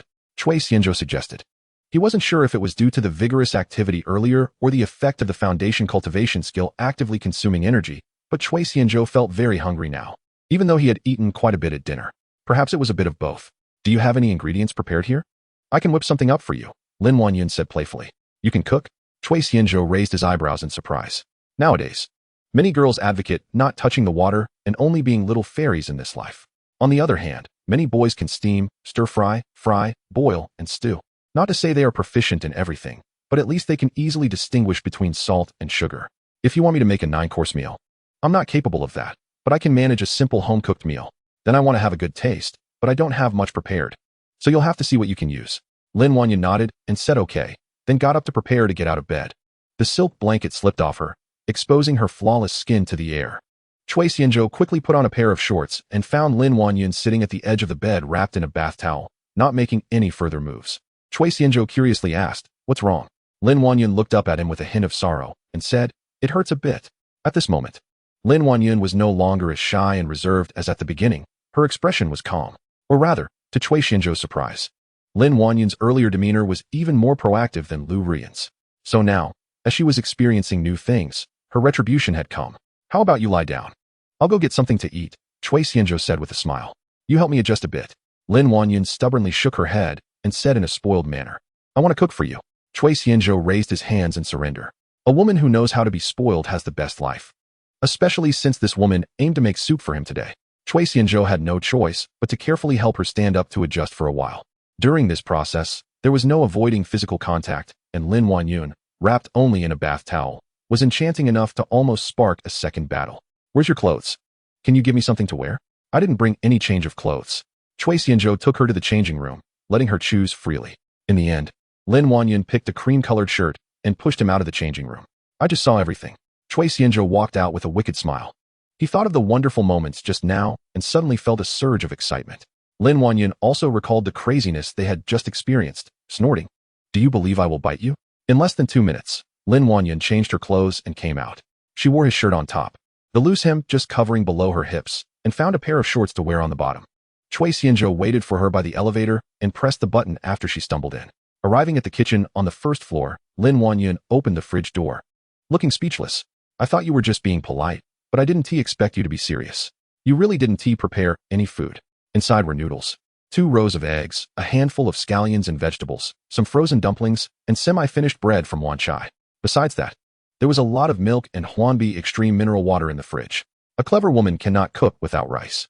Originally wanting to show off her skills, Lin Wanyun looked at the little resources gathered and helplessly said, "I'll give you something to eat. With these ingredients, I can cook a few bowls of noodles. And I'll add an egg to nourish you. I'm fine with anything as long as you make it," Chui Xianzhou said, wrapping his arms around her waist from behind, resting his chin on her shoulder. "Wow, you're so oily. The bowl of noodles I'm giving you later won't even need oil." Lin Wanyun shivered and pushed him out, telling him not to distract her in the kitchen. Chui Xianzhou laughed heartily, casually taking a bottle of Huanbi Extreme mineral water from the fridge and sitting like a lord on a chair outside the kitchen. Watching Lin Wanyun busily in the kitchen, boiling water, turning on the gas stove, washing vegetables, chopping scallions. Lin Wanyun, wearing his shirt, bent over with her hips slightly sticking out. From his angle, she looked like a plump peach. Cui Xianzhou quietly admired her for a while, with the lively sounds of the kitchen around him, feeling a bit of warmth of home. Indeed, a house needs a woman. Just as Cui Xianzhou took out his phone to scroll through Douyin, Lin Wanyun's voice came from the kitchen. "The noodles are ready, my lord. Come in and help carry them out." "Coming." Cui Xianzhou replied quickly, getting up. "It smells so good." Cui Xianzhou looked at the 2 large bowls of clear soup egg noodles in front of him, leaned in to take a deep breath, and praised. The clear soup base had a bit of soy sauce and sesame oil, with scallions floating and shiny vegetables, which made one's appetite increase. One portion was obviously for him, with more noodles and even 2 fried eggs. "It's too late. I didn't cook anything greasy, just some clear soup noodles. Simple and quick," Lin Wanyun explained. For someone who cooks, the best praise besides words is action. Cui Xianzhou finished the noodles cleanly, even drinking a lot of the soup. Halfway through, Lin Wanyun watched him gobble them down with a satisfied smile and even shared some of her noodles with him. After Cui Xianzhou finished the noodles, Lin Wanyun was still slowly savoring hers while scrolling through Douyin. When she couldn't eat anymore, Cui Xianzhou took the initiative to get up, tidying the bowls and chopsticks and putting them in the dishwasher, cleaning the pots used in the kitchen. "Xianzhou, you have to see this video." Just as Cui Xianzhou finished cleaning and walked out, Lin Wanyun excitedly held her phone up to him. "What is up?" Cui Xianzhou asked. He picked her up in a princess carry and walked to the sofa in the living room. Lin Wanyun was caught off guard, letting out a squeal and instinctively wrapping her arms around his neck. When they reached the sofa, she adjusted her sitting position in his arms. Once they both found their comfortable positions, Cui Xianzhou finally saw Lin Wanyun's phone. The video playing was precisely the drone performance from tonight, and he subconsciously looked at the likes, which exceeded 130,000. The video was a 2-minute highlight reel of the drone performance, capturing every exciting moment. And the first half was set to romantic music, making Cui Xianzhou sigh that if it had been live, it would have been crazy. However, the latter half featured the single dog song, which broke the romantic atmosphere and created a sense of disconnection, making him wonder if the video was spliced incorrectly. Cui Xianzhou exclaimed, "How can it be so popular in such a short time? Wait, is this from the Sichuan Observation video account?" Lin Wanyun then noticed the name of the video account. She clicked on it, and indeed found it was Domestic Free Viewing, Undercover Scandal, Eating Melons. Chapter 59, My husband is the best person in the world. No matter how many times I watch it, I will never forget the shock of today. Thank you, dear. It's a pity I didn't record a video from memory. Lin Wanyun expressed her true feelings, gazing dreamily at Cui Xianzhou. "Silly girl, you're my woman. If you want to see it, I can arrange it any time. No need to record a video from memory." Cui Xianzhou gave her a head pat. "That would waste money. Even if you have money, you shouldn't spend it like that. This one time is enough for me." Lin Wanyun squinted her eyes, touched. "Let us check the comments to see what everyone is saying." Cui Xianzhou was a bit curious about the comments from netizens. Many times, the comments section is more exciting than the video content. Lin Wanyun hummed, opening the comments section. In the entire comments section, everyone let loose, joking and expressing their true feelings. Sichuan Observation, observing the whole country. Throw. Liqui. May the twin-tailed little elf guard the rich man's home. Don't even think about it. There are no twin-tailed little elves in the rich man's home.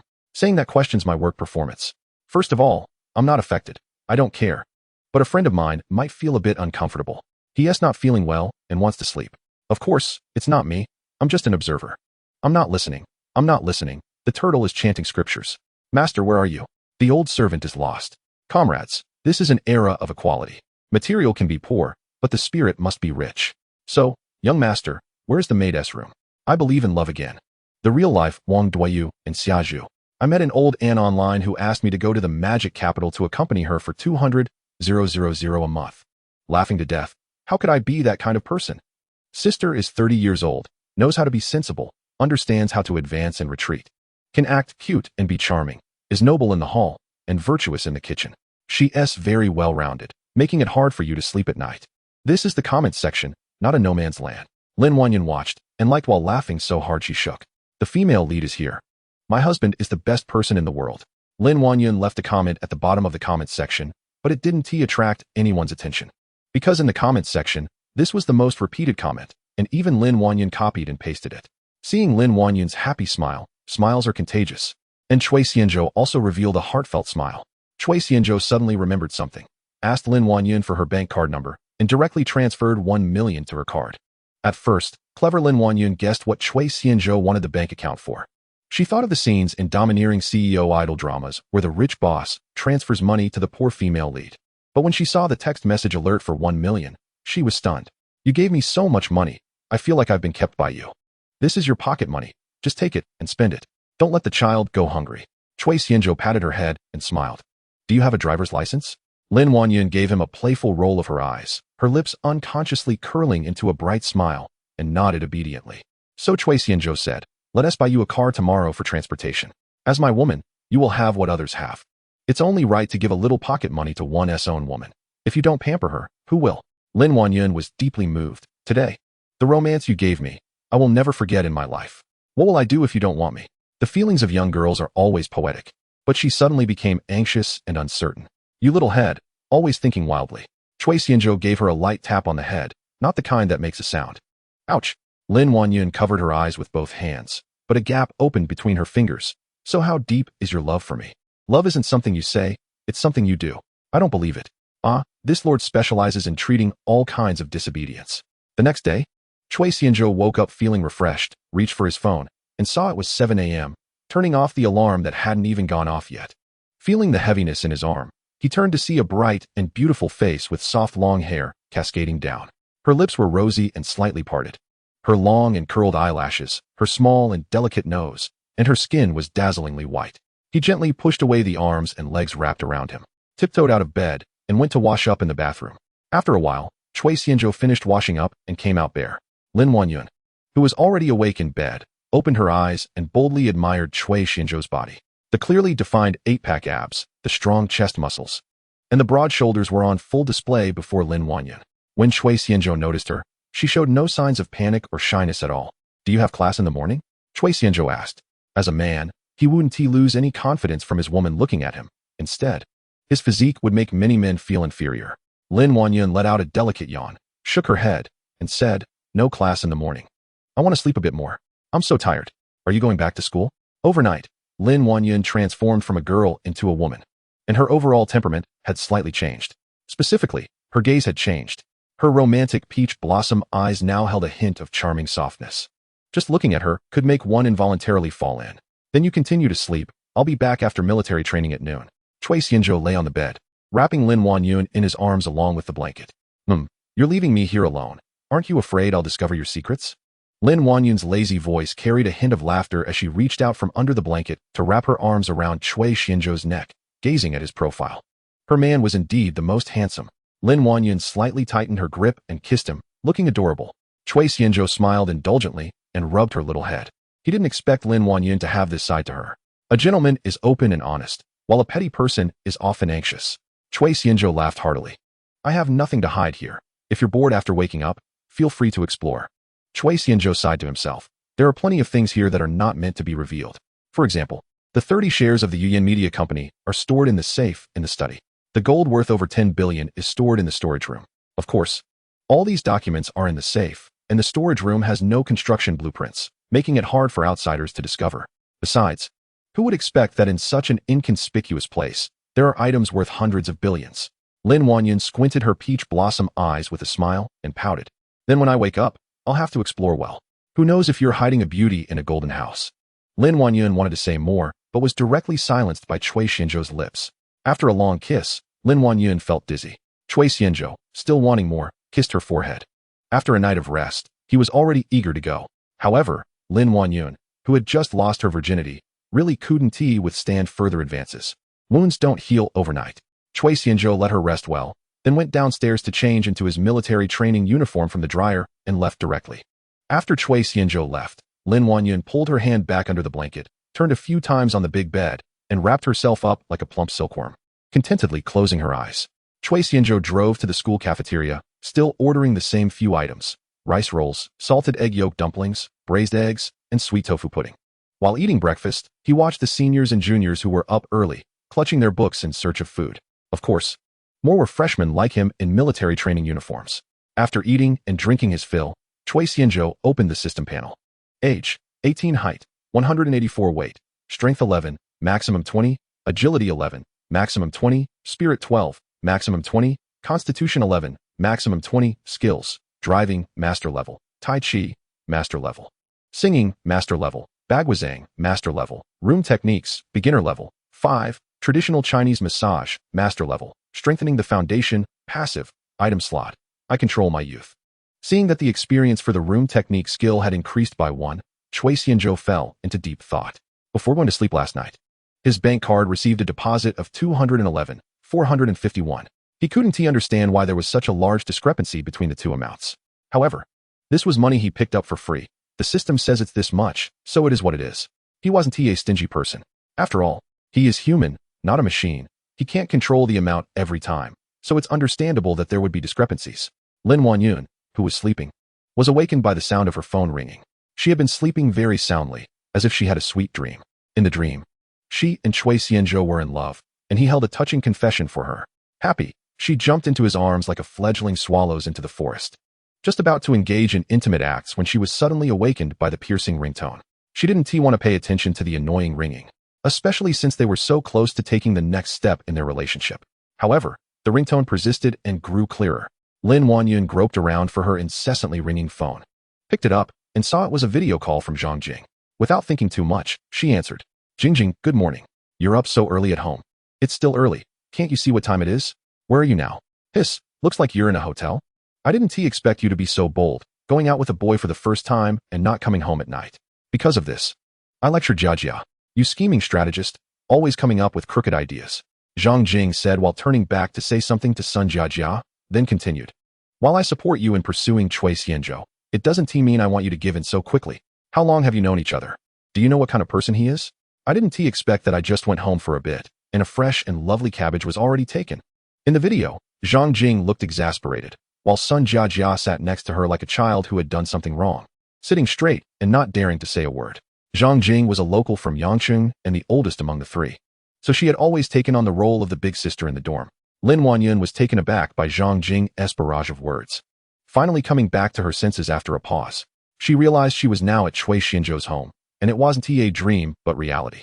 As she moved, a faint pain reminded her that she had already done those intimate things twice. So, could it be that they could be shamelessly? Ah, damn it. Jingjing, you don't need to worry. I found my Prince Charming. Xian Gu is a good person, and I want to allow you to speak ill of him. Oh, look at you, calling him Xian Gu so quickly. A woman who changes her heart is so scary. Your elbow has turned outward so quickly. I haven't even said anything, and you're already defending him. Zhang Jing teased. Just by looking at your expression, I can tell he has already taken everything. You know the prince might not always have a princess by his side. He might also have a maid. I know, but I don't care. Lin Wanyun said seriously, and I believe I will be happy. As for the rest, I haven't thought too much about it. Asking herself, does Lin Wanyun want to monopolize Chui Xianzhou? Of course she does. But is that realistic? The reality is that there will always be someone occupying most of the resources. So what she needs to do is to hold a heavier weight in his heart. If she thinks about monopolizing him from the very beginning, in the end, she will only hurt herself. Zhang Jing looked at Lin Wanyun in disbelief, as if she were looking at a stranger, and exclaimed, what did he do to you? What kind of charm did he cast on you to make you so devoted? He didn't do anything. We just had a big plate of chicken to eat last night at Aunt Fat's place. Then we went to the university town, where we watched a drone performance, and he even transferred me some money. Lin Wanyun pulled her scattered thoughts back and pretended to be indifferent. However, her expression management was not on point, and her beaming expression almost gave Zhang Jing and Sun Jiajia goosebumps.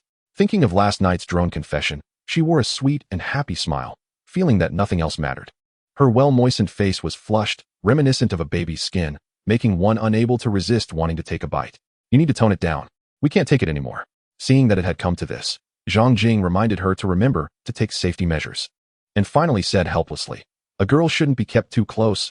I didn't expect you to be so easily satisfied. Just from watching a drone performance, you fell for him. At this rate, if Du Zeding finds out, he'll probably regret it to death. Wait, are you talking about the drone performance that happened last night in the university town? The well-behaved Sun Jiajia suddenly interjected. Seeing Lin Wanyun nod, Sun Jiajia squealed like a groundhog. So it was Chui Xianzhou. It was Lin Wanyun, right? At this moment, Zhang Jing also realized, because her social media was flooded last night. Since last night, many student groups and alumni groups have been discussing this romantic event. After all, in college life, even a little gossip can become a legend, let alone such a novel, grand, and expensive drone boss-style confession. The mainstream speculation is that the drone performance was chosen in the university town, making it highly likely that the main character is a college student. Many campus forums are launching activities to find out who it is. Because of the timing, many people are trying to fit the boy's name into it. And there are even quite a few shameless ones who come out to claim it, only to be ridiculed. Then some people became unhappy. Why does it have to be a boy hosting a drone confession? Can it be a wealthy young lady? Besides, men are all big pig's hooves. Such a romantic thing must have been done by a girl. This argument also gained a lot of support. Therefore, both sides argued fiercely. Chapter 61. I'm not a scumbag. If he can spend time, energy, and money to do these things for you, it shows that you are in his heart. Zhang Jing sighed. I admit I was a bit loud just now. Yin Yun, you are so happy. If it were me, I would also dedicate myself without hesitation. Which girl can resist such sugary artillery shells? Sun Jiejia said with longing. Even if there is a bottomless abyss ahead, I have no regrets.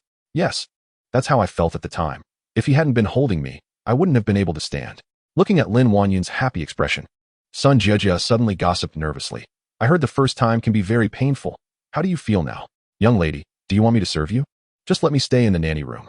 Ah, Sun Jiejia, are you trying to get me killed? If you want to know, go find a boyfriend yourself. Lin Wanyun's face turned red from Sun Jiejia's words. Although everyone usually watches movies and comments on the male and female leads, how can she be embarrassed to talk about such personal experiences with her best friends? At least for now, she still has a thin skin. How many times did you go last night? Was he strong? How did it feel? Was it comfortable? How big was it? Zhang Jing joined in the teasing. I won't talk to you anymore. I'm going to get up and wash my face. Embarrassed, Lin Wanyun changed the subject. Don't be like that. Just turn on the video and let us see the house you're living in. Feel the daily life of a wealthy lady. Sun Jiejia anxiously said, that's not good. I will ask him if I can invite you over. Lin Wanyun hesitated for a moment. Zhang Jing shook her head and sighed. Sigh, you are already in his shape. Thinking of everything for him. The friendship boat capsizes just like that, keeping such a romantic thing from us. Chen Guowei said with deep sorrow. Yes, we can help set up the scene, act as the atmosphere group. Zhang Shihai said. Exactly. It's not like we want to see any drone performance of the cowherd and the weaver girl, Chang'e and the jade rabbit, or rose petal ring. Mao Xiaofeng said seriously. Cui Xianzhou felt embarrassed. If you hadn't reported the program name so specifically, I might have almost believed it. How did you know it was me? Cui Xianzhou asked curiously. Just now, he was the first to ask if he had a date with a senior last night, using the drone performance to confess. He didn't announce it to the public last night. After all, he and Lin Wanyun were just an ordinary couple among the crowd, aside from their outstanding looks. He didn't arrange for any drones to deliver flowers or rings or confess on the spot, so no one should have noticed him and Lin Wanyun. There are always rules in the world, discovering the threads of truth. There is only one truth. Speak human language. All right. I linked it to the post about Du Zeding getting angry for a beauty. That post had your photo. Although you were wearing a helmet, outsiders wouldn't recognize you. But the three of us have seen your bike. Just now, I wasn't sure. I was just trying to tease you. Du Zeding is a defeated man. You took senior Lin Wanyun and left. Everyone was guessing who it was. And when I saw you, a light bulb went off in my head. Your name just happened to fit, then Lin Wanyun is. There can't be that many coincidences. Now the result is obvious. Mao Xiaofeng said in one breath. Looking pleased. I didn't think about hiding it. You asked sincerely, so I would definitely tell you. This isn't something shameful, but please don't spread it outside. Why? Could it be Su Yanqing? Chen Guowei said in surprise. You already have senior Lin. Just leave everyone with a fantasy object. Mao Xiaofeng said with deep sorrow. Scumbag. Even honest Zhang Shihai couldn't help it. I'm not a scumbag. I just want to give every girl a home. Cui Xianzhou said earnestly. Even the law clearly states one husband and one wife, one mistress and one wife. I am a good person, a law-abiding citizen. Haha. Chen Guowei and Zhang Shihai said in unison, then looked strangely at the disunited Mao Xiaofeng, who was pondering. Foster father, don't be so rigid about gender. Do you think I have a chance? Cui Xianzhou felt a chill. Do you know what size shoes I wear? Mao Xiaofeng was puzzled, looking at his feet. About the same size as mine. It should be 43, right? What's wrong? Do you believe that my size 43 foot can kick you to Rongqing, satisfying your special hobby? The morning training quickly passed. Today the weather was gloomy, bringing the sultriness before the rain. During training, many people were praying for rain. But the heavens let everyone understand what it means that heaven does not follow human wishes. However, as soon as Cui Xianzhou returned to the villa, the rain outside finally fell. Cui Xianzhou took the elevator directly to the first floor. Before returning home, he sent Lin Wanyun a message. Originally intending to wake her up to go eat, and after knowing she was awake, he bought a lot of ingredients at the fresh supermarket in the community. The rain outside was pouring. Lin Wanyun was busy in the kitchen, her hair tied up, wearing a t-shirt and shorts, looking like a homemaker. Hearing footsteps behind her, Lin Wanyun turned around in surprise. you're back. The meal is almost ready. I just need to stir-fry a vegetable.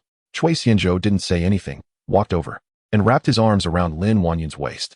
With a slight force, she felt as soft as cotton, naturally being held in his embrace. The scent on Lin Wanyun rushed into Jiangnan's nostrils, making his heart race. So, Chui Xianzhou leaned in for a kiss. After a long kiss, Lin Wanyun kept hitting his chest to break free, her face flushed red, breathing heavily. You bad man, coming back just to bully me. Go take a shower quickly. You're all sweaty and smell terrible, Lin Wanyun said, her face turning crimson. Her lips, kissed to a rosy hue, left Chui Xianzhou wanting more. Who told you to look so good? You're a feast for the eyes, Chui Xianzhou chuckled. What delicious food did you make? It smells so good. There's morel and pork rib soup, shrimp, and I'm steaming base now. You go take a shower first, I'll stir-fry a vegetable, and we can eat, Lin Wanyun introduced proudly. It smells so good, I can't wait to eat, Chui Xianzhou said, his mouth watering from the mixed aromas in the air. Chui Xianzhou kissed Lin Wanyun on the forehead, and then went to take a shower. In less than 5 minutes, he was out. Dinner is ready. Lin Wanyun came out with a bowl of vegetables, the table already set. How's my cooking? Chui Xianzhou picked up the bowl of morel and pork rib soup. How's the soup? I added morels, corn, pork ribs, and carrots. Lin Wanyun looked at him with anticipation. The meal last night hadn't showcased her cooking skills. But after chatting with Zhang Jing and Sun Jiejie this morning, she was determined to impress Chui Xianzhou and firmly capture his heart. The flavor is rich and delicious, with layers of texture, so good I almost swallowed my tongue, Chui Xianzhou praised sincerely. One word, fresh. His genuine reaction matched his words. And he didn't expect Lin Wanyun to actually be quite skilled. Hee, as long as it's delicious, you should have more? Lin Wanyun smiled, her beautiful peach blossom eyes squinting with joy. After dinner, the two tidied up the mess together and then lay on the sofa in the living room, getting cozy. Sitting on Chui Xianzhou's lap, Lin Wanyun suddenly felt her face flush, looking radiant. You naughty thing, just because you're full you want to get up to mischief. Chui Xianzhou protested. This thing has its own ideas, it's not under my control. As the saying goes, food and lust are natural inclinations. A beauty sitting in one's lap without losing composure is like Lu Xianghui. Chui Xianzhou stood up, holding Lin Wanyun. Then let's go to sleep. Wait a minute. Lin Wanyun panicked, saying apologetically, it's still swollen down there. Chui Xianzhou laughed, teasing her. What are you thinking? I'm not some pervert who only cares about my own happiness and ignores you. And I only said sleep. Where did your mind go? He thought about his current state, wondering if it was influenced by his skills, feeling full of vitality, yet unable to be near women. You're really something. After a couple of days, when I'm better, I'll make it up to you. Lin Wanyun gave Chui Xianzhou a kiss on the cheek. Hugging the sweet-smelling girl for a nap seemed lovely. But it was actually a tough job, as he couldn't sleep. In contrast, Lin Wanyun fell asleep quickly, lying next to Chui Xianzhou, inhaling his familiar scent, feeling a sense of security, and soon fell into a deep sleep, even snoring softly. She was genuinely tired, especially after the local bleeding, as the body's defense mechanism began to consume energy to repair the wounds. It's well known that during deep sleep, the body secretes a large amount of growth hormone, boosting metabolism, enhancing the immune system, and regulating inflammation. That's why many sick people feel sleepy. Their bodies remind them it's time to rest. Your body is all torn up. I'll stitch you up.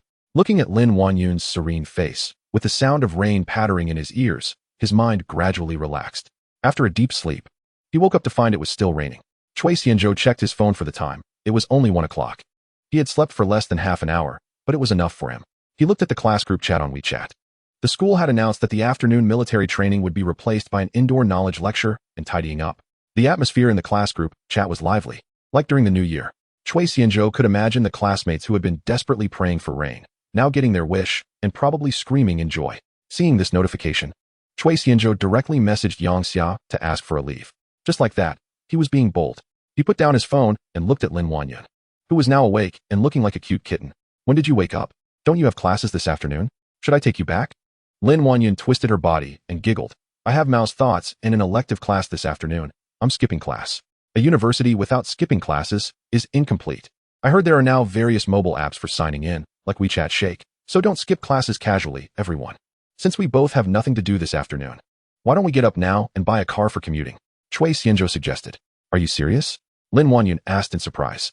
Chui Xianzhou pinched her little nose and smiled. When have I ever lied to you? He wanted to find something to do.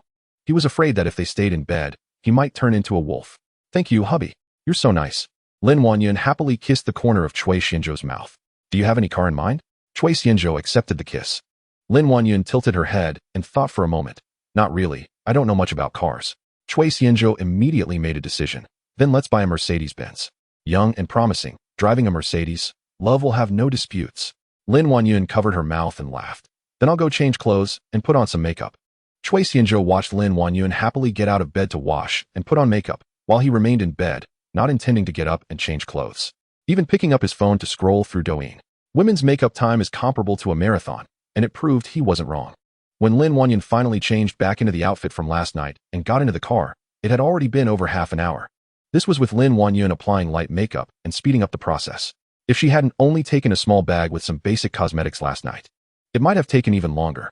Chui Xianzhou drove the Lamborghini with Lin Wanyun out, arriving at an intersection just as the light turned red. He stopped the car, watching the crowd on the crosswalk cross the street. Lin Wanyun pointed at the pedestrians who looked curiously at them and asked, "What do you think they are thinking when they see us?" Chui Xianzhou casually replied, "The love story of a wealthy princess and her commoner driver?" Lin Wanyun laughed at this, hitting Chui Xianzhou's shoulder, playfully scolding, "They're thinking that the beautiful girl in the luxury car's passenger seat never disappoints everyone." Chui Xianzhou looked at those crossing the street, who were deliberately casting curious glances into the car. He thought to himself, if it weren't for the system, he would probably have thought the same if he saw a beautiful girl in a luxury car. After about 10 minutes, Chui Xianzhou finally arrived at the navigation destination, a Mercedes-Benz dealership in Haizhou district. As he drove past the entrance gate, many staff members inside the dealership noticed the car. As professional car salespeople, even if they didn't recognize the Lamborghini, they could tell it was a supercar. So what did that mean? It means that the rich second generation is here to look at cars, which indicates a high willingness to buy and a high transaction rate. Everyone likes to host such customers. So when he parked the car, 2 staff members were already holding umbrellas, waiting by the car door. "Hello, sir and madam. Welcome to the Mercedes-Benz store." As the car door opened, the 2 staff members said in unison, simultaneously extending their hands to shield the top of the car door to prevent any collision, showing respect.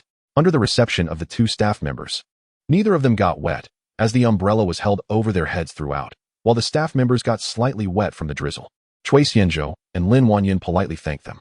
"Welcome to the Mercedes-Benz store, sir and madam. Good afternoon. Is this your first time visiting our store?" As they walked through the door, the reception staff approached them politely. Chui Xianzhou nodded in response. "Do you have an appointment with a car consultant?" The reception staff asked respectfully again. Chui Xianzhou shook his head. The female receptionist led them to the VIP seating area, poured water for them, then opened the folder she was carrying, handed it over with both hands, and respectfully said, "Could you please register your information? I will arrange a professional car consultant for you." Chui Xianzhou took the folder and handed it to Lin Wanyun. This was Lin Wanyun's first time in a 4-story dealership, and she had been holding on to Chui Xianzhou's arm, even sitting closely beside him. At this moment, seeing the folder handed to her, she pointed at herself in confusion and asked, "Me?" As soon as the Lamborghini drove in, it attracted the attention of many staff members in the store. Because it was raining today, no one was looking at cars in the 4-story dealership, and several salespeople were almost idle. At this moment, the change at the door caught their eyes as they watched the handsome man and beautiful woman, Chui Xianzhou and Lin Wanyun, enter. "Sister Xiaowen, is this a client you developed?" "No, I don't know them. If I had such a handsome and wealthy client, I definitely wouldn't forget," Li Xiaowen retorted. "Are they from online sales?" Several colleagues shook their heads in unison, indicating they were not. If they were from online sales, they would usually have an appointment in advance. When the client arrives, after registering their information, even if the store sales staff received them, it would still be the online sales staff who ultimately handled them. Generally, online sales personnel would report in advance. To be honest, the guy is handsome and the girl is beautiful. Such a pair is rarely seen together. One female sales consultant said, "Exactly. It's either a handsome man with a wealthy woman or a wealthy man with a beautiful woman. What car do you think they will look at today? That depends on who goes to receive them later. According to the sign-in ranking for today, it will be Sister Xiaowen who receives them next." "No way. I'm really envious. I just made a deal yesterday, and we can hardly make ends meet." All right. Regardless of whether we can make a deal later, let's go out for barbecue after work tonight. I'll treat," Li Xiaowen said, shaking her head and smiling at a few people. Li Xiaowen's words elicited cheers from several female sales staff. "Just keep your voices down. If the manager hears you, he'll definitely deduct your little money." The group quickly quieted down.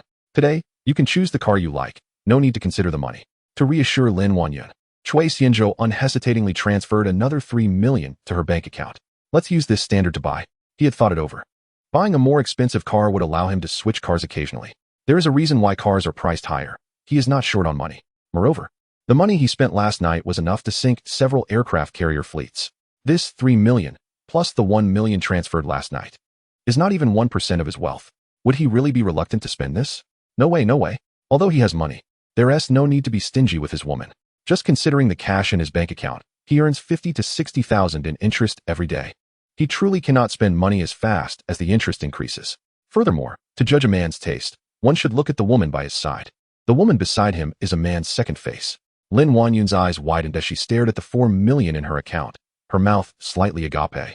Feeling as if she was in a dream. The life she had once yearned for now felt like just the beginning. With a peck, Lin Wanyun excitedly pressed a passionate kiss on Cui Xianzhou's face. Xianzhou, I don't know how to love you anymore, Lin Wanyun said earnestly, expressing her feelings. I used to think I liked you for your money, but now that I have money, I realize that I actually love you. I understand your feelings. And I love you too. Today, you are the most important. I'm just the little brother accompanying the young lady out. Cui Xianzhou playfully scratched Lin Wanyun's nose and said indulgently. To be honest, Lin Wanyun's confession moved him. But to say that he would only love her in this life was something he couldn't bring himself to say. Even if it were a white lie, it would still be a lie.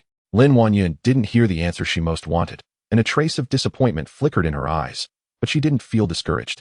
She was still very satisfied with the current situation. Ding.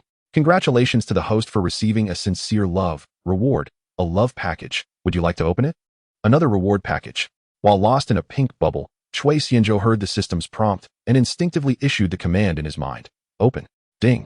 Congratulations to the host for obtaining 100 shares of the Capital Investment Company. Ding. Congratulations to the host for obtaining a biohuman. The authority of biohuman Li Ming has been transferred to the host, and the loyalty of the biohuman to the host is at maximum value. The Capital Investment Company will be managed by him, and he will report specific matters to the host. Please be informed. Ding. Congratulations to the host for receiving 1 attribute point. 3 beams of light flashed in his mind, followed by the system's voice. Cui Xianzhou was surprised. The name of this investment company sounded very systematic. It was incredible to be rewarded with a biohuman, judging by the situation. This company was originally operated by the biohuman Li Ming. Could the system be giving him 2 rewards in one? The investment company and the biohuman were originally a single reward, which was forcibly split into 2 parts. However, this investment company came at just the right time. And even better was the biohuman, with full loyalty. This was perfect for delegating the shares of the 2 companies he had on hand to the Capital Investment Company for management. Lin Wanyun's sincere feelings were recognized by the system, which meant that Lin Wanyun was not just speaking sweet words, but was sincere from the heart. This heavy emotion also carried a heavy responsibility. As a dedicated man, he is devoted to every woman who loves him. I'm not a scumbag. I just have my heart broken into several pieces, and each piece has fallen for a girl. Providing them with a warm home is my undeniable responsibility.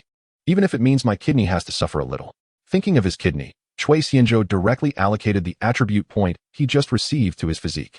Host, Cui Xianzhou age, 18 height, 184 centimeters weight, 85 kilograms strength, 11, maximum value 20, agility, 11, maximum value 20, spirit, 12, maximum value 20, constitution, 12, maximum value 20, skills, driving, master level. Tai Chi, master level. Singing, master level. Baji Quan, master level. Bedroom skills, beginner level. 5. Traditional Chinese medicine massage, master level. Strengthening the body and nourishing the essence. Companion, Li Ming. Inventory, my youth, I decide. Following the attribute point increase process, the body slightly changed, and then that feeling vanished without a trace. After all, this time it was just an increase of 1 point in constitution, not an increase of 1 point in all attributes, so the feeling wasn't strong. Lin Wanyun simply filled out her personal information on the form. Shortly after, the female receptionist brought over a young woman. Good afternoon, sir and madam. Welcome to the Mercedes-Benz dealership. I am your car purchase consultant, Li Xiaowen. Li Xiaowen had a beautiful appearance, wearing light makeup, and her demeanor was quite refined. The black suit and white shirt she wore were slightly tight, giving off an inexplicable sense of discomfort. The lower half was a fitted skirt, paired with black stockings and small high heels, presenting a look of a sales elite. Li Xiaowen was a senior sales representative at the dealership, having worked there for 2.5 years and had sold quite a number of vehicles. Just yesterday, she was lucky enough to sell another Mercedes 43 to a regular customer, adding a bonus to her commission for the month. After a few polite exchanges of pleasantries and introductions, Li Xiaowen got straight to the point. Do you have a specific model you would like to see? Li Xiaowen addressed Cui Xianzhou. As a sales representative, she immediately noticed Cui Xianzhou's easygoing demeanor and lack of shyness, while Lin Wanyun appeared somewhat timid. My boss is here, Cui Xianzhou joked, pointing to Lin Wanyun beside him. The implication was that she had mistaken who her client was. Today, she was meant to serve Lin Wanyun. I apologize. My mistake. Could I ask about your usual car usage scenarios? This way, I can better recommend the most suitable model for you. Li Xiaowen shifted her attention. Realizing that yet another rich second generation was accompanying his girlfriend to buy a car, this tactic had ensnared countless girls. After all, it was Lin Wanyun's first time buying a car, and she was initially a bit shy, but with Li Xiaowen's skilled guidance, they quickly got into the flow of conversation. They then headed to the showroom to look at cars. At first, Cui Xianzhou was quite interested in following along, but he quickly grew tired. It was just like shopping. Lin Wanyun wanted to learn about every car she saw, and after some back and forth, Cui Xianzhou felt exhausted while Lin Wanyun was still enjoying herself. Cui Xianzhou decided to leave the two of them and went to the VIP room to sit and have tea. He took out his phone and noticed a message from Lu Ruoyan. Lu Ruoyan, where are you, little brother? Lu Ruoyan. Image Lu Ruoyan. Image Lu Ruoyan. Image. The first image was of red thigh-high stockings, the second was of nude stockings, and the third was of black stockings. Lu Ruoyan's legs were long and straight, full and rounded, with a seductive curve. The first red stockings would reveal some flesh on her thighs, contrasting beautifully with her fair skin. The second pair of nude stockings wrapped around her jade-like legs, exuding a mature charm, sexy and alluring. The last pair featured black stockings from Balenciaga, with her delicate feet in Valentino high heels. Black stockings paired with letters, a spell cast by her sister. Red-soled high heels. A life and death gamble for her brother. Cui Xianzhou, is this your way of testing me? After sending the message, he quietly downloaded the original images and clicked save. It must be said that Lu Ruoyan's 3 photos showcased different styles and were extremely photogenic, stirring one's blood and worth saving. Ruoyan Media, President's Office. Lu Ruoyan looked at her phone with a smile in her eyes, seemingly understanding the other person's actions at that moment. Her long, white fingers danced across the screen, with unpolished nails gleaming with a healthy shine. Lu Ruoyan, I'd like to ask the expert in river management, Cui. It has been raining heavily in Yancheng for half a day, and the river that was nearly dry is now surging with water. For safety's sake, do you think it's better to clear the river or block it? Cui Xianzhou frowned at this question, as if he had encountered a dilemma. And then his fingers quickly tapped the screen. It's rare to have such a studious student. I feel gratified and am happy to teach you about this issue. However, this question is quite complex and requires specific analysis of the flood situation. It should be discussed face to face. Lu Ruoyan, how about 5 p.m.? Cui Xianzhou, so urgent? Lu Ruoyan, the water and fire are merciless. Cui Xianzhou, if I don't go to hell, who will? It seems I have no choice. Lu Ruoyan, I will be waiting for expert Cui at the office. Cui Xianzhou breathed a sigh of relief, put down his phone, and felt as if he had accomplished a major task. He picked up his cup, ready to take a sip of tea, when he saw Lin Wanyun and Li Xiaowen returning with joyful smiles. Lin Wanyun had a satisfied smile from choosing a car, while Li Xiaowen wore a smile anticipating another bonus. Darling, did I keep you waiting for so long? Are you tired? Lin Wanyun immediately linked her arm with Cui Xianzhou's and happily rested her head on his shoulder. I'm sitting, so I'm not tired. How about you? Have you picked a car? Cui Xianzhou asked. I've made my choice. Sister Xiaowen, please share the details with us. Lin Wanyun said with a smile. The friendship between the two women developed very quickly, especially under Li Xiaowen's deliberate flattery. In no time, they were already calling each other sisters. Mr. Cui, Wanyun has chosen a shiny black Mercedes 63 with 585 horsepower and an 8-cylinder engine. The Mercedes 63 is a boxy SUV, standing out among a crowd of luxury cars with its classic box-like shape. Its overall lines are rugged and full of power, making it stand out among many models, showcasing a unique tough style. Lin Wanyun fell in love with it at first sight. After all, it is highly recognizable and loved not just by men, but also by many women. Cui Xianzhou didn't expect Lin Wanyun to like such a rugged vehicle. Imagining a cute girl driving a big car created a contrast that was quite charming. Then let's choose it. Cui Xianzhou decisively made the decision, as he liked the car too. It's hard to buy something that captures the heart. It was rare for the two of them to be in sync on this matter. If Lin Wanyun continued to choose, who knew how long it would take? Cui Xianzhou inquired about the price for the fully loaded version, which was just over 3 million, and there happened to be stock available at the dealership. After adding a little extra, they used the license plate that the dealership had taken. If he had time, he could continue to compare prices at other dealerships, believing he could lower the price a bit more. However, he had more urgent matters at hand, ones that could amount to billions, making that few tens of thousands seem insignificant in his eyes. No need to haggle, it would be beneath me. Lin Wanyun swiped her card to pay the deposit and looked at Cui Xianzhou with the contract. Darling, I need your ID for registration. Li Xiaowen watched Lin Wanyun swipe her card, momentarily feeling a lack of confidence in her judgment. Could it be that I really misjudged? She looked at Cui Xianzhou with suspicion, not expecting that the one who looked most like a rich second generation was actually the one living off a woman. Why do you need my ID? The car is yours, so it should definitely be registered under your name.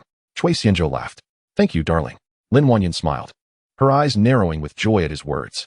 Chui Xianzhou helplessly said, You've already said thank you so many times today. If you say it again, I won't pay attention to you anymore. Lin Wanyan stuck out her tongue. I won't say it again. Li Xiaowen gasped, leaning back in surprise. Listen, what does it mean to eat soft rice? Clearly, it's the girl who wants to buy a car for the guy, but the guy plays hard to get, making the girl feel even more indebted to him. This is a master. A trace of barely noticeable contempt flashed in Li Xiaowen's eyes. Chapter 65. How can a man who stands tall eat soft rice? Lin Wanyan went to handle the car purchase paperwork with Li Xiaowen.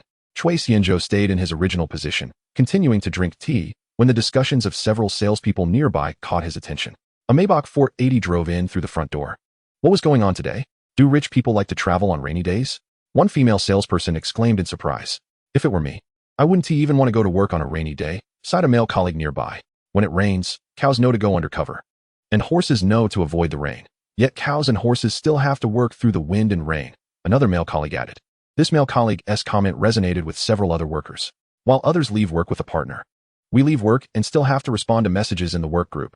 Okay, got it. Enough said, it's all tears. Let us lift our spirits. Hopefully, tomorrow, if we can close a deal, we can go to the private room and find a princess to embrace. Chui Xianzhou followed their gaze to the entrance. Seeing that the Maybach 480 had parked in a space, two staff members were holding umbrellas, waiting as a tall, thin middle-aged man and a beautiful young woman got out of the car. The middle-aged man wore a peach-colored shirt and trousers, while the young woman donned a red floral low-cut backless dress. As soon as the young woman got out of the car, she nestled into the man's arms like a little bird, their fingers interlocked, appearing affectionate, like an old man with a young wife. The process Chui Xianzhou had just experienced.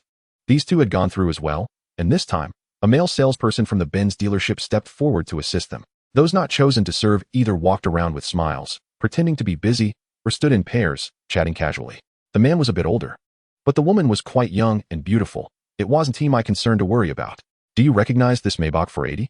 Was it sold from our dealership? No impression. It should be a new client. Otherwise, they wouldn't have arranged for us to serve them in order.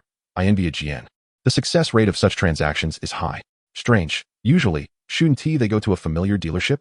What is so strange about this? Given the age difference, they're probably taking a second wife or a mistress to look at cars. If they went to a familiar dealership, they might be afraid of being discovered by their other half. True. Do you think they will buy a car? I guess a small one. One of the female salespeople said confidently. Me too. One male salesperson agreed. Why do you all say it's a small car? A new young salesperson asked in confusion. You might not understand when you just started. After working for a while, you'll get it. Look, now a GN is taking them straight to the small 180 area. With a clear target, the person beside him is definitely a mistress kept outside. She is pretty and, most importantly, has the Benz logo. Girls who don't understand cars see that logo and think it's a luxury car. The handsome guy and beautiful girl just now are different. They are buying a big one. But I saw that girl swiping her card. That makes it even more enviable. Wise men don't fall in love unless they meet a wealthy woman. When young, they don't know the taste of soft rice and mistakenly invest their youth incorrectly. Sigh. I'm really tired from life's beatings. Come on, wealthy woman, see through my strength, take off my disguise, and walk into my heart. Exactly. I'm not picky. A Model 8 is still a Model 8. Shoo, don't say anymore. How did we end up over here? I don't even know if he heard us. The few quickly left the area. Chui Xianzhou listened with amusement to their whispered discussions and complaints, feeling no anger. In the past, eating soft rice would be looked down upon, but now, eating soft rice represents strong business ability, and many envy it. Eating soft rice. How can a man who stands tall eat soft rice? Eating soft rice. How can a man who stands tall engage in soft rice eating? These are two states of mind. Initially, one is proud and thinks women only slowed down my sword drawing speed, but later realizes that a wealthy woman won tea. She will give me a better sword. Everyone hopes to live a better life. This is human nature. As Chui Xianzhou was reflecting, Lin Wanyan and Li Xiaowen returned after completing the paperwork. Lin Wanyan hugged Chui Xianzhou from behind. The paperwork is done. Chui Xianzhou felt Lin Wanyan's breath and didn't he turn around, asking, Yes, we finally completed a major life event. We can go now. Lin Wanyan murmured affectionately. Mr. Chui, we don't have time to go to the vehicle management office for registration today. The company will expedite it for tomorrow morning. I will follow up closely to ensure the delivery ceremony can take place by 2 p.m. tomorrow, Li Xiaowen said humbly. During the paperwork process, She intentionally or unintentionally probed for Chui Xianzhou's information, then seemingly casually reminded Lin Wanyun not to be blinded by love and to be wary of being deceived for money and affection. Girls need to be more careful outside. Lin Wanyun was a clever girl. Aside from acting silly around Chui Xianzhou, she was smart and quickly caught onto Li Xiaowen's insinuation. She realized Li Xiaowen misunderstood Chui Xianzhou, thinking he was a man who deceived women for money and affection. If it were a misunderstanding about herself, she might ignore it with a smile, but not when it came to Chui Xianzhou. Lin Wanyun boasted directly. Actually, the money I used to buy the car today was his pocket money transferred to me. He's worried I'll be frugal and save money for him, insisting that I must spend all the pocket money on the car today, and I still fell short. I chose a big one, fearing he wouldn't be satisfied. He originally wanted me to drive that sports car outside, but I'm too weak and afraid I can't control it. So he brought me to buy a practical car. Lin Wanyun's light-hearted words shocked Li Xiaowen greatly. Do you hear this? Buying a 3 million big car just like that, and it's pocket money, yet it's a practical car. I wouldn't dare to compete with you on the purchase tax of the car I drive to work. Leave the professional matters to the professionals. Hearing this, Chui Xianzhou stood up and said to Lin Wanyun, if there's nothing else, let us head back now. Li Xiaowen kept sending Chui Xianzhou and Lin Wanyun to the car, watching Li Xiaowen take little steps beside them, jumping around with grand principles. Chui Xianzhou was worried she might bounce out with something. After seeing the car disappear beyond the gate, Li Xiaowen turned back, spotting a few colleagues she was friendly with. She raised her hand and made a yay gesture. Today the manager is in a good mood. He just texted me, inviting everyone to go eat barbecue. And he'll reimburse it. Hearing this, several colleagues cheered in unison. Long live the manager. The cheers attracted the attention of several customers in the store, making her quickly cover her mouth in fright. Chapter 66. Discussing relationships costs money. Chui Xianzhou was on his way to return Lin Wanyun to school. Lin Wanyun was in a great mood today, chattering nonstop along the way, sharing her joyful feelings. Watching Lin Wanyun, who couldn't stop giggling. Chui Xianzhou also wore a smile. Money may be a nuisance, but it can bring joy to those around. Lin Wanyun laughed about Li Xiaowen misunderstanding him as a man who eats off women, reminding her to be careful not to be blinded by love and fall for someone who would deceive her for money and affection. As Lin Wanyun spoke, she giggled endlessly, and Chui Xianzhou finally understood the reason behind Li Xiaowen's change in attitude.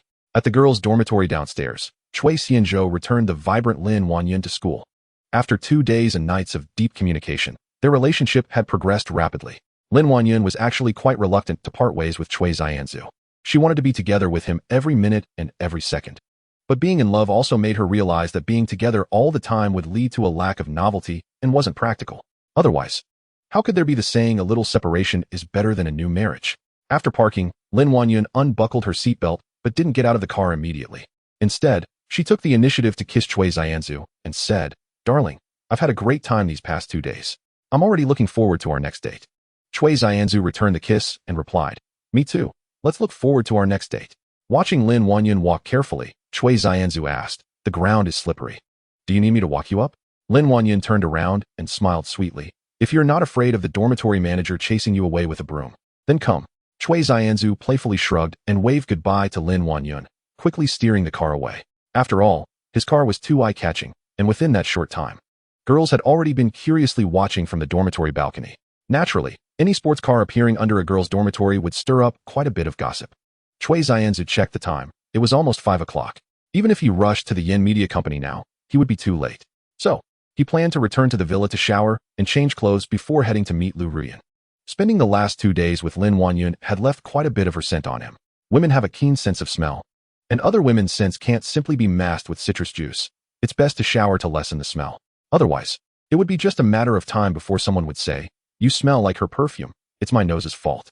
Until he completely conquered Lu Ruyan. He couldn't easily expose himself, as it could lead to trouble. Meanwhile, in the girls' dormitory, Sun Jejia and Zhang Jing had already returned after their class at 4 o'clock. Upon seeing Lin Wanyun enter, both were surprised. Zhang Jing teased, "Oh, who is this? Did you walk into the wrong dorm?" Sun Jejia chimed in, "Yin Yun, I thought you weren't coming back today. You must be having too much fun." Lin Wanyun blushed from the teasing, hugged both of them, and shyly said, "You guys are going to lose me as a good friend if you keep this up. You betrayed our revolutionary friendship. Jejia and I have unanimously decided to expel you from the dormitory, unless you take us shopping this weekend to bribe us and repair our revolutionary friendship." Zhang Jing said, as she broke free from Lin Wanyun's embrace. "This weekend, we'll go shopping on Beijing Road, eat good food, and buy pretty things. It's on me." Lin Wanyun said as she relaxed her hold on Sun Jejia and went back to her seat, stretching her straight legs. That'll cost a lot of money, Sun Jejia reminded. We're good friends. Talking about money hurts our feelings, Lin Wanyun laughed. But right now, talking about feelings hurts our wallets, Sun Jejia instinctively replied. However, Sun Jejia wasn't wrong. The timing of her response was just right. Looking at Lin Wanyun, who readily agreed, Zhang Jing curiously asked, Yun Yun, did you receive money from Cui Xianzu? Lin Wanyun nodded directly. He said it's pocket money. Anyway, when it comes to shopping, eating, and buying things, I can't spend it all. Can you tell us how much? Zhang Jing asked curiously. We don't mean anything else. We're just purely curious and envious. Let the storm come more fiercely. Go ahead. I can handle it, she said. Uh-huh. Sun Jejia nodded repeatedly. Hee, just a little, not much, Lin Wanyun teased, ultimately not revealing the amount. Looking at the persistent duo, Lin Wanyun said, can you accompany me tomorrow to take care of something? Are we going to be third wheels? Zhang Jing asked with a hint of sadness. Aren't you curious? Xianzu accompanied me to buy a vehicle today. I can pick it up tomorrow afternoon at 2. I can't handle it alone, sisters, help me out. After all, Cui Xianzu was still in military training, and it would be awkward to ask him to take a day off to go pick up the car. Their SA big class at 3:50 p.m. Will we make it back in time? Sun Jejia checked the dense class schedule. Lin Wanyun thought back to the return trip, which took less than half an hour, and confidently said, no problem. Zhang Jing casually asked, what kind of vehicle did he buy you? A Mercedes-Benz 63. 63? What model is that? Zhang Jing asked curiously, pulling out her phone to search what car is the Mercedes-Benz 63. On Xiaohongshu, a bunch of information and images popped up immediately, such as the most expensive Mercedes. Get to know the Mercedes-Benz in a minute. If the Land Rover is the king of off-road vehicles, born with a series, Mercedes-Benz wildness is still grand. Teach your girlfriend about luxury cars through the Mercedes-Benz. The Mercedes-Benz 63, full of emotional value, is a beautiful waste. When Zhang Jing saw the images that popped up on Xiaohongshu, she recognized the unique square-shaped car. So it's this car. Ah, Zhang Jing's eyes widened, unable to control herself. And she hugged Sun Jejia, screaming. Sun Jejia grabbed Zhang Jing's phone to look, and then the two hugged each other and screamed. The high-pitched sound made Lin Wanyun instinctively cover her ears, and she quickly said, be quiet. Everyone in the dormitory building will start to suspect something's wrong with us. Calm down. I can't calm down. This is huge. You call this a vehicle? Zhang Jing finally quieted down, unable to hold back her excitement. Where is it? Where's the car? Sun Jejia ran to the balcony to look. That's right. This is the vehicle Xianzu was talking about. Lin Wanyun proudly raised her head like a beautiful swan, then pulled Sun Jejia back from the balcony and helplessly said, we can only pick it up tomorrow. It's still in the shop. You can't see it from down there. Oh, picking it up tomorrow. Yin Yin, what should I wear? Sun Jejia asked, a bit flustered. Just wear your usual clothes. Lin Wanyun joked. No way. Tomorrow is the car pickup ceremony. We have to dress up beautifully for photos. Sun Jejia insisted. Oh, you reminded me. I need to find that evening gown I didn't want to wear before. Zhang Jing began rummaging through boxes. Lin Wanyun slapped her forehead, feeling chaotic. It was really getting out of hand. The short-haired girl suddenly lowered her voice and said, a few nights ago, I got off work. And just as President Liu rushed out, we entered the elevator together. Guess what I saw? The girl with the bun rolled her round eyes, scanning the surroundings, leaned in, and whispered, what did you see? The short-haired girl paused, seemingly contemplating. The girl with the bun urged, come on, hurry up and tell me. I'm dying of curiosity. I think I saw President Liu get into President Chui's car.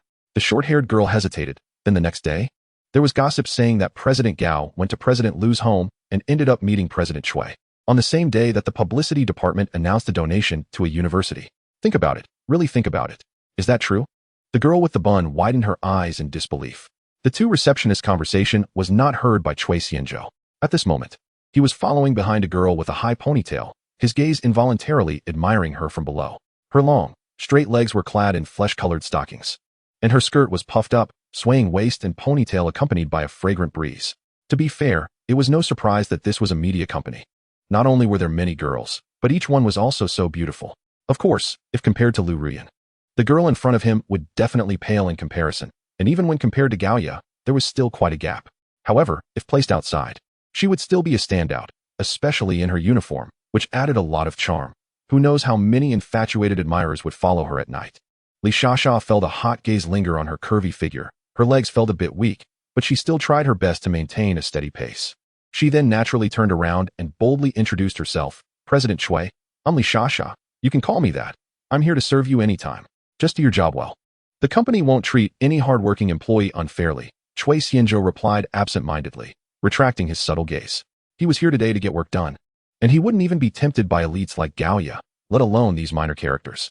Admiration aside, this was the company. If work needed to be done, it had to be significant, like dealing with the president. The two arrived at the president's office door and just happened to encounter Gao Yi coming out after opening the door. President Chui. Gao Yi was momentarily stunned and quickly greeted him. President Liu is inside, right? Chui Xianzhou nodded, glancing at the high ponytail girl, who then took the hint and left. Yes, President Liu said you can go right in. Gao Yi stepped aside to let Chui Xianzhou through. Before entering, Chui Xianzhou stopped and said to Gao Yi, I have an urgent matter to discuss with President Liu tonight. Please make sure no one disturbs us.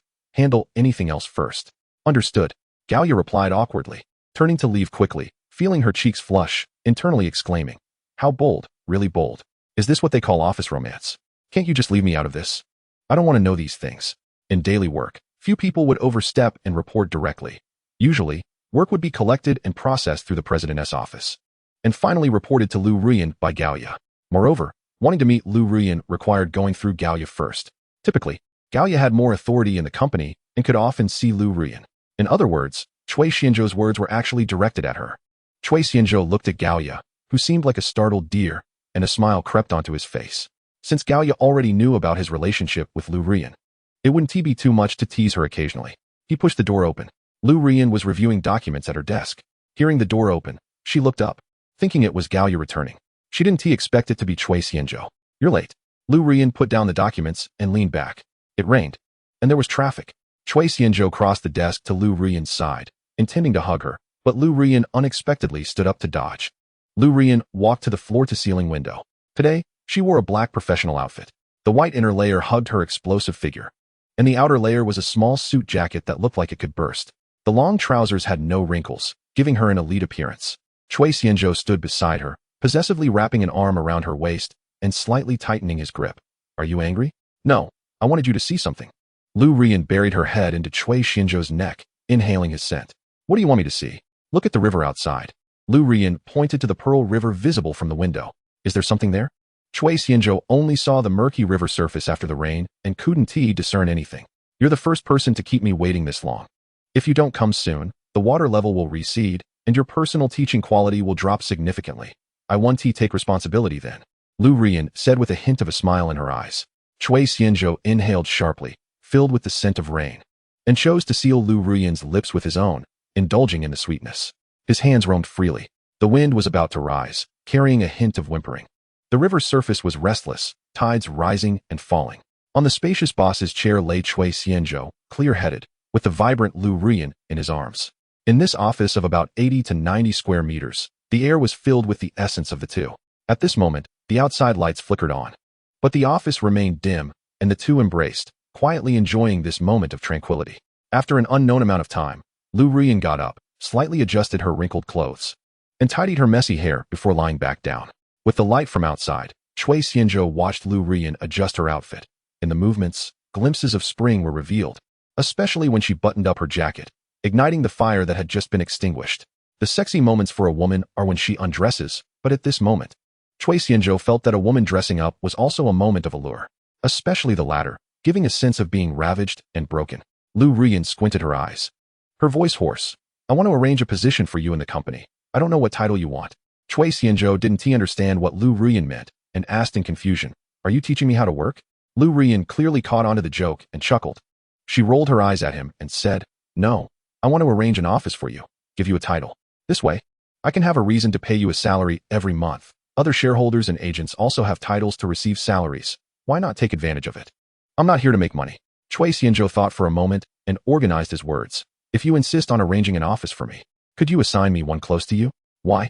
So I can drop by any time and report to you on work. Think about it. I'm still a college student. I don't understand anything. If I could work alongside you, that would be great. Even if I do nothing all day, just watching you hold meetings, listening to what you say and do, I would feel happy. Liu Ruiyan was amused. Where did you learn this thick-skinned attitude?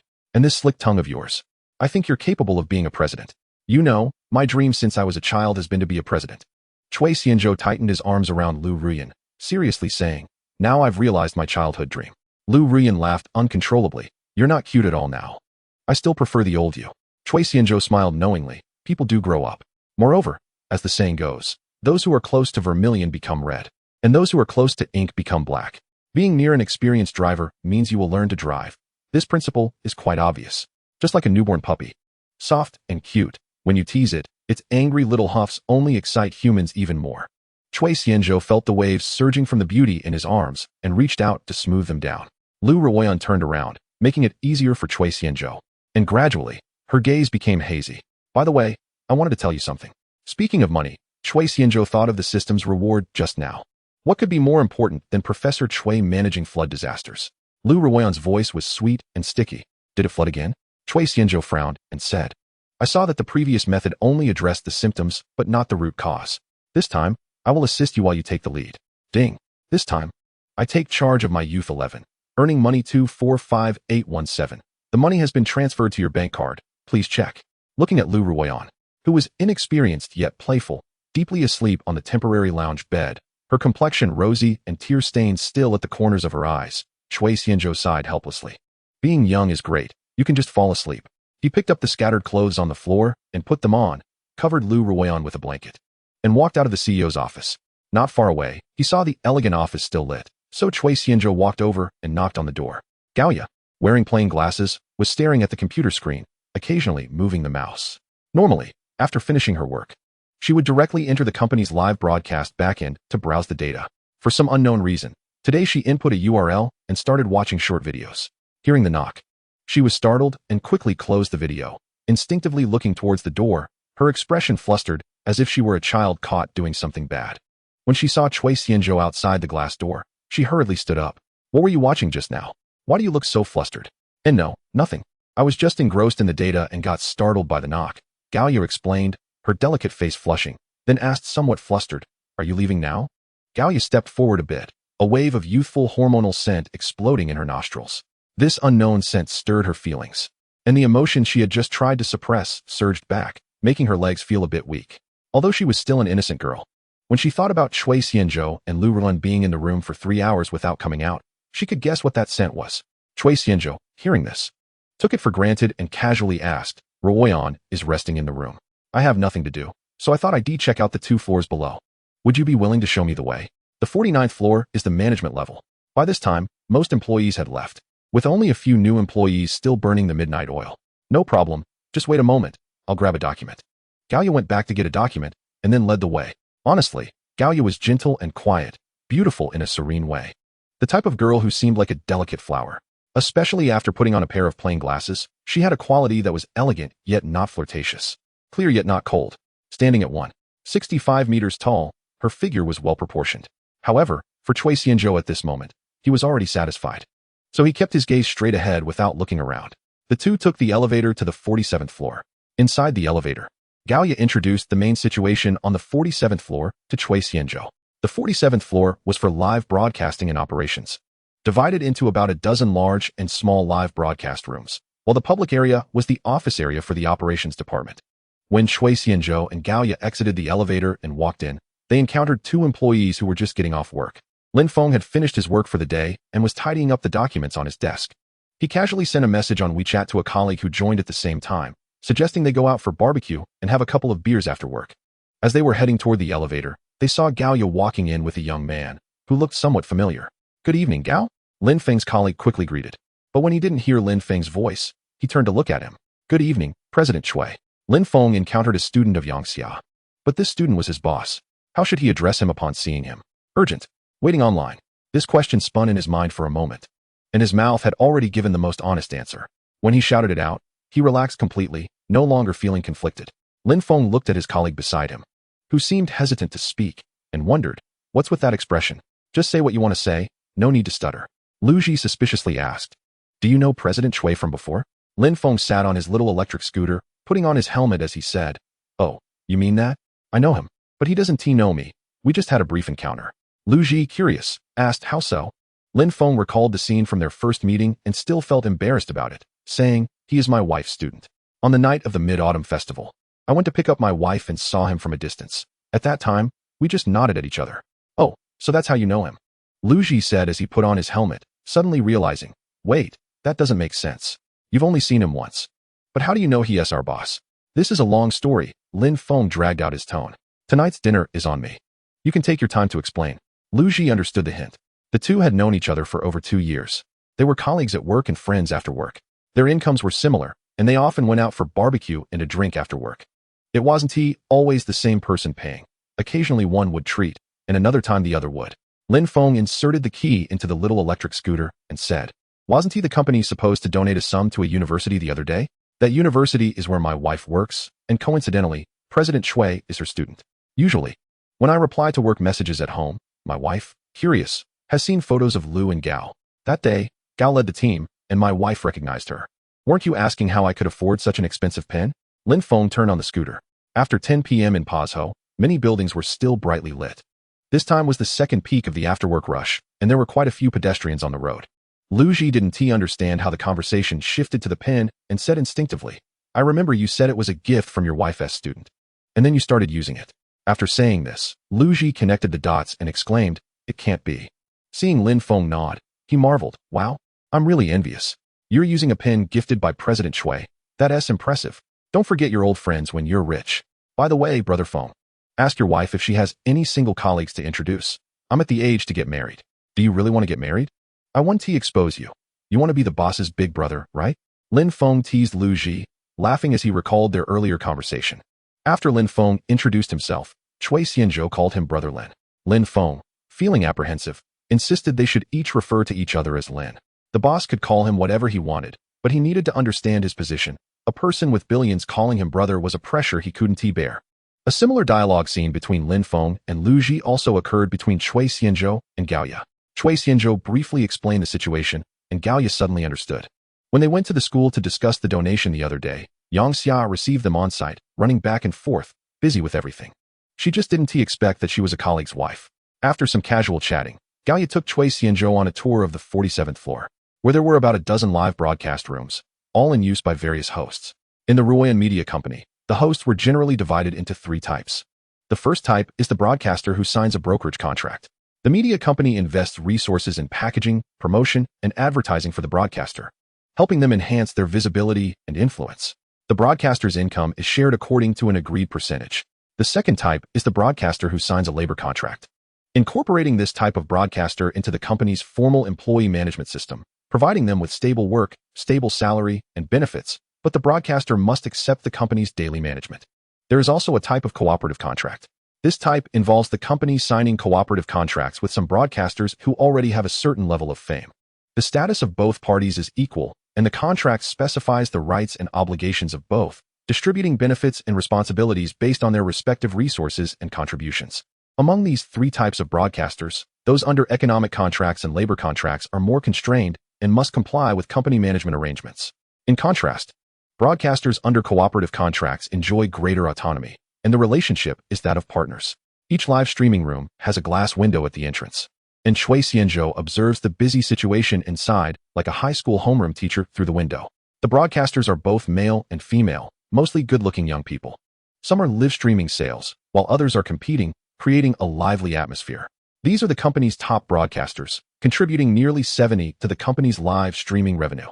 Gao Ye asked, "Mr. Cui, should we go in and feel the atmosphere?" Cui Xianzhou shook his head and chose not to enter. Inside the broadcasting room, in addition to the broadcaster, there are assistants, scene controllers, operations personnel, customer service staff, as well as camera and lighting personnel. Some broadcasting rooms even have atmosphere groups. It was already chaotic enough, so he didn't want to join in. In the hallway, various small assistants from different broadcasting rooms occasionally ran in and out, greeting Gao Ye when they saw her, while curiously glancing at Cui Xianzhou before hurriedly going about their business. The two took the elevator to the 48th floor. The main function of the 48th floor is as a shooting base, with 7 or 8 different types of scenes, each over 100 square meters. However, 1/3 of this floor is also allocated for small broadcaster studios. On the left are the live streaming studios for small broadcasters, with 2 to 3 dozen of varying sizes. Each studio ranging from 20 to 30 square meters, decorated in different styles. "Are there any attractive broadcasters inside?" Cui Xianzhou asked curiously. "There are quite a few," Gao Ye said as she pulled up a live streaming page and handed it to Cui Xianzhou. "What do you think of this?" On the screen, a beautiful woman in gray yoga pants and a white fitted top was doing yoga on a mat. Each yoga pose showcased her curvy figure perfectly. The barrage of comments read, "In such a large live streaming room, I only just discovered this. Wow, that was quick. I'm out now. So seductive. It's really too seductive. How much to become the top streamer? Streaming in such clothes has a very negative impact on the audience. What if there are minors? I hope the broadcaster can reply to me privately after seeing this. Thank you. No malice, just a reminder. Galia tapped a few times on the screen, and another borderline chat broadcaster appeared, with a tissue caught in the wind, moving around, not knowing if it was the heart of the person that was stirred. Chui Xianzhou grew bored after watching a few broadcasters.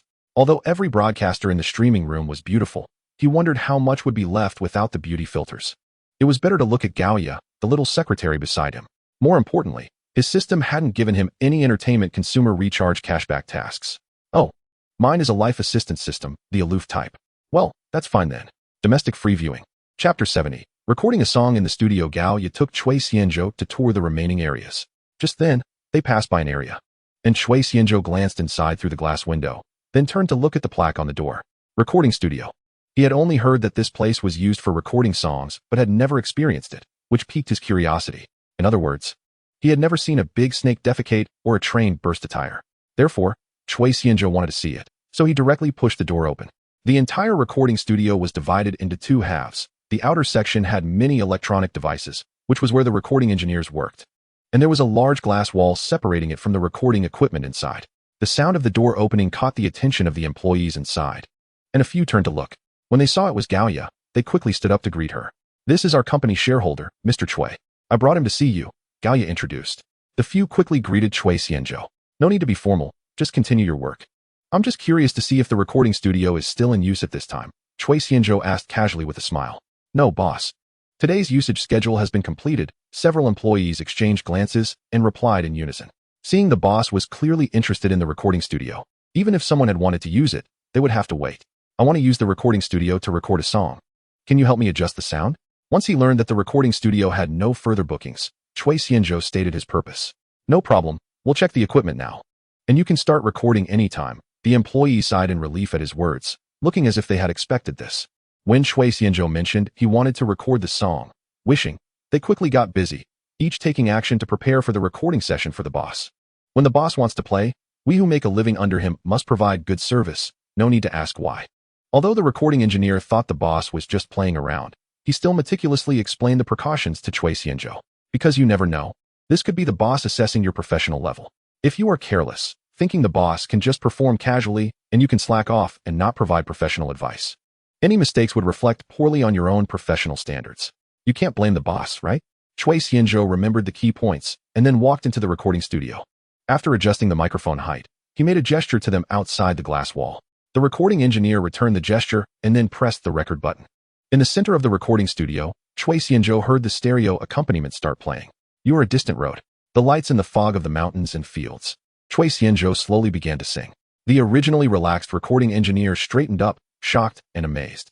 Is this real? Listening to the sound in the headphones, he recalled teacher Li Jian singing, wishing. No, their vocal tones were fundamentally different, but both had a touching, soul-stirring quality. Boss, not only are you rich, but you also sing so well. How can others live? Galia, who was also wearing headphones, was equally surprised. Although she wasn't from a music background and couldn't use professional terms to evaluate, as the assistant to the president of the media company, she could tell whether someone sang well or not. If Chui Xianzhou in front of her were not a company shareholder, she might have enthusiastically invited him to become a singer for her company and personally applied for company resources to train him. The song continued, and the recording engineer had already stood up in excitement. Chui Xianzhou was immersed in the rhythm of the music, and his master-level singing skills allowed him to effortlessly handle the song, feeling completely at ease. Since obtaining the system, he had unlocked many skills. Aside from the skill of house techniques, all other skills were at master level, and he had never had a skill above the master level. His judgment of the system is that a master level should be the peak that humanity can reach, just like his physical dimensions. If they exceed 20, he would step into a realm not belonging to this plane. In the back of his mind, he felt that the system would not allow him to break through the human category. May it not be in vain. May it be courageous. This prosperous world every day. Chui Xianzhou opened his eyes and saw that outside the recording studio, Lu Rian had already been standing there, wearing headphones. Upon seeing Chui Xianzhou looking over, Lu Rian gave a thumbs-up gesture. Chui Xianzhou smiled without saying a word, began to brew his emotions, and continued to the next part. The mountains and rivers are safe. The fireworks are ordinary, but you gaze as you wish, and I will dream the reunion you dream of. May your wishes be eternal. I will also see the world you have not seen. Write the poems you have not written. Meeting you, a lifetime of clarity. Like your young face. How was the effect? Chui Xianzhou left the recording studio and saw a group of people who seemed to be high, closing their eyes and listening. Directly breaking the atmosphere with his voice. The sound engineer's eyes were a bit misty. Like listening to celestial music, the ears become clear, he sighed. He had been with Rian Media for over a year, and it was the first time he had heard a song that could cleanse the soul. Looking back at the past year and more, how much hair he had lost just to make a viral cover song barely bearable. He couldn't help but shed a tear for his hair. The pitch and rhythm needed no correction. There was no noise in the voice. And no need to repair the human voice. There were no sibilants or saliva sounds. The dynamic control and texture of the voice were impeccable. The human voice required no stereo reverb treatment. It was splendid and blended with the accompaniment. Hearing the high praise from the company's million-dollar sound engineer, Chui Xianzhou felt it was expected. Master-level singing skills are certainly not just for show. However, others were anxious. President Liu, what type of contract did he sign with the company? I strongly request to be his agent. A beautiful woman in her 30s beside Lu Ruyan suddenly said. Sister May, it's not that I don't agree, but Lu Ruyan is in a difficult position, Lu Ruyan replied. 1 year, even if I lose face. I will beg for resources to cultivate him into a top domestic star within a year. The beautiful woman patted her chest and guaranteed.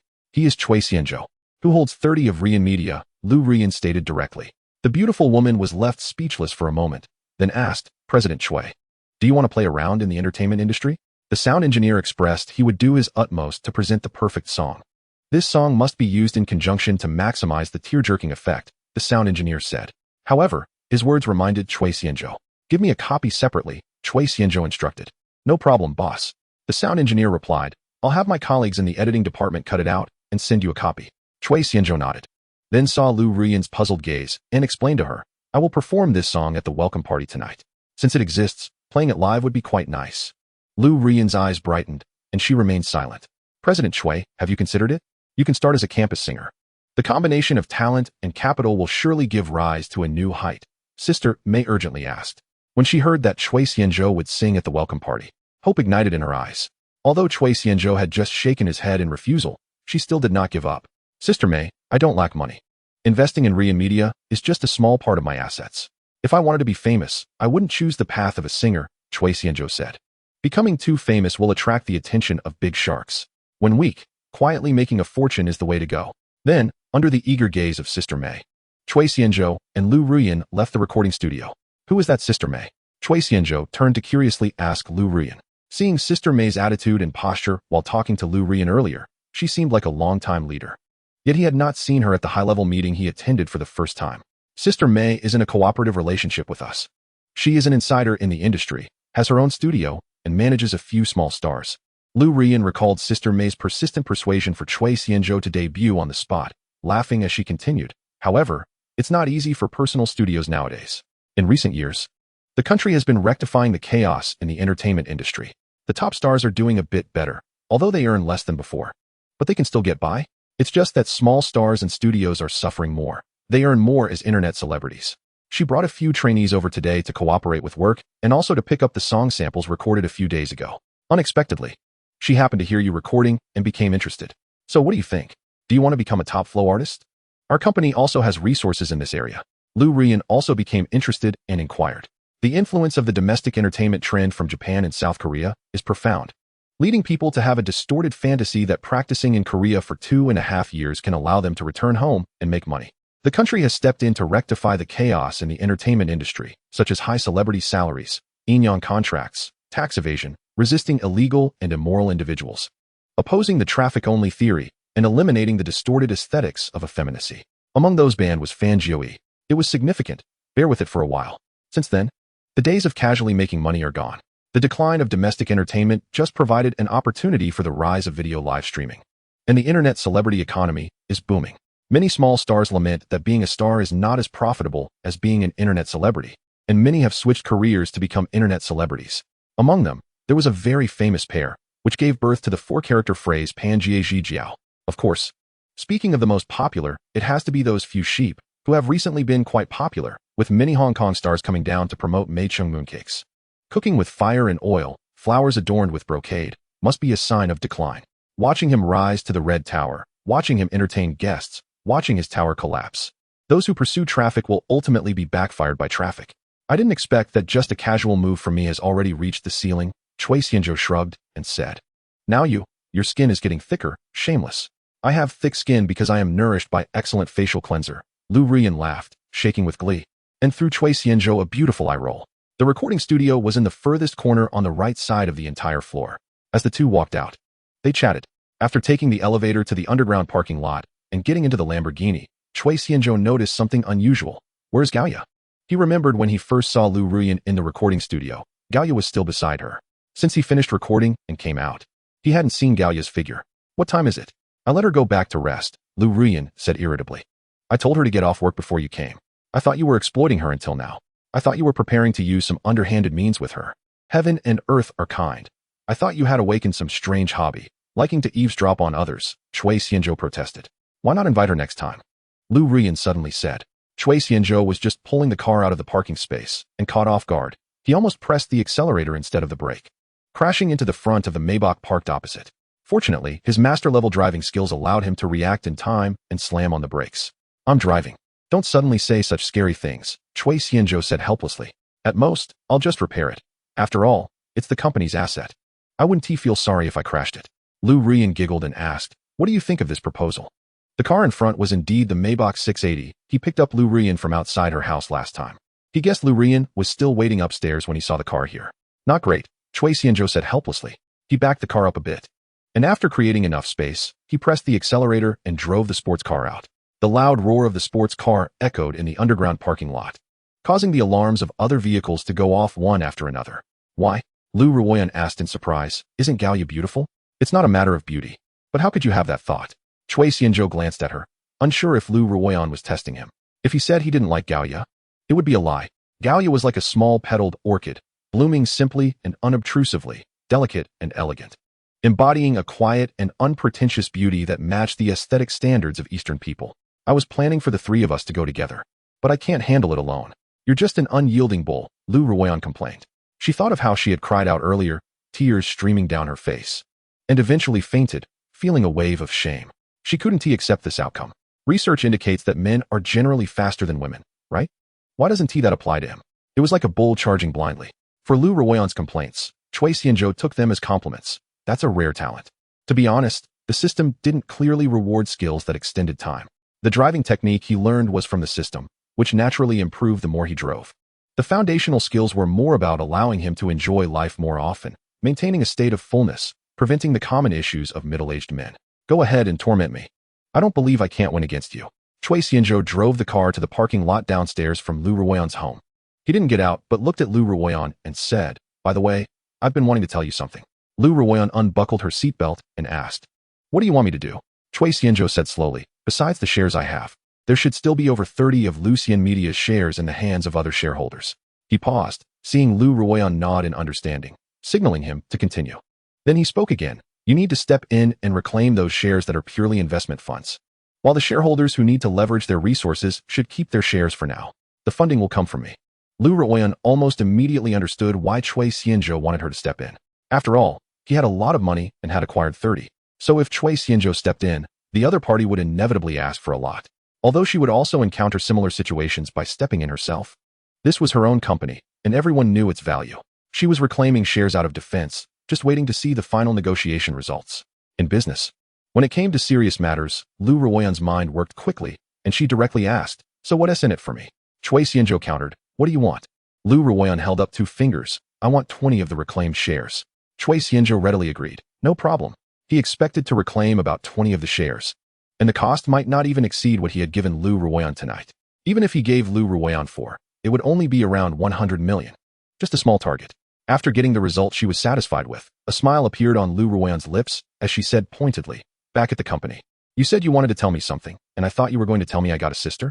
Chui Xianzhou had a bad premonition and joked. If you really found one, you wouldn't be happy. If I really found one, I would be very willing to get along with her. Really? Are you serious? Really? Chui Xianzhou blurted out as he looked into Lu Ruyan's eyes. He saw an ambiguous smile in her eyes, and his sixth sense told him that if he lied, their relationship would end there. But speaking the truth meant handing over the choice to Lu Ruyan. This made Chui Xianzhou feel a sense of helpless defeat, like hitting a fist against cotton. If it was purely a contest of financial power, He could crush Lu Ruoyan, but could Lu Ruoyan use money to smash him?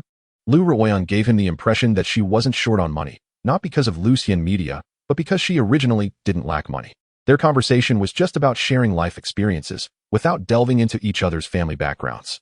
Kazuo Inamori once said, "If you feel particularly comfortable chatting with someone, it doesn't mean the other person is your confidant. It's very likely that they are just accommodating you." Chui Xianzhou was trying to improve. But life experience and depth of character weren't things you could just claim to have. He was just an 18-year-old college student who had the system for only about 10 days, and his past life and relationships were very simple. How could he be the opponent of someone like Lu Ruoyan, who had founded a media company and successfully operated it for over 2 years? Not to mention that her eyelashes were probably more than empty.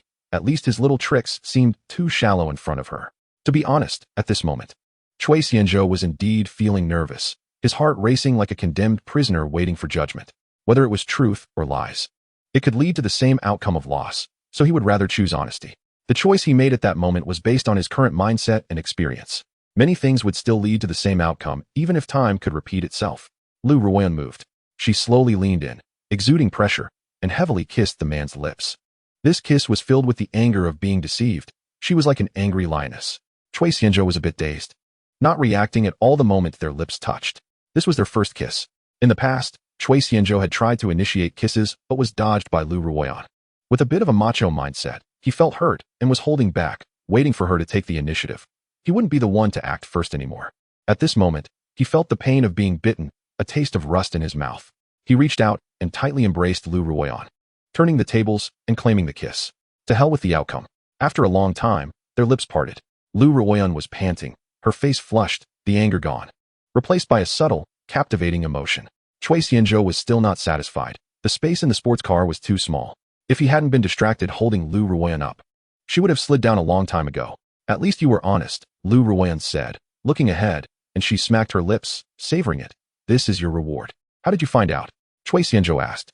"As a scumbag." "No, a devoted man." He didn't understand where he had gone wrong. "You have a very faint hickey on your neck. You wouldn't say it was left by me or a mosquito bite, would you?"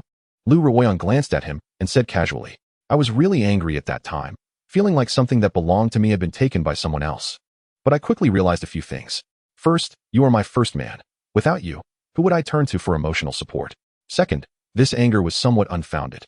After all, I initially just wanted a friend, and the one who should be angry is your current girlfriend. Third, you were very honest just now. At least you didn't lie to me about this, and it added a lot of fun to our activities. You, being immoral and straddling two boats, while I stole someone else's man, doesn't that sense of betrayal feel exciting?" Lu Ruoyan couldn't help but laugh. "Actually, you are also my first woman," Chui Xianzhou said, touching his neck, speaking seriously. It might have been left unintentionally by Lin Wanyun. He really hadn't noticed. He didn't intend to hide anything from anyone for a lifetime. That was impractical. Since Lu Ruoyan asked, it was clear that the seeds of suspicion had been planted. Once the seeds of doubt were sown, they would take root and sprout. Fortunately, the outcome was good. He didn't want to lose Lu Ruoyan, this beautiful girl. Lu Ruoyan's laughter abruptly stopped. "Are you serious?" "Yes." "Stop swearing. It's raining today. Isn't there enough thunder?" Lu Ruoyan pouted and said, "Scumbag, I found out that I like you again."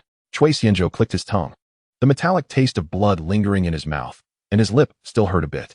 Puffed. Lu Ruoyan saw Chui Xianzhou wince in pain and couldn't help but laugh. The two tacitly avoided continuing the previous topic and got out of the car to go upstairs. After exiting the elevator, they found a pile of takeout stacked on the table in the elevator hall. "I had the clubhouse in the community send some food up. I'm hungry," Lu Ruoyan said, picking up one of the bags and unlocking the front door with the password. "With so much food, I won't be able to sleep after eating it all." Chui Xianzhou muttered as he picked up the remaining 2 large bags, which were quite heavy. At the same time, another question arose in his mind. These takeout orders had clearly been delivered for a while. If he hadn't been honest just now, would the outcome be the same as it is now? He might not have received Lu Ruoyan's heartfelt words. Her anger clearly showed that she cared. If he hadn't been honest, Lu Ruoyan might have only regarded him as a warm tool in the future. He looked at Lu Ruoyan's graceful figure, and a smile crept onto his face. Ouch, he thought, not expecting her to hit the wound. This woman really had a sharp tongue. Lu Ruoyan entered, placed the food on the dining table, and went to change clothes. Chui Xianzhou opened all the takeout. For meat dishes, 1 vegetable dish, and 1 porridge. Just as he took out the bowls to serve 2 bowls of porridge, Lu Ruoyan emerged in a silk nightgown, her hair pinned up with a chopstick. Instead of sitting on a chair at the dining table, she leaned over it, arching her back to create a curve, as if stretching. After drinking a couple of sips of porridge, she suddenly turned to look at Chui Xianzhou, frowning and urging, "Man, what are you waiting for?" Chui Xianzhou was speechless. Damn. He was still curious about what this woman was up to. He didn't expect her strange switch to turn on in the office yesterday.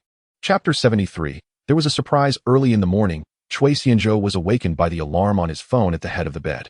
He pushed away the arms and legs wrapped around him, grabbed the phone, and turned off the alarm. Chui Xianzhou glanced at Lu Ruoyan, who was still sound asleep despite the loud alarm, which showed just how intense last night's battle had been. He lifted the blanket and saw her pale skin, unable to resist giving it a slap. Lu Ruoyan didn't open her eyes, but stretched out her hand to scratch and mumbled, "I don't want it anymore. Go find your girlfriend." Chui Xianzhou was speechless. This woman had been too bold last night, even wanting to video call Gaoya in the heat of passion. Lu Ruoyan explained that Gaoya was her good friend, and she wanted to share the good things with her. So his punishment last night was a bit harsh. He really didn't know what this woman was thinking. Did she really have a good friend who shared a blanket with her? Chui Xianzhou walked naked into the main bathroom to wash up. After coming out, he casually said, "I'm going to school. You can keep sleeping." Hearing this, Lu Ruoyan pouted her red lips, which Chui Xianzhou lightly pecked. Arriving at school, he was starving, so he first went to refuel. While eating, he browsed through messages on WeChat. Yesterday, Li Ming had added him on WeChat, and Chui Xianzhou sent his location to Li Ming, asking him to pick him up at school for lunch. On his way here, he had stopped by the university villa to grab the stock documents from the safe, putting them in a backpack to take with him, planning to hand them over to Li Ming for management at noon. Chui Xianzhou looked at the last message from the bank. When they returned last night, it was already very late, and the 24-hour limit for my youth I decide had ended. Within 24 hours, there had been 4 deposits into the bank account, so now his cash savings had surpassed 1 billion. He hadn't relied on the foundational skills to deliberately make money. When money reached a certain level, it was just a number. Moreover, trying to make money on purpose would only take away the fun. Chui Xianzhou looked at the 10-digit bank savings, feeling a sense of melancholy. How lonely it is to be invincible. After finishing his meal and putting away his phone, Chui Xianzhou walked toward the playground. The rain from yesterday continued into the night. Sporadically, there were still water droplets hanging in the morning grass, but the plastic track on the playground had dried. Today, the sky was clear and sunny. With intense ultraviolet rays, and amid the students' complaints, the morning military training ended. Chui Xianzhou took a travel bag out of the trunk of his car and closed the trunk before heading toward the school gate. The travel bag contained a significant portion of his wealth, valued at over 40 billion in Apple shares and Royan Media shares. The value in this backpack was a dream that many people wouldn't even dare to imagine, yet he casually stuffed it into a travel bag, somewhat resembling stuffing money into a urea bag. At the south gate of the school, Li Ming had been waiting outside early and sent Chui Xianzhou the location and a photo of the car. So when Chui Xianzhou arrived at the school gate, he saw a white Alphard parked not far away. A young man stood beside the Alphard. Upon seeing Chui Xianzhou, he actively stepped forward to greet him. "Boss, I'm Li Ming," Li Ming said respectfully. This young man was well-dressed, and although his appearance was ordinary, he gave off a comfortable feeling. His bright eyes added a touch of attention to his otherwise plain looks. "Let's get in the car," Chui Xianzhou nodded and said. "Okay, boss, please get in." After Chui Xianzhou got in the car, he took the initiative to sit in the boss's seat. The Toyota Alphard is a highly regarded high-end vehicle, and its unique exterior design has become a model for many other vehicles. The interior is luxurious and exquisite, with the second-row independent seats equipped with multifunctional armrests and sleep pillows, supporting various adjustments, and the seats can also be ventilated and heated, providing a more comfortable experience for the passengers.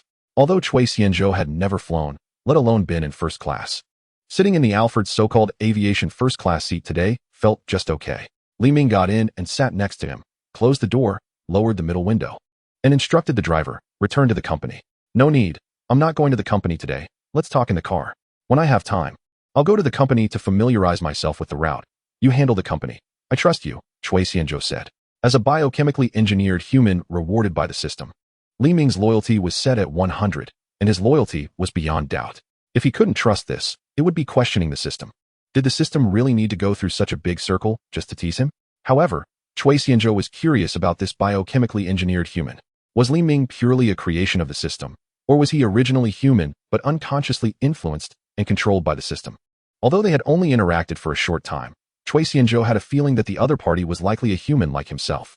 Hearing Chui Xianzhou's words, Li Ming immediately changed his mind, instructed the driver to wait in place, and raised the middle partition. Li Ming first briefly reported the company's situation, and upon learning that the auxiliary capital investment company held shares in Nvidia and Tesla worth $1 billion, for some reason, Chui Xianzhou seemed completely unfazed. I said the system couldn't just reward him with a shell investment company and still get double benefits. The auxiliary capital investment company was originally managed by Li Ming. If it was just a reward of the investment company, he would still need to find someone to manage it.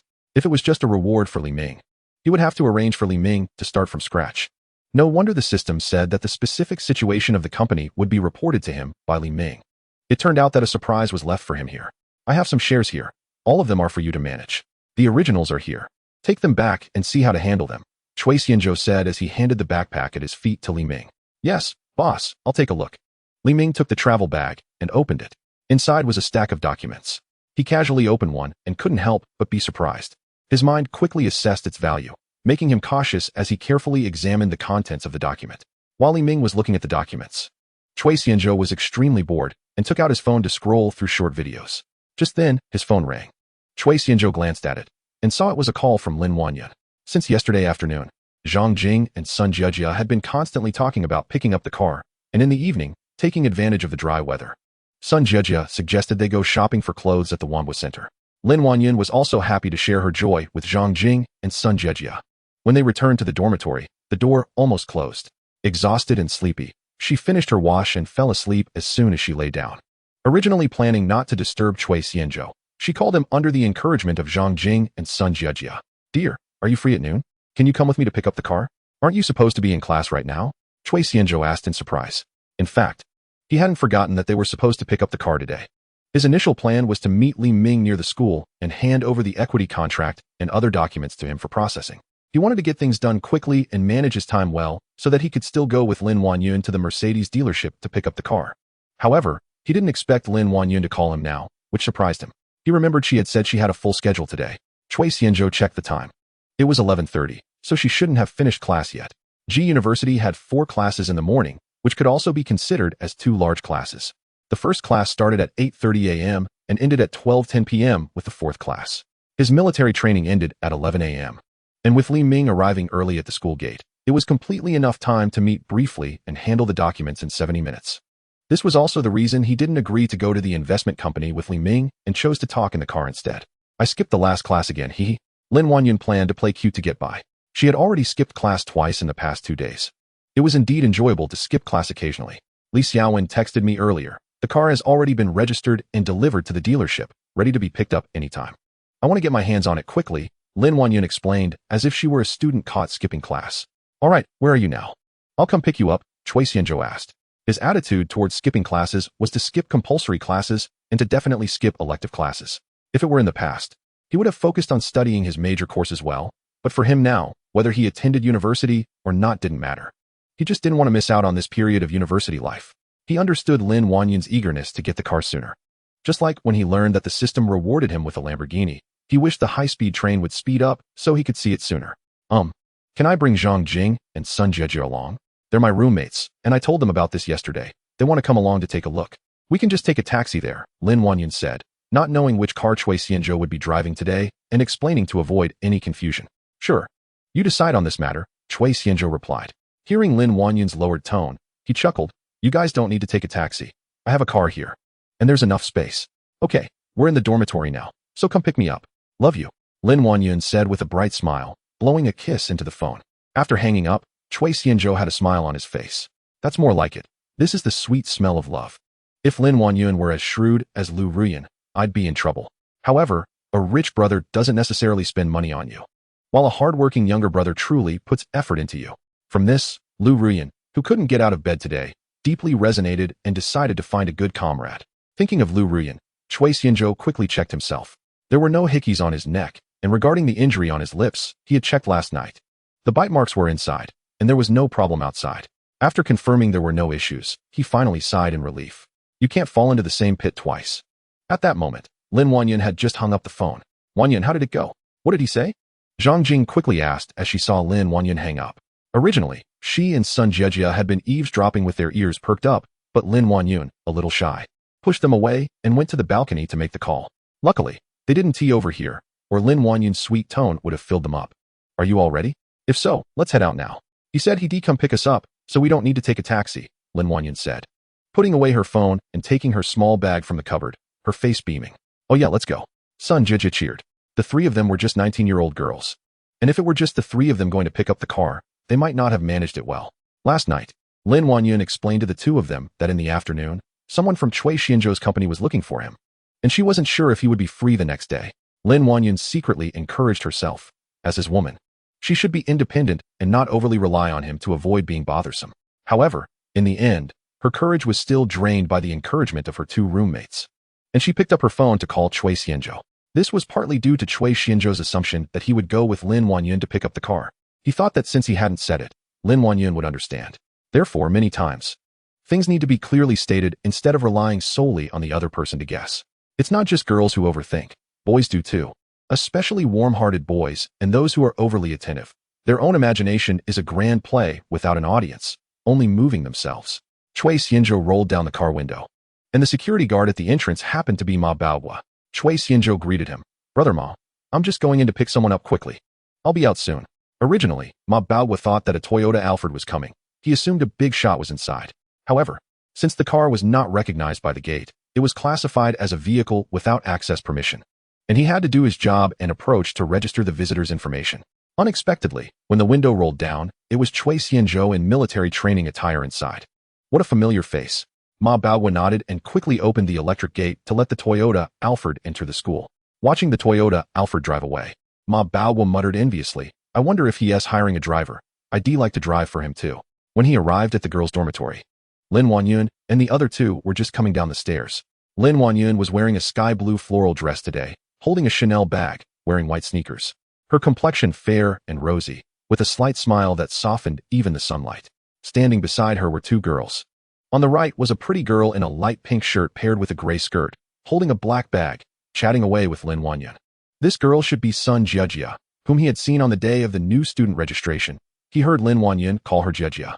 The girl on the left wore a polka dot dress and had a bow tied at the neckline, paired with open-toe sandals, elegant and graceful. He hadn't seen this girl before. She should be Zhang Jing, as mentioned by Lin Wanyun. As the three of them came down, their curious gazes glanced at the parked Alphard and then turned to the road outside. Cui Xianzhou pressed the button to open the door, and the door of the Alphard slowly opened. Li Ming proactively got out of the car to sit in the front passenger seat when he was outside just now. "Sisters, where are you going? Do you want me to give you a ride?" To avoid attracting curious glances from others, Cui Xianzhou stayed in the car and did not get out. When Lin Wanyun saw Cui Xianzhou in the car, her lips blossomed like flowers, vibrant and dripping with color, and she quickly waved back. The three of them got into the car in order, with Lin Wanyun sitting between her two friends in the third row, choosing not to sit next to Cui Xianzhou in the second row. It was only after Sun Jiejia got in that Cui Xianzhou pressed the electric button on the seat to return the second row seat to its position and also pressed the car door button, causing the Alpha's doors to slowly close, sealing off the heat of autumn outside, creating two different worlds inside and outside the car. The Toyota Alpha has started. These two are my roommates and good friends, Zhang Jing and Sun Jiejia. After settling in, Lin Wanyun took the initiative to introduce her two good friends to Cui Xianzhou, then turned to Zhang Jing and Sun Jiejia to introduce. "This is Cui Xianzhou. I guess you all know him without me introducing him. Hello, senior sisters. Wanyun usually relies on you to take care of her." Cui Xianzhou greeted them with a smile. Hearing Cui Xianzhou say "my Wanyun," Lin Wanyun felt sweet inside, as if she had drunk honey. Saying "take care" sounds so distant. We are classmates and roommates. Helping each other is what we should do. Zhang Jing waved her hand repeatedly, responding politely. Cui Xiuedi is now a prominent figure at our school. I believe not many people don't know him. And I often hear Wanyun talking about you. But this is the first time I meet you in person.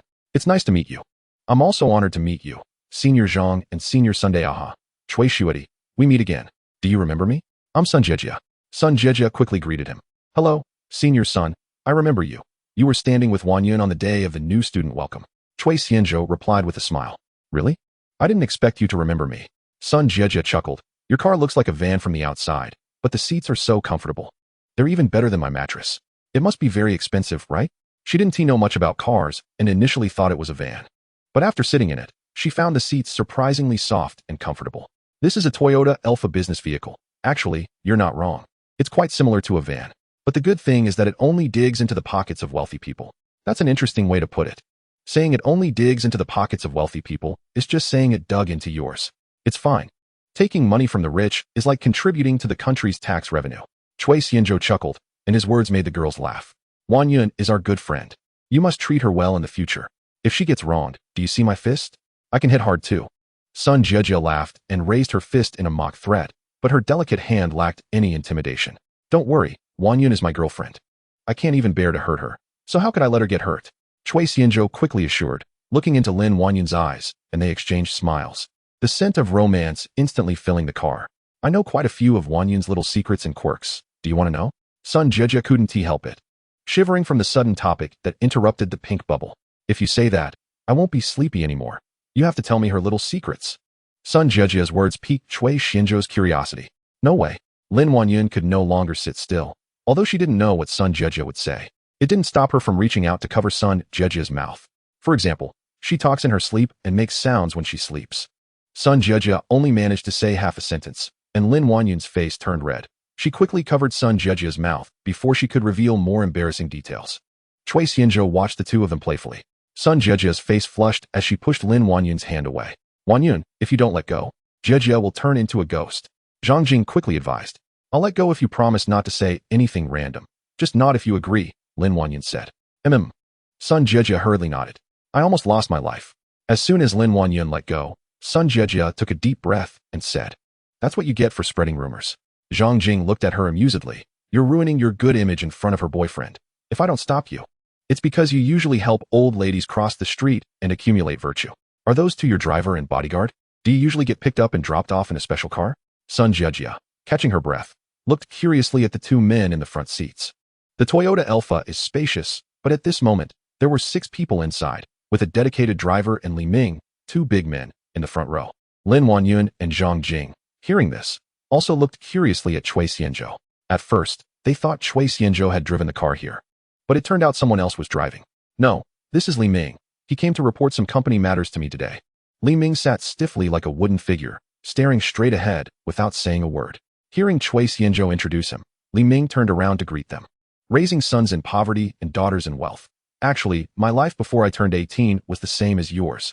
I only started living a good life after going to college. Cui Xianzhou's words were half true and half false. After all, the system was indeed bound only after he turned 18, but the expressions of disbelief on the others' faces were evident. It's clearly the truth. Why don't you believe me? Being an honest person is so hard. The grand drone confession you held the other night. Just watching the video on Douyin felt so romantic. Later, hearing Wanyun describe the scene, it was so beautiful. It's a pity I wasn't there, otherwise I would have filmed a video to post on Douyin too. How did you come up with such a romantic scene? No wonder Wanyun didn't come home that night. Sun Jejia's questions came one after another, with endless topics to discuss. I can't say romantic words under the flowers and moonlight, but I do understand a bit about spending money wastefully under flowers and moonlight, Cui Xianzhou said with a smile. Lin Wanyun understood immediately and shot Cui Xianzhou a glance, her face blooming with a sweet smile. Zhang Jing and Sun Jejia were confused for a moment before they burst into laughter. And also, you donated so much money to the school. They all say it was donated by Ruyin Media Company, which has nothing to do with you. Are you the owner of Ruyin Media? Sun Jejia jumped in with another question, unable to sit still in her seat. What a curious little baby. Everyone has curiosity. Recently, Cui Xianzhou has become a prominent figure on campus, and rich is no longer enough to describe him. All right, Jejia, quiet down. Why do you have so many questions? If I didn't know better, I'd think you were Wanyun's family checking her out. Zhang Jing pressed Sun Jejia back into her seat to stop her from bouncing around. We are Wanyun's family.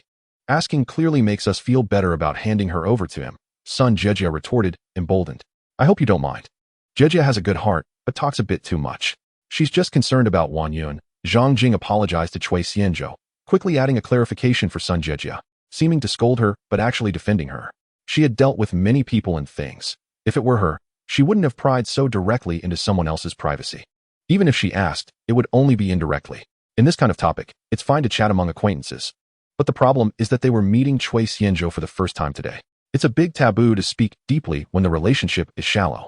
However, since Sun Jejia had already asked, Zhang Jing also looked at Cui Xianzhou with curiosity. Driving luxury cars, being generous and straightforward, skilled in martial arts, with high combat ability, and a strong sense of security. Donated 20 million to the school to help poor and outstanding students with their studies. In addition to the recent surge of drone declarations of love on Douyin over the past couple of days, one can't help but wonder about the wealth of the person behind it all. No worries, since you are good friends with Wanyun, you are also my friend. So feel free to chat without any reservations. Of course, if you ask me how much wealth I have, I definitely want to tell you. Because I fear it might scare you. After all, I am a man with a fortune in the billions. However, I have to thank Sun Jieja for reminding me. Chui Xianzhou smiled and nodded at Sun Jieja in gratitude. Although Sun Jieja didn't know what she was being thanked for, she still smiled happily. Chui Xianzhou turned to Li Ming and instructed, Li Ming, I had a discussion with Director Liu from Ruyan Media about the internal repurchase of shares in Ruyan Media. Let's see if the funds can come from the investment company moving forward. Since there is an investment company involved, the money should come from there to avoid using my private funds. Anyone who has been a boss knows that taking money out of the company's account isn't a simple matter. Whether it's dividends or income, there are hefty taxes to pay. Got it, boss. I'll remember that, Li Ming replied. He had briefly scanned the equity contracts in the travel bag while in the car. There were 2 share transfer contracts for Apple Incorporated and another for a 30-share transfer contract of Ruyan Media. If this internal share repurchase succeeds, I will definitely be the major shareholder, and achieving relative control is also possible, Chui Xianzhou said, rhythmically tapping his fingers on the armrest of the seat, smiling. Lin Wanyun, Zhang Jing, and Sun Jieja looked at him in surprise, not expecting Chui Xianzhou to reveal such significant news so casually. Zhang Jing hesitated and asked, Is it okay to disclose such internal information to us? Ha ha ha. If you share it, no one will believe you unless they are specifically following this matter, Chui Xianzhou laughed. Moreover, Ruyan Media is not a publicly listed company. Even if you know the insider information, you cannot profit from it. Chui Xianzhou did not shy away from showcasing his financial strength in front of Zhang Jing and Sun Jieja, as the topic had just come up, and he could use it to respond. His wealth had grown so quickly that he had lost the concept of money. Fortunately, I am still me. I have not become indifferent and heartless towards the world because of money. Instead, I have shed many shackles and can act freely. I do not look down on everything because of money, and I do not put on airs when interacting with friends. Even the tone of my responses has become more casual. I can only say that I don't care if my friends have money. After all, there aren't many peers richer than me now. All right, don't keep asking my boyfriend so many questions, or I'll get jealous, Lin Wanyun said, holding both of their hands and smiling. I'm a little rich woman now. You're far from him, but very close to me. So hurry up and compliment me a bit. Oh, no wonder you're feeling sour. It turns out you've shattered the vinegar jar, Sun Jieja said, not only failing to compliment her, but also waving her small hand near her nose. Jieja, I see you can't stay still for even 3 seconds. I'll tickle you to death, Chui Xianzhou teased. Ha ha ha, no, it tickles. Ha ha, I'm going to laugh to death. Jingjing, help me. Help. Wanyun, take a break. Let me handle it. The 3 girls got into a playful scuffle, and amidst their movements, springtime innocence was inevitably revealed. As a gentleman, if it were Lin Wanyun, he would openly and eagerly watch, but given the current situation, he turned around honestly, smiling, and focused his gaze straight ahead. Girls are truly adorable creatures. The Toyota Alphard drove through the gate and entered the Mercedes-Benz 4S dealership, finding a parking space. Li Xiaowen had been waiting at the store entrance with colleagues and immediately approached with an umbrella to provide shade when she saw the Alphard mentioned by Lin Wanyun. Chui Xianzhou got out first, opening the door without waiting for Li Ming's help, and soon Lin Wanyun and the 3 girls followed. Mr. Chui, good afternoon. Li Xiaowen greeted respectfully as soon as she saw Chui Xianzhou get out of the car, although she was surprised to see him in military training attire. After what happened yesterday, she dared not show any disrespect. Good afternoon. In this blazing sun, you still made the effort to wait outside, Chui Xianzhou replied politely. This is what we should do. After receiving a response, Li Xiaowen quickly helped Lin Wanyun and the other girls, saying, Be careful with your steps. The position is a bit high. Wanyun, good afternoon. It's great to see you again. Good afternoon, Sister Xiaowen. These are my good friends Zhang Jing and Sun Jieja. Lin Wanyun first hugged Li Xiaowen and then introduced her to her good friends. Chui Xianzhou stood by, watching the girls interact, particularly concerned that Li Xiaowen's outfit, which seemed a little tight, might not hold up. Today, Li Xiaowen wore a summer gray suit with a white shirt underneath, still looking sharp. Unlike yesterday, she had changed into a pair of black stockings, making her fair and full legs shine under the sun. Lin Wanyun noticed Chui Xianzhou's gaze and tightly wrapped her arms around his, pulling his attention back. Chui Xianzhou instantly felt his arms sinking into softness, feeling blissful, wishing he could replace his face with it. Lin Wanyun stood on her tiptoes and whispered shyly in Chui Xianzhou's ear.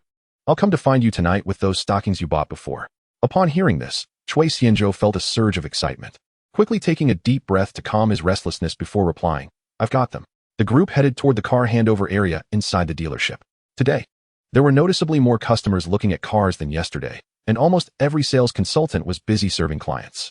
The presence of 6 people in Chui Xianzhou's group attracted quite a bit of attention.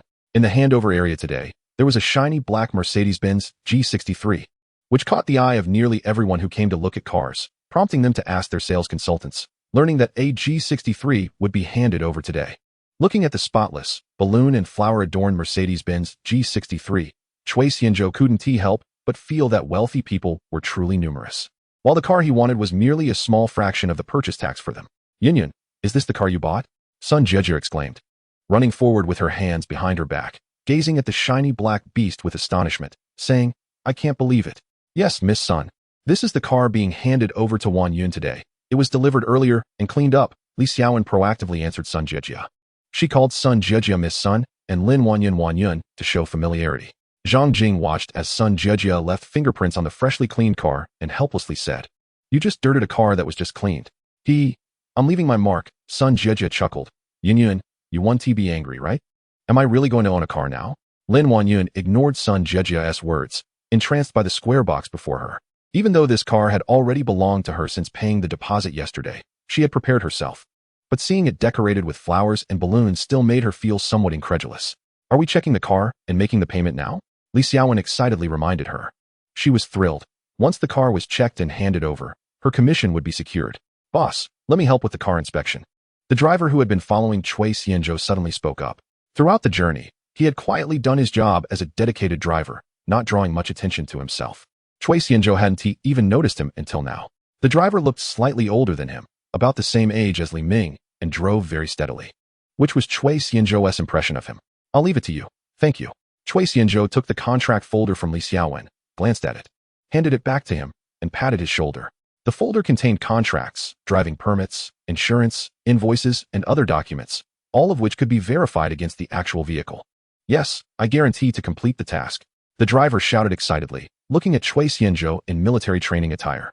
He instinctively wanted to salute, but realized halfway through and quickly lowered his hand. Chui Xianzhou noticed the other person's action and curiously asked Li Ming, "Is this someone the company hired?"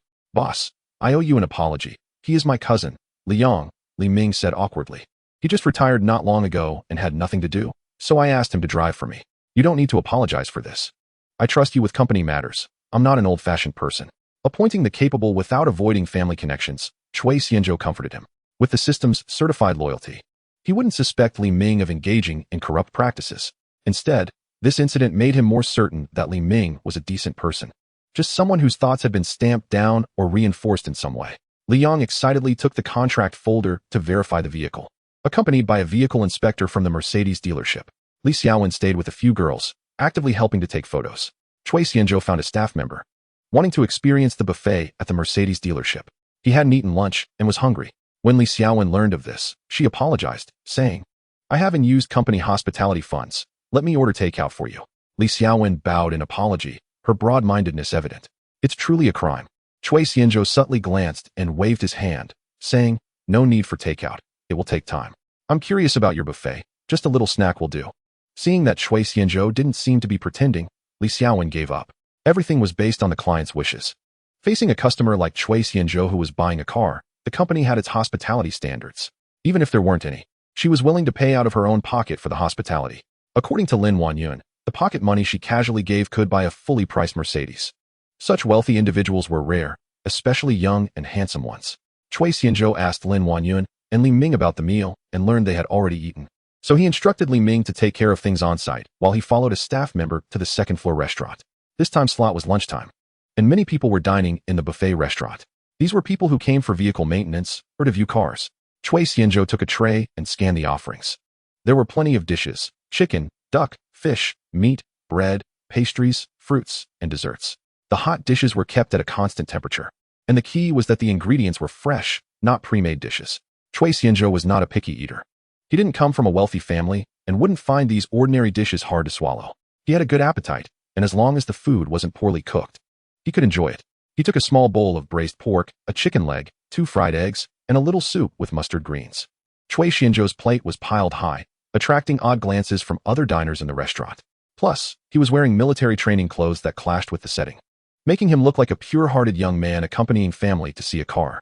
Seeing his handsome face, a somewhat attractive middle-aged woman couldn't help but be intrigued. Watching him devour his food made it clear he was capable and had a good appetite, instantly making her mouth water. In contrast, the delicate duck beside her was pretentious, cutting corners at work, making it seem inferior. Chui Xianzhou found an empty spot at the entrance of the restaurant and quickly finished his lunch. The taste was much better than cafeteria food.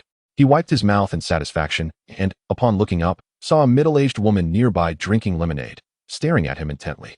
She was sitting next to a young man, probably her son. It was not unusual for parents to buy cars for their children. Cui Xianzhou thought his eating style might have affected others, so he smiled apologetically and got up to find Lin Wanyan. Xie Yanfang watched as the pure-hearted young man finished his meal in no time, clearly having a good appetite, just as she did. Such an appetite must mean he has unending energy. Her mind began to swirl with impure thoughts, and her hormones started to go awry. Just as she was about to get up and approach the decent young man, she saw him look up and smile at her. That smile made her tremble, almost unable to stand. As a result, she was delayed, and his figure disappeared at the exit. Once Cui Xianzhou appeared, Lin Wanyan pulled him over to take photos.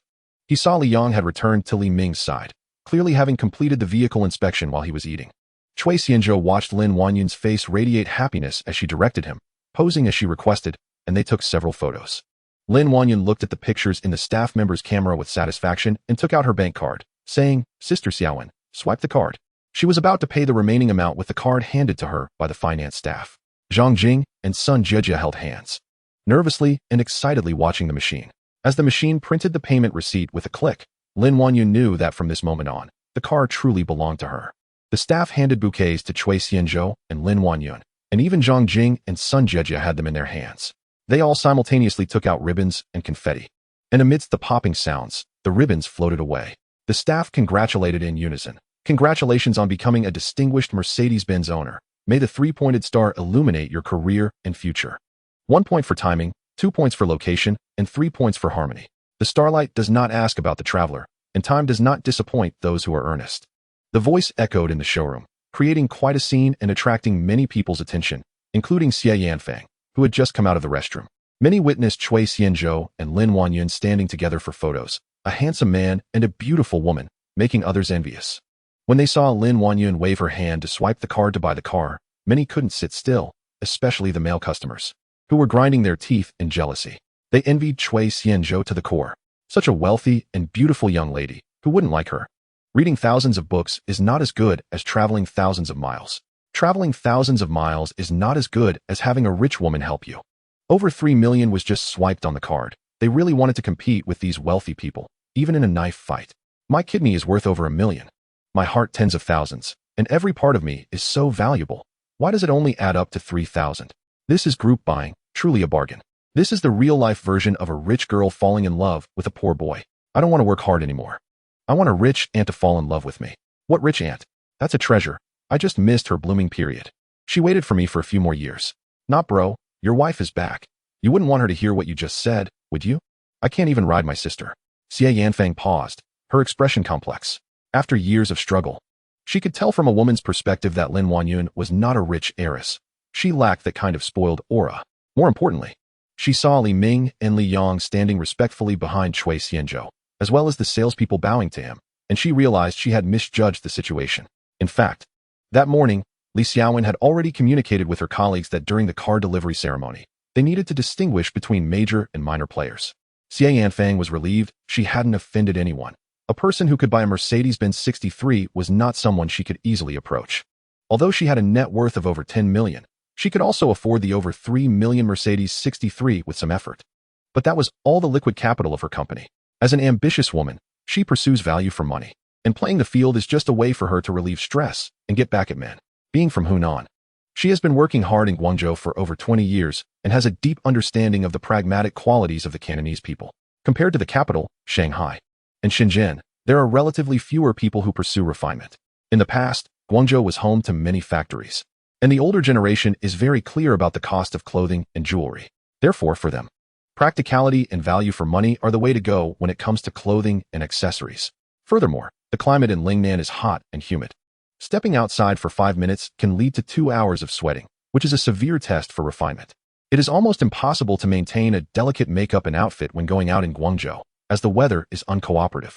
Just imagine. You styled your hair perfectly before going out, but with the sun and sweat, everything collapses, and there's no saving it. Expensive clothes, when soaked with sweat, turn from loose and trendy to tight and greasy. Thus, t-shirts, shorts, and flip-flops become the standard attire. Anyone who has spent some time in Guangzhou will notice an interesting point. If you mention that you had an expensive barbecue dinner last night, People will look at you as if you're out of your mind. But if you talk about a good and reasonably priced barbecue, everyone will ask where it is and rush over. Although not all Guangzhou residents seek value for money, wealthy individuals also enjoy buying expensive items. But they won't be foolish enough to overpay. Seeing Cui Xianzhou in military training attire, Xie Yanfeng wonders if she doesn't fully understand the meaning of practicality. It seems she needs to gain some insights from the university town. Meanwhile, after Cui Xianzhou dismissed Li Ming under Li Xiaowen's guidance, he moved the car out of the 4S shop, while Lin Wanyun and others had not yet gotten in. Wanyun, if you have any questions about operating the car, feel free to contact me, Li Xiaowen said, thanking her for her trust and support in their Mercedes-Benz 4S shop, and welcoming her to reach out whenever she wants to buy a car. If I have any questions, I'll find you. I hope you won't find me annoying then, Lin Wanyun said, linking arms with the newly alighted Cui Xianzhou and smiling. Your service quality is excellent, especially the high efficiency, which makes me very satisfied. If I have thoughts about buying a Mercedes in the future, I will come to you again, Cui Xianzhou nodded and praised. Although Li Xiaowen was speaking to everyone, considering Lin Wanyun's feelings, Cui Xianzhou knew that it was actually directed at her. Providing high-quality service to our customers is our duty, Li Xiaowen replied, neither servile nor arrogant. Well, let's leave it at that for today, goodbye. Cui Xianzhou shook Li Xiaowen's outstretched hand, then walked around to sit in the passenger seat. Goodbye, President Cui. Goodbye, Wanyun. Goodbye, Jingjing. Goodbye, Jejia. Li Xiaowen bid farewell without leaving anyone out. Goodbye, Sister Xiaowen. After the girls exchanged pleasantries, Zhang Jing and Sun Jejia sat in the back seat, while Lin Wanyun, seeing Cui Xianzhou in the passenger seat, had to take the driver's position. After the three of them got in the car, they treated it with care, even closing the doors gently. However, an awkward situation arose. The door wouldn't close. After trying a couple of times with a bit of force, they finally managed to shut it. That said, the Mercedes-Benz 63's doors retain a special structure from military design, and the sound of the door closing is still as pleasant as ever, although it requires a bit of effort, which isn't very friendly for girls. Lin Wanyun sat in the driver's seat, and the three of them rolled down the windows to wave goodbye to Li Xiaowen. However, Lin Wanyun felt a bit nervous. Although she had a driver's license, she hadn't driven much. She looked at Cui Xianzhou with a pleading gaze. Cui Xianzhou held back his laughter and patted her head. It's okay. I'm here. Drive confidently. I asked the 4S shop for a new driver sticker, and now there's a new female driver sticker on the back of the car. Plus, with the value of this car, I believe many people will steer clear of you. I'll drive. I'll drive. Lin Wanyun pouted. That's not very comforting. Zhang Jing and Sun Jejia couldn't hold back anymore. I have to say, is it really okay to openly roast you like this? How about Jejia and I get out and leave space for you too? Cui Xianzhou laughed heartily. I'm in a good mood today, celebrating Wanyun's new car, wishing her good fortune. When the car starts, it's like gold is pouring in. I'll give you a gift later, and I hope you won't dislike it. Really? Sun Jejia exclaimed in surprise. You guys go on, don't worry about us. Treating us like fools is fine. Upon hearing about the gift, both Sun Jejia and Zhang Jing perked up. Lin Wanyun, diverted by this, lost her nervousness and tilted her head, curiously asking, what are you planning to buy? We'll pass by on the way back. I'll let you know in advance. And you can just turn the car in, Cui Xianzhou said mysteriously. Under Lin Wanyun's careful handling, the Mercedes-Benz 63 finally started moving slowly, while Li Xiaowen watched the car disappear from the shop's entrance. The Mercedes-Benz 63 occupies a niche in the high-end market with its powerful powertrain, exceptional off-road capabilities, and luxurious interior configuration. It features a 9-speed automatic transmission, which provides different driving modes for the driver. In automatic mode, the paddle shifters can switch to manual mode. This means the car has an automatic function, and as long as you know how to start it, brake, and steer, you can drive it away. After a bit of initial stiffness, Lin Wanyun gradually got the hang of it. This is a shopping plaza. Lin Wanyun focused intently on Cui Xianzhou's instructions, turning the car in and finding a parking space that was clear on all sides, backing into the spot. Cui Xianzhou watched as Lin Wanyun successfully parked in one go, giving her a thumbs up and generously praising her. You did it in one go. I have to commend you. Hearing this, Lin Wanyun was so happy that her nose seemed to point skyward, her neck elongated like a swan, as she hummed, just a little bit, and I can drive away easily. But what are you planning to buy here? Lin Wanyun asked in confusion.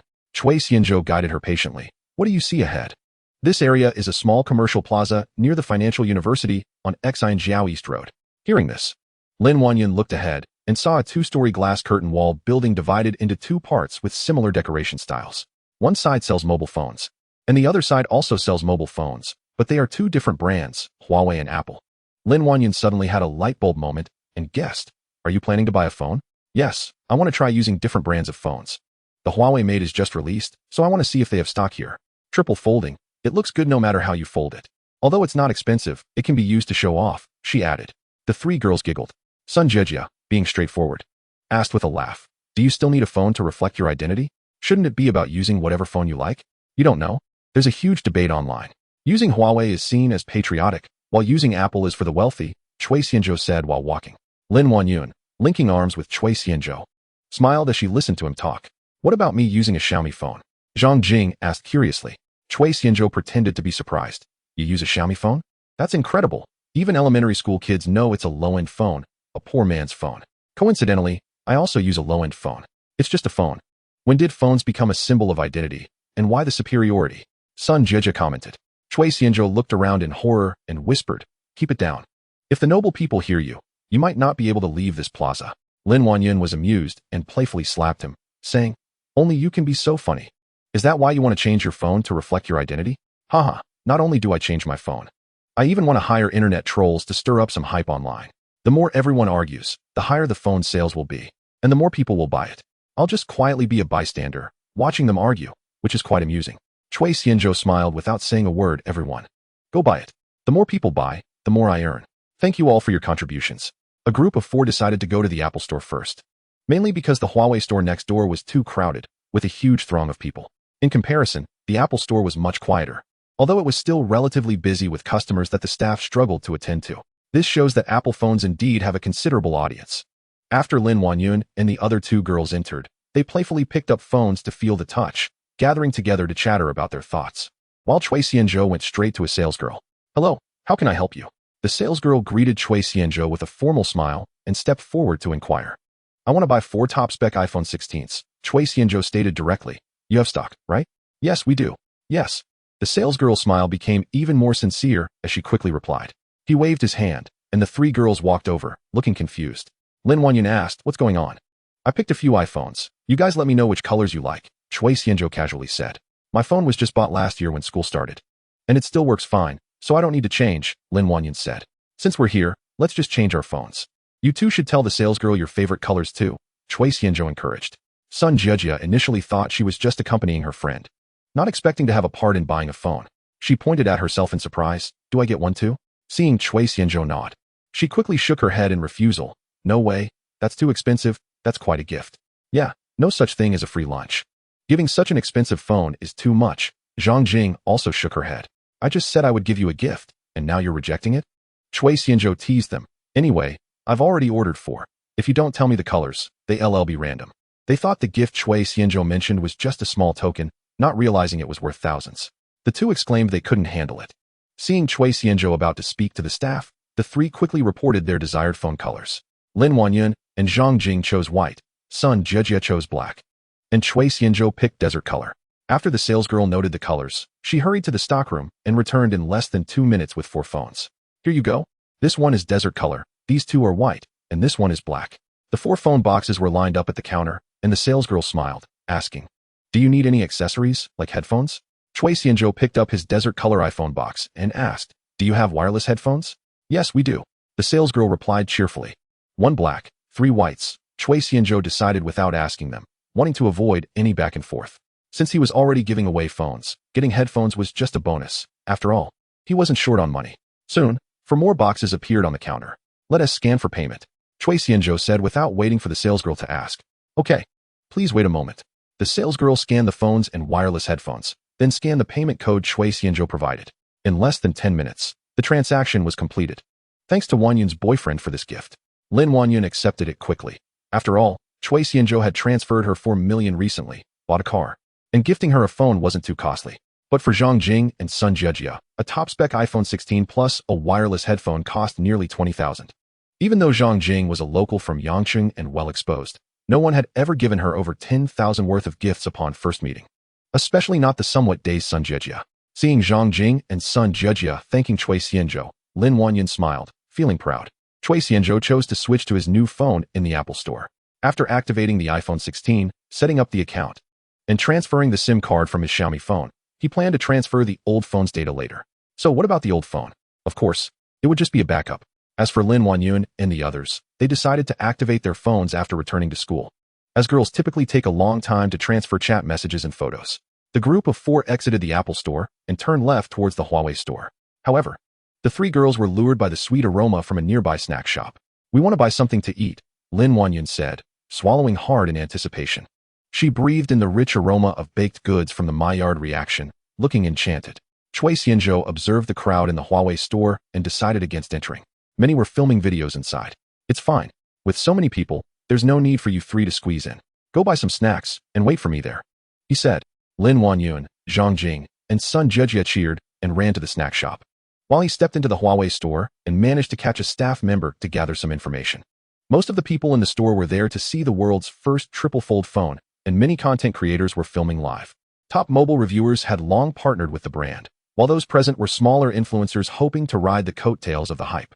The most crowded area was in front of the glass display cases showcasing the extraordinary triple-fold phones, which could only be viewed from a distance. "Look at this. I can only say it's leading the way. With its opening and closing, it's extraordinary. The triple fold is here, and I believe that soon we'll be pulling out a 65-inch phone from our pockets." Many had watched various phone reviews and noted both the advantages and disadvantages, with the screen being relatively fragile and prone to scratches.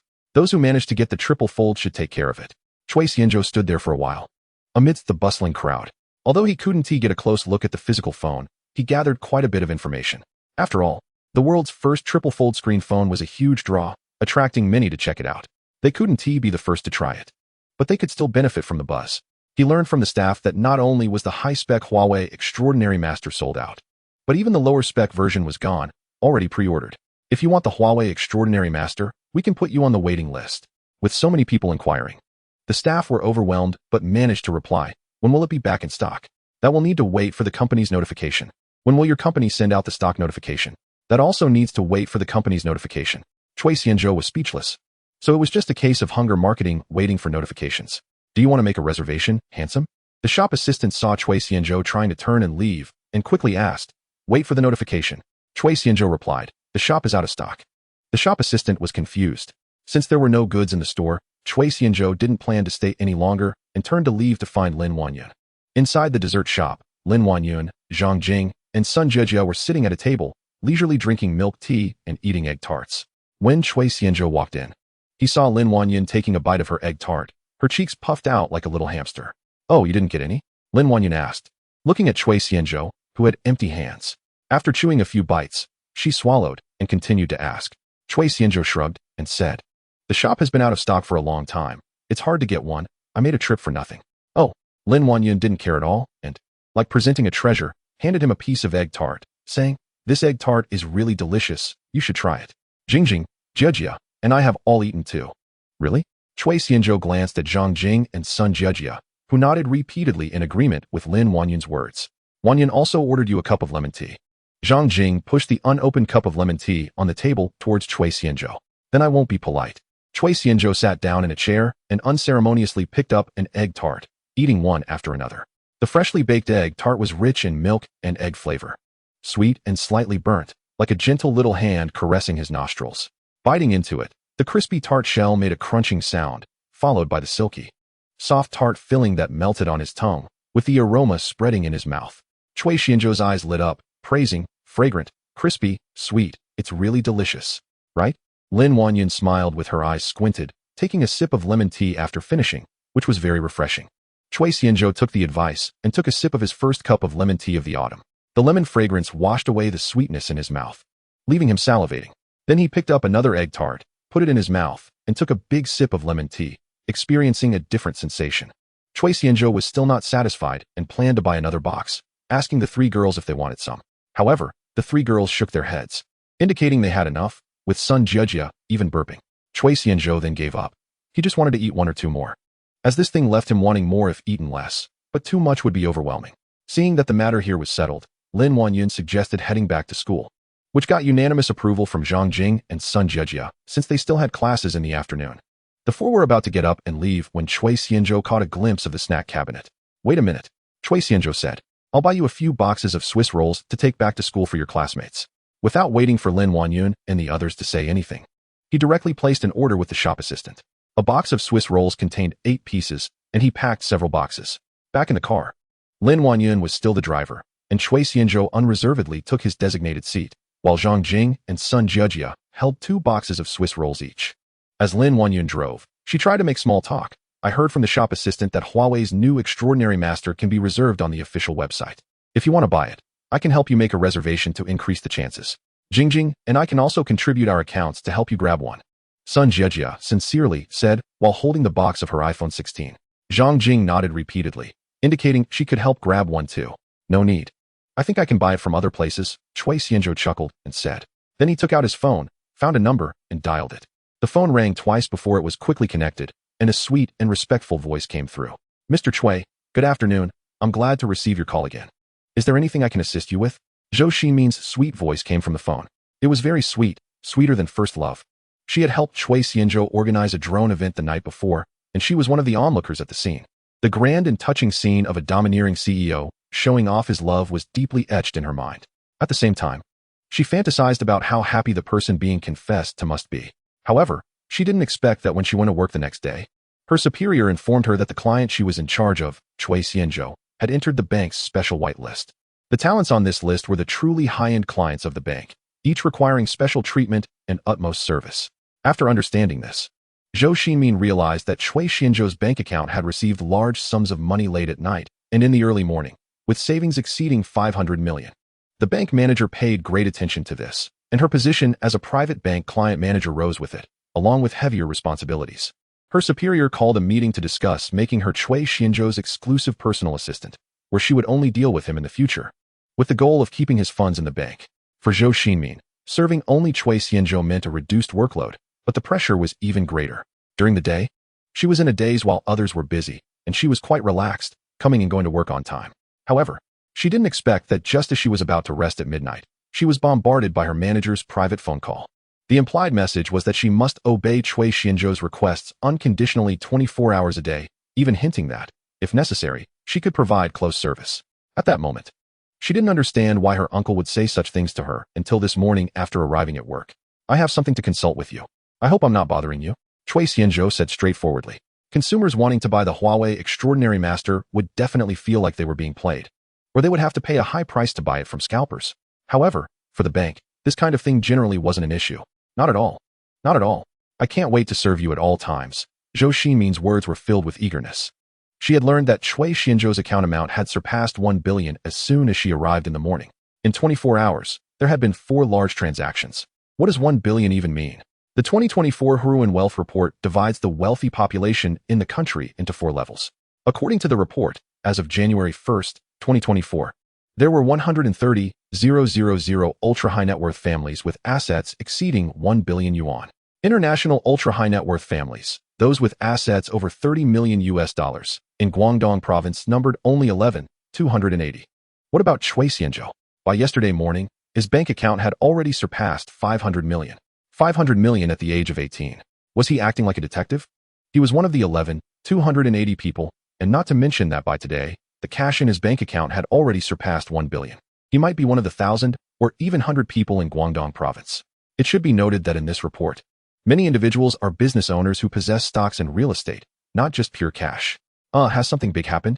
Your tone sounds strange. Chui Xianzhou was a bit confused, feeling as if he were some exceptional handsome man, and the other party almost wanted to devour him. It's like this. Because your funds at our bank have exceeded 1 billion, you are now one of our high-end clients. The bank has decided to provide you with 24-hour online service. Zhou Xinmin paused, shyly hinting, now I am your exclusive client manager, and I will wholeheartedly serve you closely and resolve your troubles.